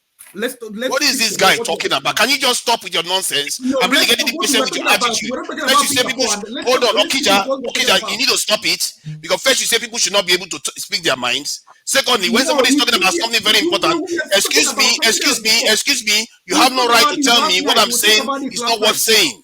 You have no right to tell me that, especially when I believe it's very, very important. Or are you here to stop our people from understanding what it takes to build this country? What is wrong with you? Mind your business. If you are not in the business of building nations, stay out of it. Because that's why I'm here. I'm not here for silly politics and arguing against each other. We have a discussion we're talking about. We can't just be talking from here to here. Let's stick with what do you mean talking from here to here? We have had all kinds of conversations here. You didn't interject when they were talking about Biafra here. You didn't interject. No, hold on. Let me call him out on this one. He didn't interject when they were talking about Biafra. Did we come here to talk about Biafra? You didn't interject when they were talking about disability. Did we come here to talk about disability? But when they are talking about nation building, you interfere. And that is really annoying to me, because that is the most important thing we need to do. What is wrong with you? All right, guys. Stop it. Can I please? There's no John Abba to pray for people. Okay, Oti, go ahead. Okay, sorry. I can pray for them. I can pray for them. He didn't interfere when they were talking about all kinds of mundane stuff. Can I please? Can I? Excuse me. Sorry. Look, sometimes we try to complicate things unnecessarily. Okay. Forefathers, you're talking about nation building. Okay. First thing, we're not Singapore, right? Nigeria is not Singapore. And I don't know if did you listen yesterday to the debate, Franklin and, two other gentlemen, okay? Look, we're talking about building a nation. And again, we're not going to reinvent the wheel. This is simple, really, quite frankly. But it's just we're trying to make it, okay, look, leadership, okay? And again, this thing, we talk about the rule of law, okay? And you talk about having army and all these things. It's just basic things. The problem with Nigeria, okay? This thing, impunity, okay? This election we had, it's just height of impunity. And it shouldn't be allowed to stand. That's the problem we have. Things like that. And then people can just really come out clearly and condemn it and say it's not gonna work, it's not gonna happen. And then people are just kind of, whistle words. No, it's impunity. That's the problem we have, right? Now look, and what is the solution? Okay, leadership. I'm not the only person, the first person to talk about it. And then basic things, rule of law, everybody accountability. Everybody has to be equal under the law. That is what solved. That is the solution. We're not gonna, and then all this having kind of making it complicated. It's unnecessary. We only need to do the basic things. Okay, have good leaders that have a vision, that come into public office for the common good. That's the only thing. Look, Where do you think? Let me ask you that. Where do you think the rules are followed the most in all spheres of nations? Tell me where rules are followed the most in any aspect of the nation. I don't understand the question. What do you mean? What do you mean? That's a nation. Generally, you are talking about impunity. Okay. Isn't it? Let me answer. Okay. So tell me which organization in a nation follows the rule the most. Rules the most. I will answer that question this way. Listen, let me answer the question this way. So what is more important is leadership, moral example, moral leadership. Okay, that's the most important thing. It's because look, we can see it playing out before us, right? Peter Obi, okay, and the people, often people say he's not a saint. Come on, he's looking for a saint, but at least what he has done, okay, he's a leader. It's set an example. People are following him. You can see it. It is that simple, right? And now, back to because David was talking about asking a question about. We're talking about impunity. You've just moved the goalpost a little bit. I said it's one. Okay, if you ask me, it should be what is the greatest problem we have in Nigeria? High impunity. In other words, lack of accountability. People are not accountable. People do all sorts of things. Now, then I ask you a question: which organization do you see in a nation that follows the rules the most? It's not a very difficult question. No, I'm not. Okay, I answered the question. There is none. I answered the question the way I know best. I said, in terms of people obeying the law, following the rules, you have to have a leader that has the moral authority. Okay, if you don't have moral authority, you're not going to lead anybody. You have to set an example. It's not. That's it. It's simple. Now, and again, from there, I said I answered your question the way I know best. Okay, you can't tell me how to answer your own. Good. Okay, that's fine. I'm just telling you that you didn't answer the question. Just kind of a short comment on the election we just had. So this thing, a lot of us don't quite understand. Appreciate the significance. This is a revolution, and it hasn't finished. It hasn't come to an end. And again, we have to kind of cure ourselves of defeatism, right? It's a problem too. No, this is we're just beginning, and I can tell you, because if you understand, these young people, the youth, not only the youth, and most of us here, and an average person, any person with common sense, anybody that wants to look, Nigeria has come to such a point, to such a level that it cannot.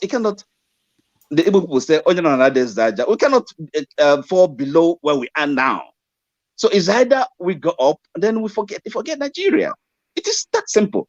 So now this thing has started, and I think we're not going back. The young people back home are not going back, and Peter Obi, he's not going back either. So we can only encourage, give, motivate, and not, kind of this, not really as if we don't know what we're talking about. Relativizing. Evil is evil, good is good. So we have to be clear about this. So this again, following due process, that is important. Now, because those of us that believe they're going to have a referendum, come on, what process are they following? That's what they don't understand. China vision. If you don't believe in what they believe, it's that's a problem.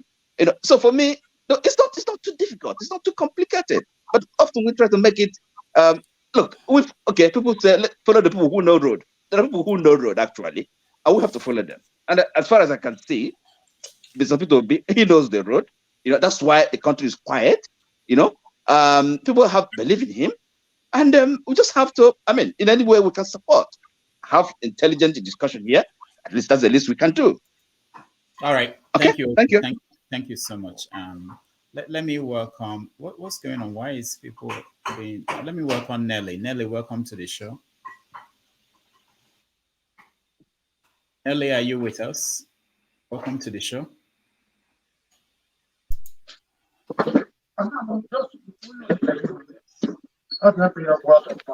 Hello.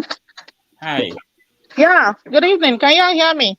Yes. How are you? Oh, good evening.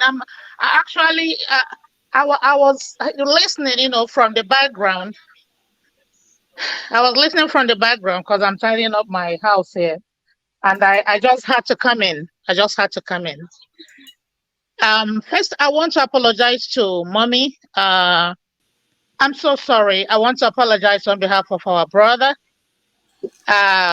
for calling you, what did he call you? Disabled. Please. on his behalf and on our behalf altogether, I want to apologize. Going forward, I also want to talk to the reason I joined was to address what my brother, the one called is that Godfather? Forefather. Your statement was what made me join right now. And sincerely, I believe you've insulted the entire multitude, the entire citizenry of Nigeria. You cannot, in all sincerity, in all fairness, say, considering what has transpired or what transpired during the just concluded presidential elections, Nigerians showed dexterity.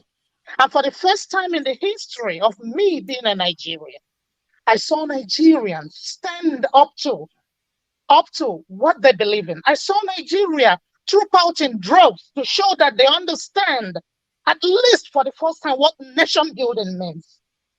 I saw Nigerians sacrifice.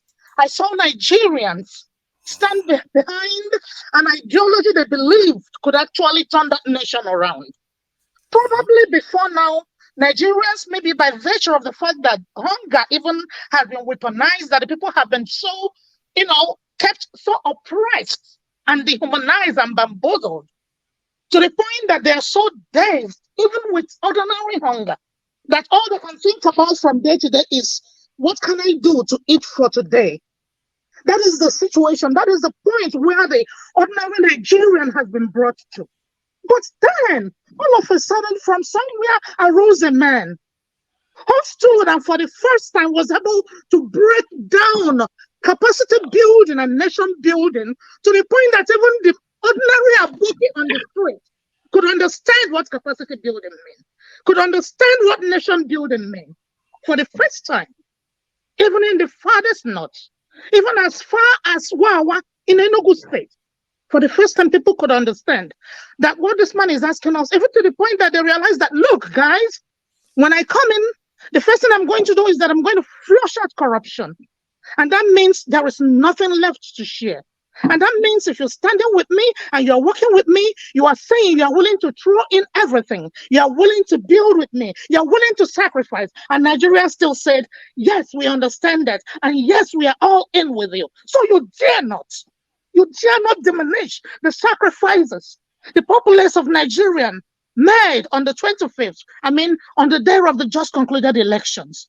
For the first time, I saw even students bringing out their pocket monies, market women, beggars on the street, throwing in the monies they don't have to support an ideology. So you dare not, I will not say it. And here you say that Nigerians do not understand what nation building means.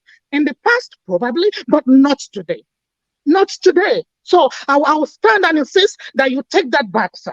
That is the only reason why I joined. Okay, you see, it's funny because I agree with every single thing you've said, but what I don't understand is when I said some people did not understand it, I gave an example of the person I'm referring to. It's not everybody.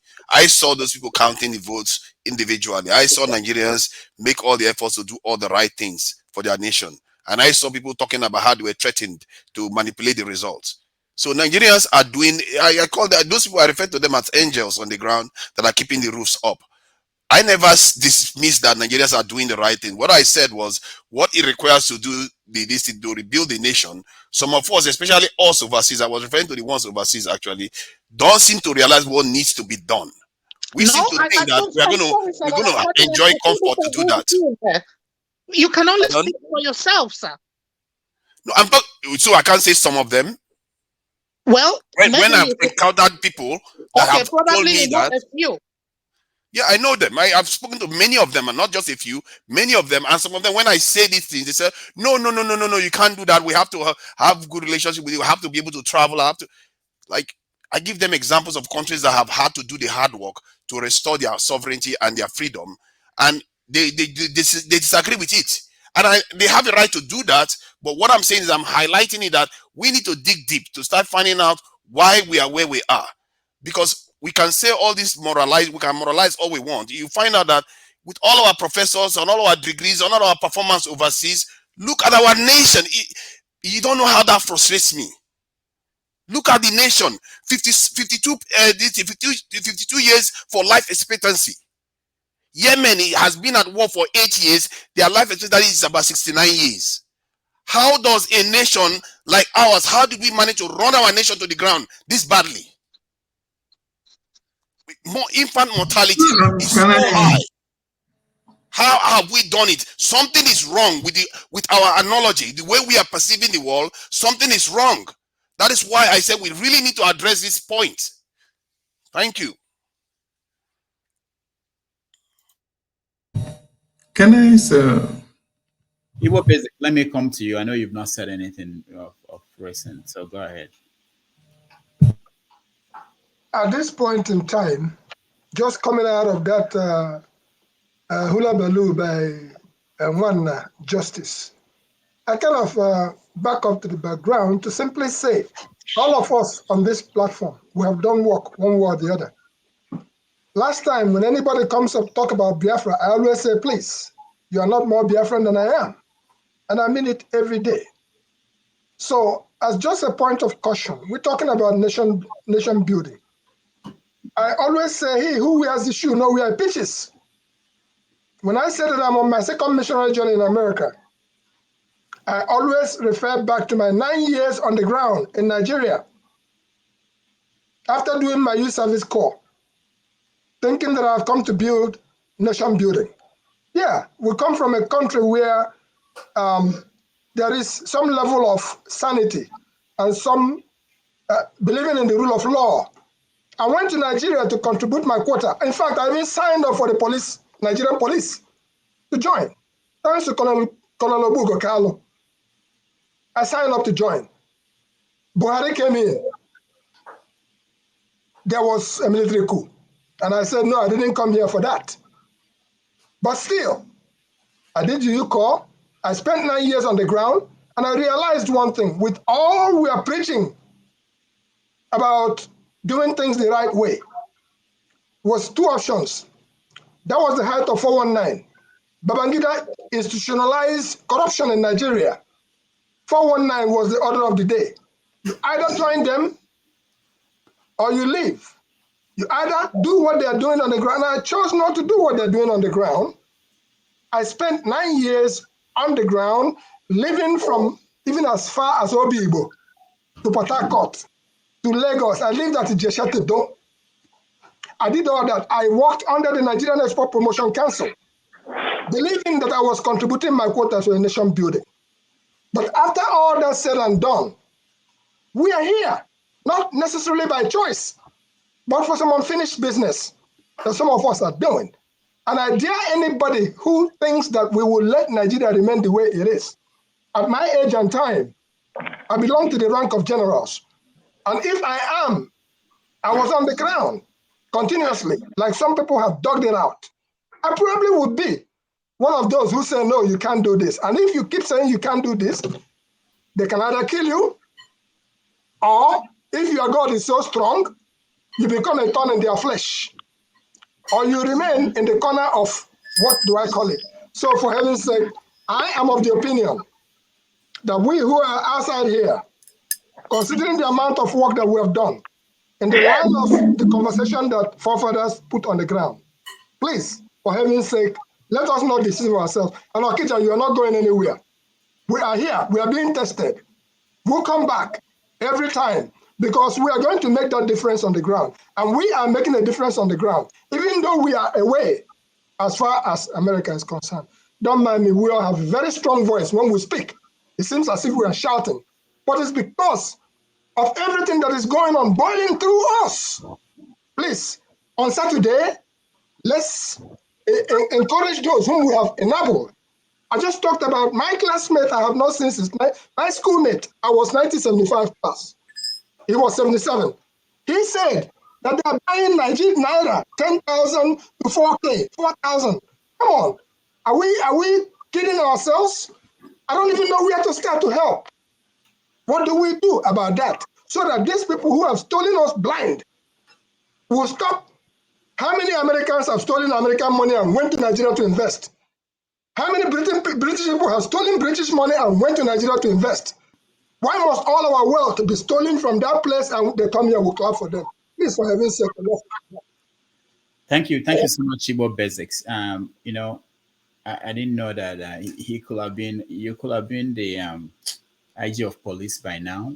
You know, retired. Azubiko, that was my senior in Igbo National High School. He rose to the rank of Deputy Inspector General of Police, and when it came time, they were retired. He could have equally been the Inspector General of Police, but he's an Igbo man, so give me a break. Thank you so much. What we're doing, I'm hearing some noise. What we're doing here may not look as if it's important. I think it's important. It may not look as if we're making progress, that we're coming with solutions, ideas. I think it is. If you remember what happened yesterday, there was a time it was a conflict situation, then there was a resolution, and you know, so these are processes that people go through.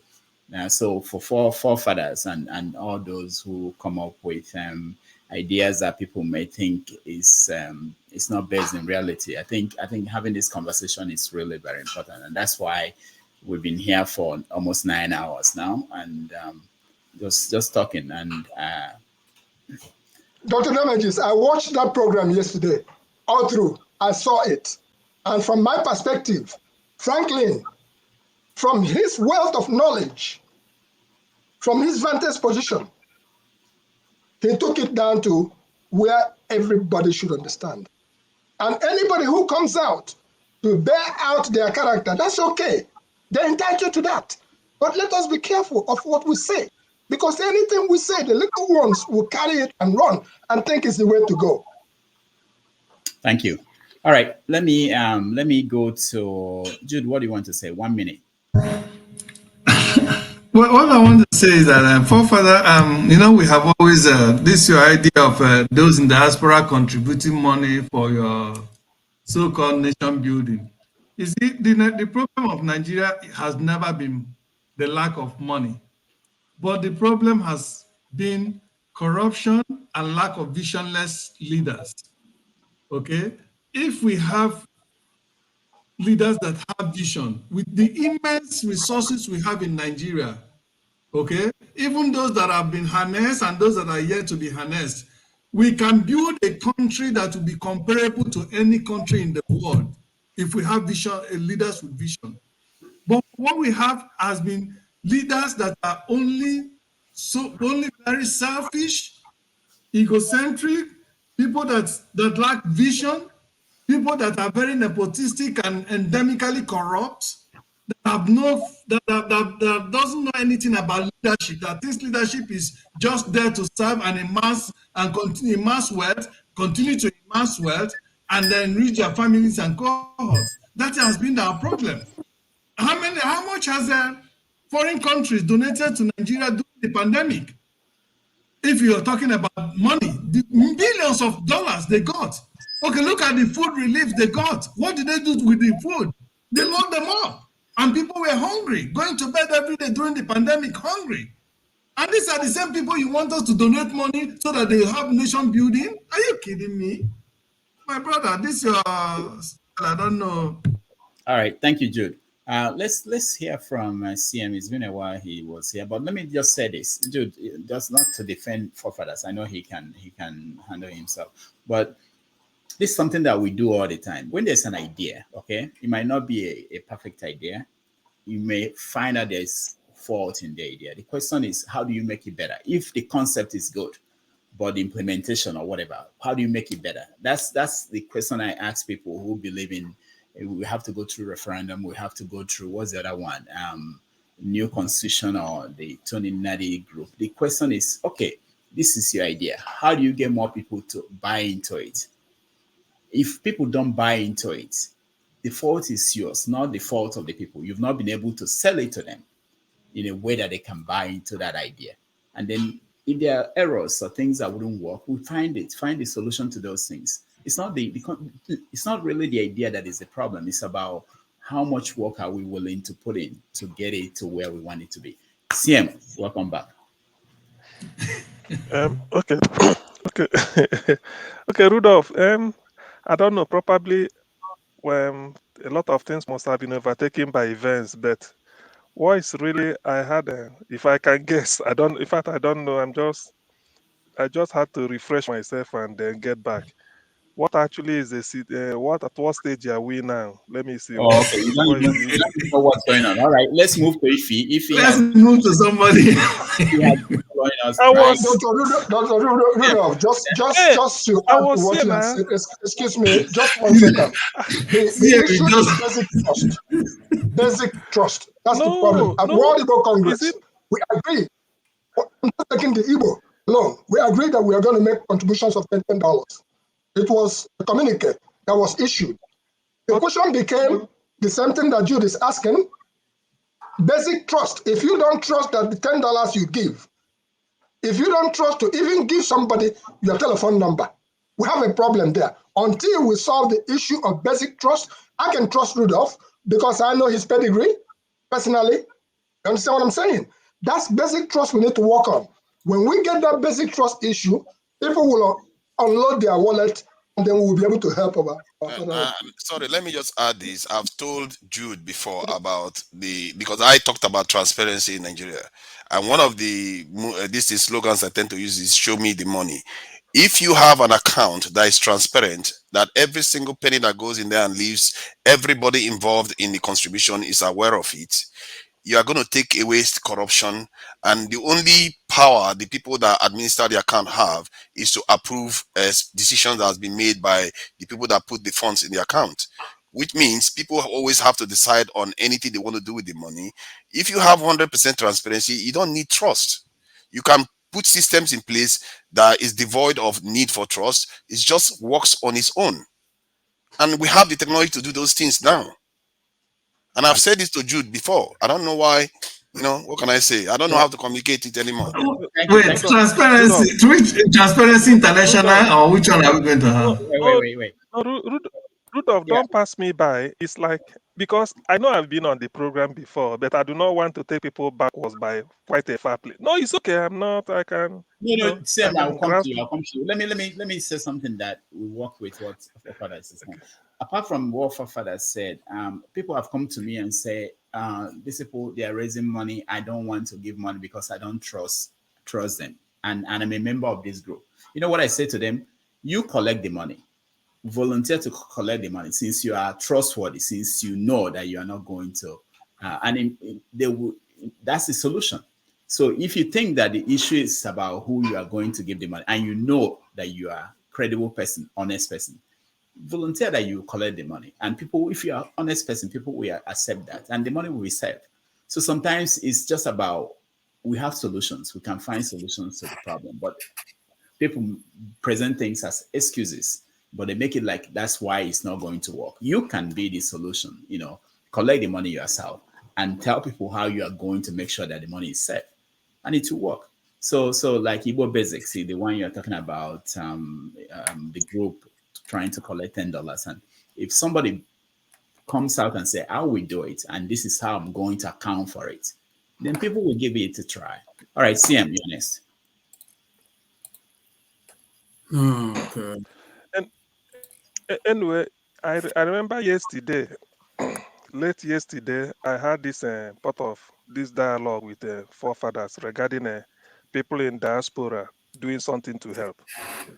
I'm sorry to say, not really, I'm sorry. My governor, Soludo, once mentioned it. He said he will be appealing to people in the diaspora that whatever it is, even if it's $1, $10, so that they can bring it. The Jews did it with which to rebuild their homeland. He said Anambra should set the pace, being an estate. So yesterday I was discussing with Fafara, and I think I saw reasons with it. It's quite good. But then now we agreed that obviously when you give, because you don't really hold somebody accountable if you do not have interest. So the fact that you've given something will now arouse your interest, in which we now say, look, what have you done with the money I give you? Because going to ask somebody you are not accountable, I don't trust you, have you given the person something and they didn't account for it? Probably you want to give $10, the person may be demanding $10, and you say, look, let's start with $2. Because if the person can say, oh, $2 is too small, but all of a sudden is able to account for it, you might stretch it to 20. Said now the thing has been established. So there is need, given what it is. If the Jews can do it to build their homeland, we in the diaspora can say, let's do it to build our homeland. Not because Soludo said it, but it's something worth doing. Then talking of trust, like you suggested, anybody can organize the money, but it is better we send it to them. But the thing is, it's only when you, I believe it's only when you give that morally you are justified to accuse the person, say, look, oh yeah, I really need accountability for what we are doing. And if the person will be wise enough and not being the typical Nigerian politician and use it for something, to be honest with you, it will be a steady flow of money from the diaspora. And that will be another steady, assured means of livelihood, because whoever leaves Nigeria to the diaspora will also contribute backwards. So it's like a stream that will be continual flow in an ocean that can never get dried. So it's something good. We should not, let's look at the pros much more than we're looking at the cons, because in life, sometimes if you continue to be despondent, if you feel that nothing will work, then definitely not. I mean, if you feel that something will work, it will work. But if you now have this spirit that it won't work, it won't work. Let us remember that ordinarily nobody will give Peter Obi a chance in the typical Nigerian politics. Nobody. But look at, without even spending money, look at where he is, because of the fact that people believed in him by what he said and the little example he showed in Anambra when he was governor. So that was what people, and then that prepared people. And coupled with the fact that Nigeria is in a mess, APC has gone around full circle, no money, no petrol, no insecurity. And also, I mean, you can imagine the season where we are now. So let's also sort of consider it. I've reasoned it yesterday at length, and it makes sense to me. We in the diaspora should contribute, irrespective, no matter how much, we should contribute as a trial to say, look, to complement. If somebody in Anambra is paying, Okada is paying 10,000 tax, somebody riding Okada or Keke, 10,000 every month to Soludo's government with which to build Anambra State. I mean, I feel compelled that I can part with £5, or maybe 10, just to help every month, say whatever it is, which is also more than that amount of money. So it's something worth doing. I don't consider 30 anybody a seconds. thief until you show me. Thank you. Please. No. Yeah. I'm leaving. I want to say something. I have a party to go to. Please. I'm tired. I'm getting tired. All of us here, in abroad, we contribute every day to our family and friends. I think that's enough. If a government is not responsible enough, we don't see your books. You want us to give you. Okay, for instance, Anambra doctors in US, they go to Anambra every year and they do medical care, surgery and all the things like that. They package hospital equipment and donate it to Anambra State government. They put it at INEC teaching hospital. The doctors there, they took it and put it into their private clinic. When people come to hospital, they direct it to their private clinic. That's what talking about. That's what you're telling us to do. We give money to our family members. I mean, what do you want people abroad to do?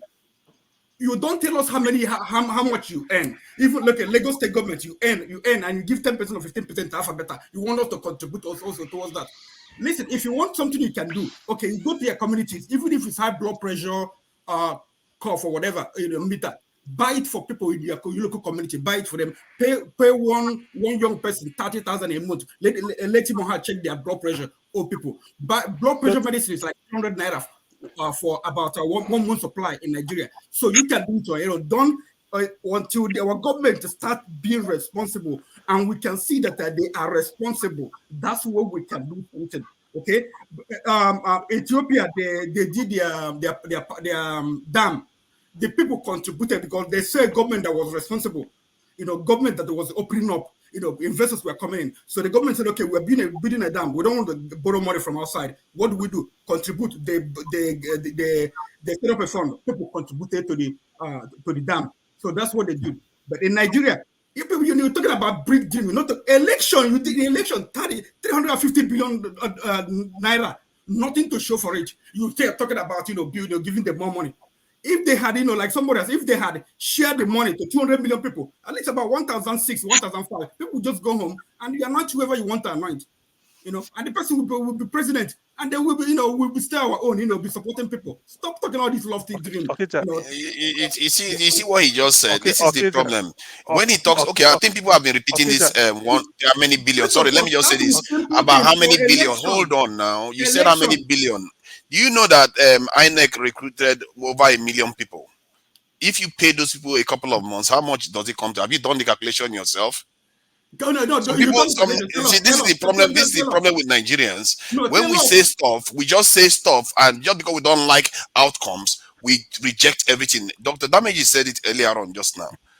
Look for ways to make it better instead of making excuses for inaction. That's what we want to talk about. Instead of talking about giving them more money, let's talk about. When you talk about giving them, it's not them. Is putting money in an account. See, because you have a stake. Have you ever tried to build something and somebody ran away with your money and you let the person get away with it? You won't let them get away with it. The reason why you allow them to get after all my stress in US to go to Nigeria and pursue someone. Because you see now you have a stake.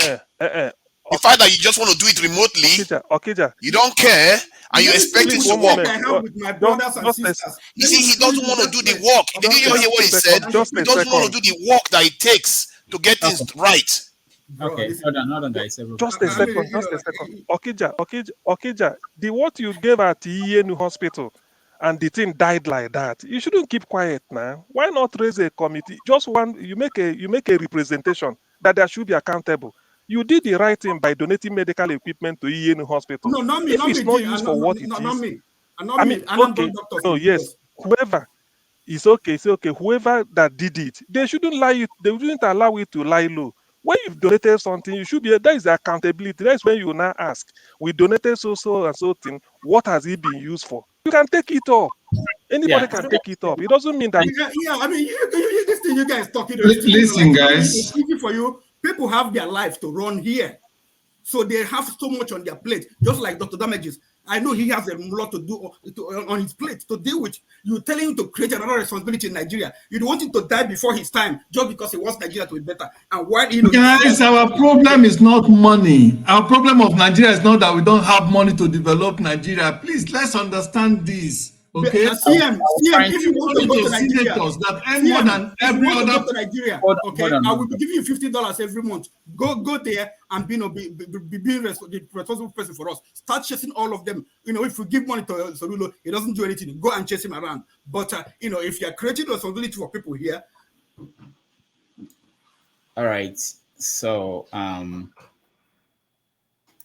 don't know what happened. I was trying to get Ife to speak. Can you guys hear me? Because I can't hear anybody. Yeah, we can hear you. We can hear you. Okay, sorry. I don't know what happened. Because you muted me, that was what happened. That was the only thing I know I did. I was happy when I did that. Obi, welcome to the show. Good evening, all. Yeah, welcome to the show. Good evening. How are you? Good, because good morning, wherever you are. You dominate the conversation in the way you. Yeah. No, I came in late, and I prefer to listen nowadays because in you just sit and watch and understand where the conversation is going. All right. But I really appreciate the topic, but I will ignore Yakubu Mohammed, the INEC chairman. He's a businessman. He has concluded his business. So I discussing whether it's the worst or it has not changed anything until we get the outcome of the Supreme Court. But I'm so much interested in Soludo because I don't know what you mean by say, is it a payback? Is the payback time? For me, not just Soludo alone. People are thinking that Nigerians won't vote. As I am, I'm not voting. But my resources is voting for me. I'm campaigning. I'm still encouraging people to go out there and vote. But that's the only way they can validate what P2B is saying. It's not only us saying that, we'll go and chase Soludo. Soludo, to the best of my knowledge, insulted not just Anambra, to the entire Igbo land. Saying it's a pay better. It's not a pay bad time. It's a time to fix his brain back to the factory setting, because I don't know what a man was thinking. Because as far as I'm concerned, it's part of the fact that what Soludo did to Peter Obi is likened to what ABI did to Hillary. When Hillary was campaigning, Trump was campaigning, all of a sudden the FBI said, oh, there was something. They brought out something that we are not supposed to do, and we saw that was a major setback. As far as I'm concerned, part of the problem Obi had, even in Southeast, is Soludo. So at this point, this one has nothing to do with Nigeria. I didn't know that you bring it out. We know ourselves, and as far as I'm concerned, it's not only Anambra. Soludo has no business. I listened to one of the audio, and I know he was the one saying it, that all he's talking about parts. Even he was just, I said, this man is a professor. Why is he talking like a Tinubu? Everything is talking about party. It is not Abga. I'm not, he talks as if he has drank 10 gallons of pine wine. It is not in Abga. We are not going to support anybody. Everybody will be in Abga. That voice gets me angry. Because you don't need to tell people where to vote. People has the right to vote where they want to vote. It's not about Abga. We have tried Abga. We saw where we are. Peter Obi is not better an Abga person than Peter Obi. So you don't need to start telling people, oh, vote to Abga or do not vote to Abga. It doesn't make sense. But on the final note, I want to talk about what I think I'm with Okija. Okija was talking about we sending money back home. I think we are deviating from the course by even thinking about that. All of us, we know how we are contributing. But the question is that what I want us to do in this platform, and I will support the project. Before we start killing Buhari, OKZ Bazu, Soludo, all of them, there's what is called security vote. That word, we ignore it. I have a friend that works in presidency. If they analyze to you what security vote is all about, you will wish to be a governor in Nigeria for 6 months. And just for 6 months, you are done. The security votes these guys are receiving, what are they doing with it?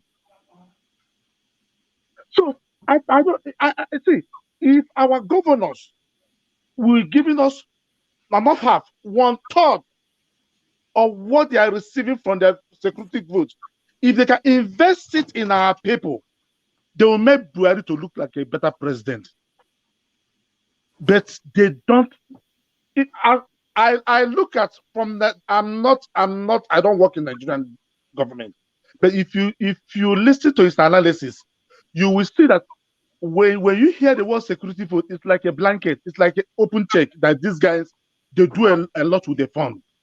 And nobody query them, not even the journalists. If you're a journalist, if you ask who so much, they call you by the side and, oh, don't go there.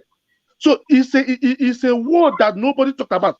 And the guy went for them to say that even this thing we are talking about debt, we go to China to borrow money, they share fund to pay salary. If you know how much security vote gets from that loans that we are establishing, it's a lot. So for me, these are the things that we should be addressing. If we can tackle these governors, they are equally part of the problem. That's why you see, if I'm sure I'll be singing like him. You see, wicked, that's not, but if I'm weak, I'll be singing like that. Because that is saying, you don't know how much that man is sitting upon. And that's why he said, I cannot tell anybody. Talking like a lunatic. There's a level of money you control.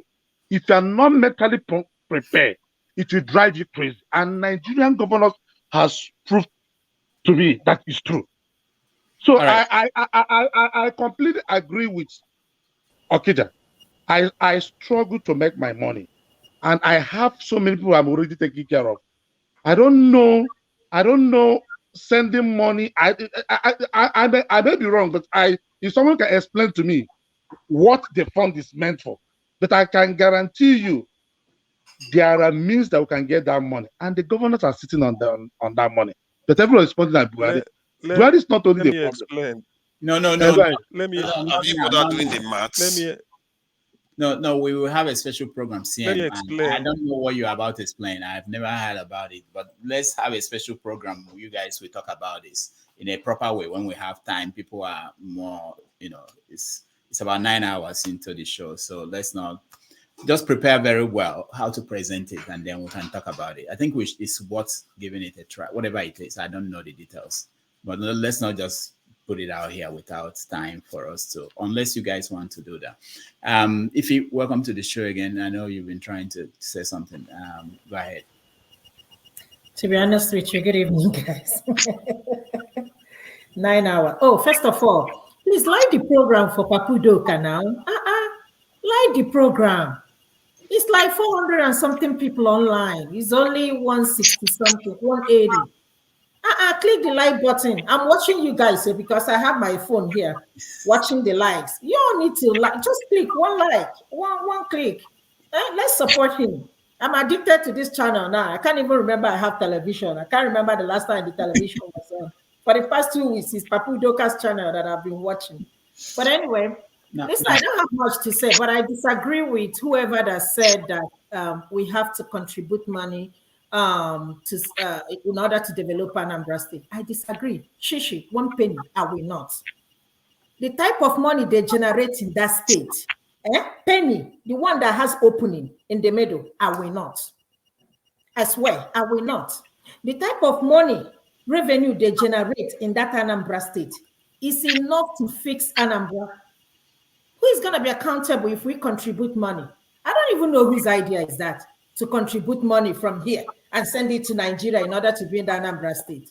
Come on now. The one they have within them, they can't even account the money. It is the one that you will send from America or from wherever you are abroad in diaspora and send it to Anibo. That is when they will account for that. We need to have some sense. Second thing I'm saying is this. I was just scrolling the social media and I heard what Joey Bukwe, I'm sure, excuse me, most of you guys know who Joey Bukwe is.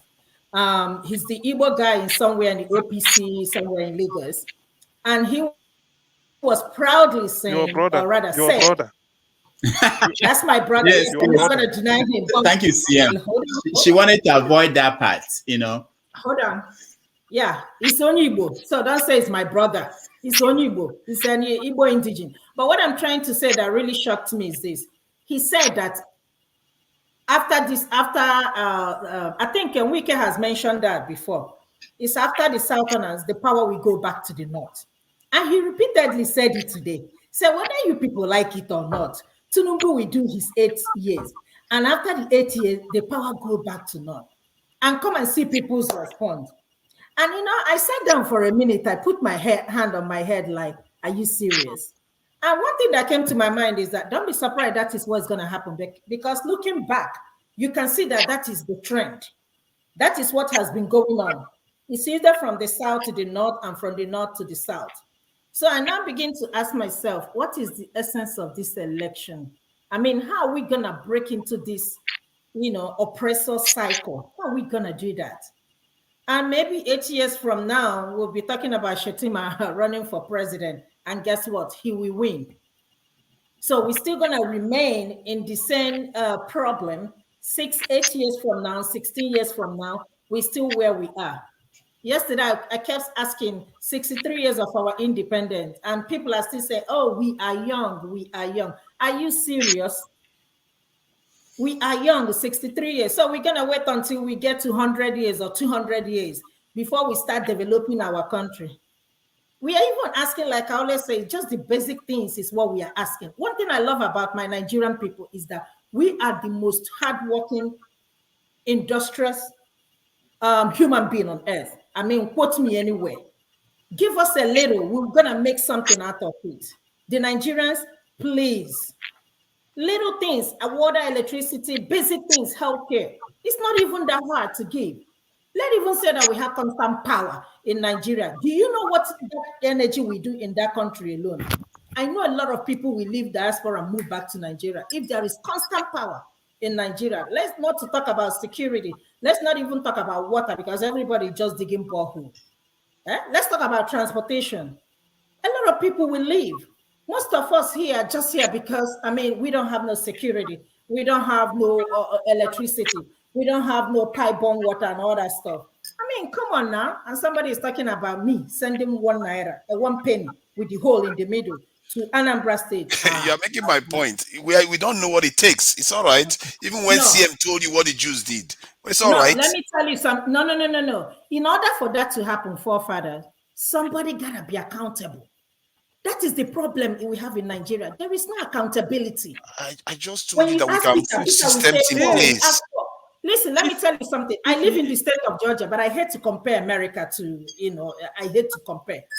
But last year, all of us here in the state of Georgia, we got money back. Why? Because they said it has surplus budget or surplus revenue income. Everybody got $350 back. Everybody. So far you are working. Everybody got that money. They show the revenue and everything, the expenses. I'm like, shoo. So who is gonna be accountable for that? This is you can put accountable systems. Accountabilities. You have to ask. You that gave the money should ask. You gave the money, you should ask. Yeah, it's not just when you give, you stay back. You're gonna be in London and be asking the person you gave the money. Yes. Who are you gonna be the asking? person you gave the money. The person you gave the money. You are in London. Forefathers, I don't know where you are, but I think you are in London. The person you'll be asking somebody in Nigeria, or maybe the person, maybe you are the one the that person you gave the money. Let me just explain. We are not saying we should hand money to anybody. Can I say something? Exactly. The truth is this.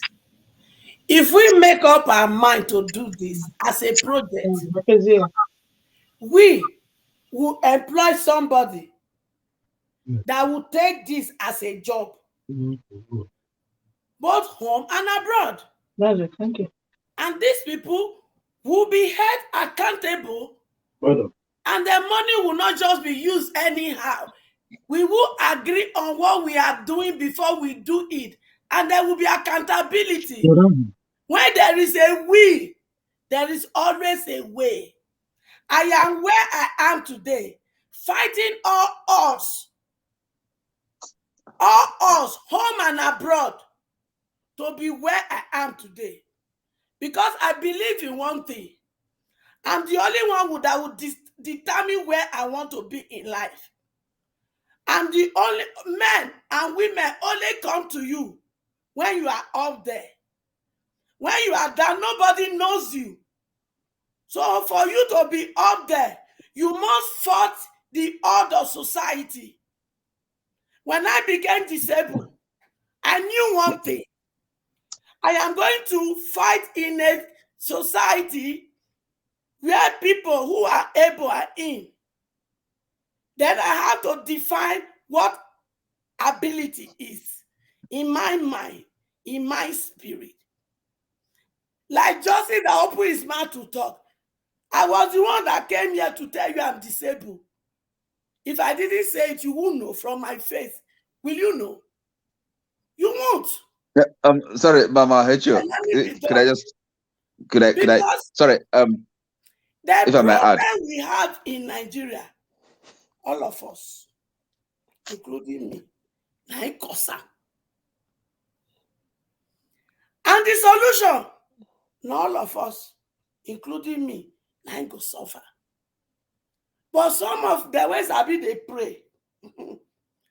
They don't believe, say, Papa God, he go live in throne where Buba and Rapa to come to Nigeria and do the road.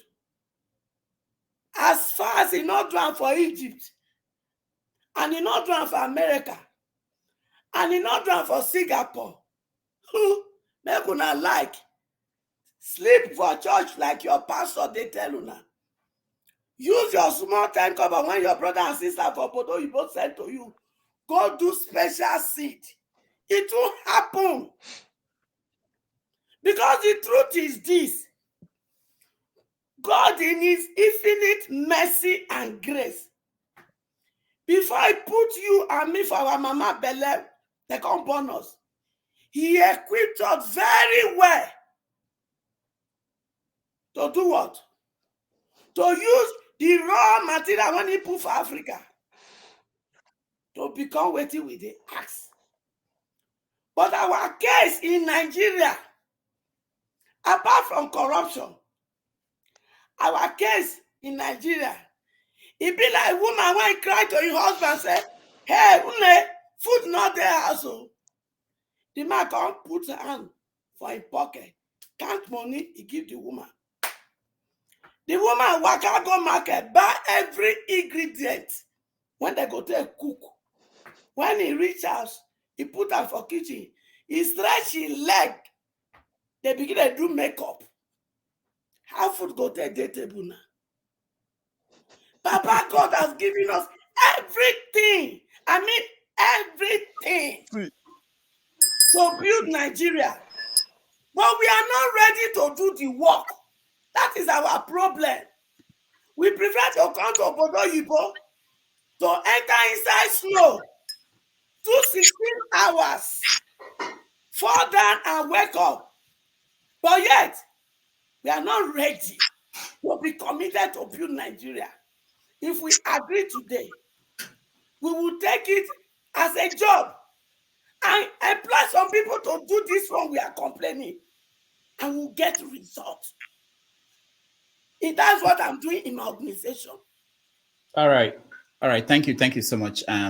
So we're going to do something. I want to hear. I wanted to hear from you guys what you will consider a success next week with the election. How will it go? And you will think this is a success. And what are the outcomes you're expecting?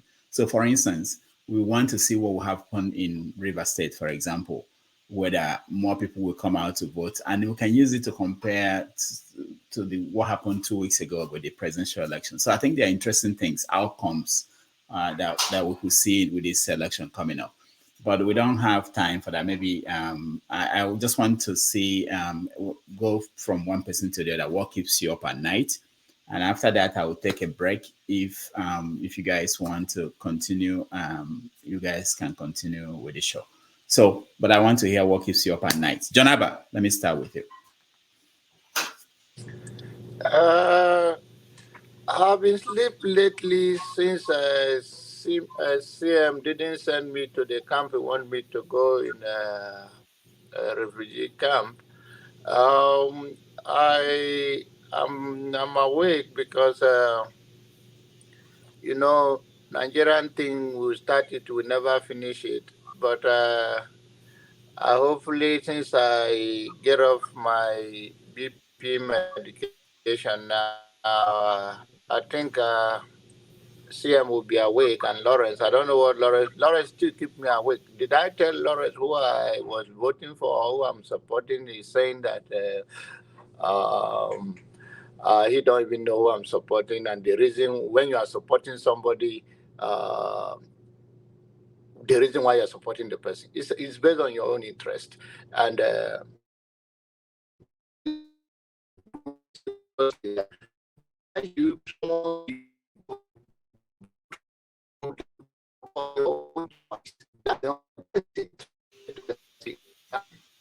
Okay, Janaba, we can't hear you anymore. Thank you so much for telling us what keeps you up at night. Oti, honest.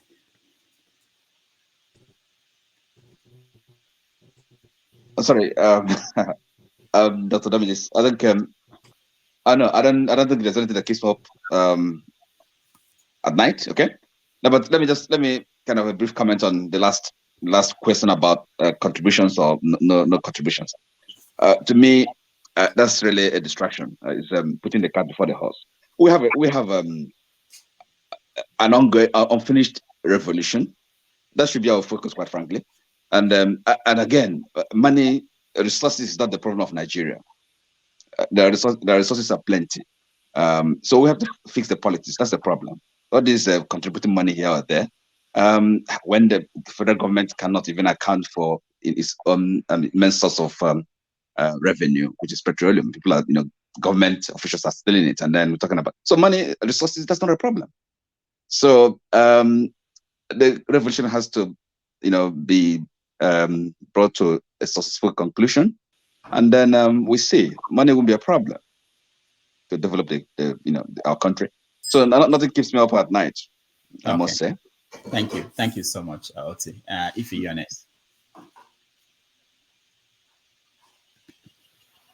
What keeps me up at night? Yes. So many things. Number one is that Nigeria is the world capital poverty. According to statistics, I think they said 39% of Nigerians are the poorest people in the whole world. So if you look at it, it's almost 40% of Nigerians are poor. And what do I mean by poor? Poor is that I went to Nigeria last year, December, and I couldn't believe what my eyes saw. When I mean poverty, people are suffering. When you think you are suffering, just go back home and see what suffering is all about. And somebody is still saying that we're going to wait for 100 years or 200 years in order for us to fix our country. What is the essence of doing an election if we can't even do the slightest thing? My advice to Tinubu is this: if he got some sense in him, if somebody is talking to him, let him hear.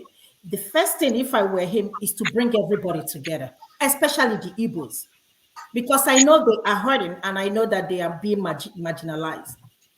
Bringing Nnamdi Kanu out, then do other stuff he's supposed to do. It's going to make a difference in the life of people. If he cannot do that, this simplest thing, I don't think he's going to be successful. I think Buhari will still be better than him. We don't know what we are going to face tomorrow with Tinubu, but we are way, way, way, way, way behind. All right. Thank you. Mama Echo, what keeps you up at night? Why did they keep me up at night? I always see you are up at night, 3 a.m. You are on. Now my children destiny one a thief. Now where did they keep me up at night with that? Una sit down, una tell us the young shall grow. We grow. Una sit down, una tell us children are the leaders of tomorrow. And yet, una don't be grandpapa. Una not want make we be leader. Before, when Papa do reach, for in lifetime, he go hand over to Pikin, so that I go pour all the wisdom when he take do, give the Pikin, guide the Pikin, so that when he go meet Papa God, he go know say he don't leave somebody when go carry on, but not for Nigeria. And when come they pay me, some of them when get luck, will come out from darkness, we can't see light. We can't still sit down. They justify impunity. Some of us, we don't be Papa God when he get financing. When he go say, make it then go court, just like that INEC chairman, when he man Ben, he knows what he do, they wrong. He called the joint to Nubu say make we go court. Because to them, they don't put INEC for pocket. And they don't also put judiciary for pocket. Hey, una lie. Una no charcoal, coal. When it's there for fire, if you take your hand, carry and put her for your pan, what did they do? You go drop her. The mandate in you people's hand is a coal of fire in your hand. INEC, I hear, make you not say, my ear then for Nigeria. I hear say una go get judgment, make una format PIVA, correct. Una obey that one. Then Obi and my children get judgment say, before una format una beaver, make them retrieve the information when they there. INEC, our lawyer come meet una. Una say una no agree. Hey! I want speak Urobo for you. Omo, onwegbero vie. Whatever my work over here. Pikin won't cry already. You can't conquer. When it go happen, it go cry river for you. My children for don't enter street. Their principals say make them need suru. Make them go patience. They got the way patient. Una come say una not go give them beaver. Make them take waiting. Take the information when they want it. Una just open road for the riot. Oh. Listen, before now, I have told Nigeria who are walking behind with me. I said we are sitting on a time bomb. Before election, I knew we were sitting on a time bomb. And if I continue to play this game, the bomb go blow. Now they hear? We dey try to prevent civil war. But INEC and Tinubu, they are calling for civil war. And that civil war, if we are not let peace reign and let this peaceful revolution through ballot take us out of this, you will get the bloody revolution you are talking about. Now they using how they cause it. Now they got the call for nationwide protest from Monday. But because INEC will not do their own bidding. And this mandate wanna collect money to kill to Tinubu. Now I go kill you, now I go bury all of you. Let's go continue. All right, thank you so much, Mama Echo. Obi, you're next. Can you make it in 2 minutes, please?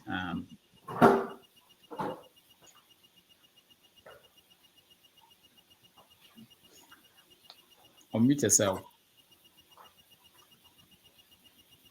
All right, we'll skip you and go to CM. We'll come back to you, Obi. You're muted. We can't hear you. Can you hear me now? Okay, all right. I said that the 2 minutes is small. You have to give me a miloko. That's additional. No. Please, you should be able to tell us. Okay. Sorry. Yeah, and the only thing I want to say, and it's a simple one, that I must appreciate Peter Obi. He has done so well. It is only those who do not understand the confusion called Nigeria or understand what the man did. It takes self-discipline. Because most youths are waiting for Obi to say that thing was rigged. Let's go and protest. So they will continue the destruction that they are anticipating. And in my opinion, I'm still thinking, what will Nigeria be the day the Supreme Court to tell Obi actually he didn't win the election? I don't know how the country will look like. Because before now, you can see that even most of the Igbos who can pretend, and that's the truth. Most of the Igbos, they were not talking about Biafra, they were talking about one Nigeria, because Obi made them to believe in one Nigeria. Before the election, nobody was talking about Biafra again. You're talking, oh, one Nigeria, one Nigeria.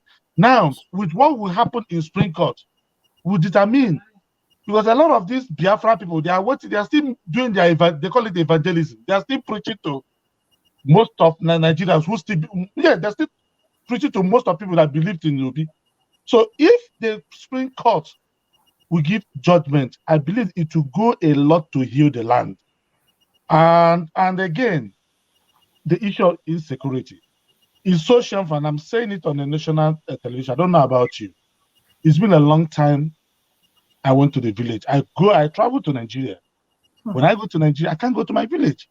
Because if I go to my village without planning for my security, you are gone. So how long shall we remain in exile? So it's a thought that if you are from Southeast, I'm addressing the Southeasterners. If you are from Southeasterners and you think that our village is safe, it doesn't matter. All the Igbo land, even Ibere, anywhere you want to say it, if you don't prepare yourself, then even some relatives, they will arrange you. I'm telling you the honest, the country is bad. It's not that the person want to give you away, but that is the second start. That's the situation they have found themselves. So while we are thinking about one Nigeria, let's remember our home and let's remember what shall we do to redeem our land. Our land is gone. Last time I went, and as soon as I went through the road leading from my village, that's a two major road. That road is looking like a shrine. You know, the road leading to a shrine when you're going to see a native doctor. That's a federal road. I was so shocked to see that road. And it's not saying it's Buhari or this. We must do something, especially about the kidnapping. The kidnapping of a thing, the thought of it can make one crazy. We have to pray that something needs to be done. Thank you so much. Yeah. Sam, 2 minutes, please. Okay. Well, my remark will be to say that I feel so disappointed with INEC, because why I said so is that so many people have lost faith, not just in Nigeria, but in Nigerian election. But because with what Nigerians saw under card reader, in which Jonathan did not vote in 2015, incident form, all those abracadabra, Gosdale Rubebe sort of held up the day of the collation and the announcing. Everybody saw it and lost faith. But when these beavers came up, it was used in Anambra, it worked. People say hi. Used in Ekiti, used in Edo, and used in Oshun.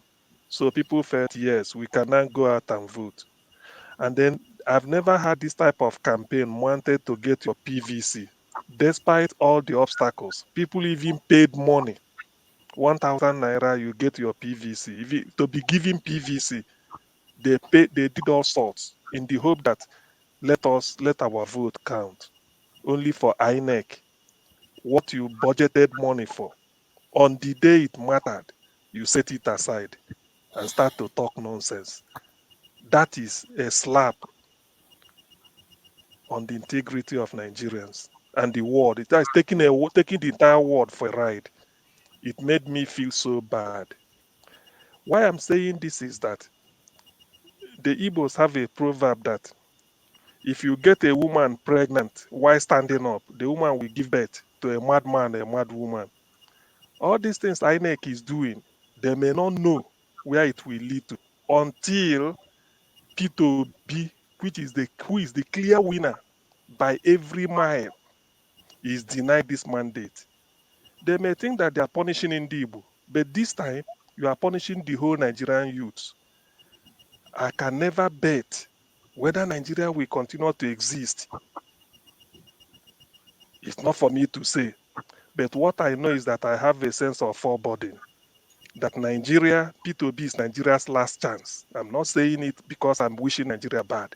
Otherwise, there is no way you can procure beavers to correct the errors of card reader and everything, which is an improvement. And then you tell people to come out and vote. And people took it upon themselves. Some people left Obodo Ibo to go to Nigeria and vote. I know some people. Only for you release the result of senatorial election is not disputed. House of Assembly, no dispute, done on the same day. Presidential, and you are telling me 2 weeks later, you are playing with our intelligence. Nobody is bigger than the country. Every country is bigger than the sum of its people. So INEC should better be good neighbors to Nigerians. I don't want to witness any civil war or uprising. NSAS is enough. I don't want it. So it is better. Let them retrace their footsteps. Supreme Court judges are part of Nigeria. They buy akara, vegetables. They attend Nigerian market. They see what is happening. So let them just do the right thing and they allow peace to reign so that Nigeria will get a breathing space. We can then start. Thank you. All right, thank you. Igbo Basics.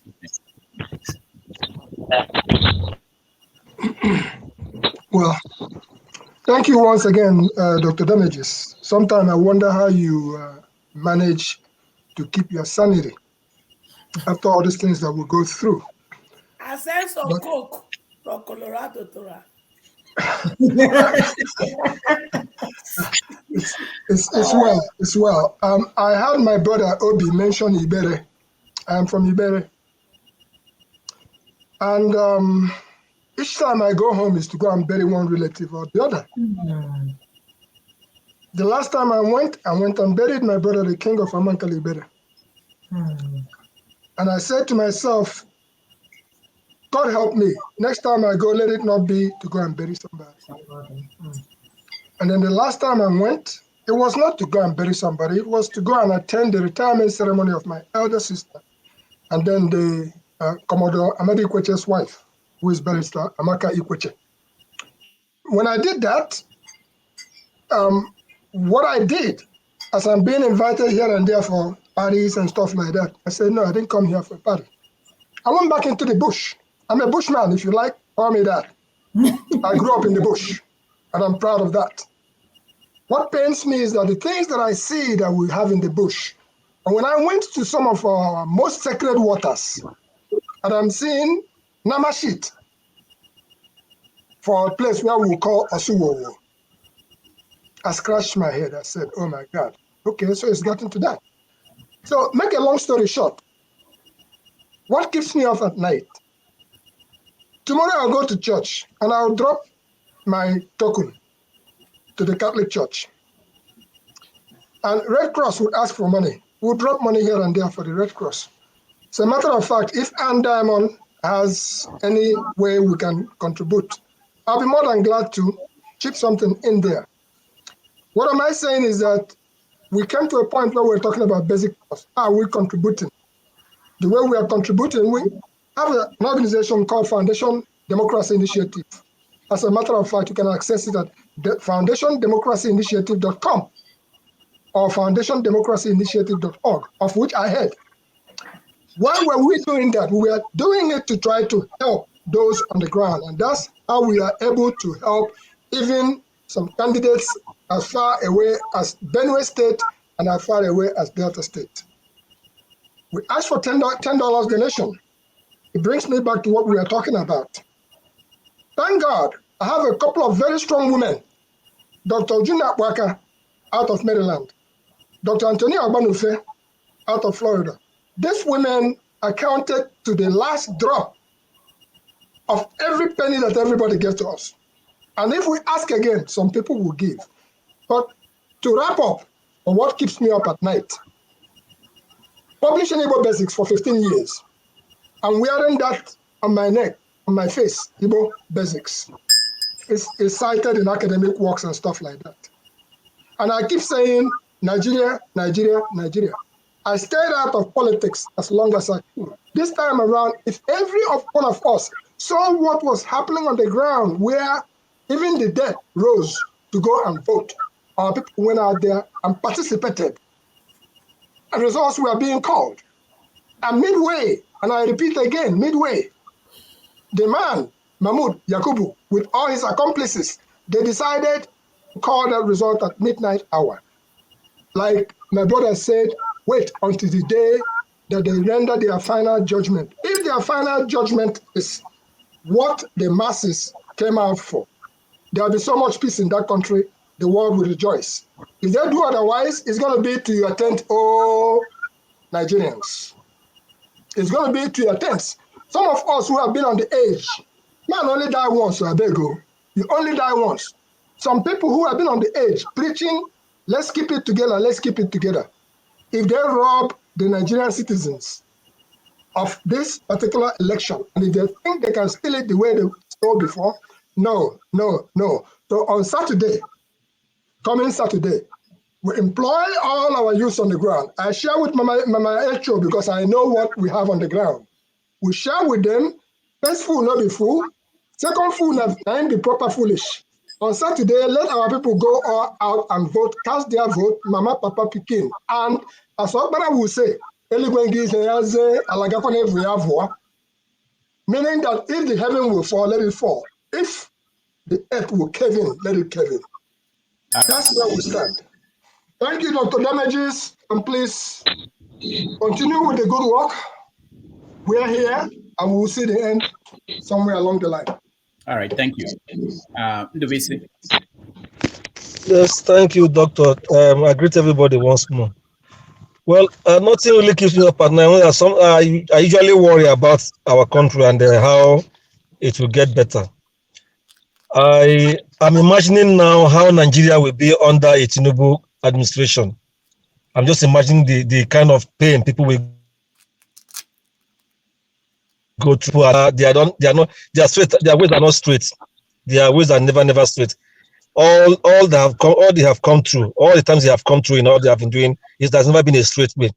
So the suffering may be more. It may become more unimaginable because they always do their usual carrying of favor and all that. It will not really be. I don't know where to start. Is he going to fight corruption? Can he fight corruption? Can he fight oil theft? Can he fight what's it called? Subsidy scam, oil subsidy scam, and other kinds of financial fraud going on in the country and other things. It's going to be it's going to be too tough. So I just hope, like I said earlier, that the Supreme Court, they listen to the voices of majority of Nigerians and do the right thing by giving Obi his victory. This is a stolen mandate. Obi won the election and he was robbed. The people want not just Obi, because Obi usually say it's your government that I'm coming to establish. They have robbed the Nigerian people. So the Supreme Court should hear loud and clear that they have robbed Nigerian people. I employ mothers to ask their kids, because God hears the cry of children, the prayer of children. Let children pray that God will touch the Supreme Court justices, because the case will end at the Supreme Court, that they should do the right thing. All right. It may be funny. Sorry, I'm not done yet. Let me just add one more thing. And I'm still urging Nigerians on Saturday 18th, let them go all out and reinforce that victory of Labour Party by going out to vote Labour all the way. They should vote Labour all the way to convince the doubters that this movement has come to stay, and let INEC this time do the right thing. Thank you. All right, thank you so much. I appreciate you, Ndubisi. Yeah, thank you, for having me. Regarding the topic, obviously, I support what the previous speaker said regarding people going out to go and vote. And my own take on this Peter Obi is that he has won a moral mandate, and I think people should also understand that there are other ways of governing or having your will be done. In the end, what do you want Peter Obi to do when he gets to office? To get things done. If you get those things by Peter Obi influencing and changing the narrative on the ground, even while not in office, so be it. The stuff can still get done. And people should not always weld themselves to personalities. Weld yourself to the outcomes that you actually truly want. Because Peter Obi right now, I think if he was listening to someone like my advice, he has the opportunity to actually control the narrative even if he's not in office. Because I've seen that happen in nations before. People listen to him, people see him as somebody that is detribalized, and he can literally change the narrative on the ground and enforce more accountability. Even if, let's say, Tinubu makes it into office, even if he doesn't want it, he will have to do it. He has no choice. Because once people change, once people are following a leader, forget it. You can't force them the other way around. There's nothing you can do. You have to do their bidding. I've seen it happen in this country. A guy that wasn't even elected into the House of Parliament forced this country out of the European Union. I didn't see that happening, but it did happen. It tells you that when you have the people's hearts, when you have their respect, when you have their trust, your will be done. Whoever is in office, to me, I even see that as a very, very strange advantage, because you are not in office, but you are the one controlling the narrative. You are not accountable. Some other person is like a zombie doing your will. It's crazy. No, hold on. I've seen that happen in this country. Leaders are in office doing the will of somebody that is not in office. It's crazy stuff. Okay, they want to say something. Go ahead. Too many hands up. I can't even get my thoughts out. No, wait. They will have the chance. Let me say something. You guys will have the chance to have that conversation. But let me say something. I have to go, but I want to thank everybody who joined us today. A lot of people both the panelists and people on the comment and people watching at home. I want to thank all of you. On Monday, the Worship Media, I'm partnering with them. They have a town hall for Enugu governorship election, the candidates. So I will play that video for you guys to watch where he talks about it. If you can join, and it will be wonderful if you can join. Also, tomorrow, 90 Minutes Africa, we will not have 90 Minutes Africa, but we're going to premiere a recorded interview for you guys for 90 Minutes Africa for tomorrow. So I will hand it over to Forefathers after the video is played, and you guys can continue the conversation. Kenneth, welcome. So they go church tomorrow, Dr. Thank you. Damages. No, I didn't say church. I'm not going to church tomorrow. But thank you, Dr. Damages. Yeah, nice to see you, Kenneth. I was just waking up from sleep. Actually, so I didn't know. You guys woke me up from sleep. I overheard the Worship Media. What time? Can I one more? Yeah, I'll play the details. The details will be in the video. So let me hear what you want to say, Kenneth, before I play the video. Go ahead. No, I overheard someone being fearful of Tinubu's administration, how he will run the affairs in that country. Then I decided to come in to tell her. Is that what woke you up? Yeah. Is that what woke you up? Yeah, I decided to come up and encourage her to not be scared of anything. Tinubu is not going to take that mantle of leadership. Tinubu is just making the initial garagara. You know what we call, what we refer to as initial garagara in Nigeria. He's just making noise up and down. What's it called? Yakubu has doubled him. You know what Dabo is? 419. He has played in big time 419. The money is gone. The bribery money he gave to Yakubu is gone. They're going to dribble him. At the end of the day, he's going to be very frustrated. Just watch out and see Tinubu. Greedy people will never back down until you disgrace them completely. So he himself is disgracing himself, and he's going to see the result at the end of the day. Don't worry, Peter Obi is going there. Wow. All right, and thank you, Kenny. I just this is a personal thing. I always think of think about the best and prepare for the worst. I hope people are preparing that that you could have Tinubu as president. In fact, anybody who ran for president, I hope people are ready, because it seems like when people talk, I fear that. Dr. Damages. It may not be terrible as people think. Also, you have to also. The thing is this: whether they like it or not, Nigerian institution or government, whatever they call themselves, they had to choose between these two things: do the right thing or plunge that country into anarchy. If they eventually force Tinubu into that seat, you and I know that Nigerian youth came out in mass to vote for Peter Obi. Same Nigerian youths are going to fill the streets and run that country down. They are not going to. People are hungry. See, I don't know if we really understand what I mean by people are hungry. People are going to take that anger, hungry plus hunger, and deal with these politicians. Somebody like me, I would love it. I would love to see these politicians crying like, Christmas goat, how you deal with them, in the bush. I would be happy seeing them crying like that. They've dealt with us. And I would like Nigerian youth to really, really deal with these people. So two things they're going to do. One, either they respect themselves, their old age, and do the right thing, give power to whom is due, or plunge that country into a very big mess that they will regret at the end of the day.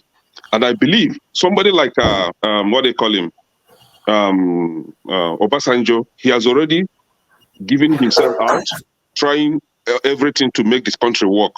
And I think T.Y. Danjuma, those retired generals, I think they are beginning to, put their senses together and try to do the right thing.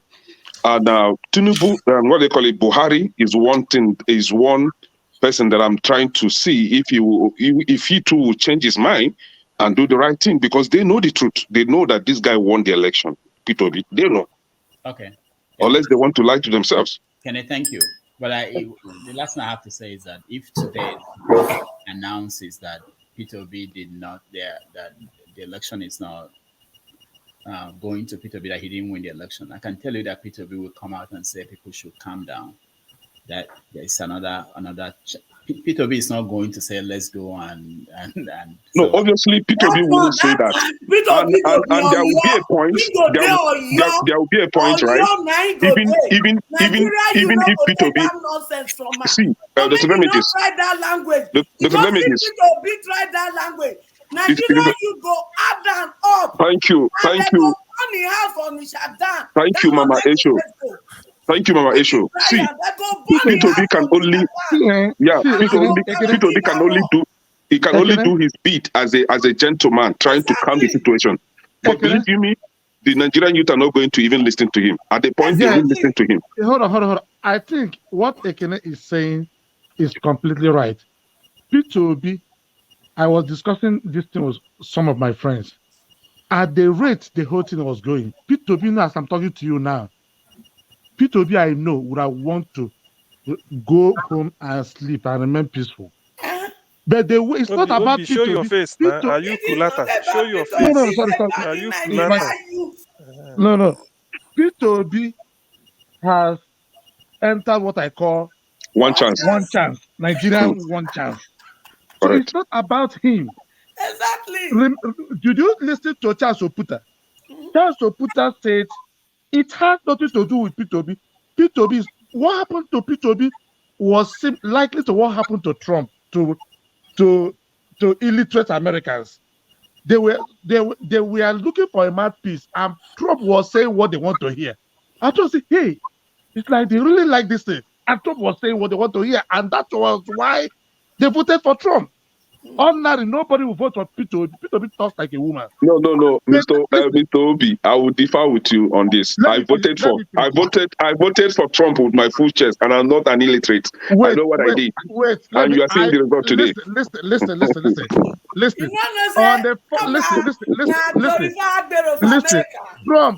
Trump. I'm not supposed to say this, but root of no, that a lot of Trump voters, you and I know, if you live in this country, you will know that Trump, even before, go back and watch the clip. I still have those clips. Trump was calling Hillary Clinton all manner of names. He win the election. More than deplorable that she called us. It was rig election. And he was shouting rig until they said Trump won. He said, oh, he changed. He never knew. He never knew he was happy. Listen, what I'm trying to say that Peter Obi at this point has no plan B. You can't go back. I think we have to be responsible. Some of the things we are saying, we have to remember that. What if? Hold on, let me just say what I need to say. Hold on, you will have your say. Let me just say what I need to respond to what you said. Hold on. I am responding to somebody too, not only you. No. He said something. I want you to respond to. Come on, man. You will have your chance. Jeez. See, we have to be responsible here. What if, in some universe, that Tinubu actually